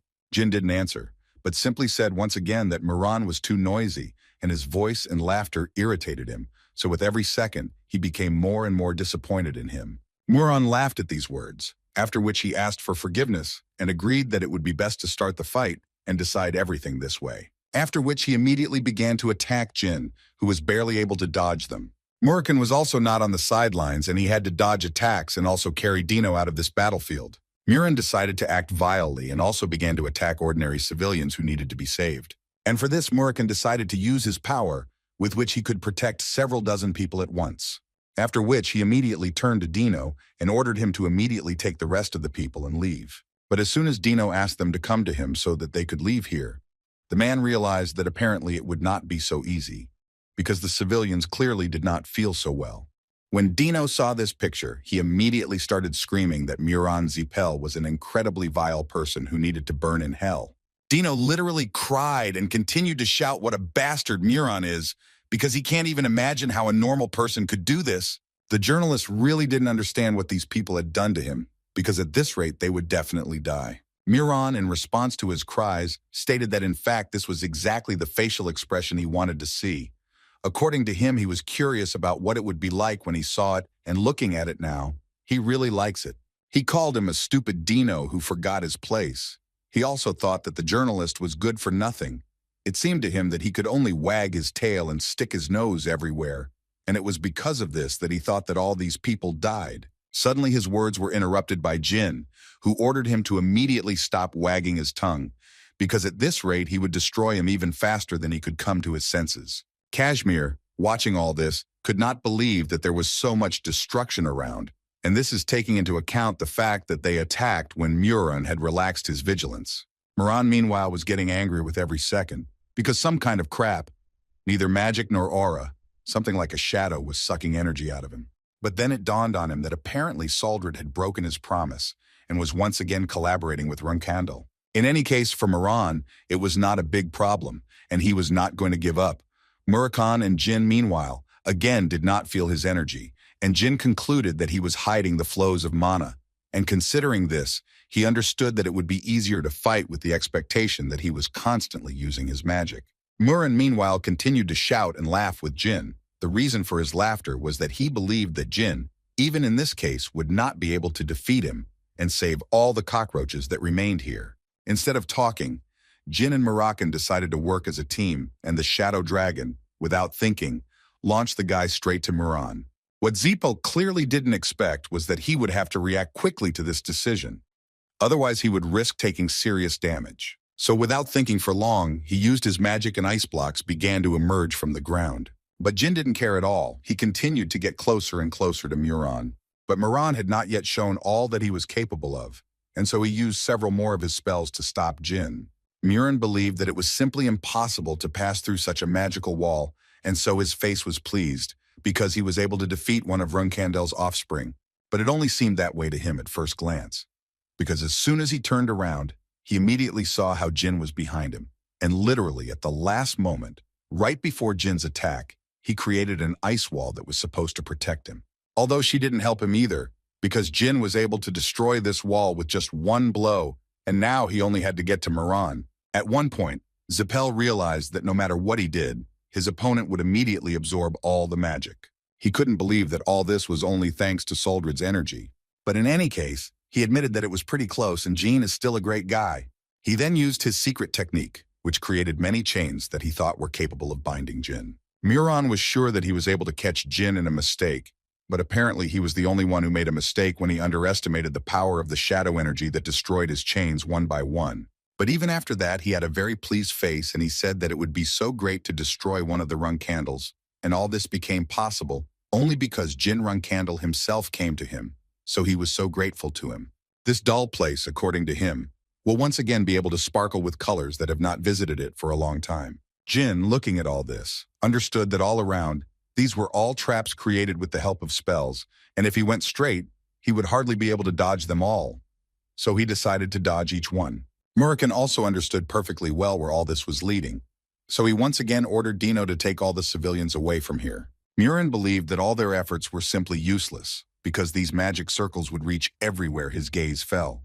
No exceptions, no mercy, and now he says he's finally ready to have fun with Jin. The young master immediately noticed that Muran had clearly begun to use a different level of magic, which was much stronger, and it would clearly be much more difficult to fight him in that case. He also noticed that he uses torn earth, which cuts the earth in two upon contact. And this could only mean one thing, that he had only one option left, and that was to move forward. But something else also worried him. He understood that such spells were clearly beyond the power of an 8th-class mage, and therefore it seemed to Jin that Muran was using some kind of artifact. Muran, watching Jin dodge his attacks, realized that his opponent clearly understood magic. After all, it was only worth remembering how he dodged the pillar of fire and at the same time did not end up in the torn earth, after which he was able to disperse the pillar of fire. It was obvious to him that someone who does not understand anything about magic would definitely not have done this. Therefore, taking into account all these facts, he realized that apparently Jin is not just a swordsman, he is also a magician, which as we know is forbidden in Runcandel. Murakan was now sure that Jin was working so well only because he himself was casting spells, and now he was more than sure of it. And now that he knows that Jin is a magician, he will fight completely differently, and Jin clearly did not expect this. Reverse magic flow is the worst symptom for creatures with magic. It is a phenomenon in which magic accumulates in the internal organs and then bursts out of them, exploding all the insides.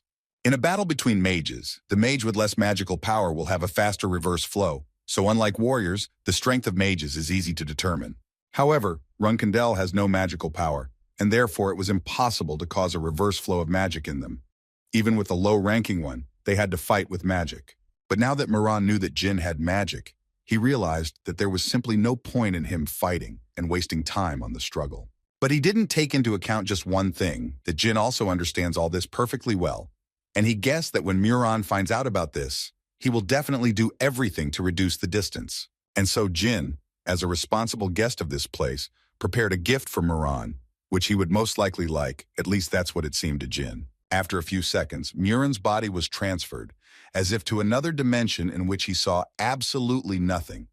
He had a hunch that it could be that same shadow force, but he quickly discarded this option because he had completely different sensations. And he thought so at least because there was a very bright light in front of his eyes, which hit his eyes and therefore he lost consciousness. But he also understood perfectly well that if he was right, then most likely the next attack would be directed exclusively at him. That's why he managed to react before Jin finished him off, although he didn't do it without losses. Murakan realized that Jin was using ancient light magic. He couldn't even imagine that Jin knew about such a technique. The power of light and shadow in one person, it was so amazing for him. Thanks to this, Jin cut off his hand, but he was confused that even after this, Murakan was able to remove the energy remaining in the wound. And all this led him to the thought that all this did not look like a magician. His feelings and reactions were like those of an animal. In any case, there was only one conclusion from this, that even if his magical power was lower than Andre's, in a fight he was a much more difficult opponent. And judging by the fact that he has a lot of experience in battles, there must be something else besides the reverse flow of magic. Suddenly his thoughts were interrupted by Murakan, who began to talk about how Jin looked at him like he was crazy, didn't even want to try to be friends. But now if he looks more closely, he can notice that they are both the same. Jin, in response to this, could only sigh and say that Murakan was trying to talk some nonsense to buy some time.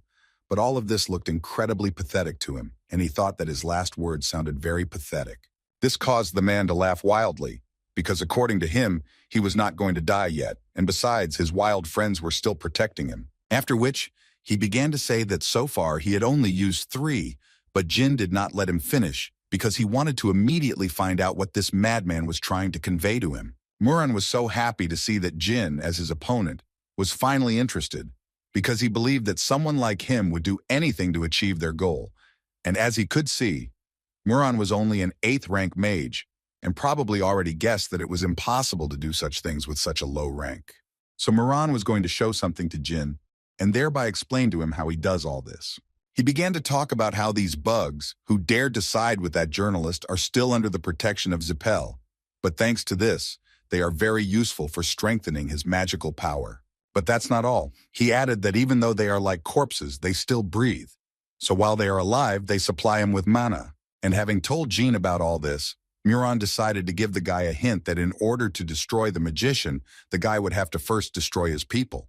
Well, and in the end, he finally added that he had already said that they were the same, because in order to achieve what they wanted, they would both do anything, and now Murakan wanted Jin to destroy them all, after which they would finally be able to have fun fighting each other.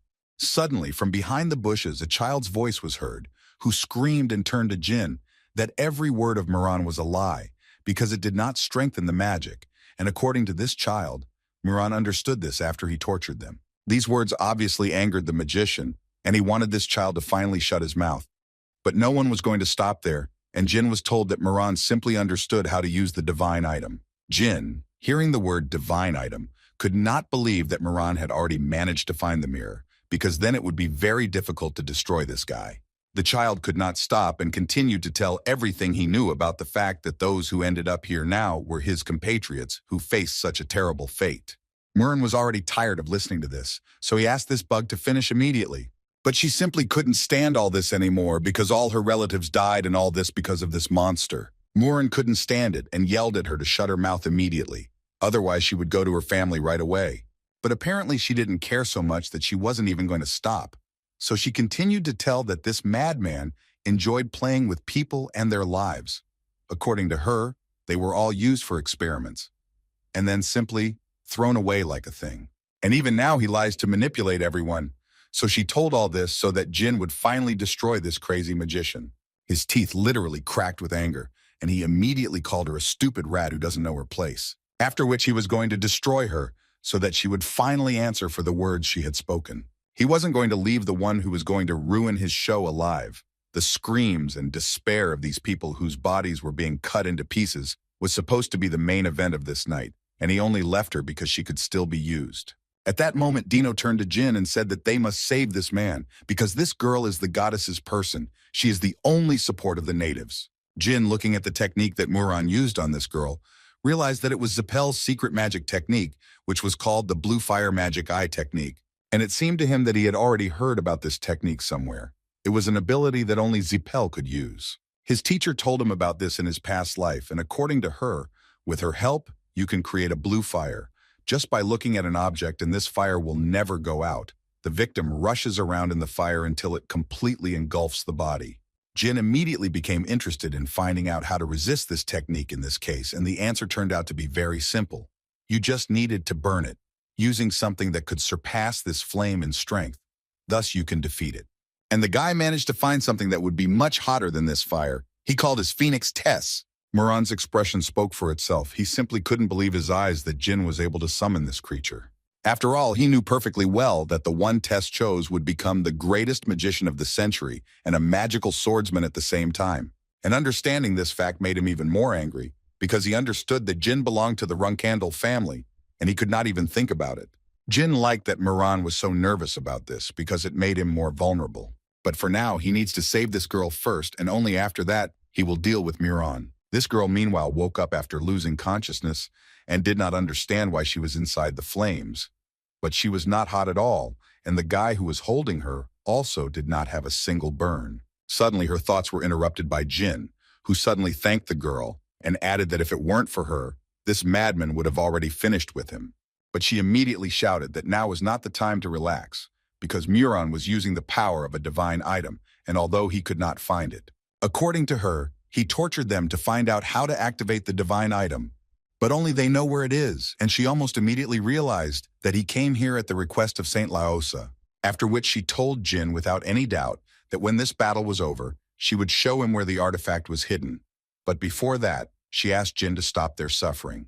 Jin left the girl in a safe place and turned to Murakan Zipel, saying that he finally liked the look on his face. Was he really so shocked just because he found out that Tess chose him? The guy also added that he was disappointed that all Murakan could do was create various kinds of traps or use one secret technique, so he decided it was time to finish with him. The genie promised him that in a little while he himself would go to hell, where punishment awaited him for everything he had done in his life.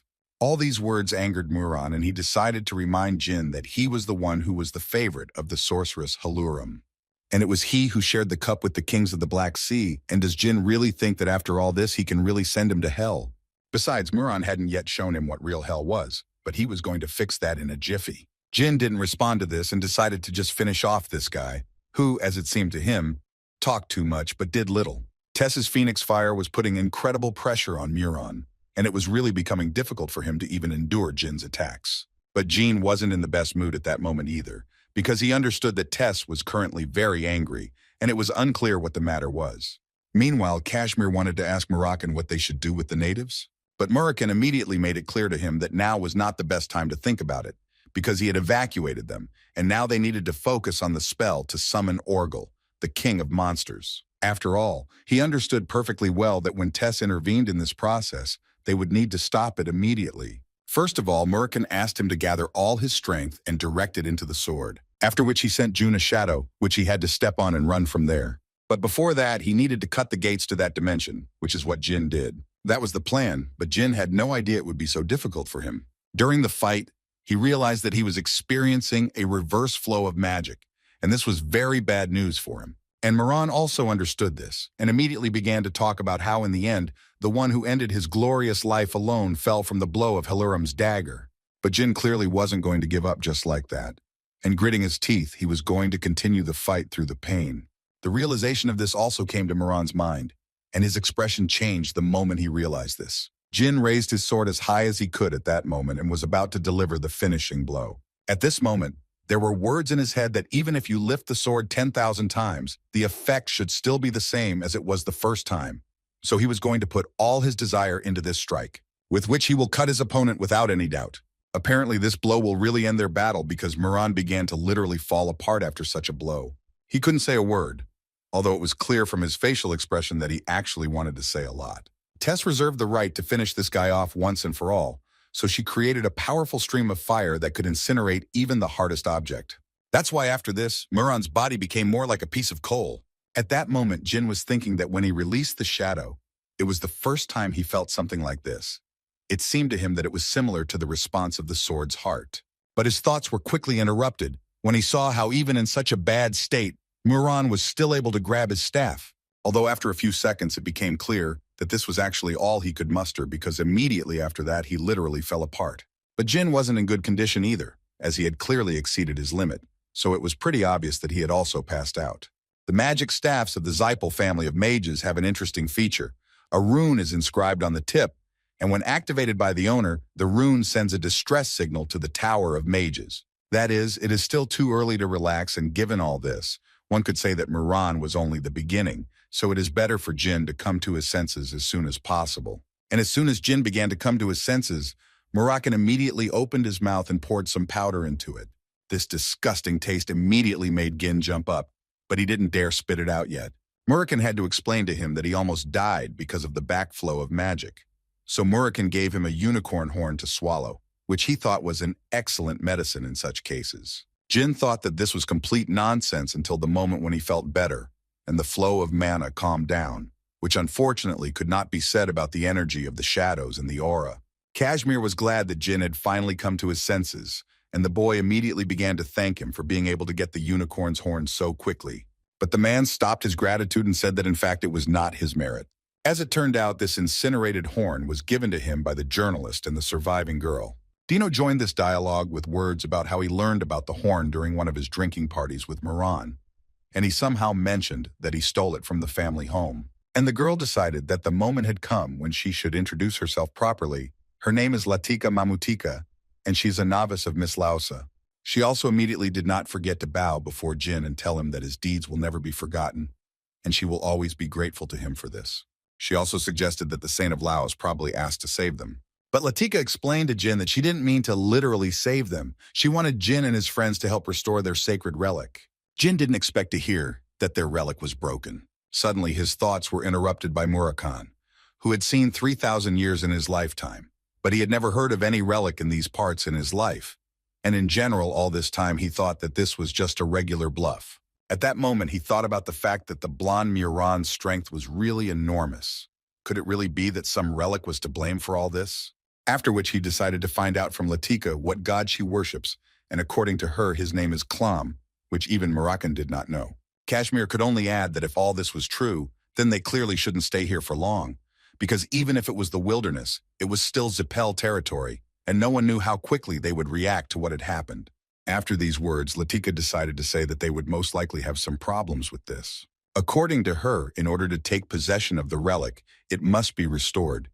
And to do this, it is necessary to break the seal with the help of the sun's rays. And this was apparently the main problem, because it was midnight outside. That's why they'll have to wait until midday and then perform the ritual with the tribe members, so they need to be returned to the city. Murakan didn't understand why things were always so complicated with these artifacts, but in any case, even he understood that they needed to hurry before Murakan's kind relatives came here. Only Jin stood at that moment, lost in his thoughts, and thinking that something was clearly wrong here. Something was missing in all of this, something extremely important. Thoughts began to enter his head that Murakan was no longer a tenant, and that he could thank Tess for that. Moreover, this was a wilderness that even Zipel had abandoned. All this gave him the idea that they needed to go immediately to the Tower of the Magicians. Jin told them that Muran Zipel was the master of the Tower of Magicians of their family, but Muran thought that today was not the evening of obvious facts and asked to explain to them what he meant.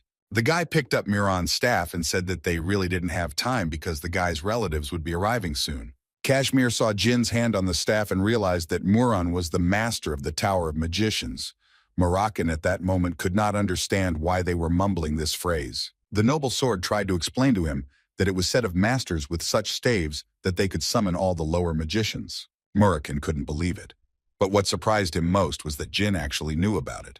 The young master responded by telling his shadow dragon that the Zipel were rapidly developing, and he was not entirely sure that this was the case. Although in his mind, he thought that it was all thanks to the teacher's words spoken during his coma. After which Kashmir added that there were at least 100 members in the Mage Tower, and most of them were of the 7th and 8th rank. Moreover, Kashmir believed that they needed to protect the civilian population, and considering that they only had 50 mages, it would be very difficult for them to do so. In any case, Jin wanted to first find out from Sir Kashmir how long it would take them to get here, and according to the noble sword, the 7th tower is located in the far north of the continent, and even with the help of teleportation, they will get there in 2 hours at best. Hearing this, Jin decided to ask Sir Kashmir for one favor. After listening to everything the guy wanted from him, Kashmir was a little unsure that they would actually be able to do it. After all, Kashmir wanted to point out that at least 1 second of delay, and everyone here, including Jin, would die, and especially we are talking about them. So he believed that they would be denied this request. But Jin suddenly interrupted him to say that there was no need to worry about it anymore, because he actually already had consent, but unfortunately, they were running out of time and needed to come up with something urgently. Through his uncertainty and fear, Kashmir finally agreed and told Jin that he would do everything his boyfriend asked, and all he asked Jin in return was to hold out until that moment. After some time, Latika and other residents of these lands gathered together in order to begin restoring the relic. Murakan, looking at all this, thought that the idea was not entirely successful, but Jin couldn't answer him because he was coughing too much. After which he looked at his hand and said that apparently he had gone too far. All Murakan could tell him was that he was weak-minded and brave, after which he said that they were barely able to destroy one blonde Zipel, and Jin also decided to attack his sixes. Considering all this, Murakan only asked Jin to learn to accept defeat. But Jin assured him that it wasn't really that bad because Sister Luna would help them with this, and Sir Kashmir had gone after someone, so everything would be fine. This was all clear to Murakan, but he doubted that the microbe would be able to make it in time. Although Jin was sure that if he used the teleport, he would make it in time without any problems. The people of the Zipel family had almost arrived at the scene, and one of them reported that the locals were conducting some kind of ritual, and next to them were 2 unknown people who were impossible to see. One of them turned to the master and asked him to calm down, because there was still a chance that Muran was simply being held hostage. At that moment, the master only repeated that if something happened to his older brother, then everyone involved would beg for a quick death. Murakan meanwhile watched the sky and at one point noticed 6 dragons and about 30 magicians. The shadow dragon once again turned to Jin before the fight to tell the guy that if things go really badly, he will remove the transfiguration, but then they will most likely call the entire Zipel horde, so Jin must cope alone. Looking at this picture, Murakan sighed sadly, because he understood that in his best years there would have been no dust left of them. And all this is due to the injury of Timar, who inflicted a wound directly to his heart, which still makes itself felt. And now Murakan, looking at these young dragons, did not even recognize them. He could only say that they were definitely not fire dragons, but red ones, a low-ranking type of fire dragon subordinate to Kaduna, but still, these were all his assumptions. Their conversation was suddenly interrupted by the cry of Midor Elner, who was the deputy master of the 7th tower of the Zipel family, and the first thing he wanted to know was where Master Muran was. Jin answered him without any doubt that they did not know such a person, and especially had not met him. And mentally he tried to remember Midor Elner, but in his past life, Jin seemed not to have met this guy. Midor interrupted his thoughts at that moment by saying that he, of course, didn't know why they came to destroy his older brother, although he didn't deny the fact that with Muran's character, it was very easy to make enemies, so it seemed to him that they were the dogs of the Runcandel family. Jin didn't understand what difference it made who they were. Midor was still calm and noted that he wasn't asking them to take off their mask or throw down their weapons. He was only asking who they were. But what interests him most at the moment is the question of whether his brother is even alive, after which he could not stand it and started shouting that he was his own blood, and therefore he literally begged them to tell him what was wrong with Murakan, hiding behind the fact that they also clearly had their own family, and he also did not forget to say that if they told him the truth, he promised that he would not touch their loved ones. Jin found it funny to watch all this, so at one point he finally said that the man was quite funny, and all because it was strange for him to hear something about family ties from the murderers. So he asked Midor to stop talking nonsense. These words made Midor even more angry, so he literally started spitting and shouting how dare they talk to him like that. He continued to shout about how they couldn't equate the Zipel family with some insects, but suddenly he went silent when he saw the remains of his brother behind Jin. Midor realized that they were clearly too late, and not only had they not only wounded his brother, they had destroyed him. And for this, he will destroy them right here and now, so he immediately ordered his people to prepare for an attack. But first, he would like to take these people alive. Each of them took out his staff and held it up, while Midor said that these people clearly did not deserve a quick death, only the excruciating agony that they were about to give them. He was going to do everything possible to make these guys beg for mercy, and thus they would avenge their brother's soul. Jin understood perfectly well that they were not ordinary Zipel mages. They were all masters of at least the 8th rank, and it would be incredibly difficult to fight them alone. And since Jin doesn't like to suffer too much and strain himself unnecessarily, he decided to call for help. Then Talaris Endorma, the master of the Ice Palace, came out of the ice gates, and behind her was her daughter. But what was even more frightening for Midora was that this woman was capable of freezing 8th level magic instantly. His ally immediately realized that this was the master of the Ice Palace, and judging by his reaction, one could say with absolute certainty that things were clearly bad for them. Jin was glad that Sir Kashmir had managed to fulfill his request, and Murakan finally solved his guess, in which he could not find out who was currently occupying the place of the master of the Ice Palace, and in any case considered it a good idea. He believes that the Ice Toad Moa can only be defeated by a select few, and Murakan would never have thought that there are people who are capable of this. Talaris began to cast a spell, and she told her daughter that she could rest for now while she would have fun with these magicians. But first she approached Jean to find out if her daughter had presented the bouquet to him. The guy introduced himself, and Talaris told him that there was no need for that because she had already heard about him. But what surprised her more at that moment was that he was still standing on his feet, because inside he was nothing but mutilation. But Jin assured her that in fact there was no problem. Well, since he was able to speak, the woman then decided to ask the guy if it was true that he really destroyed her toy. Jin didn't really understand what was going on until the woman reminded the guy that he would destroy Alcaro on one of the student assignments. Now the guy realized what was going on, and he realized that apparently the daughter of the Ice Queen was unable to keep her promise and told her mother everything. Talaris interrupted his thoughts by saying that she didn't really blame him. She just wanted to remind him of that. He essentially owed her, and that's why she wanted Jean to introduce her to everyone after they were done. She especially had her eye on Murakan, whom she called a not at all suspicious big guy, which clearly pleased the Shadow Dragon. Talaris even at one point decided to invite Murakan to go with her for a cup of tea, if he didn't mind, of course. But then she remembered why she came here, and so she asked her daughter Sizaru to look after her boy while he was busy, which angered the girl, because she had already told her mother 100 times that there was nothing between them. Then the woman did not understand one thing, why the girl gave him flowers at all, to which the girl had already answered many times. According to her, she did it so that no one would destroy him before the fight with him. In any case, Talaris believed that Jean owed it to her daughter to be grateful for everything she had done for him. Besides, she once again decided to remind him that if it weren't for her daughter, she wouldn't be here either. But as soon as she finished telling him this, Jin suddenly lost consciousness and fell, saying at the end that he had managed to do it after all. Caesara caught him, and the first thing she said was that she always thought that the next time they met, they would fight again.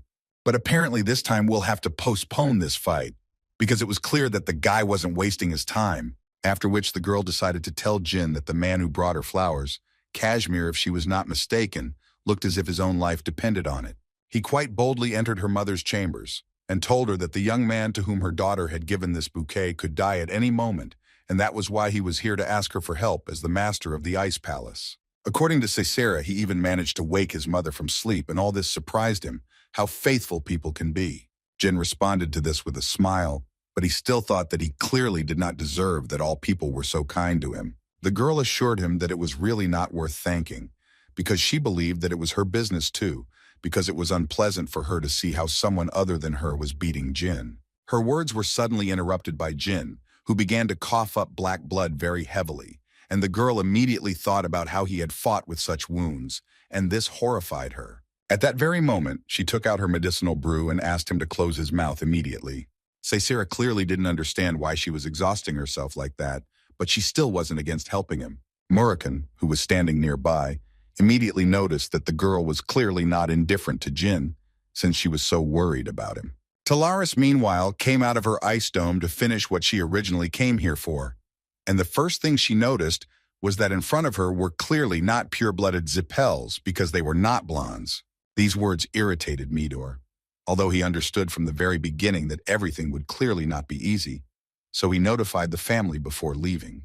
Well, now all he needs to do is buy some time until the main forces arrive, and so he starts shouting that he is Midor Elner, the deputy head of the Tower of the Seven Mages, who dared to ask Talaris why she was interfering in the affairs of the Zipel family on their own territory. In response to this, the woman told them that she had not really warmed up for a long time, but she still advised them to think twice before telling her anything. But she still understood their side, so she decided to give them a chance and said that she was ready to turn a blind eye if they immediately packed up and left, to which they reacted sharply, saying that she, as the master of the Ice Palace, had no right to threaten the rightful owners of this land. Apparently these words were said in vain because the woman was clearly angry, because she considered this far from an excuse to speak to her in such a tone, and apparently she will still have to punish them for such insolence. She just looked at the old man and he began to choke and foam at the mouth. And all that Talaris said at that moment was that she would really like the man to choke on his own rudeness. The third elder fell unconscious after a few seconds. This was clearly a bad sign. Midor immediately ordered his men to raise the barrier and also ordered them to make sure that the ice did not penetrate inside. But he was not going to stop there and ordered his dragons to strike at Talaris. But apparently he didn't even think that it would be such a simple task for her. With just one wave of her fan, she blocked this attack and froze all the fire, after which she smiled and asked Midor a question, in which she was interested to know, or did he really want to continue? In response, he shouted that even if they all died here, the world would still forget about her palace, but no one would ever forget about the Zipel family. After these words, a fiery seal appeared next to Talaris's head, which she didn't even notice. A second later, a terrible explosion thundered, which was quite large in scale. In this way, Midor wanted Talaris to feel the power over the flame given to him by the Patriarch. Moreover, he believed that even she would not be able to dodge such a blow. But apparently he was a little hasty with such expressions, because the woman interrupted his victorious cry with words about how scared she was and how she was afraid of him, although it was clear that this was clearly sarcasm, and she said it with a smile, although she was not really prepared for the fact that Celiac taught him how to explode space. It was unexpected for her, for which she was ready to praise him. But she also didn't forget to say that Celiac had missed one small but incredibly important detail, namely the fact that he had forgotten to tell them a little more about the Ice Palace. And now she would have to correct this little mistake. So she decided to teach him the first lesson, which was called ice. The first thing he felt after she dealt him such an attack was the wind, which did not even allow him to stand still. But apparently he was lucky because when he turned back, he saw how all his people were frozen. Talaris, meanwhile, quietly crept closer to him in order to find out from him what happened and why he was so surprised. She began to wonder if it was possible that his incredible trap had disappeared in an instant, or perhaps that his pen had miraculously disappeared. Midor really didn't notice how his hand literally disappeared, and all this was because he didn't even feel pain. But suddenly Talaris interrupted his thoughts, saying that the main problem with magicians is that they look in the wrong place when there is an enemy in front of them. A real warrior would never do such a stupid thing. He fell to the floor, not understanding how their strength could differ so much, but still did not hide the fact that it was his mistake, and he clearly did not even need to try to buy time, because even if the main forces arrived in time, even they would come to an end. All these thoughts led him to the conclusion that most likely at this moment everything was lost, and he could not do anything more. Suddenly his thoughts were interrupted when a huge yellow ball appeared around him, which looked like a magic seal.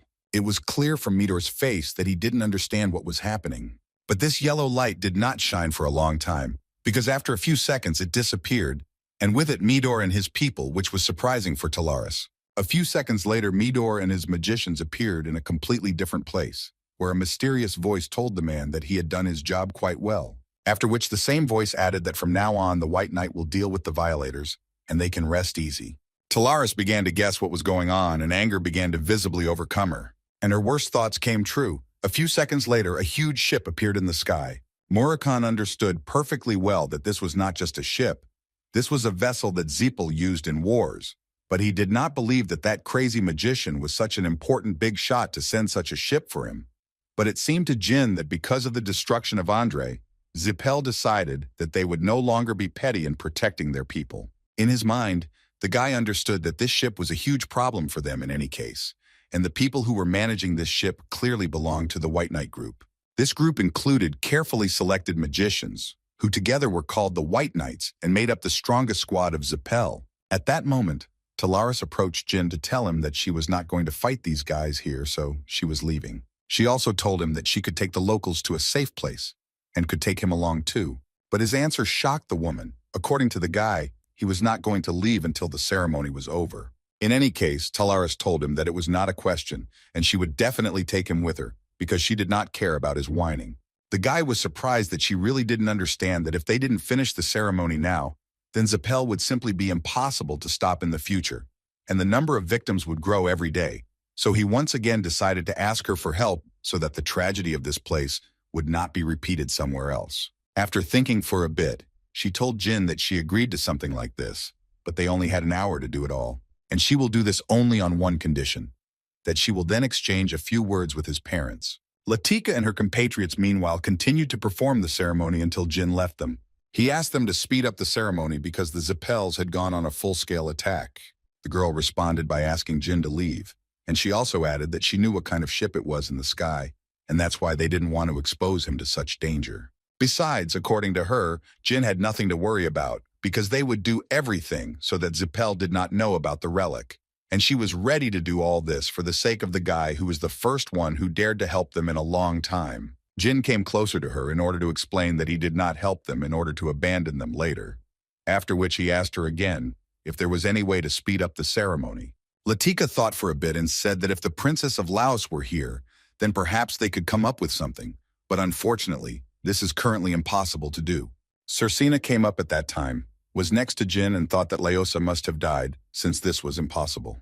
But the guy refuted this idea, saying that in fact Laosa is currently in Tyon, which made Cersei happy. And apparently, her smile was connected with the fact that she could help deliver Laos here, and she would do it with the help of an ice toad, which she first suggested that Jin climb on. Talaris, meanwhile, was thinking about the fact that her daughter was already using Mott without any request.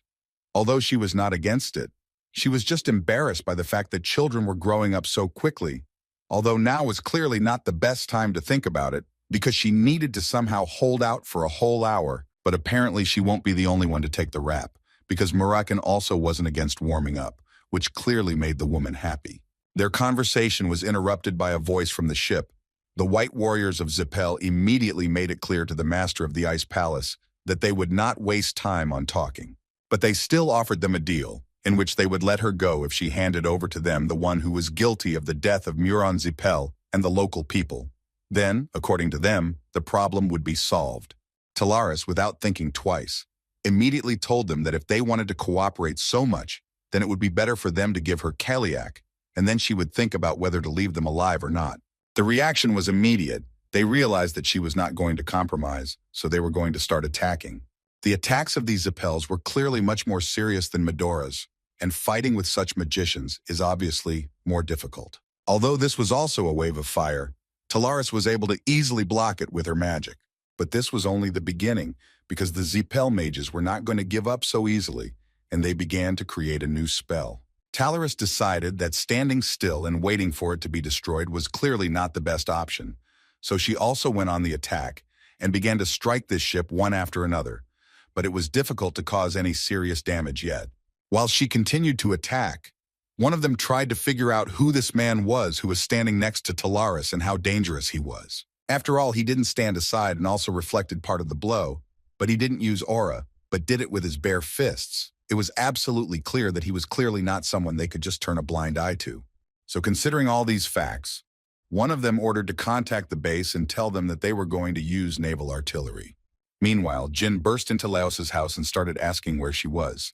From his appearance, it was clear that something had clearly gone wrong, when suddenly she interrupted him, saying that in fact they had been waiting for him for a long time. Jin immediately began to say that they needed to go urgently, and on the way he would explain everything to her. But before he could finish speaking, Laosa interrupted him and said that in fact she was already ready to go. Talaris continued to fight desperately at this time, and while her ice strikes were effective, even she knew that this could change at any moment. Murakan also did not stand still and reflected all of Zipel's fiery attacks. He was glad to finally be back in the fight, although fending off such a stream of blows was no easy task. Suddenly, his thoughts were interrupted by Talaris, who froze his hands, which was quite incomprehensible for the Shadow Dragon. So she had to explain to him that it was a gift made of pure ice. She thought that it was better than nothing anyway. At that moment, Murakan couldn't feel his hands, but it seemed to him that this was even good. He immediately decided to experiment with his new gloves, and the first thing he did was lift a huge stone above himself, which he quite successfully launched into the Zipel ship. Talaris at this moment understood perfectly well that everything that had happened before this was a child's play, because she remembered perfectly well what the kid from Runcandel had said, that they needed to be here. So these guys would not use naval artillery, and all this was just a bluff. It reminded her of a situation in which none of them were ready to make sacrifices, and if everything continued in the same spirit, then they would just drag out the very time that she promised Jean. One of the Zipels understood perfectly well what the Ice Queen was thinking about now, and this really infuriated him, because they really didn't have an order to destroy yet. He also noticed that among the red people who were conducting the ceremony, two suddenly disappeared, and it was completely clear to him that they could not just fight while those guys were plotting something. When suddenly his thoughts were interrupted by his people, who suddenly called him to tell him that they had received an order from the base, which told them to carry out the complete destruction of this place. Murakan immediately noticed that those guys on the ship had clearly gone quiet. He had the feeling that they had simply given up, but Talaris clearly didn't think so, because she understood perfectly well why there was such silence.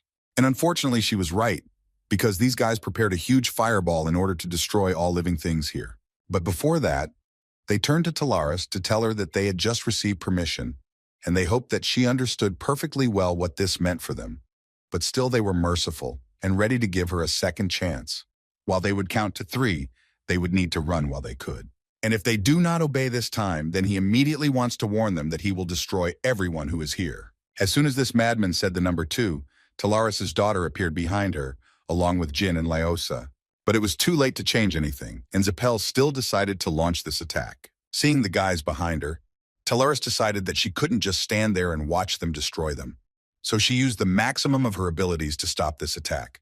But the fiery stream was so huge that her ice abilities were practically useless, and they simply disappeared into thin air. But the fiery fragments from this collision began to reach the ground and explode. Cicera immediately understood that it was all because of her mother, because she knew very well that everything that her sword touched would freeze, so she asked her not to move and to move away. After which Jin and Cicera intervened in the fight, who immediately noticed that the guy had become several times stronger. She didn't even think that he would be able to keep up with her. Considering the wounds he had, Jin told her that the situation was too complicated at the moment, and therefore, he didn't think that it would be easy to deliver the priestess to the ceremony site. The girl still could not believe that this ship was really opposing her mother. Now she was sure that Zipel had gotten something really powerful and serious in strength. The crew gave another warning to the Ice Palace Queen.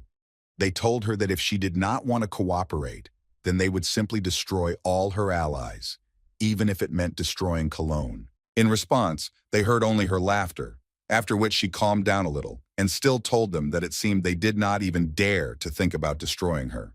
And she thought so because she was the mistress of the Ice Palace Talaris and Dorma, and therefore she was sure that even if they brought all their ships, they still would not be able to destroy her. In response to these words, one of them said that of course she was right.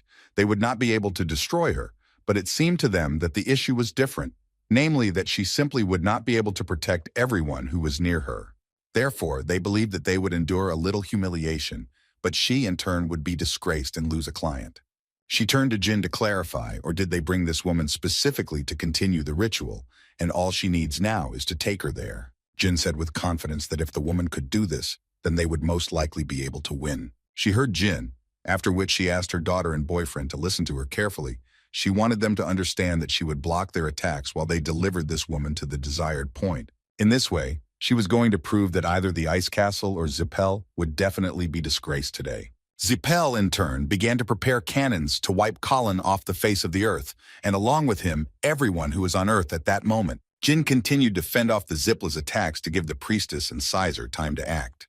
Murakan also didn't waste any time covering Jin's blind spots. He warned that this was far from the end, and they better prepare for the next wave of volleys. The ship's crew continued their attacks, not even giving them a chance to catch their breath. However, one of the shells still hits Jin, and he falls exhausted to the ground.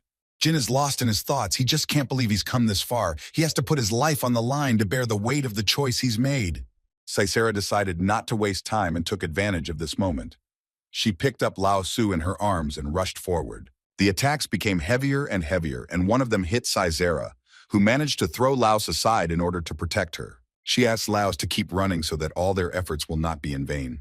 The priestess realized that simple prayers would not help in any way, and it was time for her to make a choice herself. At this time, Jean opens his eyes and sees Talaris in front of him, with the lifeless Sizer in her arms. The Zip army has surrounded them and is about to finish them off. Jin just can't believe his eyes. He doesn't understand what the hell is going on here. A moment later, he notices Murakan, who falls at the hands of Kaliak's protector dragon, Kaduna. Jin realized that he was not in his body, and all his allies were defeated. Had they really lost? He begins to torment himself, believing that he should have acted differently. But he discards these thoughts and realizes that only anger overwhelms him now. An unknown voice spoke to Jin and asked him to never forget this feeling. And a moment later, he found himself in another place. His surprise knew no bounds. In front of him stood Clom, who had been sealed in the mirror with the help of Soldrid. Jin doesn't understand what's going on here, but the creature explains to him that after today, he was able to understand which path he should take next. He has nothing to say. He doesn't understand what it means if it's already over for him. Clom interrupts Jin and says that nothing is over yet, and they will talk about everything else outside. A moment later, Jin opens his eyes and finds himself in his body on the battlefield. Sisera distracts him from his thoughts and comes to the conclusion that, judging by his reaction, his life is dear to him. Before she could even think about her words, they were immediately followed by a strong blow from Murakan, who was unhappy that Jin had been unconscious for so long. Jin asked Murakan if Kadun had attacked him, and he was only surprised why he decided to remember this freak. Talaris said she wondered where Jin got his confidence from, but she never thought he would be able to reach the deity. The boy didn't even suspect that the priestess had summoned God into her body, who was able to get rid of the entire Kozak squad.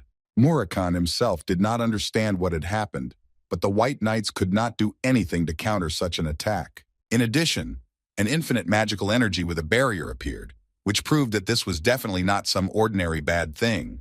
Murakan asks the deity to tell Jin about his future plans. Jin turns to the deity and realizes that she is not a priestess of Laos, but Clom, whom managed to descend into this world only thanks to the sacrifice of this child.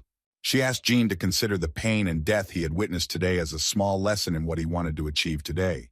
Murakan doesn't believe that everything that happened today was just an illusion, and Klamu better stop lying to Jin. He doesn't understand why this whole performance was necessary and asks, what exactly did Clom want from the boy? The deity decided to reveal all the cards and called into his hands that same legendary mirror. Clom says that even though he was the creator of magical power, he still couldn't completely subjugate such power under his control and almost destroyed the world because of it. The deity demonstrates everything at once, and with the help of shadow energy, he calls upon the seal of Soldrid, although it was weakened, but God needed someone who could support it.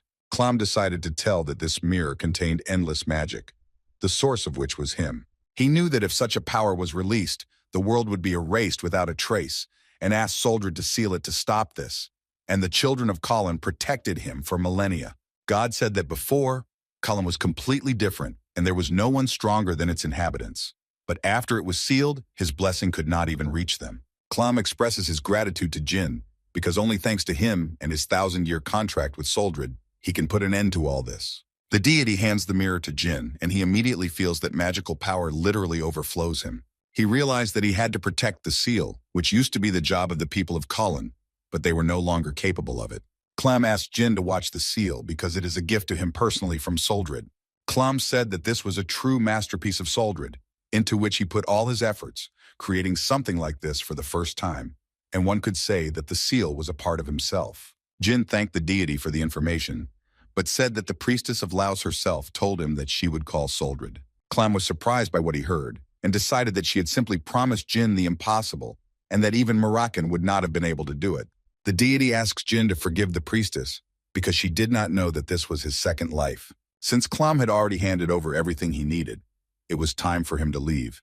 And before that, he decided to thank Jin for his choice to stop the suffering of the locals. Finally, the deity said that he would always be in this mirror, always paving the way for the genie. Talaris admitted that she did not expect to see God thanking a person after so many years of life. The queen decided that it was time for them to run away while they still had the chance, because who knew when the enemies would call for more reinforcements. Jin agrees with this decision and says that they will all leave here together. When the priestess of Laos finally came to her senses, she understood why Klom did not answer her. She did not even guess that all this time he was imprisoned in the mirror. The deity asks forgiveness from the priestess for being able to save everyone by using her body, and asks forgiveness for the enormous burden he placed on her. At parting, the priestess does not hold back her tears and thanks Klom because he heard her prayers and saved them, so she asks him not to apologize to her.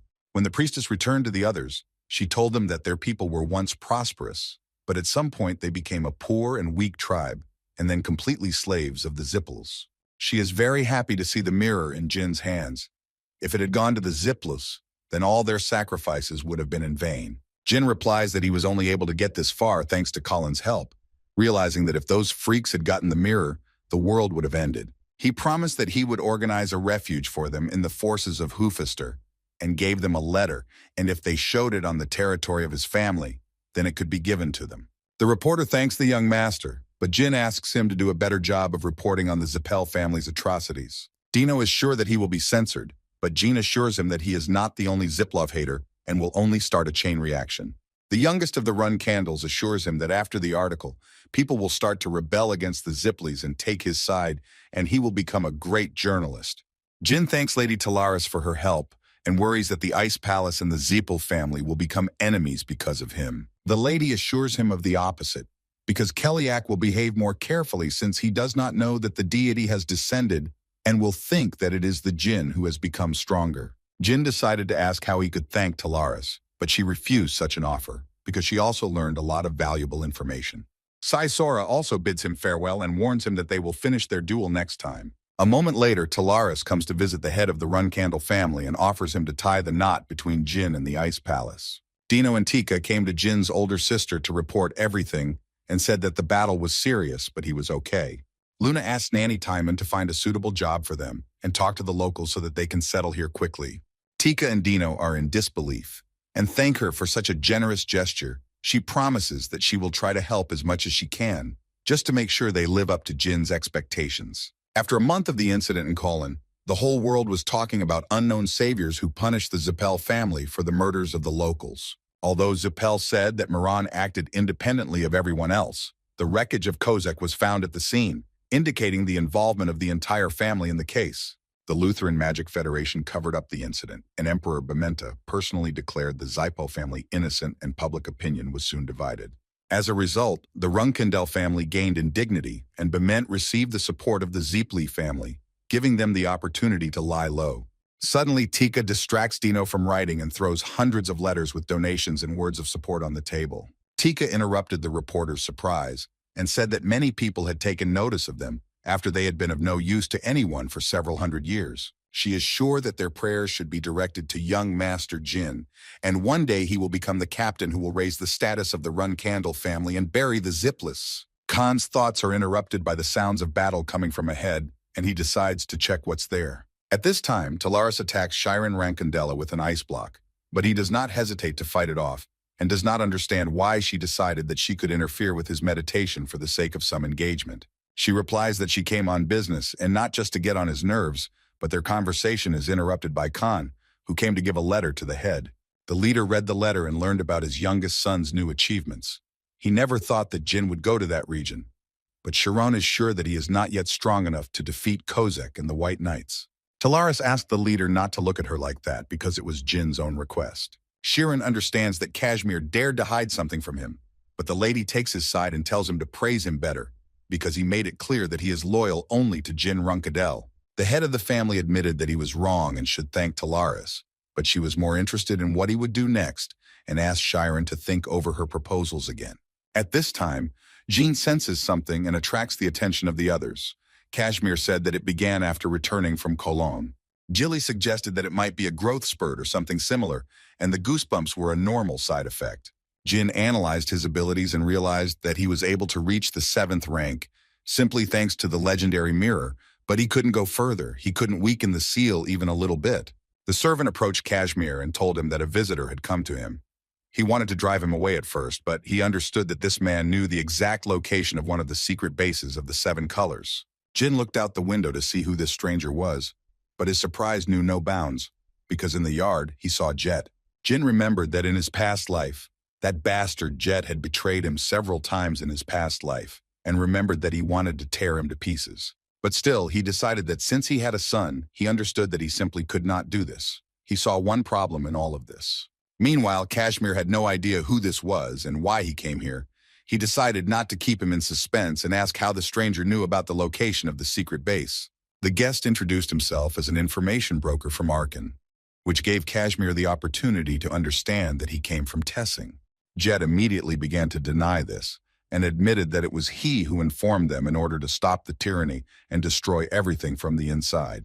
Kashmir did not fall for the guest's words, and was absolutely sure that this was what young Master Jin had done before coming here, and decided to repeat his question on which the guest's fate depended, and still find out how he knew the location of the secret base. In response, Jet made a condition that he would not tell anything if he was not accepted into their ranks. Kashmir was seriously angry about this answer, and wanted to lock Jet in the dungeon so that he would not see the sun's rays, until he told everything he knew. The genie decided to be the first to greet the guest and remind him of the gift he had left for him. A moment later, Jet realized that the one standing in front of him was the one who had pretended to be Veridin Zipel and had brazenly deceived him, and begged Kashmir not to trust Jin, otherwise Tyon would repeat the fate of Tessing. At the moment when Kashmir was about to punish the guest for insulting the young master, Murakan appeared, who was clearly angry because he did not find his ice cream, which Kashmir was supposed to buy for him. Kashmir turns his attention to the interrogation they had arranged here, and Murakan remembers that it was this bastard who poisoned his juice. Jet doesn't understand why the hell they're all here, but he does understand that they all answer to one person, namely Jean Runcandel. Realizing this fact, he falls to his knees in front of Jin and asks for forgiveness, because he could not admit it until this moment, and after these words, Jin remembers the old Jet that he remembered. Before the young gentleman could ask the question, the guest had already told him that Alu was a former cadet of the Runcandel family, and his real name was Taken Marius. Jin remembers hearing something similar once, and Gilly tells him that the young lady's first nanny was Tyon Marius. Jet reveals that Spider-Arm Alu was a commoner from the Delka Kingdom, but passed the cadet exam for the Runcandel family, and that's when he used the name that they tried to erase from everywhere. The young gentleman learned that Alu had taken the exam almost 20 years ago, but Kashmir did not believe Jet and put a katana to his throat. He could not understand how a commoner could get into the exam when the kingdom of Delki was in the heat of war. Jet says that he told the truth, but if that is the case, then Alu must have had someone in the Runcandel family to help him. Jean comes to the conclusion that the only people it could be are the purebloods or their nannies who provide support. The nannies in the Runcandel family not only raise children, but also grow in authority depending on the child's position in the family. When Luna Runcandel was named the temporary head 20 years ago, the nanny of the older sister wielded considerable power within the family, and Jin realizes that if they are truly related, then the one who cursed him in his past life could have been his older sister Luna. The gentleman decided to immediately discard such thoughts because Tymon could act on her own, but he does not understand why she needed to at all, and decides to trust Jet and go to Delki right now. He wants to see with his own eyes what they are going to do.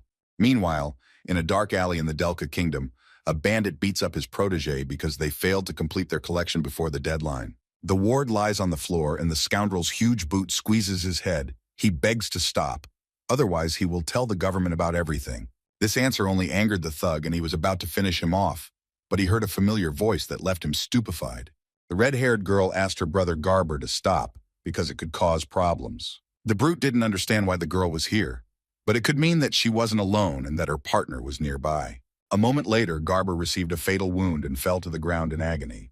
After the stranger got rid of him, he was only disappointed in how miserably he lived after all the help from his mother. The poor guy, who was recently the victim of this monster, asked to be released. He offered to give all his savings and promised that he would not tell anyone about them. The man was once again surprised that Garber worked with such trash and replied that they didn't care about money, after which he cut off the unfortunate man's head with one blow.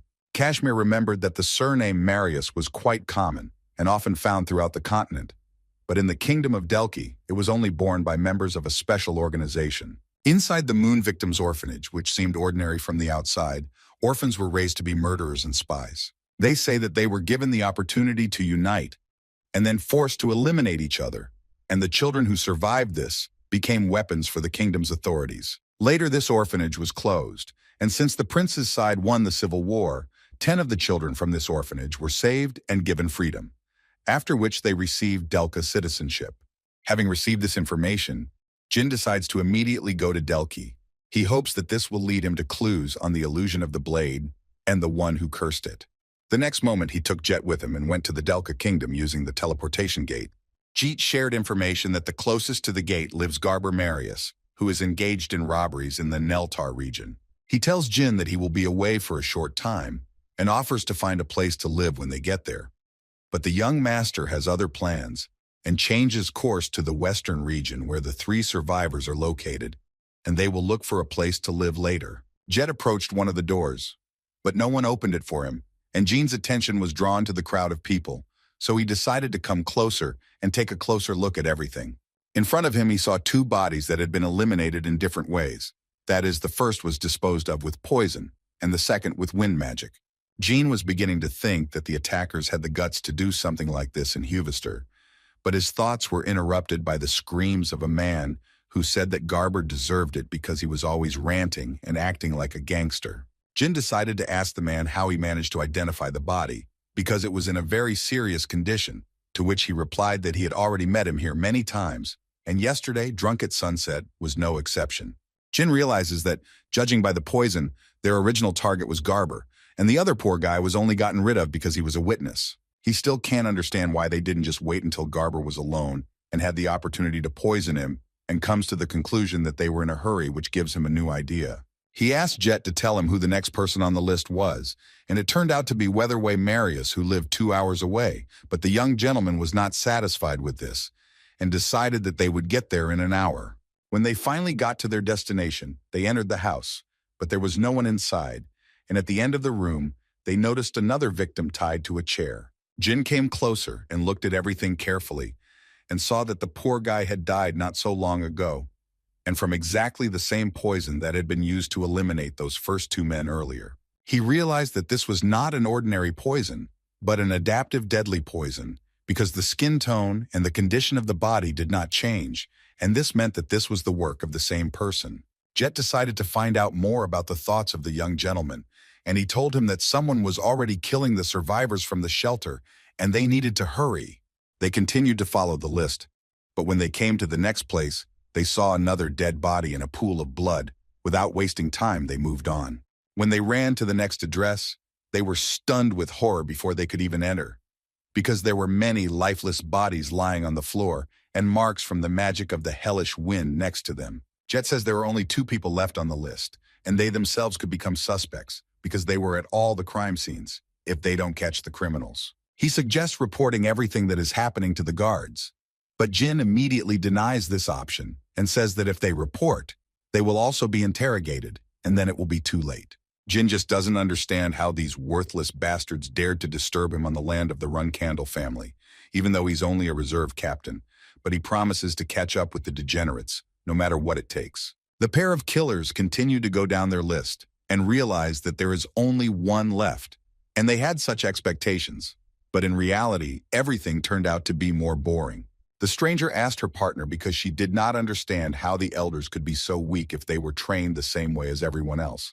But the man only said that the fact that they were trained the same way did not mean that they were the same. He turned to his partner Varys and said that they were the chosen ones, and that they were obviously orders of magnitude better than some defective surviving orphans. The pair of killers ignored the obvious signs of an ambush and reached the last point of their path, instantly cutting through the wooden door, burst into the house and realized that they had been beaten to it, and that there was no one at home anymore, and only the emptiness left after a carefully planned escape awaited them. At the same time, Jin had already managed to evacuate the last victim with his daughter, and said that he was the only survivor from a group of children from the orphanage known as the Victims of the Moon. But he was more stunned by the scale of the tragedy that had occurred, and realizing the danger, he began to prepare his companions for a possible attack. Jin explained that the unknown assassins were methodically eliminating everyone in a certain order, moving closer to the spatial gate. Their next target was him, and in order to save someone, he had to hurry and leave his partners no choice. Touched by his words, the man expressed his sincere gratitude and said that although they had gone through harsh training, even that could not prepare them for such a cruel reality, in which only Varys and Kujan had enough skills to deal with the victims with ease. Stunned by the new details about the number of survivors, Jin realized that he was wrong in thinking that only 10 people escaped from the shelter.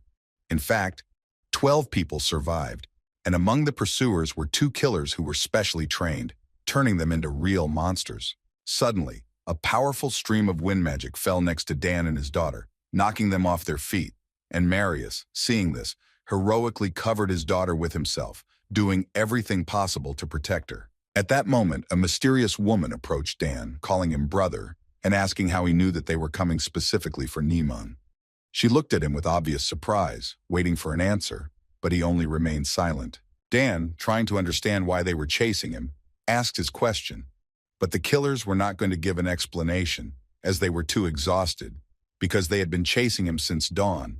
But their conversation was interrupted by the young master, who instantly appeared next to them with a powerful lightning spell. The young gentleman admitted that he became curious about who was interfering with his plans, and he stated that he would find out who was behind the order to carry out the massacre on his family's lands, and this alerted the killers. They understood that their situation had become much more serious. Jin, looking closely at the killers, noted that they were both under 30 years old. But the girl, to his surprise, possessed 8th-tier magic, although she did not belong to the Zipel family, and this stunned him, since such abilities were extremely rare. Varys asked Kujan if he knew how Brother Dan could have learned of their plans and why he had a bodyguard, but Kujan was sure that Dan himself could not have guessed anything.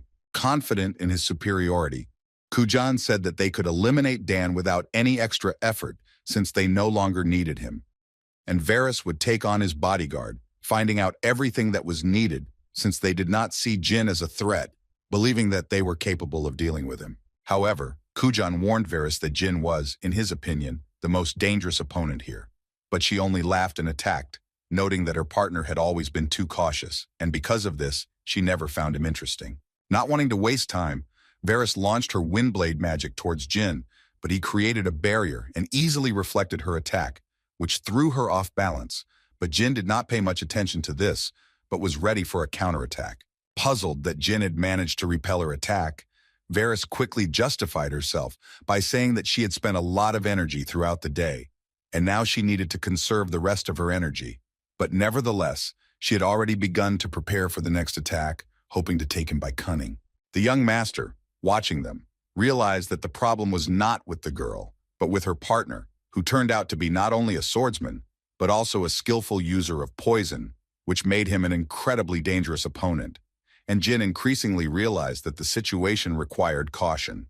Realizing the seriousness of the danger, Jin asked Jet to take Dan and his daughter and leave the place as quickly as possible, but they did not want to leave him alone. But Jin insisted, because he understood that they were torn between duty and fear for his safety. Suddenly, their conversation was interrupted by a sudden and swift blow from Kujan, but Jin managed to block the attack at the last moment, which allowed him to continue the battle. He accurately entered into combat with the enemy and realized that he was facing a worthy opponent. The young master, when confronted by the 8th-rank magical swordsman, noted that Kujan was incredibly strong, and he offered Jin to simply hand over Dan and leave if he valued his life.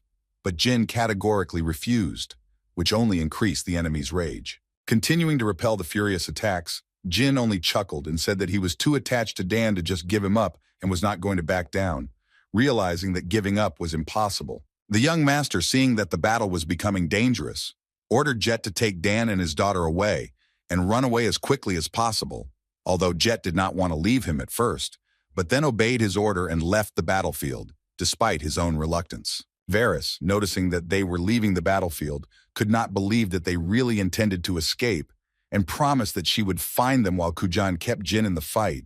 A moment later, Jin appeared before her with a spell in his hands that blinded the assassins, and the young master decided to take advantage of this moment and seriously wounded Kujan.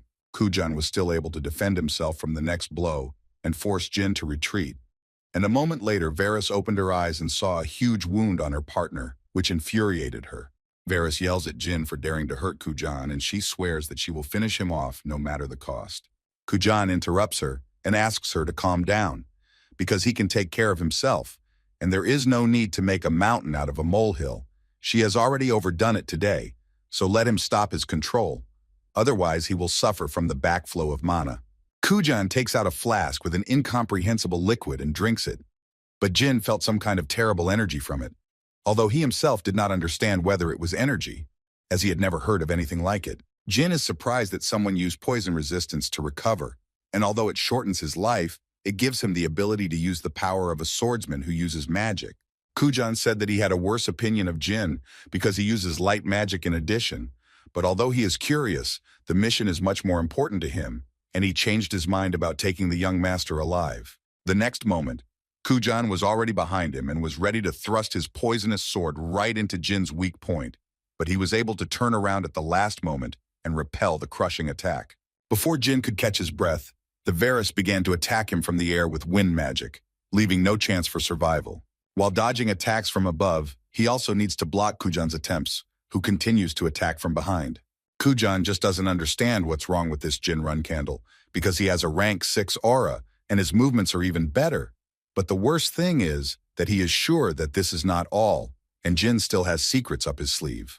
Jin wastes no time and decides that the first thing he will do is deal with the mage, using Tess's blue flame and directing it at Varys, who cannot believe her own eyes. Tess's blue flames literally left her no chance, incinerating her body into ashes. But that wasn't the end, and there was still her partner, who couldn't believe what was happening. Jin was surprised that Kujan dared to look away from him and did not forgive such a mistake, absorbing the bastard into impenetrable darkness. Before Kujan can even comprehend what's going on, he falls to the ground from 2 fatal blows that Jin delivers with surprising ease. In the last minutes of his life, he thinks that he has never seen anything like this before, because it was not magic or an aura, but some kind of dark energy. He realizes that he has met a strange opponent who first used the blue phoenix and then shadow energy, but he is still most interested in whether his poison will work on someone like Jin. At that moment, Jin realizes that this is not just like that, and the bastard managed to poison him, which is why it becomes unbearably difficult for him to breathe, and the blood from his mouth does not stop flowing. Jin tries his best and realizes that he needs to hold on or he won't survive, rising from his knees with the help of his sword. They both got it badly, but neither was going to give in. But their battle is interrupted by the sudden appearance of the prince and his army, who pointed their bows at the couple. The prince introduces himself as Laika Delki and orders the strangers to immediately drop their weapons. But Kujan is not going to give up so easily, and taking Varys' body with him, promises that he will meet Jin again and repay him in full. The knights rushed in pursuit of the scoundrels, and the prince decided to ask Jin who he was. But as soon as he touched him, he immediately realized that he urgently needed medical help. At the same time, Jin was thinking only about the fact that he should never close his eyes. But the next moment he woke up in Like's estate, who was already waiting for him to come to his senses. He says they couldn't identify him, which is why he's here now, but Gina is more concerned with how long it's been since he was knocked out.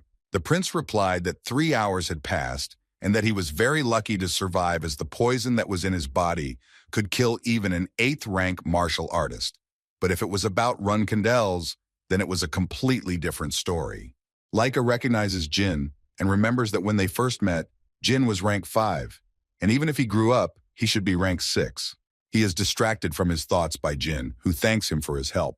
But the prince only replies that it is quite natural to save a member of the Runcandel family, even if he is a reserve captain, and asks whether he did not inform Laika of the main estate. But the prince says that if he had done so, he would have been dead for a long time. He says that as soon as he brought Jin here, very powerful people began to cause trouble in Delki and asked for forgiveness from him for causing so many problems, but still asks for a favor. He wants Jin to send as many knights as possible to protect him when he becomes the head of the family, and asks for his share of the gold mines owned by the Runcandel family to be returned. Jin was even surprised by what he heard, because he believed that the prince had valued the life of the young master rather low, and he decided that he would double the number of knights and return all the proceeds from the mines. The prince was shocked by this answer because it was too much, but Jin quickly explained that everything was fine, and in the future he would be able to do anything within the Runcandel family's possessions. When Jin returned to his allies, Murakan was extremely unhappy with the situation, because Jin did not even have time to rest from the battle in Kolan, as he immediately went to fight the magician and the knight of the 8th rank. Their conversation is interrupted by Jet, who is glad to see the young gentleman, but he notices that he was beaten and asks about it. Jet admits that he reported the situation to Murakan, but he did not believe him and beat him. But Kashmir decided to interrupt him and ask a more important question, which was interesting to him. He wanted to know what happened to Dan Marius, because he did not tell them as he waited for Jin to return. Jin decided to talk to Dan. He says that he risked his life for his daughter, and he needs information about who trained them all, including Kujan and Varys. Dan can't take it anymore and shouts that his older sister Luna Runcandel's nanny, Tyon Marius, is their all-mother. At the same time, Kujan and Varys were kneeling in front of their mother, who was unhappy with how they had failed the task and dared to reveal their identities. She was sure that they both definitely wanted to die. She tells them to get out, and from this day on, she will no longer keep in touch with them. But the couple does not understand what this means. Is Mrs. Tymon going to get rid of them? She had already made a decision for herself a long time ago, because this mistake turned out to be too big for them, but Varys simply cannot believe it and falls into hysterics, asking for another chance. She promises that this will not happen again. Tymon only slaps the red-haired hysteric. She tells them to never look for her again, but Kujan still wishes her to remain in good health. The nanny left, and on the way, she thought that the magical swordsman was definitely young Master Jin, and that the black shadow energy that her man informed her about meant that he had already found clues pointing to her. She is sure that he and the young lady will soon start looking for her, but Tymon is sure that even if they find out the truth, Lady Luna will still not be able to kill her, so now she needs more information regarding Mr. Jin. She already knows that he has shadow energy and uses magic, but she definitely doesn't know about one secret, so Kujan and Varys turned out to be not completely useless to her. At this time, Dan asked Jin if he has ever encountered Taken, who was also Alu's spider legs, but the young master said that he not only knew him but also killed him. Dan does not believe what he heard, because why did Jinnu need it? But later he learns from him that Alu was the head of a criminal group, and before eliminating him, he mentioned the name of the very person who ordered to kill him, and it turned out to be Tymon. Dan recalls that 15 years ago, when leaving the business, Taken told him that Tymon had made a deal with someone from the Runcandel family who had great power. He also warns the young master that if things don't go according to plan, their brothers and sisters will be in danger, so they need to be extremely careful. Jin asked about the details of this deal, but alas, Dan did not know this, and he realized that Runcandel, who was above Tymon, must definitely know something, and he decided to set off on a journey to meet Sister Luna. Meanwhile, in the living room of Lady Luna's estate, Tika thanks the lady that they were all able to find work, and the Colonians finally began to live in peace.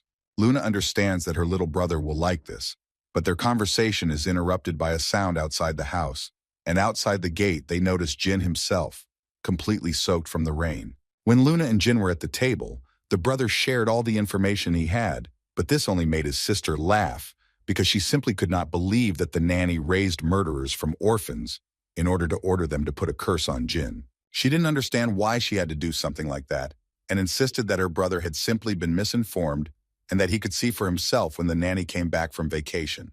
Jin tried to address his sister again, but she only became angry and slammed her fist on the table with all her might, because Jin continued to act as if everything he said was true. She couldn't believe that her nanny was capable of such a thing and was sure that she was simply set up, and the survivors from the shelter could have simply lied to him about everything. But if the nanny was really connected to this, then there must be some reason. Luna says that they can't just sit around doing nothing and decides that it's time for them to go to her to find out for themselves. Meanwhile, Tymon thinks that Kujan and Varys have revealed themselves, but they will be dealt with after all. She can always raise new hunting dogs. She's more interested in how the young master will be able to find out about everything, and who from her circle made a mistake. And if no one screwed up, then she still does not understand how Jin managed to do this. Her thoughts are interrupted by the appearance of Jin himself with Luna, but the young lady decides to get down to business right away and asks the nanny if she knows Varys and Kujan. After a short pause, Tymon admits that he knows them, but then Luna doesn't understand why the nanny secretly raised killers and targeted Jin. Tymon only says that it was not she who gave such an order, and was simply stunned by the fact that her dogs encountered young Master Jin, so she was waiting for them. Luna restrains herself from hitting the nanny. She doesn't want to hear such excuses in the hopes of forgiveness for the fact that she secretly raised murderers. Tymon only asks for forgiveness, and asks the lady to send her to the family court so that she can explain everything in detail. But Luna does not believe that her nanny is now trying to escape. She just can't understand her actions and keeps asking her to explain everything. But Tymon just apologizes for hiding it all from the young lady. But the reason she raised assassins is for survival. The nanny reminded the lady of how many enemies she had within the family, and as a result, they had to face dangers together every day. Luna does not understand what Tymon is talking about because no one could dare to attack her people. But the young lady did not even guess that the employees and the residents changed during the year for a reason, but because they were all killed by her brothers and sisters, whom she loves so much. After hearing this, Luna asks why the nanny didn't tell her this before, but she simply couldn't, because she knows the young lady very well and understands that even if she had told her, she still wouldn't have been able to kill her brothers and sisters. Tymon recalls how Luna gave up her right to inherit precisely because she did not want to do so, and how immediately after the lady made such a decision, all her people inevitably became victims. Exactly 35 years ago, she had no choice but to become a dog for the nobility. But the Runcandel family recognized her skills and hired her as a nanny so that she could start living like a person, not trash. That was her destiny, but it changed when Luna became the first child in the family, and the little lady became a real gift for her. It was not a problem for her that the other children became rivals for Luna, because the leader said that the young lady inherited all the talent. Tymon only continued to support her in everything, but was surprised when the young lady admitted that she did not like to fight, although the nanny understood that it was naive to refuse battles because of threats, but later became convinced that this was groundless. At one point, Luna decided to stop all this, because she does not want to become the head of the family with the help of such methods, but the nanny tried to dissuade her because there is no other way if she wants this. The young lady's words that otherwise she would not become the head shocked the nanny, but she insisted on her own, because for her, it was not a way out to kill her own brothers and sisters, even for the sake of the family. She promised that she would achieve something new and become the sword that would always protect the Runcandel family. At 19, her long adolescence finally ended, and her honor as a nanny faded away, and the realization that she had failed to make Luna the head of the family for her revenge broke her. Tymon still decided to follow the lady and share her dream, but in exchange destroy her own. But soon after that, her brothers and sisters realized that the lady had changed and began their hunt. It was unbearable for her to see what her relatives were trying to achieve, and despite the fact that she was involved in murders, the lady should not know about it, because she would certainly start to blame herself for everything. The nanny remembers how Tymon Marius approached her and asked her to fulfill his request, but she only asked to kill her quickly. But Tymon once again asked to listen to him and join him, because he can give her true freedom. Finally, Tymon asked for forgiveness from the young lady, because she hoped that she would take this secret with her to the grave. Because the fact is that she trained soldiers and allowed them to point their swords at Jin. She says that she must be punished for what she did, so she has already reported her actions to the main estate, after which the executioner knights of the Runcandel family enter the room. Jin realizes that Tymon has outsmarted them, and is one step ahead. He finally promises to see her in court, and understands that she trusts someone unconditionally to behave like this, because there are not many people who can save her from family court. Tymon just smirks, and says that the young master is talking nonsense, and she only has Lady Luna, and even if they want to execute her, she will humbly accept the decision. But Jin interrupts her chatter, because she talks too much for someone who is ready to die. He says that the court is unlikely to understand her position just because she carried out every order they gave her, which horrifies her. But she says goodbye to the master, hiding her surprise. She thought that Jin wasn't just lucky to get this far. Maybe she was really abandoned. But at least she was able to get information about the young master. Tymon is confident that if she uses her to make a deal, she can achieve her goals. But one of the guards tells her that the secret man has delivered a message, and the next moment he takes out a sword from under his cloak to mortally wound her. Luna parries the knight's blow and becomes enraged that a mere servant would dare try to kill her nanny. and comes to the conclusion that they have all forgotten who stands before them. Jean understands that the executioner knights will not be able to cope with her, even though she cut off their tails, but they will not leave her alone, because they still remain hounds that will pursue her, even if they have to die. The young gentleman decided not to wait, and instantly killed one of the knights. But one of the guards was already ready to attack Jin from behind, when Luna appeared and sent the bastard to the next world with one blow. But one of the knights caught up with the nanny and dealt an almost fatal blow. But Luna appeared again, torn apart by anger, and she slammed the scoundrel face down on the floor. He tried to resist, but he initially had no chance, and Luna continued to drive him deeper and deeper. Jin comes to the conclusion that he was right, and Master Tymon was not going to save her. And at this time, Luna lifts the half-dead knight off the floor and tells him to answer her questions if he wants a quick and easy death. She decided to take off the iron mask, but underneath it, she saw a corpse, and blood continued to flow from his mouth, all because of the poison he had taken so that they could not interrogate him. Jin asks Tymon to tell him everything she knows, because she simply cannot ignore the current circumstances. But Luna is more interested in whether she lied to her when she asked her to find out which of her relatives was targeting Jin.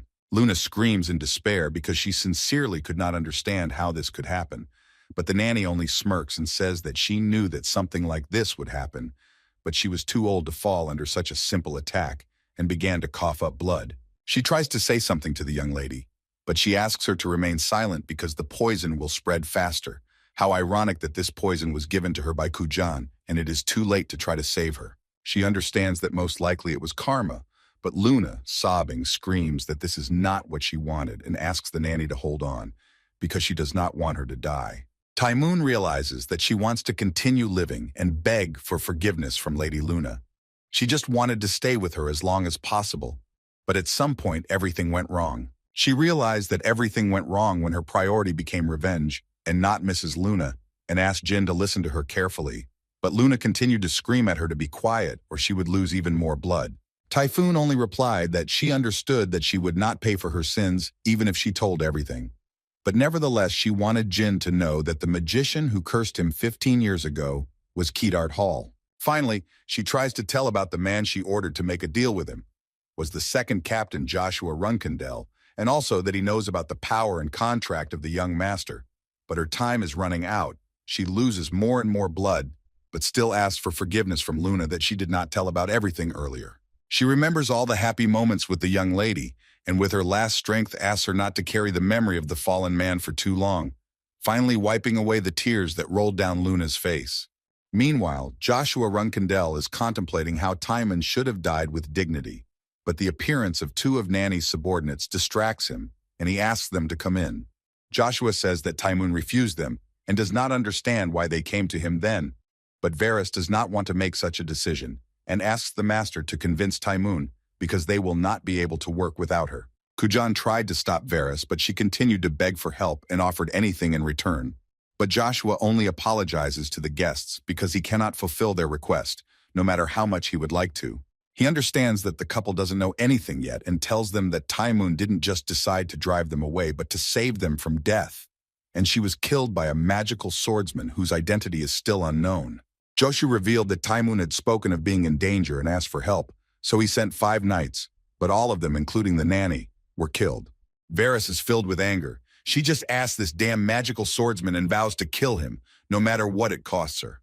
Joshua says that the killer is Soldrid's contractor, and there is no other information about him yet. He does not know where he is from and who he is connected with, but he still asks the guests not to hang their heads, because sooner or later he will also come for him. He only asks for trust from Kujan and Varys, but at that very moment, they interrupt the master and fall to their knees to thank him. In truth, Joshua was just making fun of these two. They want to take revenge for their adoptive mother, but it must be admitted that Tymon managed to raise wonderful dogs. Joshua realizes that it was Jin who helped him get rid of the nanny in advance. He couldn't even think of a better gift, and once again his thoughts are interrupted by a voice behind the door. He allowed the servant to enter inside as it was an urgent matter, and he told him something important. But Kujan noticed that the master's expression changed and asked if something had happened. Joshua just apologized and said that the couple would need to return today. He would prepare a place for them, so they would need to stay there and wait for him to contact them. At this time, the door of the estate shatters into pieces, and the guards fly off in different directions from such power. But when the dust died down, they saw the enraged Lady Luna. One of the knights asks the lady to calm down because he does not understand what she is trying to achieve by this, but she is serious and quickly shuts his mouth because she is the one asking the questions here. She asks where Joshua is now, but the servant was not going to answer the question because the lady was breaking the family rules. But apparently she did not care much, and lifting the poor guy off the ground, he warns him not to even dare mention them in her presence. Luna orders the knights to go and do their duties, and she herself will finish what she came for. But they decided not to obey orders, for which they immediately paid, because it was not difficult for the young lady to throw the idiots in different directions with just her energy. Finally, she repeats once again to get out of here before her patience runs out, but she is interrupted by Mr. Joshua, who asks Luna about the reason for her sudden arrival. He stands behind the Black Knights, but Luna understands that he is simply afraid of her, because then he would come closer. She doesn't understand why he decided that she came to kill him, but Joshua only asks her not to talk about such things. Joshua pretended he didn't know anything and asked his sister to tell him what happened, because he would definitely listen to her and support her as they were family. Luna was able to come to her senses, and at parting she says that she will not kill Joshua today, but came to warn him, because although a little, she is still worried about him. Joshua understands that now he will have to leave his sister because of the Zipel family, but when everything is over and the Runcandel family becomes his, then Luna will be the first one he gets rid of. Jin meets Luna and realizes that something is wrong with her, but her sister says that she is fine, and she just needs to calm her emotions. The brother realized that Joshua was trying to provoke her after what happened, and Luna only confirms this, saying that he was hiding behind the backs of the Black Knights. Jin is surprised because among the many knights of the Runcandel family, only the top 10 received this title, which means they must obey only the head of the family and his wife. The young gentleman does not understand how Joshua managed to persuade his parents to do something like this, but he decided to leave it for later, since what worries Luna most is that she could not even bury her nanny because of the poison, which even dissolves the body. She starts to cry because she can't come to terms with the fact that it was also used on her subordinates. But what's hardest for her is that if she knew how to help her, then none of this would have happened at all.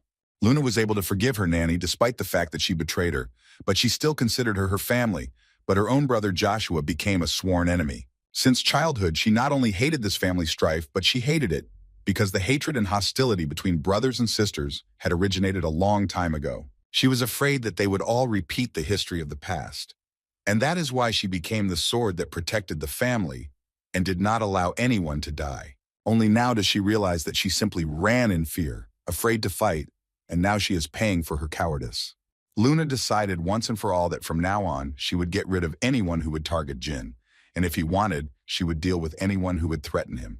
She decided that from that moment on, her sword belonged only to her younger brother and no one else, because she would not forgive herself if something happened to it. Luna decided that this was the right thing to do and would help Juna even if she had to turn away from the rest of her sisters and brothers, because that was the price of her cowardice. She had never been sure that she would stop everyone who would become a threat to her brother, and if necessary, she would even kill her own relatives. Jin only reminds her of her own words that she once told him and says that it doesn't matter to him what she does or who she becomes, he will always support her. Luna, in tears, falls into her brother's arms, and he promises her that he will be able to protect her when he becomes captain, and she, in turn, promises to do everything so that Jin becomes the head of the family. At this time, Murakan cannot believe that Joshua used a magician and cast a curse on Jin, because even in Tamar's time, something like this never happened. This environment is refreshing for Jin. He missed these screams and shouts so much. But Gili interrupts this chaos and decides to find out about Joshua's intentions. Does he really want to harm the young master? Jin replies that there are many reasons, but the most important one is that Joshua does nothing, even though he knows he made a contract with Soldrid. Gili comes to the conclusion that Joshua broke the rule of the Storm Castle and tried to harm it, but did nothing in the main estate. Jin realizes that they need to figure out why he did it, because if his hypothesis is correct, then Joshua is trying to get his contract.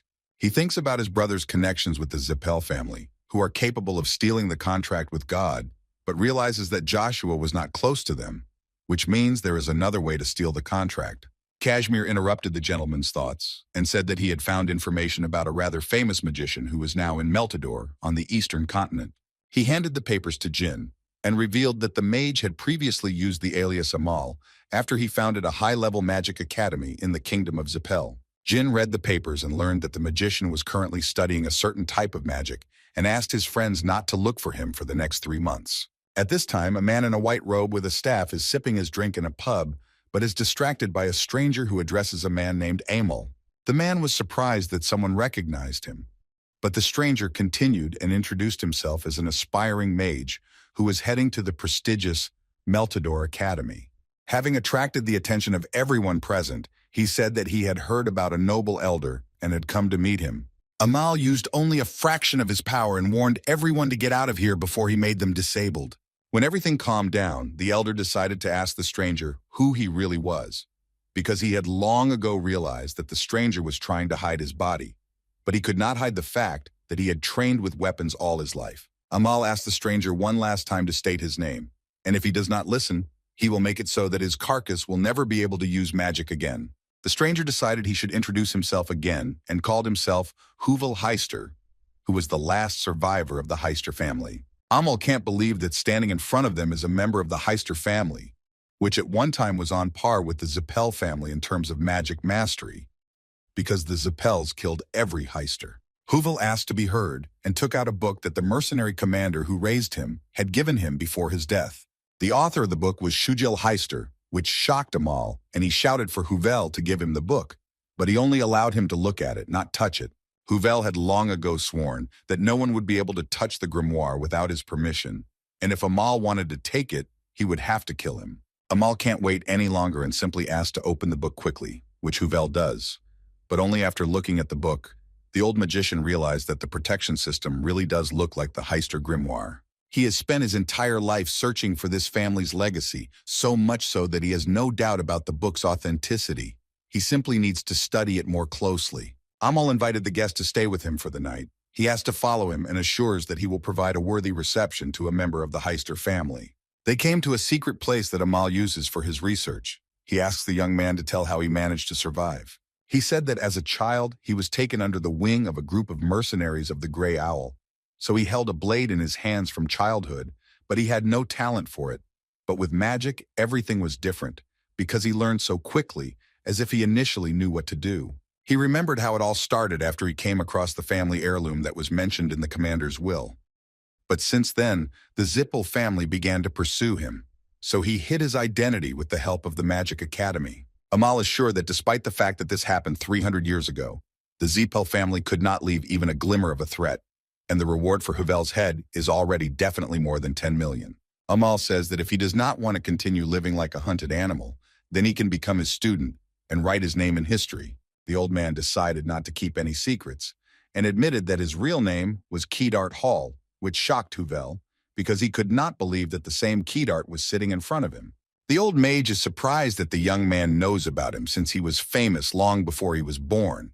But Huvel can't help but be happy because the man standing in front of him is the same one who became a 9th rank mage without the help of the Zipel family. Keydart interrupts the boy and promises that he will teach him countercurrent magic, and his name will stay with him if he becomes his student. An old mage had stumbled upon the remains of the Heister family's legacy a long time ago, and as if enchanted, had been exploring them his entire life.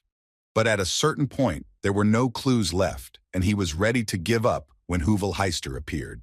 He is confident that with the help of his grimoire, he will be able to develop his countercurrent magic and pass on this improved magic to his student, because if everything works out, he will be able to live on. Huvel decided to demonstrate his skills, and the old man was surprised that the young man had already mastered such a difficult spell. Keydart couldn't wait any longer and asked the boy to show him the grimoire, but he was refused because Huvel had already said that it went against his beliefs. The old man gets furious and screams, not understanding the stupidity of all these beliefs. He can easily steal it, like taking candy from a child, but he still respects the guy's choice. He soon asks not to take his words to heart, but Huvel interrupts him and offers a deal, in which Keydart will show the young man something as important as his life, namely to get acquainted with the Book of Countercurrent.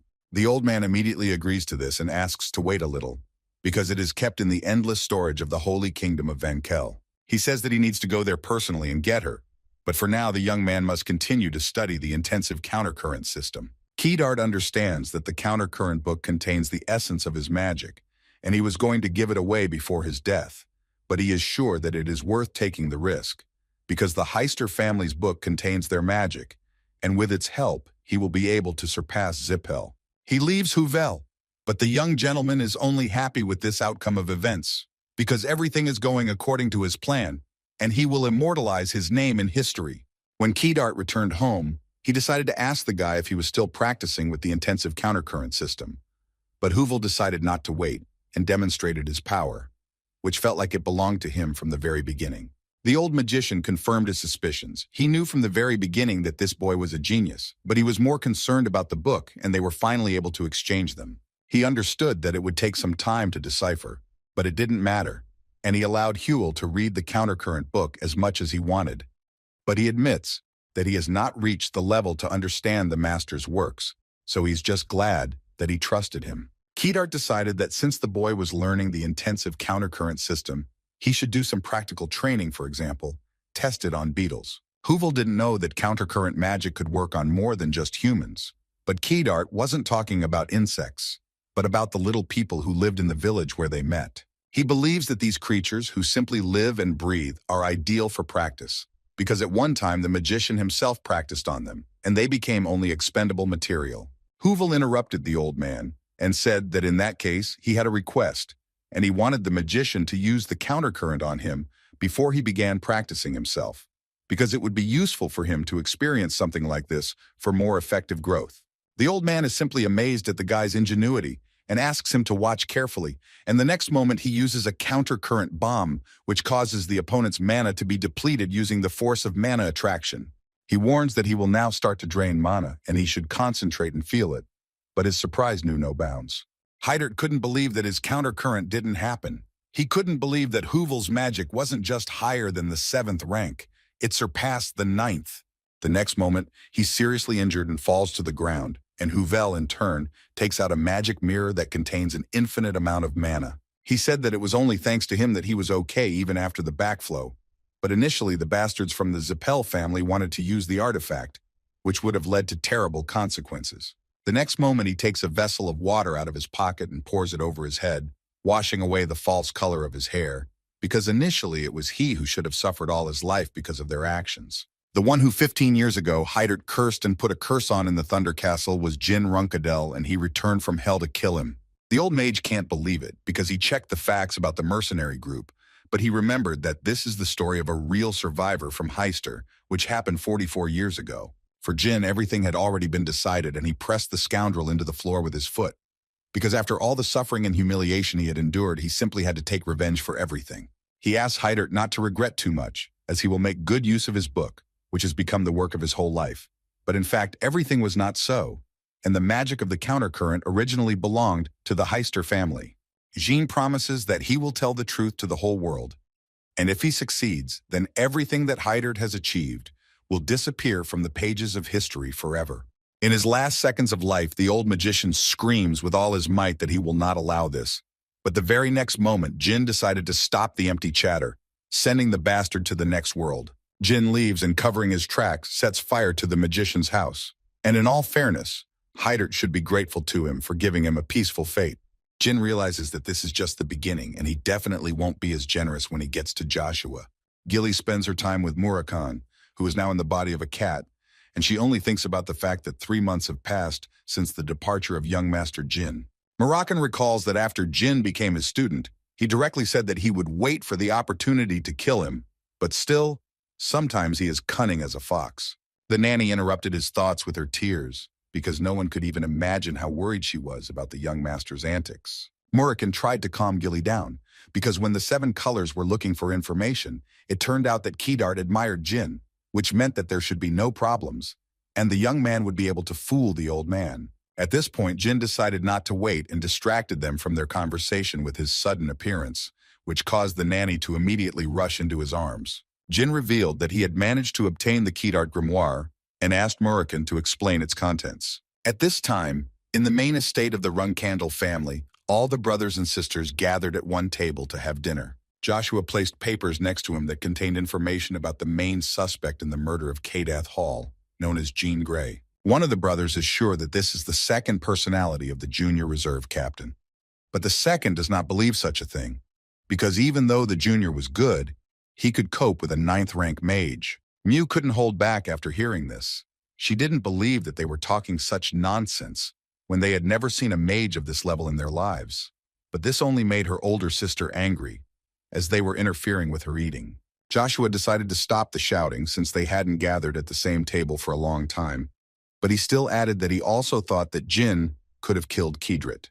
He explained that Jin could hardly handle everything alone, but it would not be possible if Yona helped him. The brother can't take it anymore and asked Joshua to stop. He asks if he is really afraid of Jin that he decided to drag Yona into all this.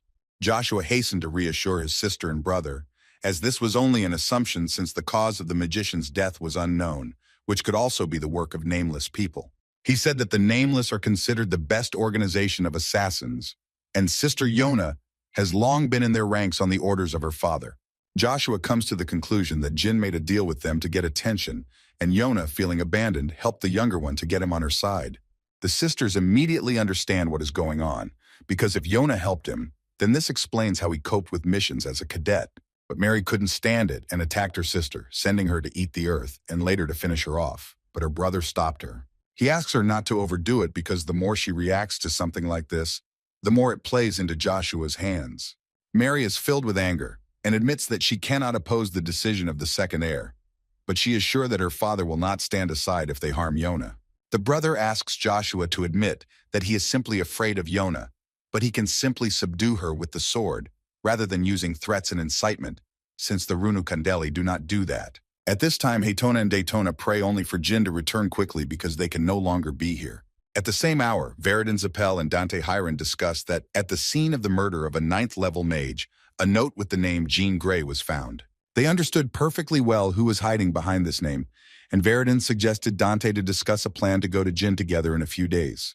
When the butler heard about everything, he immediately reported to the unknown man about their conversation. He talked about a report that said that the relationship between their families was not the best, but considering that they are now together, everything fits together. The Zipel are somehow connected with the death of Kedart Hall, and Veridin gave something to Dante. There is also a version that the Zipel are looking for new allies and getting rid of those who do not agree with them. But it didn't matter whether it was true or not, because it would be a worthy reason to suppress the growth of the Zipel family, and the man asked the butler to leak all the necessary information to the press. The man considered the fact that the bastards from Zipel were definitely in a hurry, which was unusual for them, as if someone was directing them. At the same time, Julia does not want to let go of young Master Jin because he has not even had time to rest, as he is already heading to the dangerous city of Samil. She doesn't understand what he needs there, but the young gentleman replies that he just needs to meet someone and get something. The nanny was surprised that the young man had friends there, but then she immediately remembered Mrs. Yona.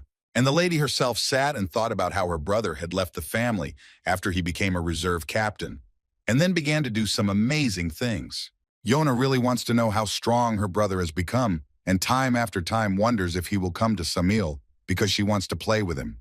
Kashmir warned Jin that he would also be gone for a while because he forgot something in Beement, but the girl revealed that his father had simply called him. At this time, the door opens and Murakan comes in, saying that he has completed what Jin asked him to do. He said that everything was ready so that he could write everything on the young master's back, because with this he would be able to use Kedart's magic without any problems. Jin felt like he had received the weapon he needed, and Murakan said that he had noticed several very useful elements of magic in the text, and even if a group of 7th-level mages wanted to eliminate the master, he would be able to crush them with one. Jin decided to immediately test Murakan's words and release shadow energy that filled the entire room. They already thought that everything was going as it should, but at that moment, Mrs. Enya enters the room, and Jin has no choice but to stop the magic before it gets to her. Enya said it was incredibly cool and asked to do it again, even though she was injured. Miss Kiantel hurried to pick up her partner, because she was bothering the young master, and it was getting worse every single day. Jin only said that it was his fault, and he would definitely apologize to Enya. But at the moment, Kiantel was more worried about the rumors that the master was going to send to Samil. She warns that the entire territory of Samil is a training ground for the Nameless, so you can't just go there because he might get killed. Kiantel admits that the current Jin will be able to withstand the attacks of the Nameless cadets, but the longer he remains in Samita, the stronger his opponents will become, and eventually the best assassins will come for him. She can't guarantee that he or his older sister will be able to escape the real nameless killers, so she asks Jin to take this pouch from her. She said that if the assassins, whom he could not cope with, captured him, then he would have to show the contents of the bag, and then he would survive. The young master is very surprised by such a generous gesture and does not know how to repay him, but Kiantel calms him down and asks in return that he help Enya with training when he returns. Jin set out on his journey, and when he arrived at the southern gates of Samil, he decided to enter the city, but was stopped by the guards. Jin handed over the ticket that Kiantel had left for him, and the guards immediately understood what was going on and asked the young gentleman about the purpose of his visit. He replied that he had come here for training and the guards had let him in, saying that he had come to the right place and that it would be a good experience for him, and that he would receive his mark when he left the city. Jin felt that something was wrong and asked the guards, or did the laws of the Nameless really apply to a visitor as soon as he entered the city? The next moment, the man behind his back took out a knife and tried to deal with the young master. But it was no trouble at all for Jin to dodge such a simple blow and knock out the bastard with one blow. He threw a coin at the poor guy and told him that he had been carrying around murderous intent the whole way, so he should change jobs. Jin looked at the others and asked if they were also going to attack him, but they answered that they were not going to attack because they were learning to kill and not to show off their martial arts. The gate opened and Jin was able to get inside, and the first thing he saw was the snow-white color, which symbolized the Nameless, because it was so customary that they were sure that there would be no bloodstains on their light clothes. Jin noticed that he could see people in front of him, but he could barely feel their presence, and this city was much more beautiful than he had expected, but he still got goosebumps while being here. In this clean and quiet city, there are no prisoners, and the cadets, perfecting their killing skills, can spend a very long time in the so-called nameless buildings that tower over the entire city. For the residents of this city, guests were simply special opponents for them, and so every day they had to kill each other, so there was a high risk of being killed in the hotel. Jin asked the guard to rent a room for him, but the surprised guard does not understand whether the young master is seriously going to confront the nameless cadet in Salem, the city of murders. He suggests that Jin just go to the hotel and stay there, but the gentleman has long understood how this could end. He does not want a large number of visitors at night. The guard asks to follow him and says that he will not take money from him, and leads Jin to a room where he can rest, and be sure that he will keep his word and not attack while he is here. Jin immediately decided to inspect the room for traps, but soon realized that there were none here, and he could rest peacefully.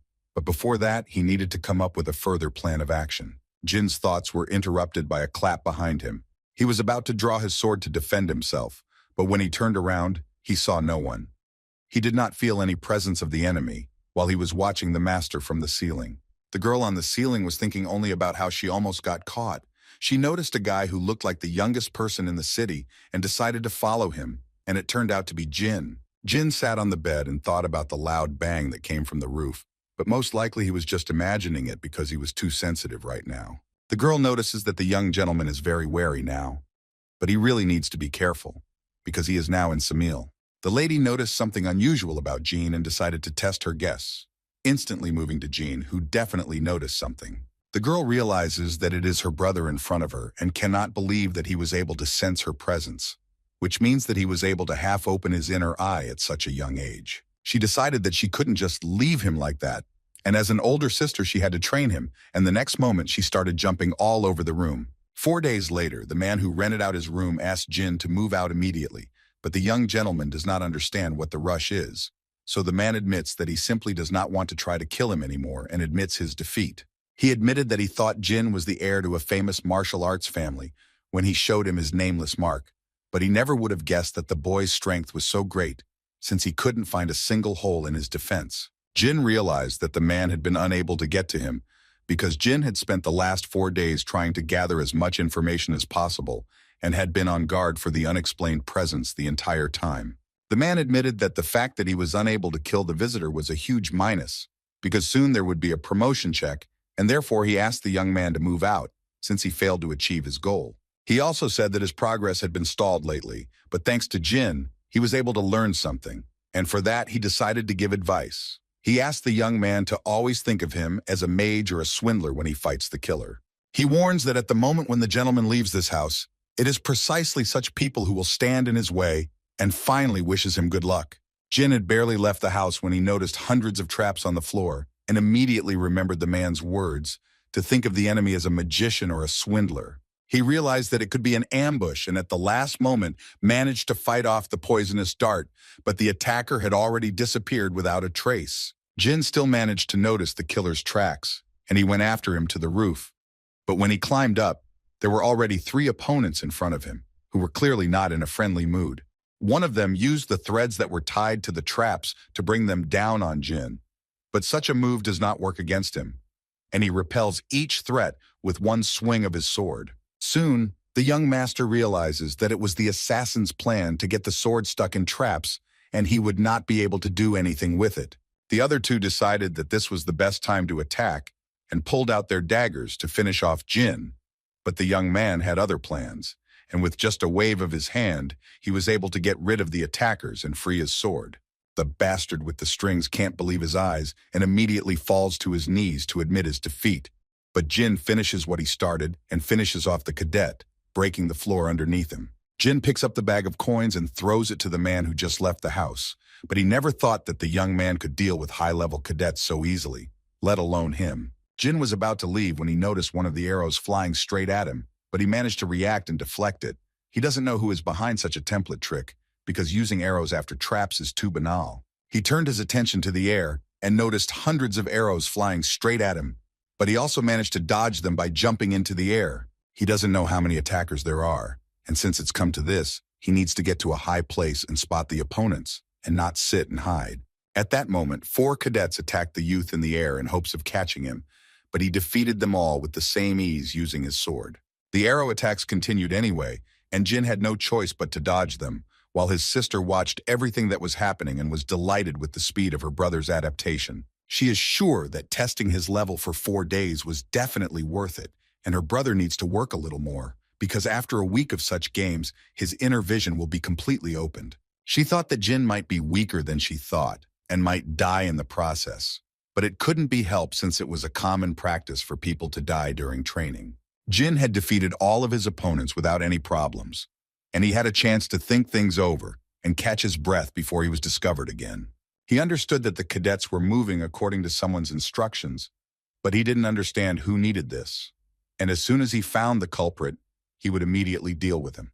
Jin knew that everything was going according to his plan, seeing how many cadets he could control, despite them being some of the best nameless assassins. When the young man noticed the letter, he decided to open it, but inside there was only an invitation to play again at night, and he immediately realized that this was the work of his sister, Yona. He understood that if everything went well, he would be able to ask her for what he needed so much, for example, the elixir of 1,000 poisons. In this world, Runcandel's descendants can resist many poisons, such as Kujan, and his poison was very toxic.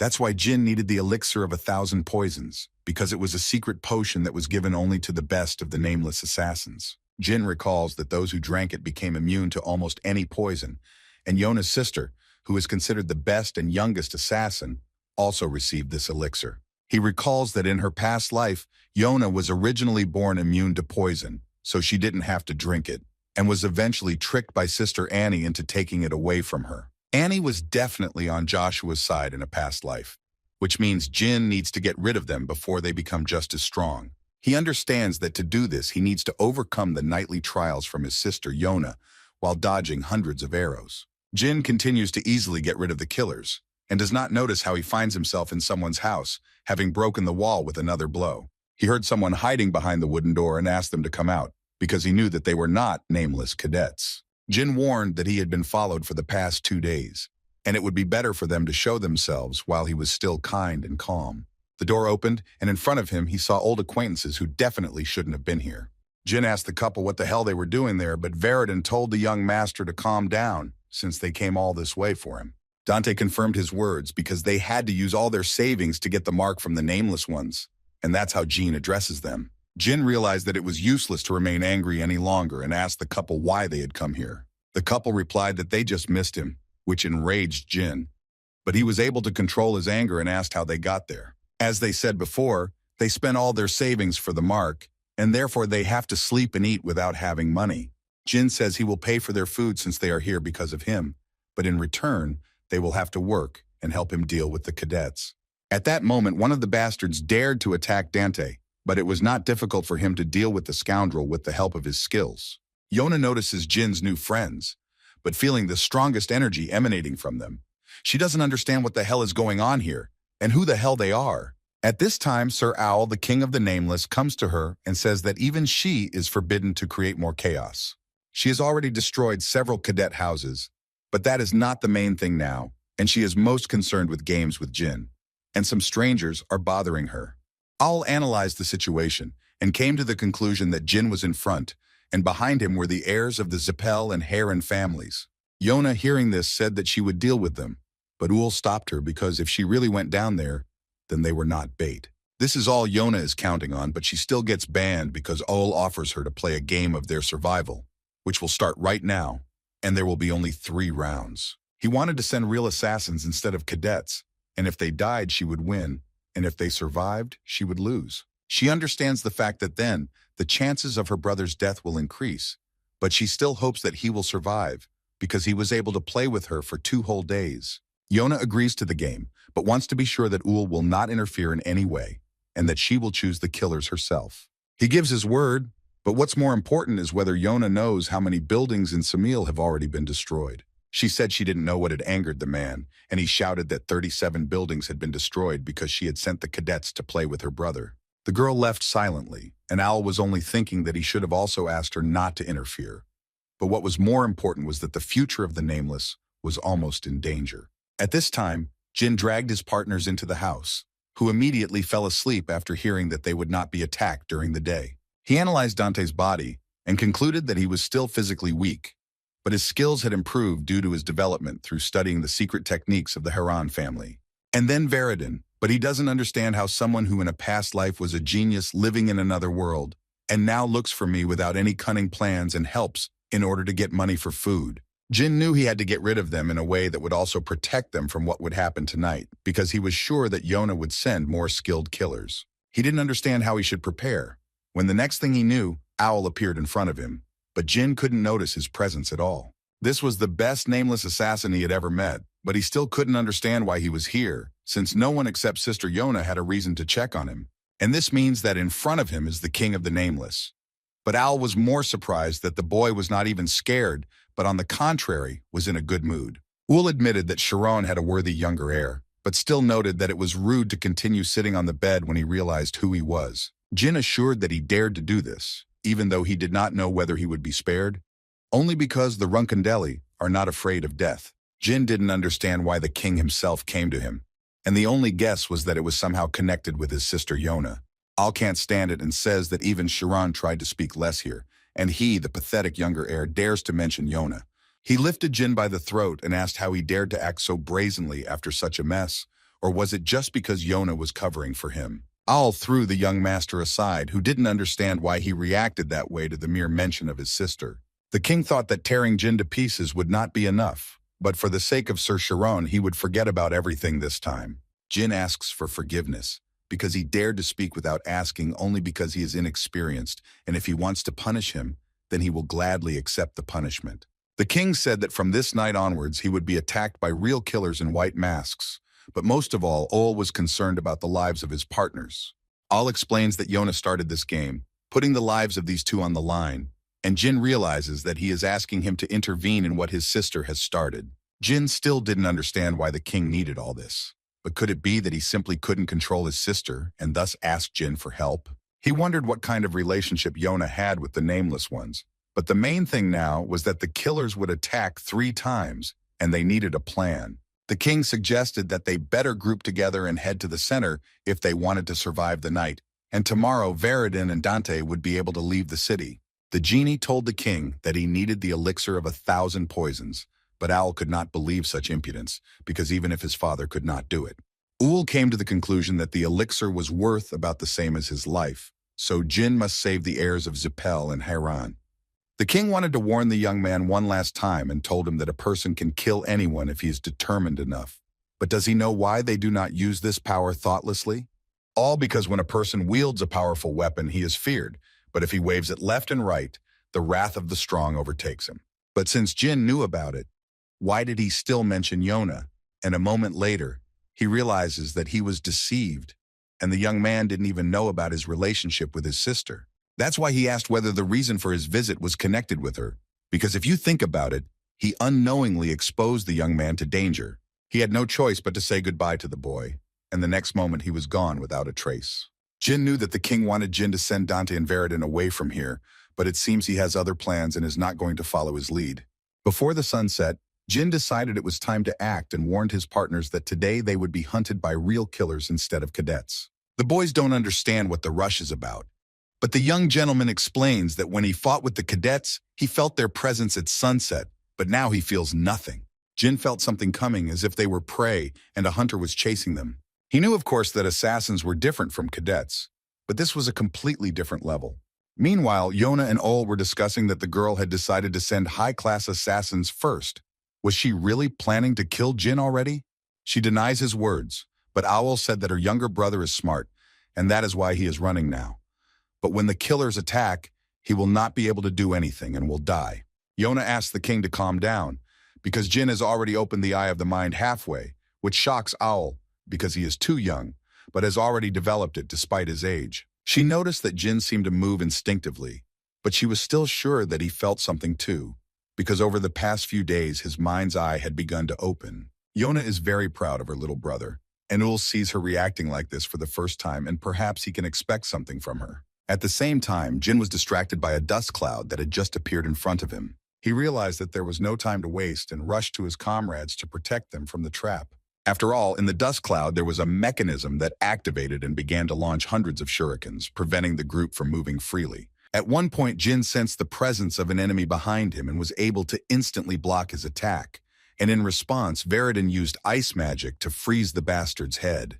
Jin understood that they didn't have time, and the guys needed to get out quickly, because the killer was almost free and was ready to attack. The scoundrel immediately took out poisonous needles and threw them at Jin and the boys, but the young gentleman tried to fight them off while his friends ran away. He knew he couldn't delay this, because then the ambush killers would come here and they wouldn't have time to deal with everyone. Veridin decided to ask the assassins why they hadn't caught him yet, but Jin was more interested in the fact that they kept their distance and didn't attack. Before he could think, a killer flew out from under the ground at him, clearly aiming for his neck, but he managed to dodge at the last moment. Jin asked Veridin to stop talking nonsense and use his most powerful magic.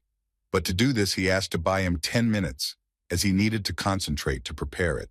Veridin used the first form of the spell of 1,000 destructive flames, which shocked the killers because they had not seen such magical power for a long time.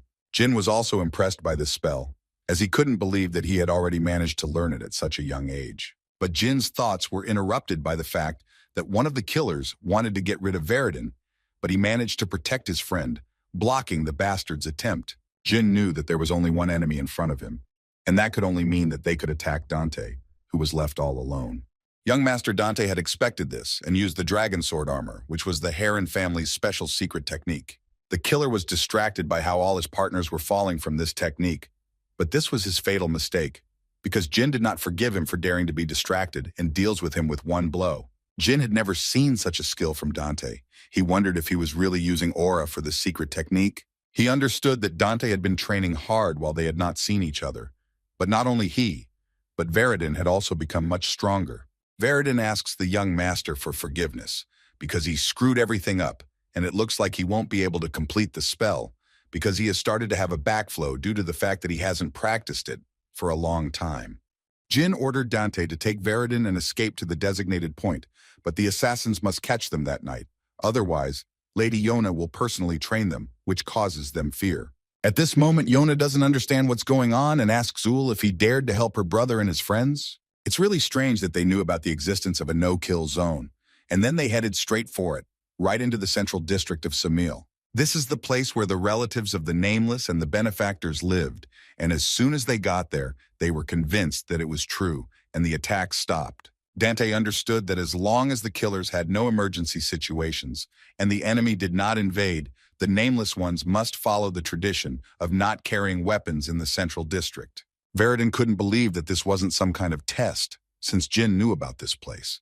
But the young master asked him not to worry about it. At the same time, Yona did not understand how they found out about this if no one told them, and Ul once again assures her that he did not tell them anything. But she easily realized that the king was lying to her and that he was the first to break his promise, which meant that tomorrow night she would take charge of everything herself and attack them. To the king of the Nameless Owl, the head of the best assassination organization, Yona was more than a daughter.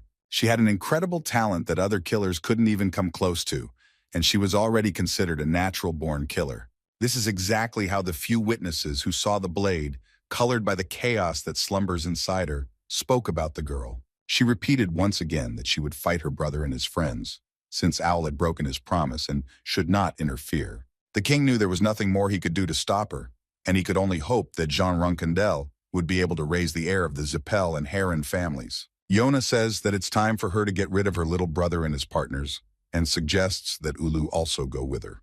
Owl knew that Jin was a smart guy and would follow orders because he understood the seriousness of the situation, but he would still have to deal with Yona because he had no other choice. The king agreed to go with her, but deep down he hoped that Yona might take pity on Jin since she liked him. At this moment, Owl noticed that Jin and his friends were in the neighboring building, but they continued to sleep despite the danger. Yona couldn't take it anymore and attacked to get rid of Dante and Veridin, because they dared to talk and laugh with her little brother in front of her, when she hadn't even talked to him. Suddenly, Yona turned to Ulu to stop pretending that he didn't notice that Jin was holding the silver dragon's fang in his hands. Jin didn't understand why there was no reaction, because if everything was going as he planned, then the killers would definitely have said something if they had noticed the fang. He turned around again and saw behind him the king and his sister, who were in the same room with him, but he still could not even sense their presence. He sees and greets the 85th Nameless King for the first time, and Yona's sister, which makes all surprised that Jin is smart enough to play along with him. The king noticed that Jin was ready for their visit and even gave his friends a sleeping pill so that they would know less, and Owl decides to get straight to the point. He is more interested in where the guy got the silver fang. Jin said that he received it as a gift from a silver dragon he met during his travels. Owl came to the conclusion that the young gentleman knew how to use it because he demonstratively held it in his hands and waited. After all, if you show the claw to the nameless killers, then regardless of the situation, the owner will be able to survive. Yona disagreed with this and said that there was no one they couldn't kill, but all tried to shut her mouth quickly and promised that he would guarantee his survival if he gave them the fang. But before that, Jin has a question. He is interested in why he was pursued by trained killers and not cadets. Owl reveals that she and Yona had a bet, and he bet that his friends would survive, and she bet that they would die. Since the king won the bet, thanks to Jin, from that moment on the assassins will stop pursuing them, and none of the nameless, including him and Yona, will harm them. He says that this promise will be valid for the next 10 years, and as long as the Runcandel family does not attack them, this will not change. Jin realizes that 10 years is enough time to not have to worry about the nameless ones coming for him while he fights his brothers and sisters. The king admitted that since Jin had already received the silver dragon's fang, he was entitled to a reward, but they would discuss later what the young man would like to receive as a gift. And now he is sure that he and his sister have a lot to talk about, because they met for the first time after Jin arrived in Samuel and left them. At the same time, a group of scumbags are discussing the connections between the reserve captain and Mrs. Yona, and since they have determined the situation, they will soon have enough evidence. They knew that the level of assassins targeting Jin was increasing, and the reason for it was unknown, but they still came to the conclusion that it could just be high-level training. Their vassal warned them that they could not kill the young master yet, but they still had to be on guard. At this time, Yona admits that in fact she did not want to fight with her brother, but on the contrary, to help him develop, but Jin interrupts her. He asked, or does this mean that it was his sister who sent assassins after him? She admitted that she didn't want this, but then immediately changed the subject and asked who his partners were. Jin introduced her to the heirs of the Zipel and Heron families, but it was very unusual for her that one of the Runcandel would contact them. She asks him to understand that she was unable to complete what she started only because of the silver dragon's fang, which was more important than killing them. Jin thought that Yona would report everything to her family, but she denied it, because if she did, her little brother would be maimed or even killed. But Jean didn't understand what she was talking about, because if she herself didn't want to get rid of him, she wouldn't have methodically sent killers after him. He asked her again why she did it, but the girl admitted that she just wanted to play with him. Jin asked his sister if he really considered him just another toy, but Yona immediately started crying and hurried to apologize to her brother, because everything was not like that at all. Jin didn't understand why his sister was crying, and did she really just want to play with him? The young master simply cannot understand why his sister continues to cry, because she is the best assassin who was taught to suppress her emotions. Yona admits that nothing like that happened, because her mother told the Nameless that she would be able to kill without it. Jin was surprised and asked if she had been killing before she came to the Nameless, since she was sent here when she was about 12. She remembered that when she was about 8, she was in Storm Castle and one of her cousins was bothering her and she killed him. After that, the nanny who was in charge of her training disappeared. And then, whenever Yona went to Thunder Castle or the main estate, she was forbidden to train with her siblings. She thought that she was being punished for killing her cousin, but she was wrong, because this was a talent from birth, and now she herself takes orders and kills people. Jin realized that his father had separated Yona from the others in order to protect the other children from premature death. Yona is glad that she can at least talk to her younger brother like this, and she doesn't care where they send her. She's just worried that she will never see her family again. Jin didn't understand how his sister didn't even feel guilty for the murder. But even that didn't mean she didn't have other feelings. He knew it was a difficult choice, necessary to protect the rest of the children. But was it really worth it for the leader to avoid his daughter like that? Yona noticed that Jin was angry and thought that he also hated her. But he quickly convinced her otherwise, because it was unfair that she was considered a puppet for murder since childhood. She didn't even understand that it was bad. But later she remembered that her younger brother had never killed anyone, and when he fought, he left everyone alive. Yona said that she was born like that, and nothing could be done about it. But the young gentleman asked his sister if she wanted to be a contractor since she was born like that. He was sure that his sister was hiding something, but she assured her brother that he didn't need to know, because he also had his own secrets. She said that she knew about his power, because from the moment she saw Jin, her instinct told her to kill him.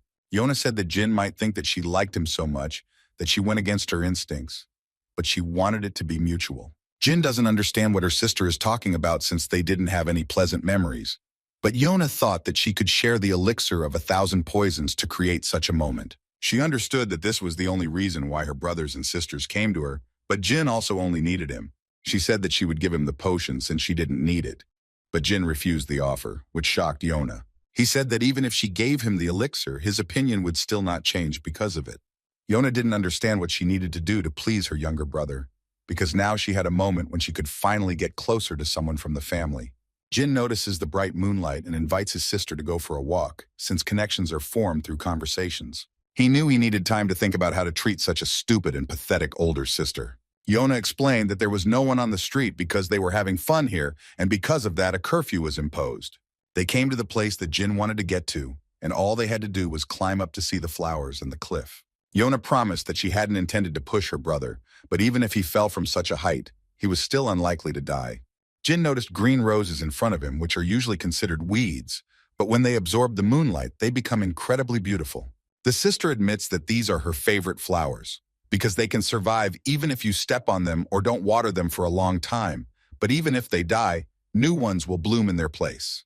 She picks a couple of roses to give to her little brother as a gift. Jin remembered that this was not the first time he had received green roses as a gift, because in his previous life, someone had periodically left them in his room. He also remembered that he always received one branch with 2 buds. Whenever hard times came, they would appear in the inner pocket of his cloak. Yona admits that she only gives them to those she likes, and Jin decided to ask how she came to be here all this time. Jin asks his sister not to remain silent and to talk to him because they have so much to tell each other. The brother decided to ask if she really tried to kill the king of the Nameless. Yona replied that she was 14 at the time and that he had scolded her well, forcing her to write an explanatory note in his room. After that, she tried 2 more times, but each of them was a failure. But nothing worked because Owl scolded her. She admitted that she had failed then, but she knew for sure that she could handle it now. And Jin admitted that it was quite in the spirit of his sister to go against the king of assassins. Yona asked her brother about the dragon who gave him his fang, and Jin told her that he was actually close to him. The sister already wanted to kill this dragon, but Jin asked her to be kind to his friends because in the future they could also become her friends. Yona said that this was the first time she had communicated so freely with anyone other than Sir Owl and her father. Her brother decided to cheer her up and said that she would be better suited to work as a florist than as a killer, and suggested that his sister start studying flowers periodically. She will then be able to open a store on his territory and he will often drop in there, but he immediately warns that it is forbidden to kill visitors. He already wanted to say goodbye to his little sister, because he still needed to talk to the king of assassins. But Yona thought differently and did not want to let her brother go. But then she suddenly remembered that she still had a mission for today, and she needed to leave for a while, and her brother could take his time for now. The genie had already come to the king, who had been waiting for young Runcandel, and told him that he had prepared in advance what he had asked for before the game. The king admitted that both heirs of the Zipel and Heron families remained alive, and he received the claw of the silver dragon, so he agreed to fulfill his request. Jin said that all this time he needed to get closer to him, because he was sure that they needed the same thing. Ul replied that he could only delay Yona's return to the family for 5 years, but he was more concerned about what reason Jin would come up with and whether he would be able to answer for what he said. Jin told about his plan about working as a florist, because Al himself knows that such a person who experiences so many emotions should not be a killer. She just does it better than others. He assures her that he will make sure that his family cannot use Yona when she returns, because he simply wants his little sister to be with people who understand her. Al agreed to this and asked the young master what he needed from him. The genie replied that he would only need the king's help once, but as Genie Grey, not Runcandel. He also promises that he will leave Samil and take Dante and Veridin with him, so that they will not cause him any more problems, and Al agrees to Jin's plan. A week later, Kashmir arrives at the stormy Black Sea, which was surprisingly clean here. Could it be that someone had cleared this area? And the next moment, he notices the head of the Runcandel family in front of him, along with Lady Talaris and the King of the Nameless, who were clearly surprised to meet them here, and everyone understands that everything will not end peacefully. The lady understands that while Kashmir is here, they will not be able to discuss the marriage of their children, and he, in turn, understands that it will be difficult for him to talk to them about Jin and John. The head of the Runcandel family calms Kashmir and asks for forgiveness from him because it is Talaris and Al who are uninvited guests, not him. Kashmir didn't understand what could have happened to Jin in such a short period of time, since he had gone to Samil not long ago.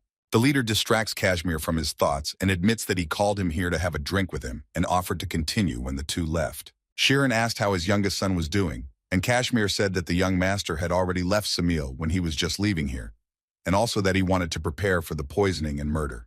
Owl also admits that he came here to talk about Jin, but he didn't want to discuss it in the presence of the Ice Queen and the Ghost Sword. Heron reassured the guest and told him that Mrs. Talaris was one of his few friends, and that Kashmir knew how to keep his mouth shut and no problems would arise. Al told him about the silver dragon's claw that Jin had given him, and also said that the young master had asked him to clear his history of being in Samil. To be more precise, this meant that he had to erase all memories associated with Jean Runcandel or Jean Grey from the minds of everyone except civilians, cadets, and assassins. Ul also said that he ordered his men to kill the knights who were pursuing the young master, because it was he himself who asked him to do so. The king also admitted that he was afraid that Heron would want to take revenge on him for this, but he hastened to reassure him. Heron admitted that his son had a keen eye and said that he didn't care about the number of knights who died. For him, it wouldn't be a problem. Ul sincerely thanks, but is still obliged to give the head of the note that Jin left in Samil before he left, but warns that this is not at all something worth showing in front of Talaris and Kashmir. At this time, Jin noticed that his partners were sleeping like dead people due to the fact that he most likely overdid it with sleeping pills. He feels something in his pocket and takes out a flask with a note that his sister Yona left for him. He read the contents and realized that the flask contained the elixir of 1,000 poisons, and if he drank it, he would develop the abilities of the mind's eye to the maximum, then no killer would be able to harm him. The sister understood that when the time came, she would not be able to make a surprise for her younger brother, so she congratulated him on his birthday right now. At the same time, Heron read the letter from his son and learned about the elixir, as well as about Jin's request that the king delay Yona's return home. All revealed that in addition to the note, he had been betrayed several times, which only caused laughter from the head of Runcandel. Heron recognized that not only the king had been deceived, but he himself as well, so he soon issued him a formal invitation to the Sword Garden to discuss the situation in detail. The chief was also interested in the reason why Kashmir came to him, and he in turn told him about the death of the Archmage Kedart Hall, who was killed by Mr. Jin. At the same time, Dante and Veridin begged the young gentleman to stay with him for a couple more days, because they were exhausted since they met him, so they insisted on their own. Jin had no choice but to agree to his friend's demands. He simply couldn't stand the screams anymore. Jin wanted to know why they, the heirs of their families, were sitting here and wasting their time instead of thinking about it. Veridin explained that this is precisely why they are idle now, because as soon as he becomes the head, there will be a ton of work. This would mean that he would be able to see Jin, but the young master says that it would be good for him, and he would be able to think about his future as the head.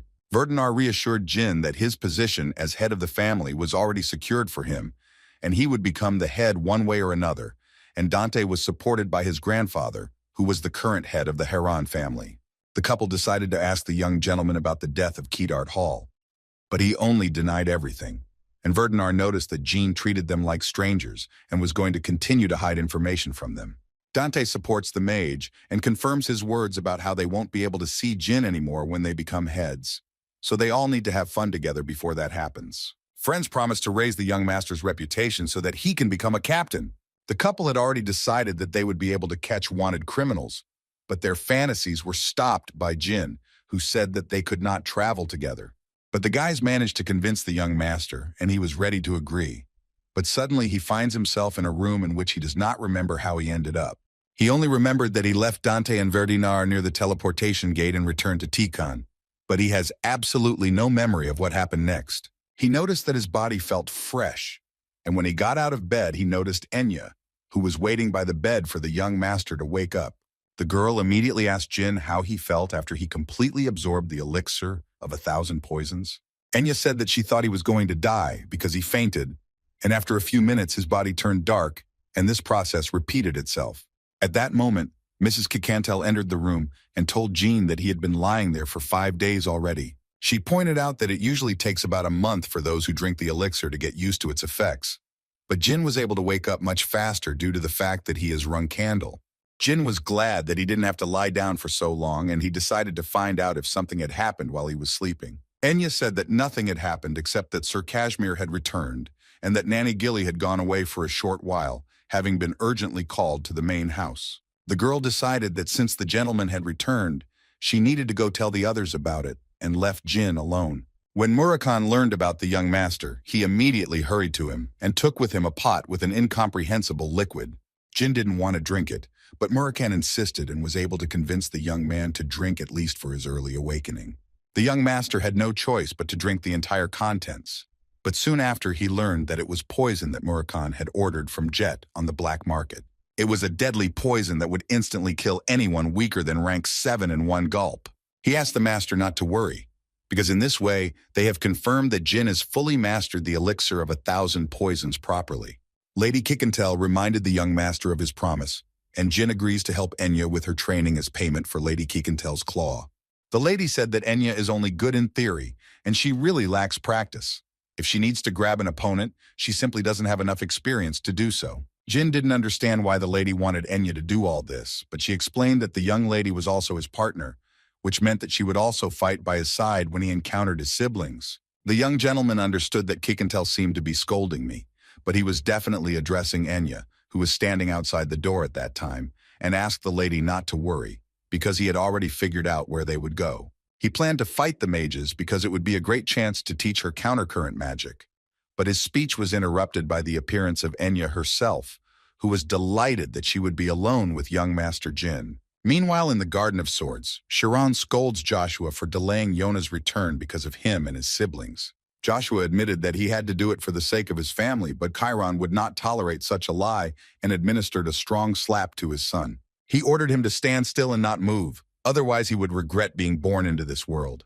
Heron once again hit his son and ordered him to remove the black metal armor because he was not worthy of wearing it. The leader doesn't even want to talk to such a bastard, the second captain of the family, who was crushed by the reserve captain. He asked his son if he remembered what he had warned them about, and he replied that they had been asked not to touch Yona. But after that, another crushing blow followed. King Uul understood that this was not just a personal meeting between father and son, but also a warning to himself from Chiron. He knew that if something like this happened to Yona again, even if it was one of the heirs, no one would get away with it. Chiron said he knew Joshua had no intention of going against his orders, which is why the armor his mother gave him 17 years ago was still intact. The head of the family called his son a coward and ordered him to look at him while he spoke, because on the day he returned to the Black Sea, he would deprive him of the rank of captain. He asked the guards to take this beaten wretch away, while Sister Mary watched everything that was happening, not hiding her joy. Chiron asked Nanny Gilly how things were going with Jin, and she in turn told him that he had recently left Samil and drunk the elixir of 1,000 poisons and was now resting. The head of the family hands the nanny a suit of armor made of dark steel and asked her to convey exactly everything that happened to his brother Joshua, because that is exactly why he called her. When the nanny returned to the young master, she told him about what had happened and all the details. But Jin could not believe that his father had actually punished his brother with his own hands. But Gilly only confirmed these words. Jin immediately recognized this armor, which was forged 30 years ago by the legendary blacksmith Pecan Minch, because it was a war trophy of Uncle Zed, received after winning the battle against the 5th magic tower Zipel. The young master came to the conclusion that his father wanted him to be different from Joshua and return home only when this armor was almost destroyed after battles with strong opponents. Jin didn't understand why his father went so far. Was it really out of sympathy for his pathetic daughter Yona? He remembered how Yona had asked about his secret and came to the conclusion that she was hiding much more than he currently knew. Gilly interrupted the young master's thoughts and asked if he had decided on his next destination.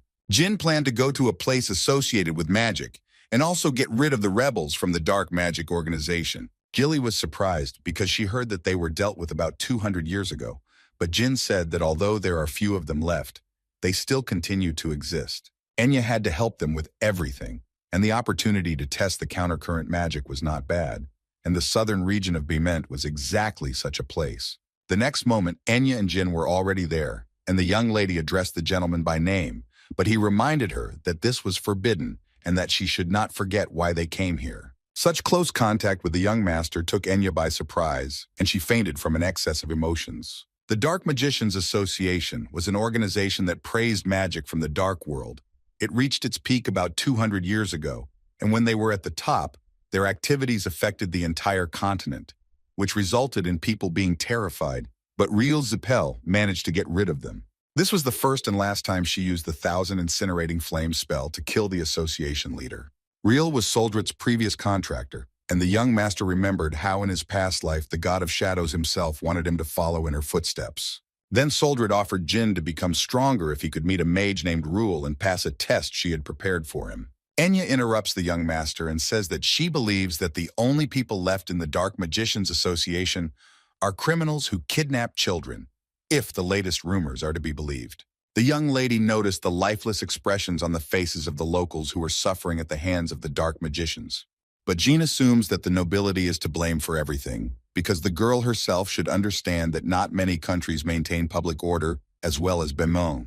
Although criminals are quickly disposed of here, they turn a blind eye to organized crime, and he is also sure that Bement has not touched the Association of Dark Magicians so far, only in order to give the magicians from the Academy a chance to prove themselves.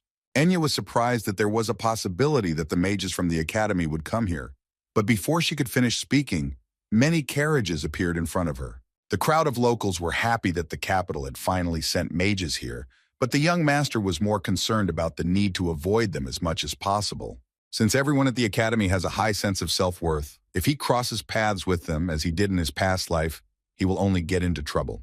Jin is sure that those who come here will die, because it is impossible to destroy the Association of Dark Magicians with their current power. During dinner, Jin suggested that Enya choose a bank and open an account there so that he could give her some pocket money for expenses. The young lady thanks the master, but still asks him to explain what he meant when he said that the Academy cadets would die. She believes that they have a high enough level of training, all 4th rank, so the remnants of dark magicians should not be a problem for them. Jin explains that the bastards in the organization were always experienced fighters who did terrible things, while the cadets have no real combat experience.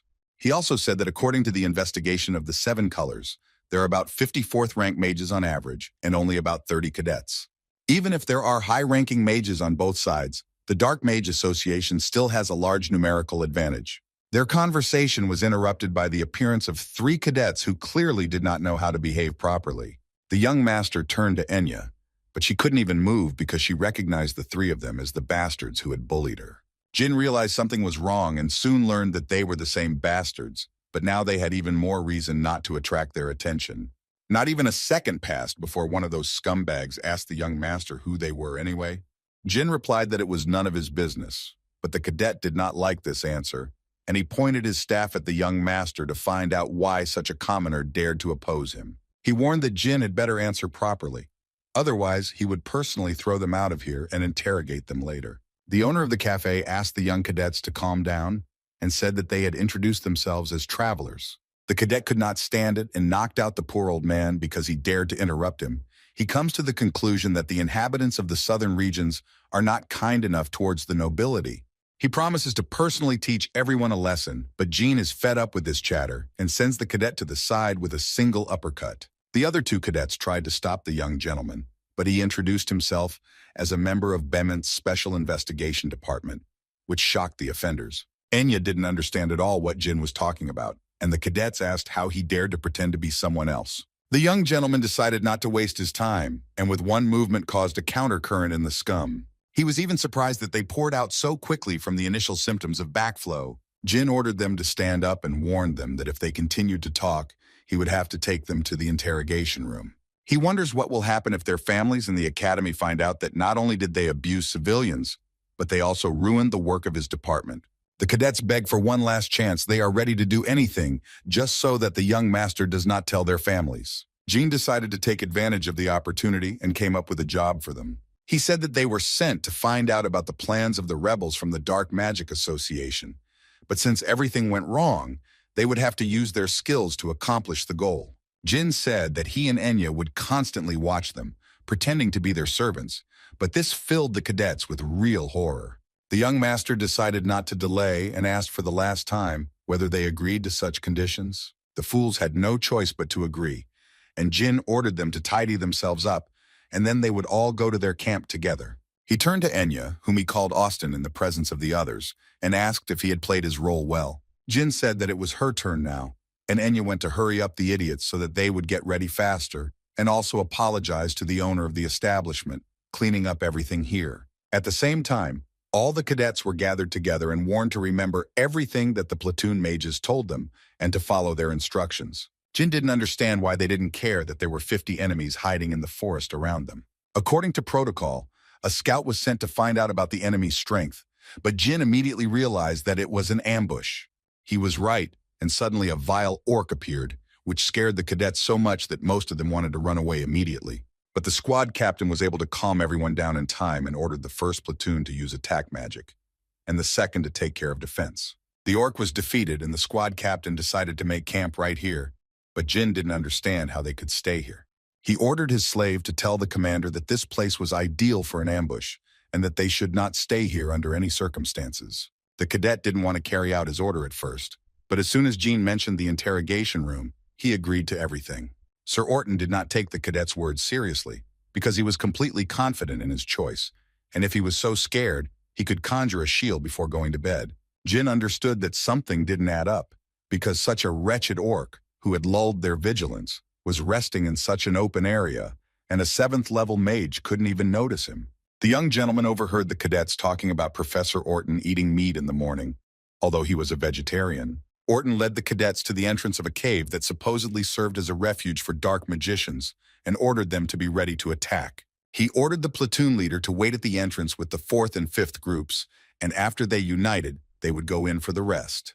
The cadets are surprised that the tunnel is so huge, as if the enemies wanted to make a fortress or tried to hide their secret weapon in this cave. The cadets were not afraid because they knew that Mr. Orton would protect them, but at that very moment the wall nearby breaks and a raging orc enters the room. The cadets asked the professor to give an order on further actions, but he had other plans. That damn bastard Orton sided with the orcs and suggested that the students behave well and become their guinea pigs. Orton ordered the orcs to catch them, and Jin was only surprised that these idiots from the academy could not recognize their own professor. He asked Miss Enya to get ready and stay close to him, because things would get a little more difficult from now on. Jin decided to punish the bastard and summon the most powerful reverse tide spell of Key Dart Hall, which completely filled the entire room. He dealt with all the vile orcs in an instant and was ready to finish off the main instigator, but noticed that 2 still managed to survive. He came to the conclusion that they both should be around rank 8, but the idiots were more concerned about the young master himself. One of the mages asked the young master if he was a student of Key Dart Hall, since he was able to use the reverse tide spell. Jin admitted that the enemy had experience, since he knew this spell, but the magician still decided not to give up and continued the fight. He felt that the young master was too arrogant for someone who had pulled off such a trivial ambush, and he shouldn't be arrogant, since he had long ago realized that he was no more than a 7th rank. He shouted that his name was Rolt Joe, and he wanted to deal with Jean, but the latter managed to calm him down. He said that he had heard about Frosty Joe's half-brother, who had mastered the elemental magic of the earth. Jean admitted that he was surprised that this amazing cave was also his work. Rolt liked the words of the youth, and he said that in the association of dark magicians, there are 9 magicians stronger than him, and even if he manages to escape from here, they will pursue him for the rest of his life. But since he is a generous person, and since Jin is not without talent, he will therefore give him the opportunity to join the Dark Magicians Association. Jin decided not to listen to the bastard and summoned a huge dark aura, because he really didn't understand how this idiot was so stupid that he could talk such nonsense before his death. The mage simply couldn't believe that the young man had managed to mix different types of energy with the reverse tide to increase its power. This dark aura only meant that Jin was not only a student of Kedart Hall, but also a contractor of Soldrid. Jin decided not to give the bastard a chance to finish and sent him to sleep with one blow. He was even surprised that he dealt with an 8 ranker so easily.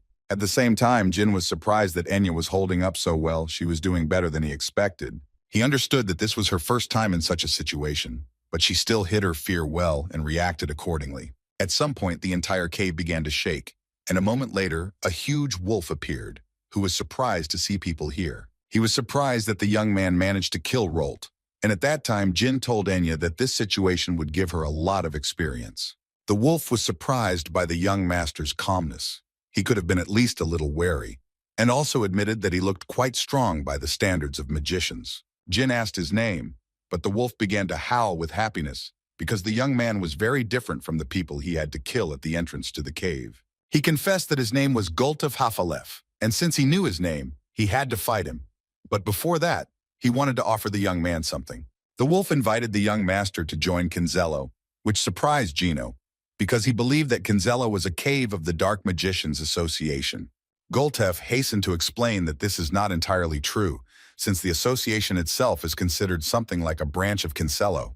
Only warriors can join it, so mages are forced to join the Association of Dark Mages. Jean realized that the white wolf he had come across was also somehow connected to Kinzello, which led him to believe that the White Warrior tribe was somehow connected to the organization.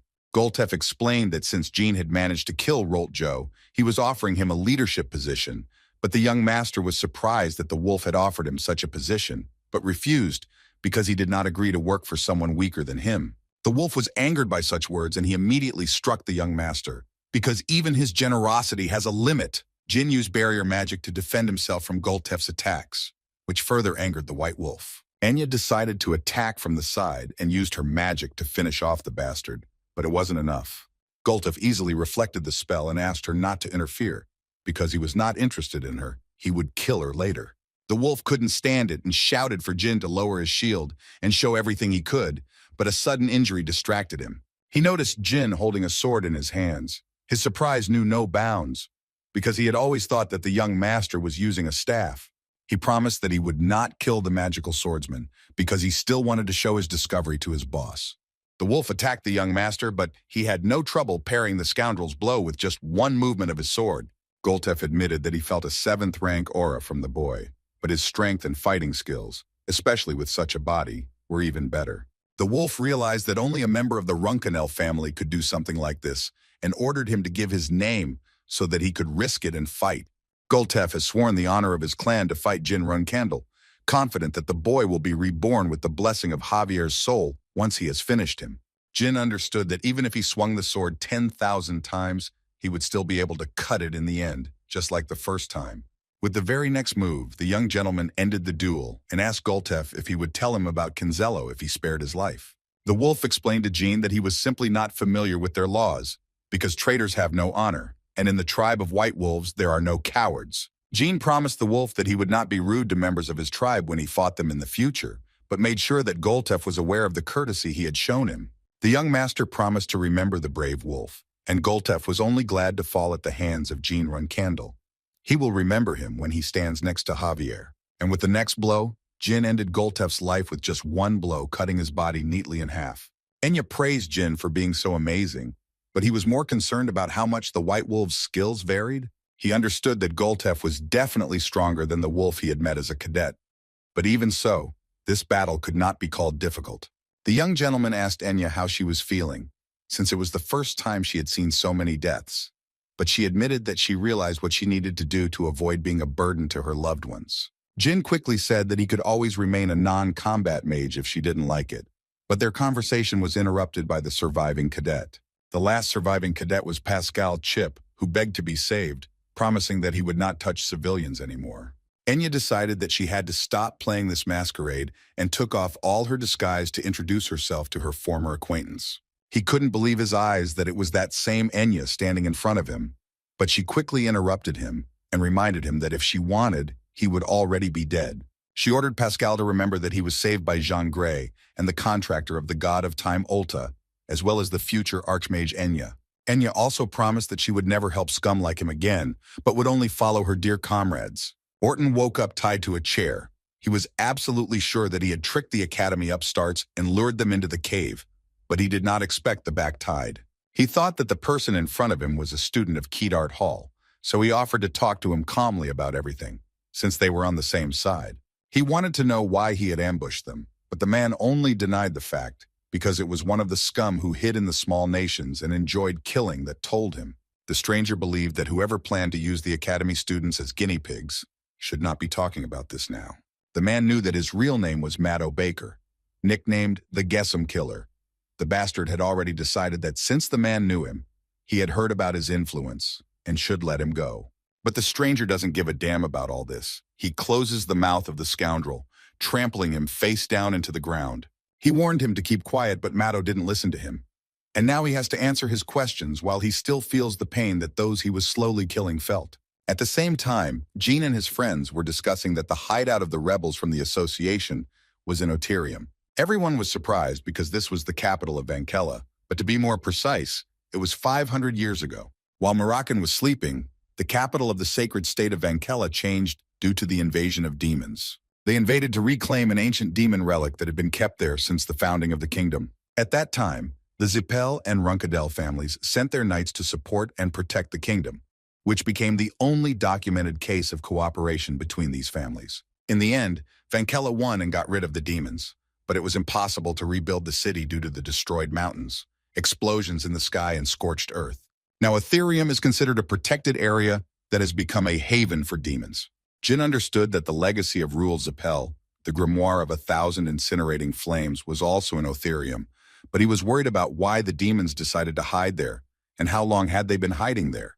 Jin was also informed that they had been there for the past 50 years, and that there were 3 9th-level mages among their ranks. The first was Fezron Henserk, a high-ranking member of the Bement Academy. The second was the head of the Lilistar family, Susan Lilistar, and the last was the archmage from Ans, Chukuntelderer. Kashmir never thought that the enemy had so many 9th-rank mages, but that meant that if the Dark Mage Association members were at that level, then Kinzello would be their biggest problem. Now Jean understood why his family, the Zipel family, and even Bement, had watched Kinzello's cruelty in his past life. He also had information that the enemies had mastered Kinzello's transformation magic, and that Bubar Gaston was behind all this. Kashmir remembered that when he was looking for information about Vishkal Ivliano, this name had already come up. Murakan was surprised that it was not a disguise, but a reincarnation, and it was not Bubar himself who reincarnated, but someone else. Kikantel is also surprised because she thought that this ability was only available to dragons. Murakan suggested that Maddo Baker himself did not know all the details because after the anesthesia he passed out, and when he woke up he had already been transformed. Jin remembered running into persistent pursuers from the Zipel family who had transformed into escort knights when he left the Storm Castle. He decided that he needed to meet with Bubar Gaston, but in the meantime he had an errand for Kashmir. The young master asked him to investigate the relationship between Kinzello and the White Wolf tribe with the 7 flowers. A week later, at the main estate of the Heron family, the head was told that 20 cadets from the academy who had gone to exterminate the rebels had died. The chief understood that the plan had failed, but the man tried to quickly convince him otherwise. Thanks to the testimony of the surviving cadets, they learned that 2 unknown people disguised as escorts, Jean Grey and Austin Grey, won the battle with the Association of Dark Magicians. The chief does not understand the reason for their visit, but the man takes out a chest to show the contents. Inside was a fragment of a weapon used by the White Wolf tribe, and if you look closely, you could see that the blow had been dealt by a very skilled swordsman. Did he ask the young master, or did something come to his mind when he looked at it? Dante just laughed, but the chief quickly said that his son was indeed very talented and skilled, but even he could not make such a clean cut. The leader was sure that at least an 8th-rank swordsman had done this, and Dante only confirmed his father's words, since he had not yet reached that level. The guests realized that they had traveled all the way here in vain. It was time for them to leave. Dante immediately realized that they were talking about Jean, but he couldn't even imagine that he was already at such a level. The man understood that Dante Heron was the only one who perfectly matched the description of a short man with a hoarse voice and excellent swordsmanship. He knew for sure that Dante Heron was hiding his skills and ordered his men to track his every external activity. Meanwhile, near the teleportation gates of the Khan Empire, Jin is distracted from reading a book by some unknown girl. She asked the young gentleman to move his bag and sat down right next to him. Jin didn't pay attention because he was thinking that Bubar Gaston's workshop should be located near the Principality of Kurano. The girl continued to watch the young man. She simply could not take her eyes off him. Jin still managed to get to Bubar's workshop, despite the fact that he had to stay late and visit other workshops so that Bubar wouldn't suspect anything. If we are to believe the words of the owners of other workshops, then Kinsella was a brilliant sculptor. Jean knocked on the door, and a moment later the enraged owner was shouting at him until he found out that he was Jean Runcandel. Bubar did not understand what Jin was doing there, but the young gentleman hastened to answer that he had come as a guest. He didn't even want to see him on his doorstep, but Jin reminded him of who saved him and how to properly treat his savior. Jin recalled that if his family had heard what Bubar said at the banquet, he would have been dead long ago. Bubar didn't like this and attacked the young master, but he dealt with the impudent bastard with one blow to the face. Jean walked inside and noticed Mr. Wishkel, who was clearly surprised by the young man's sudden appearance. Vishkel asked why he was here now if he was supposed to be taking a test to become a reserve captain. Bubar did not let the gentleman finish speaking because he wanted Vishkel to kill him because Jin had dared to humiliate him at the banquet and now beat him up. Vishkel hid his anger as best he could and hastened to reassure Bubar that the young master had definitely had his reasons for doing so.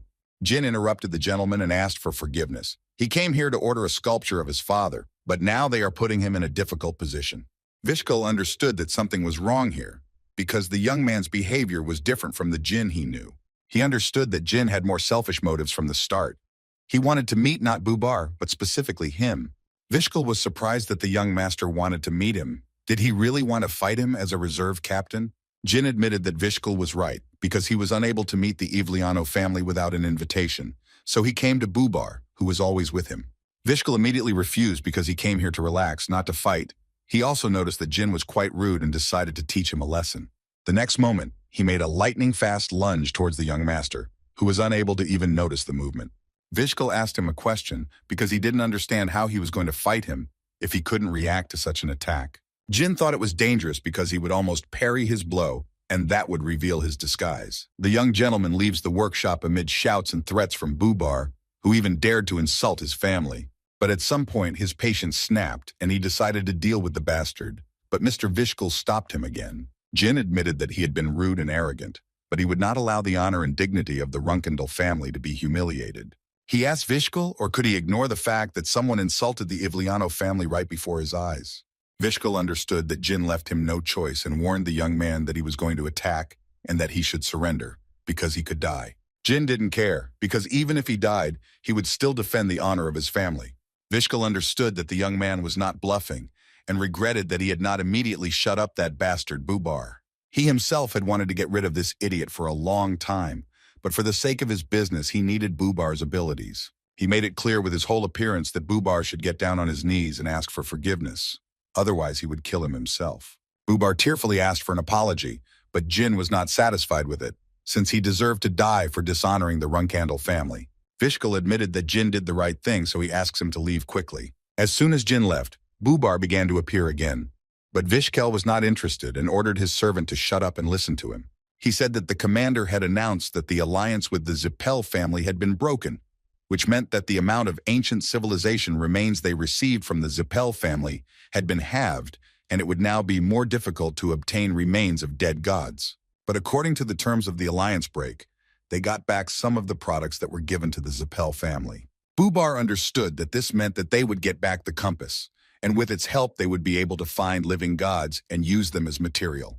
Vishkel promised that they would definitely return it, but suddenly his attention was drawn to a rustling sound outside the window. He immediately hurried to open the window, but found no one and thought that he had simply imagined it and decided to end the conversation there. At the same time, Jin was walking through the forest when suddenly an unknown girl attacked him from behind, but the young man managed to fight off her attack. He immediately saw through his older sister Yona and asked her not to make a fuss here because everyone thought the island was uninhabited. Yona admitted that she continued to fulfill his request perfectly, but it was very difficult for her to pretend that they did not know each other all this time. Yona remembered how she received a letter and promised Ulu to return in a few days. He warned her that Mr. Chiron would be furious if he found out about this, but still asked her to be careful and take care of herself. The letter stated that Jean was planning to meet with the sculptor Bubar Gaston and needed information on him. He asked his sister to eavesdrop on his conversations, no matter who he was talking to, even if it was just himself. At the same time, Sister Yona was already sharing information that the alliance between Kinezlo and the Zipel family had broken down. Jin was surprised and thanked his sister, because in such a short time she managed to obtain valuable information faster than the Runcandel archives. Yona told Jin that she thought she was really in the same class as Bubar. The young gentleman did not understand what the girl was talking about and asked her to explain everything, but she said that she could not tell it now because Jin also kept secrets. He immediately understood what was being discussed and decided to demonstrate his shadow energy to his sister. But something went wrong, and Enya went into a violent rage, leading Jin to conclude that her powerful killing intent was a reaction to his shadow energy. Yona asked him to never show this power near her again and did not understand at all why he did it. She thought he would keep her secret until he became captain.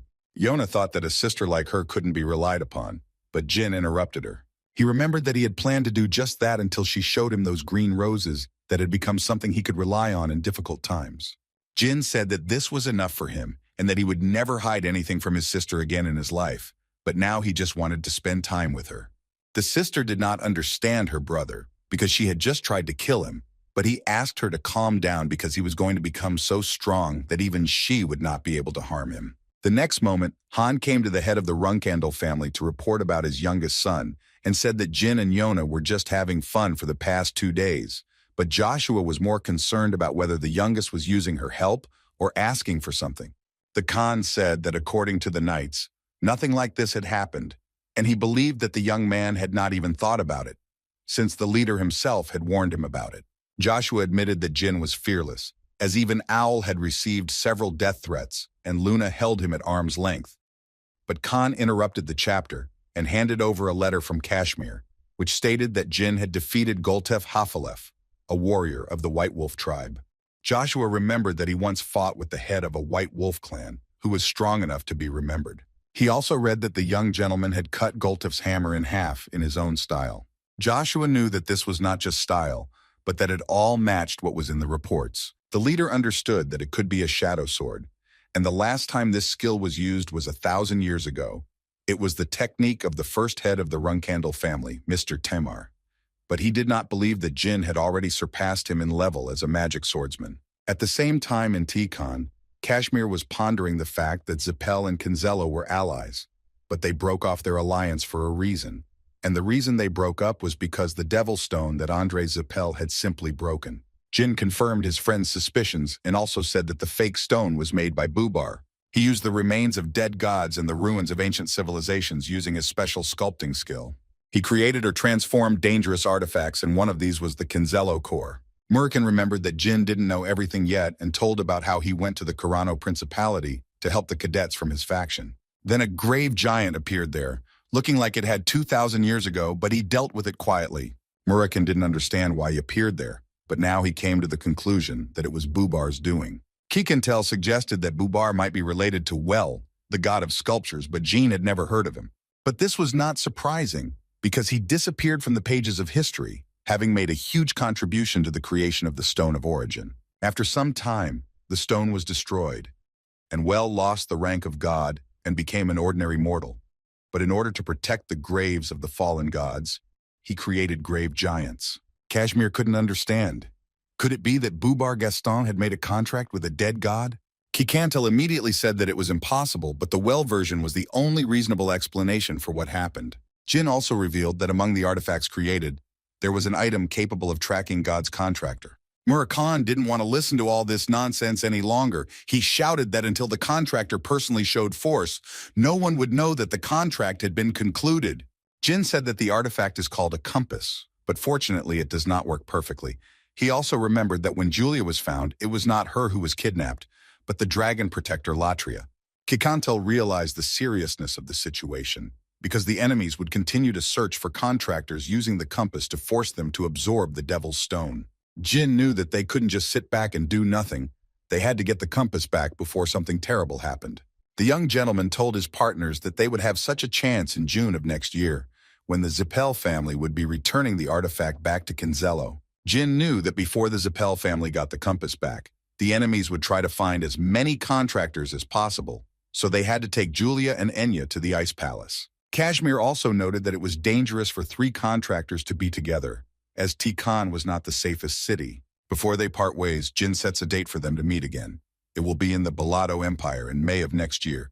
He is sure that after that the enemies will go to the lands of the pirates, where the exchange will take place. Kashmir still asked where the young master was going, because there was no safer place than the Ice Palace. A few hours earlier, Murakan had suggested to Jin that he should go to the underworld, as now was the time. Gilly decided to ask Murakan if he knew anything about his inhabitants suppressing the beastmen. Murakan confirmed her words, but Jin was more worried that he had no idea how to get into this underground world. Murakan said that it must be somewhere in the great desert of Mitra, in the lands of the beastmen, but only Jin can get there. Even the descending god could not do this, but the young man will succeed, because he is the contractor of the millennium. Murakan explained that he simply had to remember that there was a contract between Soldrid and the people of the underworld, and that they were prepared for the appearance of a magical swordsman from the Runcandel family. Jin has already reached the lands of the Beastmen, where his first cadet mission took place, but to get to the Mithra Desert, he needs to cross the mountains. Jin tried to avoid any contact with the locals, but still came across harmless watermen. They remembered Jin and noticed that he looked shabby, so they offered him food. But this time, Jin didn't come for food, but to pay them for the fish he got last time. He handed the water sprites a huge fish, which immediately interested them, and they began to jump for joy. Jin decided to ask if they had secret paths that only they used. The water spirits decided to help him and brought him to a cave. They warned that Jin would die if he did not change his mind about going there. Jin thanked the watermen for their concern, but there was no need to worry. He was confident in his abilities. Meanwhile, they came to a huge room where they were able to collect water, but they had to go a little further, and then they would end up in the desert. Jin also noticed the mouse and was surprised, because he saw such a species for the first time. The mouse immediately began to scold the waterman, who showed the strangers the way, because it was against the rules, and only he was allowed to use this way. Vadyanchik offered a coin to his old acquaintance and promised that he could be trusted, and with him his friend didn't have to worry. The mouse immediately agreed to let Genie through after receiving his payment, and asked the guest to follow him. He led Gene to the doors and told him that when he opened them, he would find himself in a convenience store, and then he could go out to the Yuka Yuka market. Finally, the genie thanks the waterman for his help and asks his name. He introduced himself as a dark spark, and he didn't even need to ask the young master's name because he was able to immediately recognize Runcandel. Jin left the shop and went to the market to find a trusted guide who would help him get to the Mithra Desert. He remembered that he had been told that dogs were the best guides and luck had turned to him, and he was able to find one. The next moment, Jin is already thanking his guide for getting him to the desert without any problems. Jin went to look for the place where the shadow sword was transmitted, although he understood that if he died here, no one would find his body. The great desert of Mithra covered the entire center of the Beastmen lands, and according to legend, where in the underworld, untold riches, civilization, and resources are hidden. Travelers took risks without prejudice to find all this, but even the local beastmen could not do it. Traveling through the desert was considered a certain death sentence, for no one would survive the challenge. Murakan explained that 5,000 years ago, there were mythical species of creatures that maintained peace among all the beastmen. But Jin didn't understand. Could they really all disappear overnight? Murakan confirmed the young man's words, and also said that they were simply too self-confident and dared to challenge the gods. He reminded Jin of the Devil's Stone, which was created from the collected power of the gods, because it was with its help that they were able to be destroyed. But not all the gods turned away from them. There was one who took pity on them, and Gilly immediately understood that they were talking about Soldrid. Murakan revealed that Soldrid saved a small portion of the Myungwan species and made a contract with them. The dragon doesn't know about the terms of the contract, but he is absolutely sure that only they can teach Jin how to use the shadow sword. Jin remembered that Tamar Runcandel, who was the first head of the Runcandel house, also studied under them. Jin didn't know much about him, but he didn't understand how the founder of the family and the greatest hero didn't even have a tombstone in the Garden of Swords. He knew that if he met Myungwan, he would be able to learn more about the former leader. After a couple of days in the desert, Jin didn't even imagine that it would be such a difficult task. He would rather fight a strong opponent than end up here. A month later, Jin was already exhausted. He no longer remembered the last time he ate or drank. He understood that he couldn't go back because the tracks in the sand instantly disappeared, but he had to endure it because he had been in such despair before. At that moment, a voice called him from behind, and the next moment, when the dust cleared, he saw Haytona and Daytona, who were clearly unfriendly. They attacked the young master, who was surprised that his brothers had such a powerful blow that even he could hardly cope with it.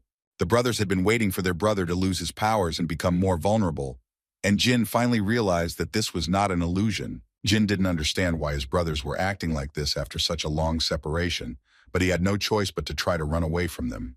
It was not difficult for the brothers to catch up with the young master because they worked well as a pair, covering up each other's shortcomings. Jin continued to fight off the barrage of powerful blows, but at one point he saw his chance and managed to fight off their attack. The very thought that he had to bow his head before them, even though they were so weak, infuriated him. He always wanted to kill them, and the next moment he dealt with the brothers with one blow, sending them kissing the ground. Daytona and Haytona only begged for mercy, and Jin thought for a moment. He hoped that their relationship would be much better than in his past life, but he had to end this already in order to move on. He used the shadow sword to once and for all put an end to the bastards who had bullied him throughout his entire past life. A day passed, and Jin continued to sit on the sand near the bodies of his brothers. He could not believe that it was true, and he killed them. He decided to come to terms with this idea and made a grave for Daytona and Haytona, and later he himself set off on the journey. A dark figure appeared near the brothers' graves and acknowledged that Soldrid had robbed and raised a worthy boy. When it was already approaching night, Jin decided to make a stop near the rocks and go to bed, but seeing a small scorpion, he could not refuse so as not to eat it. He knew that if it weren't for the elixir of 1,000 poisons that he drank earlier, he wouldn't have been able to do this. But now he's more interested in what happened to his sister Yona. Jin no longer knew how much time had passed. He simply continued to walk forward, but he himself did not understand for what purpose he was doing this. The only thing he did was kill his brothers. He didn't believe that he had gone all this way and couldn't achieve anything. Falling from exhaustion, he thought that his end had come, but an unknown woman appeared and handed the young man some water. Jin immediately came to his senses and put a dagger to the stranger's throat, and this did not surprise her at all, because at their first meeting he did the same thing. The young man immediately recognized the voice. Standing in front of him was his first teacher, Valeria Heister, who was very happy to see her student. She was the sole heir of the Heister family, a 7th-level mage, and also Jin's teacher in his past life. Valeria was the first to recognize his talent when he was just a runt of the Runcandel family, and she was the one who helped him survive. When they first met, he had just been expelled from his family and was wandering the world like a lowlife, but all that was in a past life, because they had not yet crossed paths in this one. They found themselves in the middle of an oasis, which surprised the young master very much, because he had not even noticed how it was here. But more importantly, his teacher now looked the same as she did during their last meeting in a past life. Jin thought that Valeria was another mirage because she was 2 years younger than him, but continued to look the same as the last time they met. She offered the young man a drink, but he refused because he thought that if he drank it, he would have to fight her. Valeria confirmed the young gentleman's words and noted that in such a state, he would not be able to withstand even one attack. Jin asked if there was some other way, but Valeria said that the young master himself understood everything perfectly well and asked him to drink faster because he had to fight with her. She allowed the boy to use the sword and shadow energy, but Jin was confident that he could do without the sword. Valeria noticed that Jin had become more impudent since their last meeting, but he would soon regret it. Jin admitted that Valeria was everything to him when it came to magic, and would always be that way, so he wasn't going to lose. Valeria said that recklessness had always been his specialty, but he had better be prepared. The next moment, she used a spell and summoned a huge thundercloud that covered the entire horizon. Jin had a hard time dodging each thunder spear and finally realized that the teacher was actually trying to kill him. He had fought her hundreds of times but had never won, but she had never actually tried to kill him like she was doing now. Jin understood that her lightning spears were at the level of the 7th rank, but with such a volume of mana, it would not last long.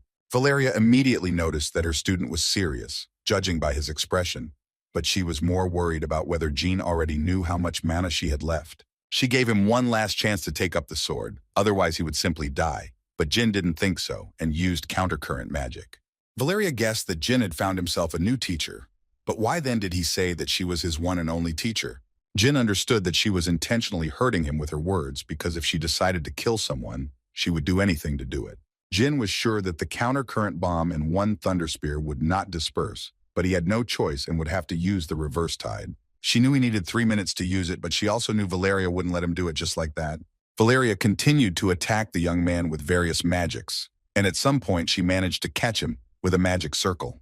Jin couldn't believe that she could maintain 5 copies at once, and she also had enough mana for a magic circle of that size. The fiery chains wrapped around the young man, causing unimaginable pain, but he also shouldn't forget about the spears that were already flying at him. He understood that among the 5 copies, only one contained real mana and summoned the blue phoenix Tess. Jin knew that Tess wouldn't last long with her remaining mana, but he only needed 1 moment. Tess helped the young man fight off the attacks and free himself from the chains, and he managed to use the most powerful reverse tide spell with his last strength, but Jin did not last long and he fell to his knees without strength.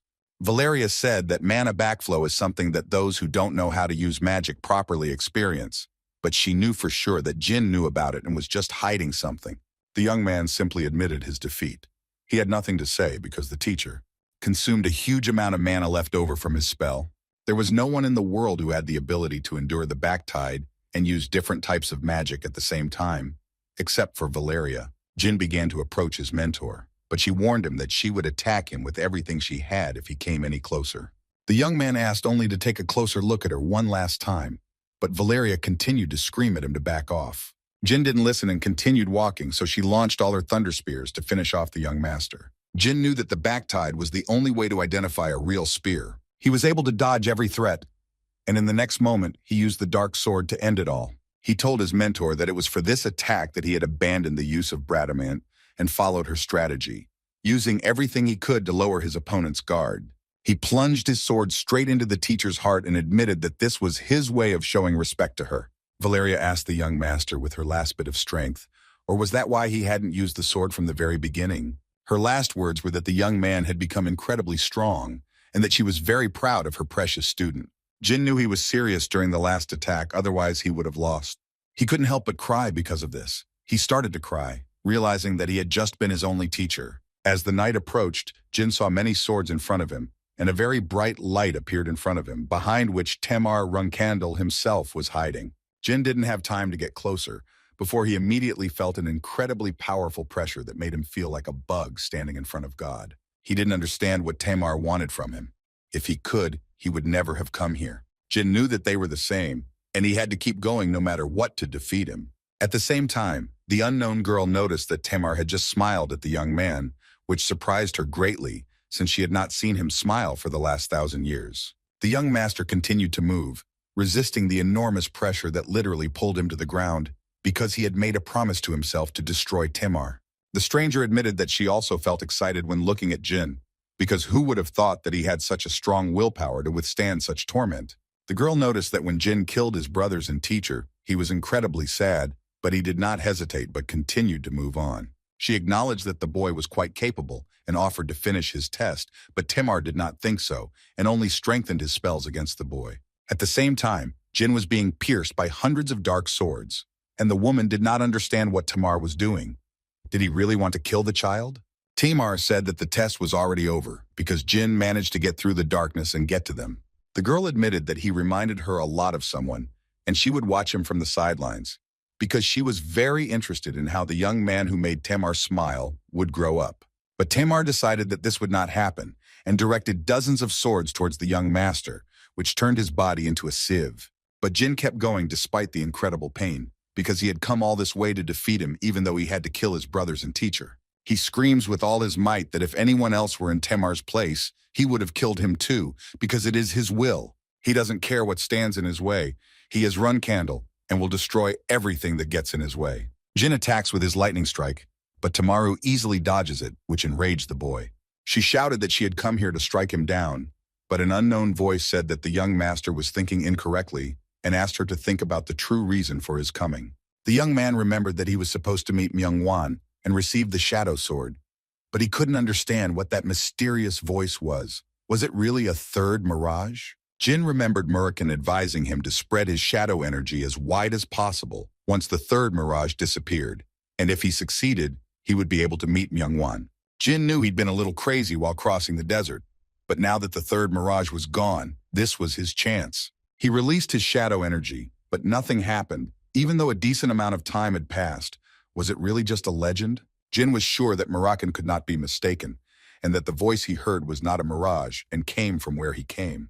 He used his shadow sword and was able to create a breach from which an unknown man appeared, who said that Jin had passed the test, and he expected nothing less from the contractor Soldrid. The man admitted that they all recognized the young man, having assessed his fighting spirit by their standards, having conducted tests, but he was not sure about Soldrid. Jin immediately attacked the stranger when he realized that they and his friends had been leading him on all this time. But the man easily parried the young master's blow and admitted that his name was Tantel. The next moment, Tantel greeted the young master in La Parosa in the lands of Myungwan. Tantel said that La Parosa is also known to humans as the City of Black Light, but Jin really worked hard to come here. Tantel handed the bottle to the young gentleman, but after taking only a sip, he began to spit it all out, because he did not understand what the hell alcohol was in it. The man said that it was not alcohol, but a precious drink made using their special method of cleaning diamonds, which relieves fatigue and increases willpower. Jin immediately felt a change, as if his head had become much clearer, but he still had to meet with the Tantel brothers. Jin was surprised that considering that La Parosa was built 5,000 years ago, the city itself and the civilization seemed too advanced. He immediately noticed the luxurious and extravagant buildings made of gold, the doors decorated with precious stones, and it became clear to him why many travelers disappeared in search of this city. Jin noticed that the decorations on the doors and on Tantel's chest were the same and decided to ask what kind of stones they were. Tantel said that these are not just stones, but they're hearts, and if the owner of the house is alive, then the stone on the door will shine. The young man noticed that they had been walking for quite a long time, but had still not met anyone, and there were no shining stones among the doors. He asked Tantel about the number of inhabitants of the city, and he answered that including the god of battles and the 12 white kings, there were 77 people. Tantel said that according to Soldrid's contract, his brothers will be able to give the young man the shadow sword, and they are already waiting for him at the place where they are going. Soon they came to the Temple of Battle, where Jin would be given the sword, but the young man was more confused by the incredible energy emanating from within, which reminded him of the pressure in front of Mr. Tamar. He understood that if the third mirage had not passed, he would not have been able to even move now, let alone be ready for anything. Tantel warned Jin before they entered that the boy had better watch his words when dealing with his brothers and sisters, because unlike Soldrid, they would not be coddling him. Jin went inside where many people were already waiting for him, eager to ask their question to the young master.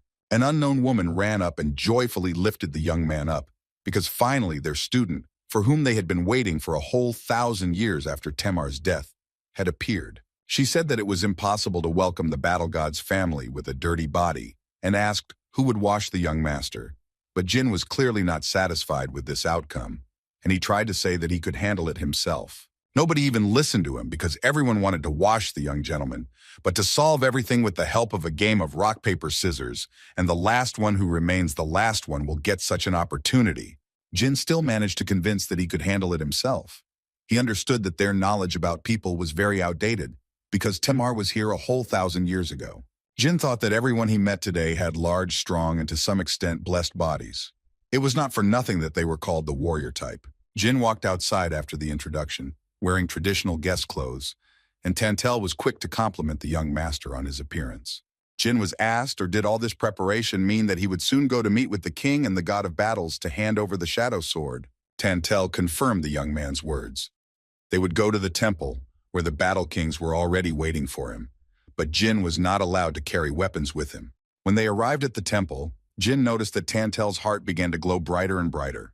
There was no such bright glow when they were with the other battle kings. Tantel explained to Jin that while he was in the temple, he had to answer the questions asked. Otherwise, he would be sent back where he came from, at the first command of the god of battles. As soon as the door opened, Jin immediately felt the strong energy he had noticed outside, and in front of him stood 12 kings, and on the throne sat the god of battles himself. The young man noticed that, compared to the others, he looked noticeably smaller, but his presence was more powerful than that of all of them put together. God turned to the young man and said that he and Tamar were not at all similar to each other, but their energy was very similar. The kings also noticed this, but they are not sure that Jin will be as good as Tamar and will be able to become a better warrior. But they also rushed to protect him, because he was, after all, the first person here in the last 1,000 years, which meant he had enough skills. Jin understood that he was being protected by the king of battles that he had seen before, but most of them still considered him to be just a shadow of Sir Tamar. He understood why they thought that way, but he wasn't going to let them treat him like a dog. Jin decided to ask the kings if they were paying too much attention to his ancestor, since it was not him in front of them now, but Jin Runcandel. King Ko could not forgive such impudence of the young master and wanted to teach him a lesson, but God stopped him. He admitted that they were guilty before Jin because they talked too much about the past in front of the new heir and introduces himself as Van. God Wang said that unlike humans, they do not use honorific titles, so the young man can address him simply by his name. But until all the kings acknowledge him, he will not be able to call them brothers and sisters. Jin understood that most of them weren't even going to acknowledge him. But it was good that they didn't hide their hostility, because it was obvious from their faces.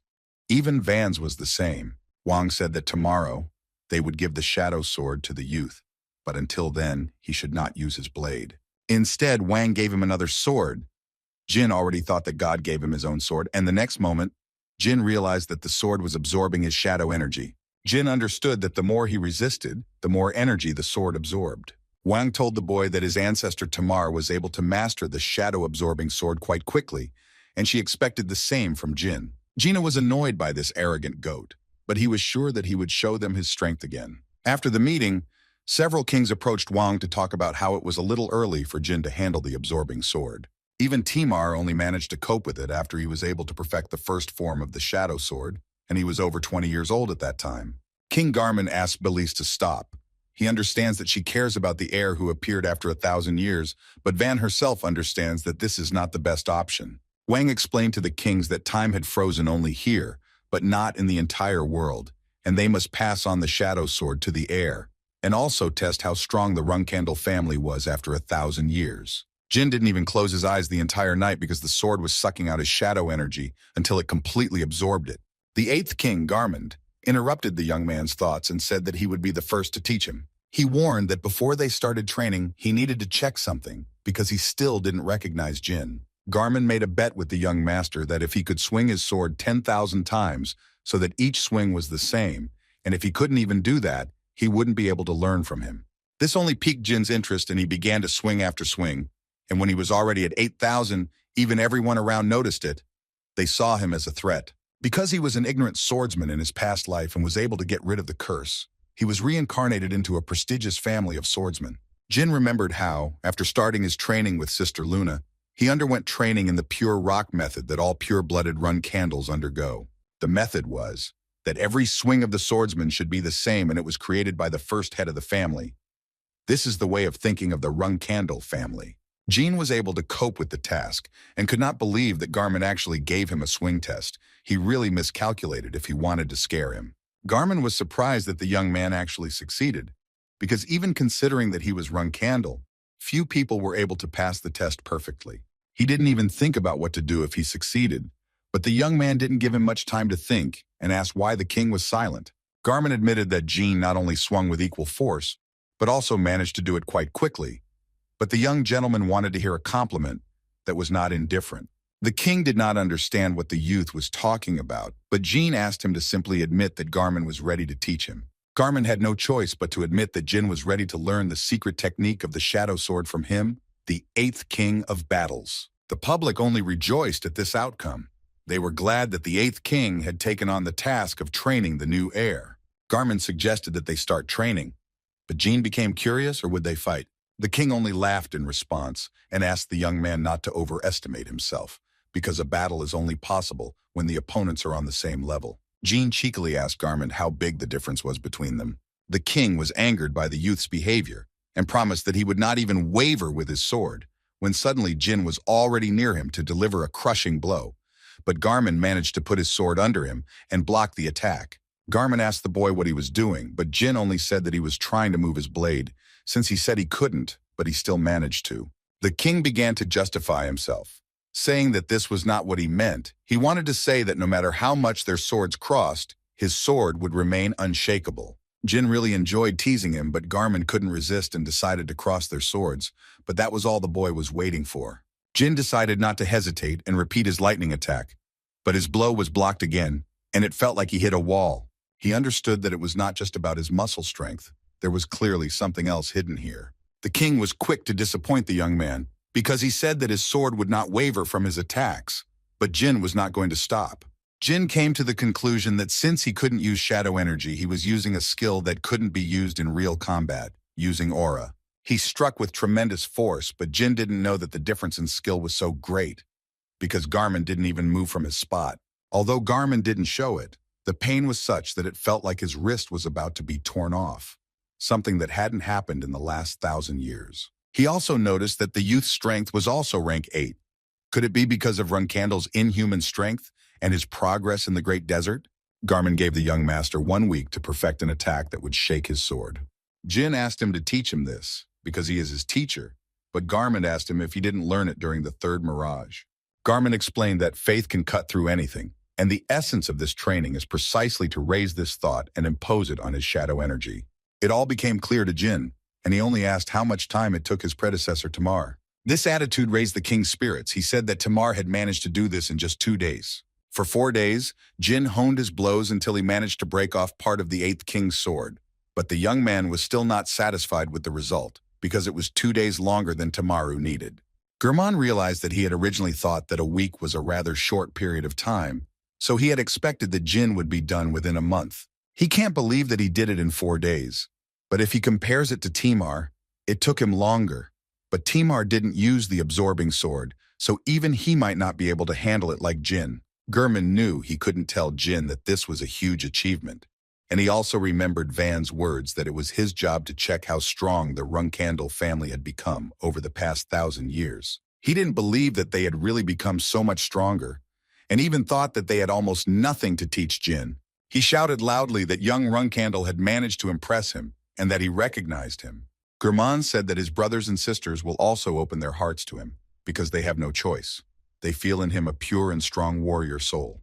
He also asked to try the young master's achievement first, but Jin didn't understand what he was talking about, but still agreed. The king thanked the young man and took from him the piece of the sword that Jin had broken off with his blow. But the young man did not understand what had just happened and why he needed it. Gurman ate a piece and admitted that La Prarosa liked the taste, but Jin was more concerned about what his teeth were made of. He praised the young master and warned him that their next training would be tomorrow and said goodbye to Jin. Having already returned to the room, Jin looked at the night La Prarosa and did not understand how such a place could exist in their world. Jin doubted that he did not have the necessary skills to come to the land that only the contractor of Soldrid, the magic swordsman of the Runcandel family, and himself, the heir who came after 1,000 years, could enter. Tantel pulled the young man out of his thoughts. He didn't know that the first training session was so exhausting that Jin became so thoughtful. Jin only replied that she was normal, but Tantel laughed at such an answer, because he heard that the young man had not slept for 3 days because of her, but still admitted that, to be honest, he almost died.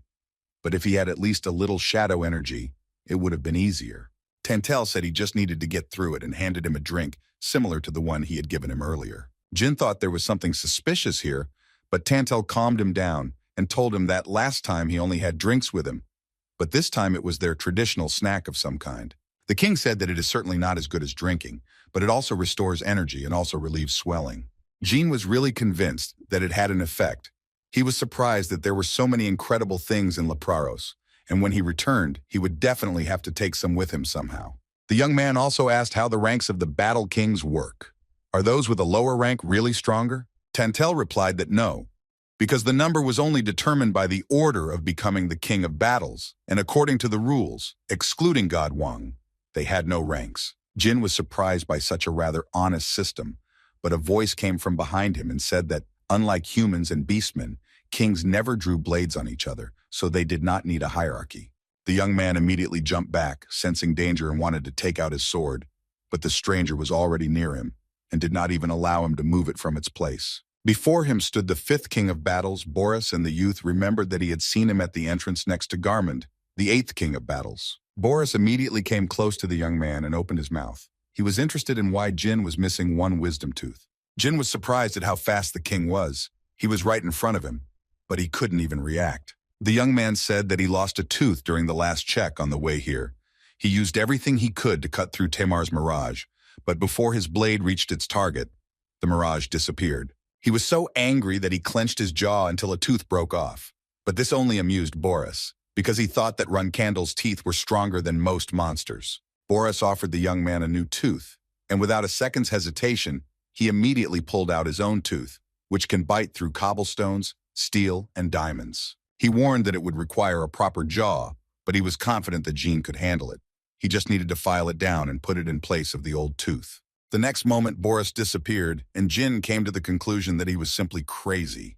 The next morning, the young gentleman noticed that the stone under his feet was incredibly strong, and he wanted to check how strong it was. Jin took out his sword and struck the stone, but as he had expected, it was unusual.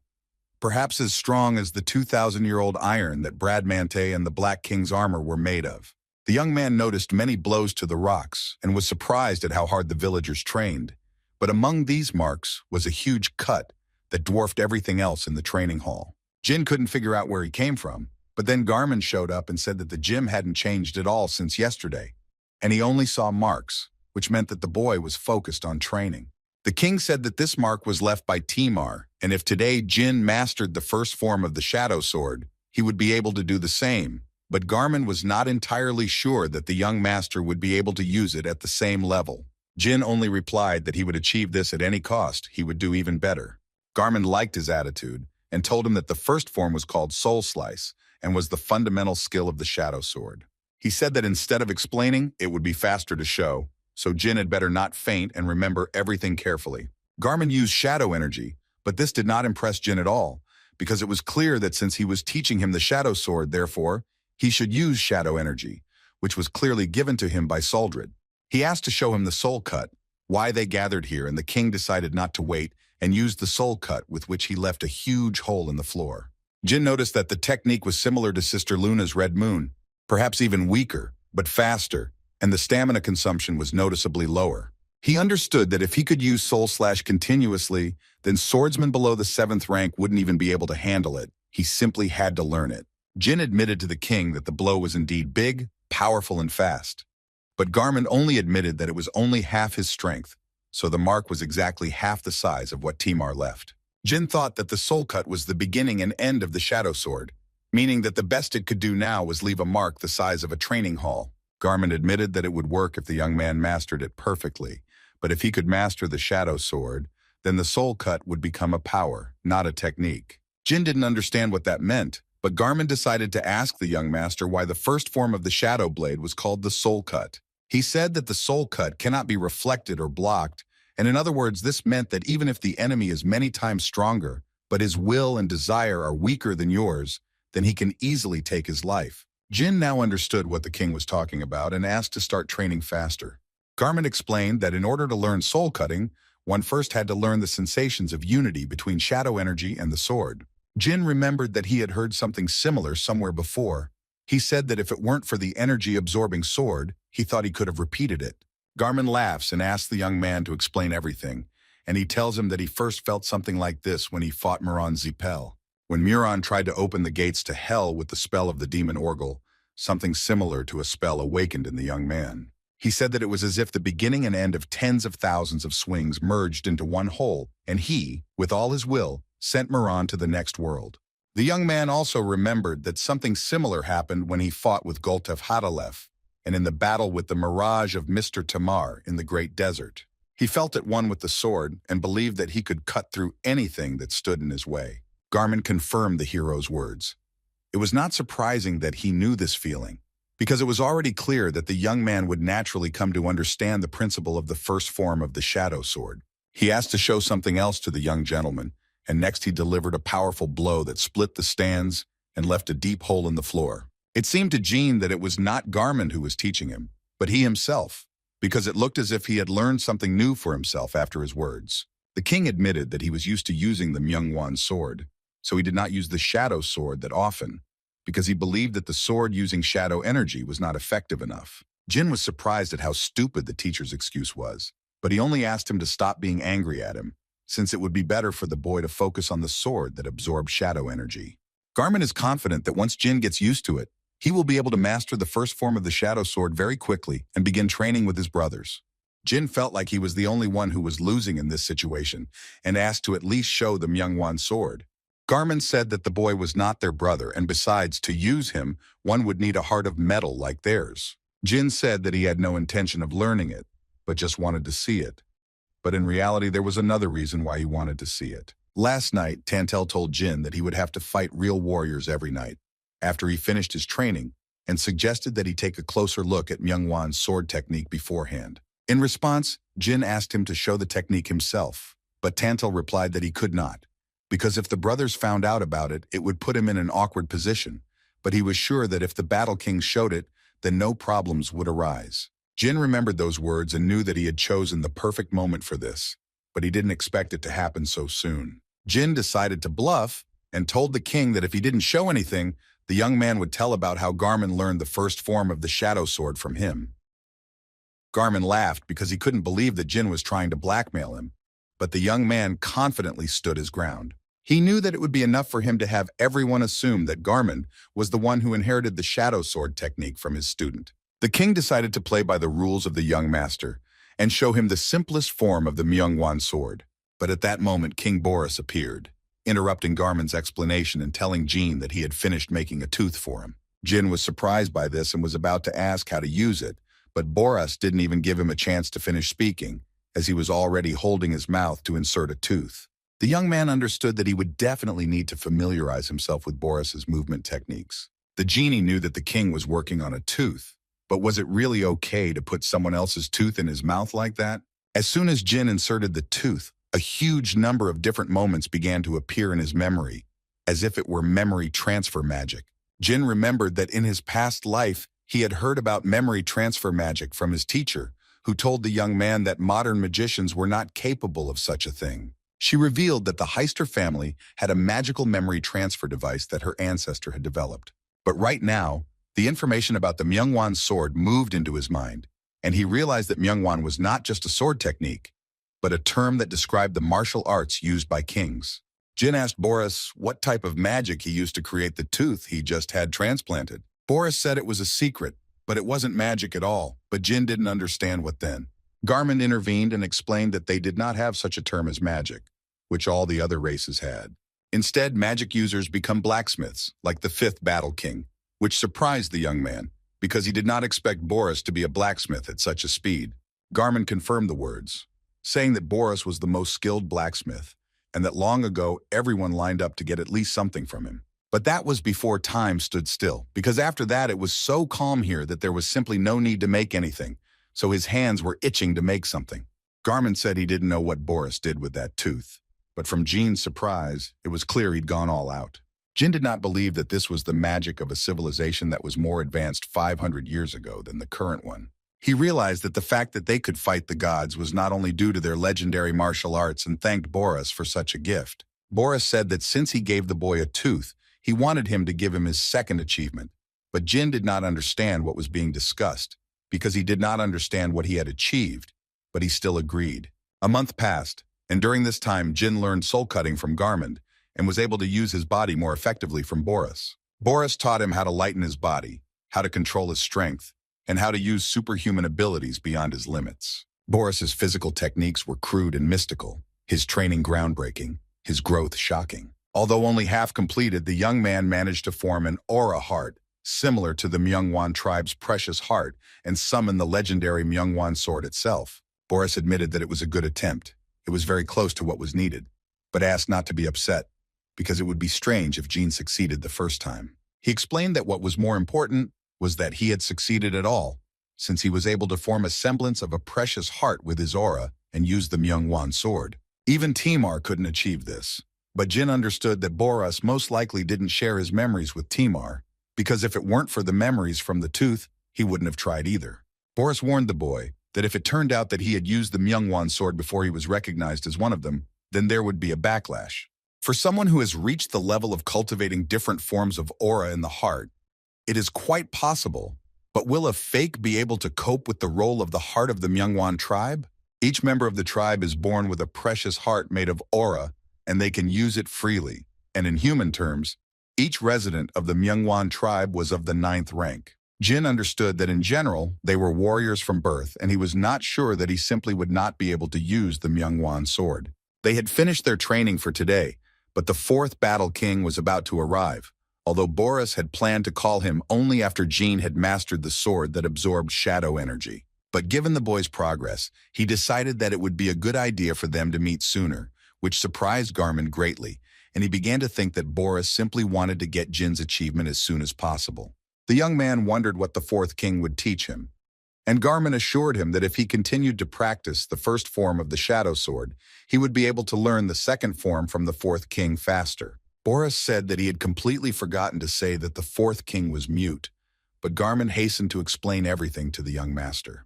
The 8th king explained that the 4th king was not mute, but was simply undergoing training in silence. They don't know why, but he has been silent for a long time, and it started after time stopped in Lepraros. Jin didn't understand how he would be taught the second form then, but his thoughts were interrupted by the appearance of the 4th Battle King. He couldn't even sense his presence in the temple. Jin knew that Garmin was easy to persuade, and Boris had been friendly from the start, so he was also easy. But one look at the 4th king was enough for him to know that it would be difficult. The king handed the note with his name to the young man. Her name was Rinfa, and she was faster than Boris. Jin couldn't even keep up with her with his eyes. Garmin laughed and remembered that Rinfa had recently locked herself in her room for the sake of the second successor. But the queen could not stand such treatment, and at that moment attacked the king. Garmin was barely able to block a blow of such force, but he was not going to tolerate such humiliation and attacked Rinfa. She dodged his attack but found herself in a vulnerable position, and Garmin was about to end the fight when Boris intervened and stopped them. He asked Rinfa to stop and restrain herself. Thinking about her predecessor, she knows that the 8th king constantly talks nonsense. Garmin didn't understand what he had done, and Boris had already rushed to take him away and leave the 4th king with Jin. Jin took a closer look at Rinfa and immediately noticed the similarities with his sister Yona. He needed to try to communicate the same way as her. When Rinfa's training began, the young man spent all his time alone and did not ask her any questions about the second form of the shadow sword. He understood that he didn't ask her, so she doesn't teach. Just like Yona, Rinfa looked at him as if he was an interesting toy. Every time Jin focused on using the aura, it would suddenly show him a second form, but then disappear. Also, when the young man used the soul cut, she looked at him with displeasure, and sometimes even hit him with her sword. Every time he endures pain that makes his body fall apart, she smiles. Or maybe she's just pleased with her attack or glad that Jin was able to block it. But Jin understood that if it weren't for the eye of reason, he would have lost his head 5 times from her sword. But nevertheless, the young man had never asked the reason for her strange behavior. He knew that until people like Sister Yona stopped resisting their own interests and went for the contract first, he couldn't show his own interests either. 10 days later, Rinfa decided to ask the young man why Jin hadn't asked her about the second form yet, since she had already shown it several times. The young gentleman replied that he was not interested in this. It was much more important to him that she explained to him why she had not spoken all this time. Jin said that he heard that Rinfa had been silent for quite some time, and no one knew the reason. But seeing how Jin had been busy the last few days, she finally spoke to him. Jin realized that this was her training, her desire to remain silent clearly, and she did not allow herself to communicate with others in order to set an example. Renfei was curious why the young man didn't ask about the second form, so the young man explained that he was simply bored because he didn't want to learn from someone who was nothing special. She said that if she really was the Shadow Sword's predecessor, then she shouldn't engage in meaningless training that no one knows about, but rather give it her all in training, like Garmin and Boris did. The 4th and 8th were surprised that the young man had managed to corner the 4th king so much. Jin asked Rinfa for forgiveness if he had crossed any line and went on to train, but she stopped him, saying that he was wrong and that everything was wrong. From this turn of events, even the 8th and 5th could not contain their emotions and literally jumped from shock that Rinfa spoke. She admitted that she would be honest and show Jin something incredible. She focused and attacked, but Jin noticed that it was a completely different attack compared to the soul cut that Gorman had shown. After each swing of her sword, filled with shadow energy, her strikes looked like they were being reflected in a mirror. It was a two-pronged attack that could normally only be used by dual swordsmen, but her shadow energy sword and the sword Rinfa was using were intersecting. Jin realized that this was the final form of the shadow sword, and Garmin and Boris rejoiced like children, although this was not the first time they had seen Rinfa perform it. She asked the young man what he thought after seeing the second form of the shadow sword. Jin said it was incredible and wonderful, and nothing compared to what she had shown before. Rinfa blushed after the young master's words, and Garmin was worried, or would she be okay after she started talking again. She asked not to make a mountain out of a molehill. Everything would be fine with her, but since that was the case, the kings planned to tell everyone about what happened and left Rinfa and Jin alone. Rinfa told the boy that her second form was called scissors because the blades created by shadow energy intersected like blades. Jin admitted that he had never even thought about such a thing, but Rinfa was interested in whether Jin could repeat it. The young man admitted that this technique was not so simple for him to repeat it after seeing it only once. Also, one shouldn't forget about the absorbing sword, which was constantly sucking out shadow energy, so he couldn't even advance in learning the first form. Rinfa explained that the sword doesn't just absorb shadow energy, but processes it completely. She wasn't sure if the boy would understand, but she still told him to try to imagine scissors, not a sword, and to get the sword out of them. He had to take the shadow energy from the absorbing sword. If Jin used shadow energy without thinking before, then after he dealt with the absorbing sword, he would be able to use it much more effectively. Rinfa is confident that the young man will be able to get along with the absorbing sword, and after he masters it, he will be able to freely use shadow energy. Jean laughed and said that unlike Garmin, she knew how to explain and praised her for being an excellent teacher. But he was still worried about why she stopped talking, and Rinfa decided to admit that it wasn't about training, as Jin had said. Jin said it must have been hard for her to be alone for so long, but he wasn't one of his brothers or sisters, so she could tell him her story if she wanted. Rinfa still dared to tell her whole story to Jin, and the young master realized that Rinfa believed that she was to blame for the fall of the Myungwan tribe. She blames herself for not being able to stop the others, but Jin was unsure whether she was being arrogant or innocent, but later realized that it was Myungwan's way of thinking. Rinfa admitted that thanks to the young man, her punishment came to an end and was so simple that it even seemed painless to her. Jin asked if she regretted it, but Rinfa replied that she felt relieved and thanked Jin again because he had the power to reach out to people. The young man thanked Rinfa, but at that moment their conversation was interrupted by a huge crowd that came running after hearing the queen speak. Boris turned to Jin and said that since he had managed to get Rinfa to talk, the young man owed him his achievement. Jin didn't understand what the second achievement was, but he managed to come to the conclusion that Boris knew everything in advance.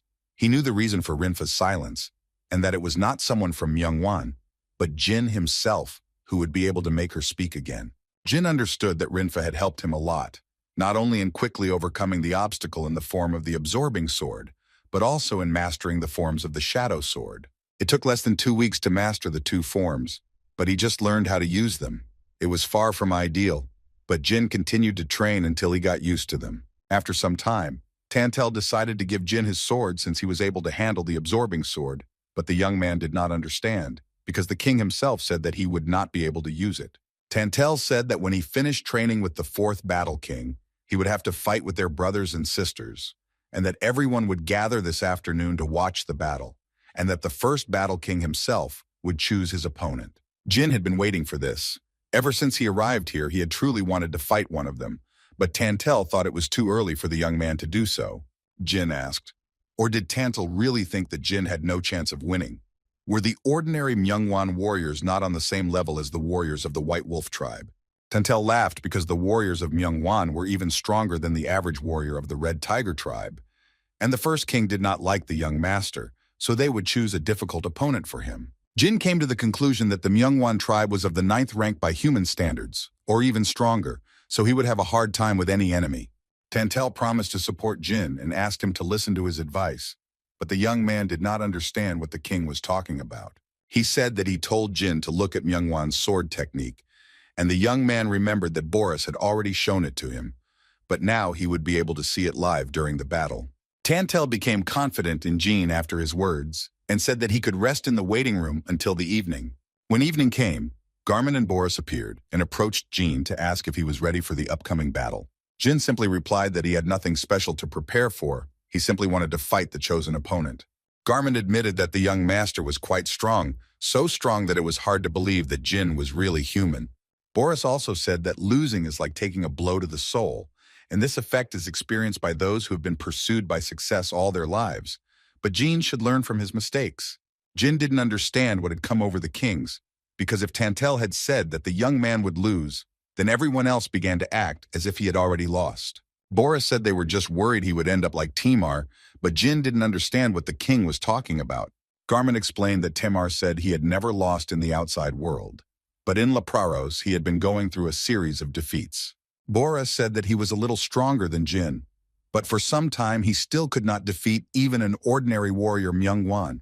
But after the first duel, even Timar did not drink or eat for several days. He was literally the embodiment of depression. Boris thought that this was a common trait between him and Jin.